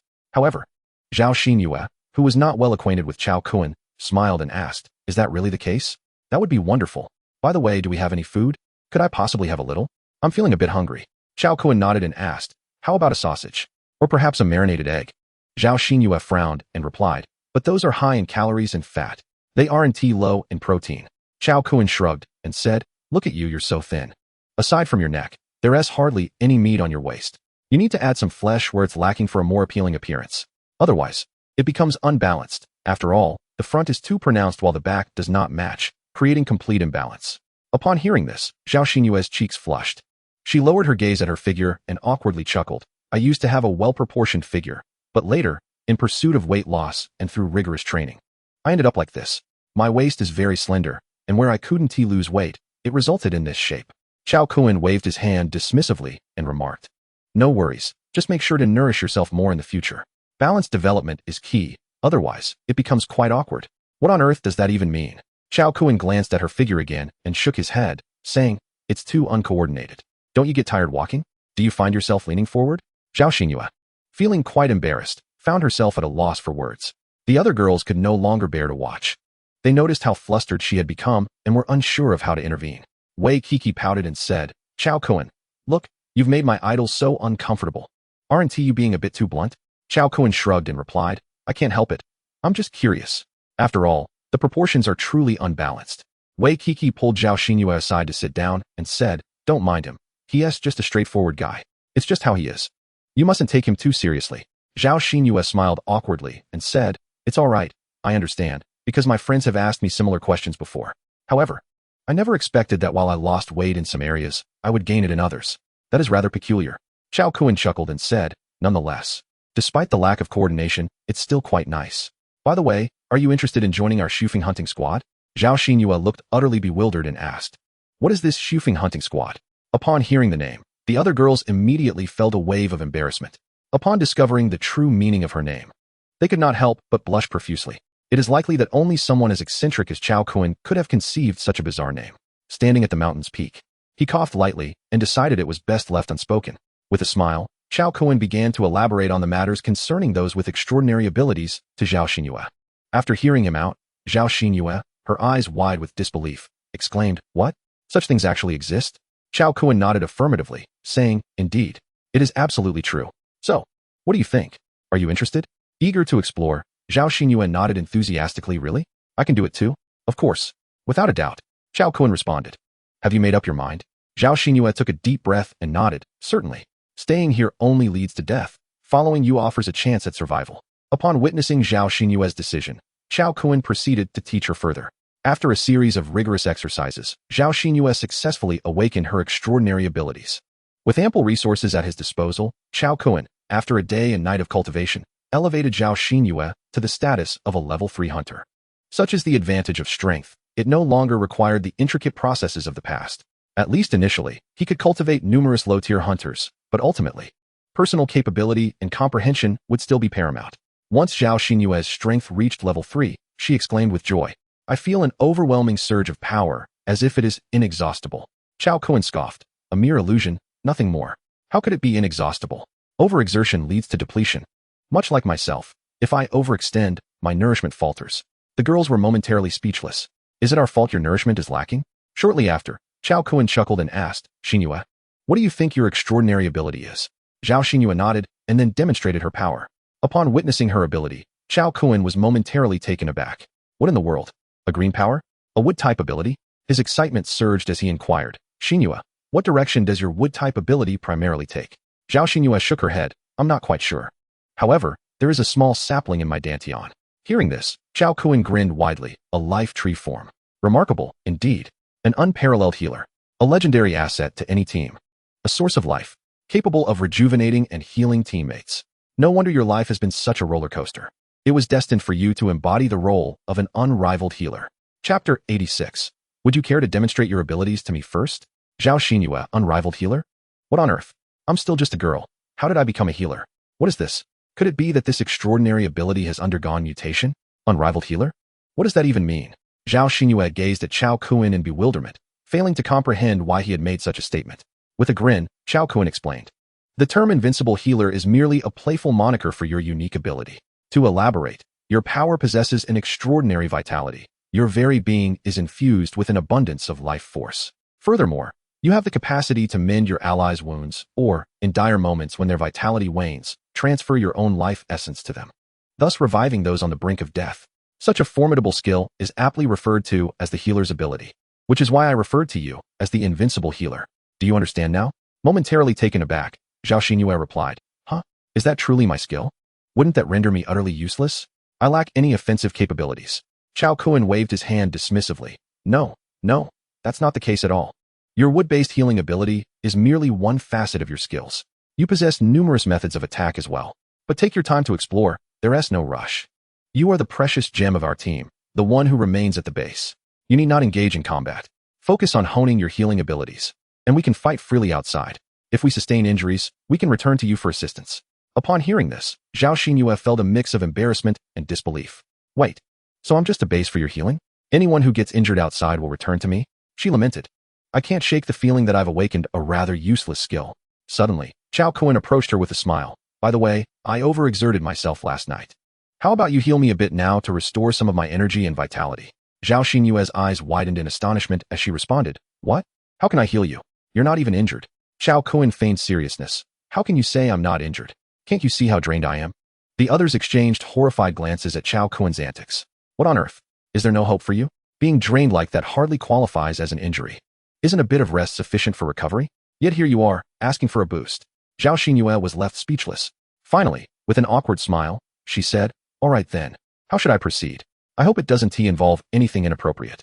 Chao Kun was momentarily taken aback by her suggestion. What on earth are you thinking? That's impossible. Your ability is to heal, not to engage in such nonsense. Besides, without any of that, how could there be anything to heal? Zhao Xinyue felt a wave of embarrassment wash over her. Well, you should have clarified sooner. Were you deliberately trying to make me look foolish? How was I to know? You kept saying heal me, heal me. I assumed it meant something else. But it turns out it doesn't. Fortunately, otherwise, if everyone were to experience such a situation, I would truly suffer a great loss. Subsequently, under the guidance of Chao Kun, she learned how to heal the injured and manage excessive vitality. After providing some energy to Chao Kun, he instantly radiated with vigor and appeared utterly rejuvenated. In stark contrast, Zhao Xinyue was drenched in sweat, her complexion pale, resembling someone utterly drained of strength. Observing her condition, the onlookers inquired with astonishment, "What has transpired?" Chao Kun waved his hand and explained, "This is merely a post-treatment side effect. Once she heals her teammates, she will inevitably enter a phase of weakness. However, she possesses the life tree within her, so it won't be long before she recovers. Currently, her life tree is still quite feeble, otherwise, she wouldn't be this weakened. Yet, as time progresses and her life tree and strength continue to grow, her healing abilities will become increasingly formidable. After such treatments, she will no longer experience such frailty. Of course, as we enhance our powers, the energy required for healing will also increase exponentially." Zhao Xinyue, feeling somewhat speechless, remarked, "You were indeed correct. It was merely an illusion before. How could it be an inexhaustible resource? I feel utterly depleted." Chao Kun shook his head with a smile, saying, "It's all right. Right now, I am merely demonstrating how to utilize healing skills. As a level 4 hunter, while you are only a level 3 hunter, healing someone of my caliber will undoubtedly lead to such a state of exhaustion. However, if you were to heal someone of a lower level or of the same level, such a situation would not arise." Zhao Xinyue nodded in understanding. The other women expressed their curiosity. "This is truly fascinating. Each skill possesses its unique capabilities." Chao Kun affirmed, "Indeed, every skill has distinct characteristics. Healing abilities are exceedingly rare. Among the elemental powers, fire, water, metal, and earth attributes are quite common, while wood attributes are relatively scarce. This is because the wood attribute is the sole healing type among the 5 elemental categories, often referred to as the healer attribute. Thus, once discovered by a team, they would vigorously claim it, for having an invincible healer signifies that the team possesses an endless supply of support. In battle, there would be no fear of injury. One could fight with reckless abandon, confident that the invincible healer could restore them, even if they were on the brink of collapse." Zhao Xinyue pouted and lamented, "Why must I be burdened with such a lackluster skill? Why can't it be a sophisticated and impressive combat type ability?" At that moment, Zhao Gang interjected, rolling his eyes, "You should consider yourself fortunate. At least you retain a human form. My situation is quite different. Once I transform, I am no longer associated with humanity in any way." Intrigued, Zhao Xinyue inquired, "What do you mean? What is your ability?" Zhao Gang replied, somewhat resigned, "Oh, it's nothing. I merely transform into a beast." The women stifled their laughter. Looking at Zhao Gang, I said, "Zhao Gang, do not be too disheartened. You are surely destined to find your beloved Kong sister. If all else fails, perhaps you might encounter a Godzilla sister? After all, it is often said that Kong and Godzilla are a pair of affectionate little lovers. Who knows, your Godzilla sister may be waiting for you in some hidden corner." Upon hearing this, Zhao Gang felt even more despondent. Alas, if I had known earlier, I would have rescued my wife. Although she had her flaws, she was, after all, a woman and quite beautiful at that. Surely, that would be better than my current state of sleepless solitude, tossing and turning alone through the long nights.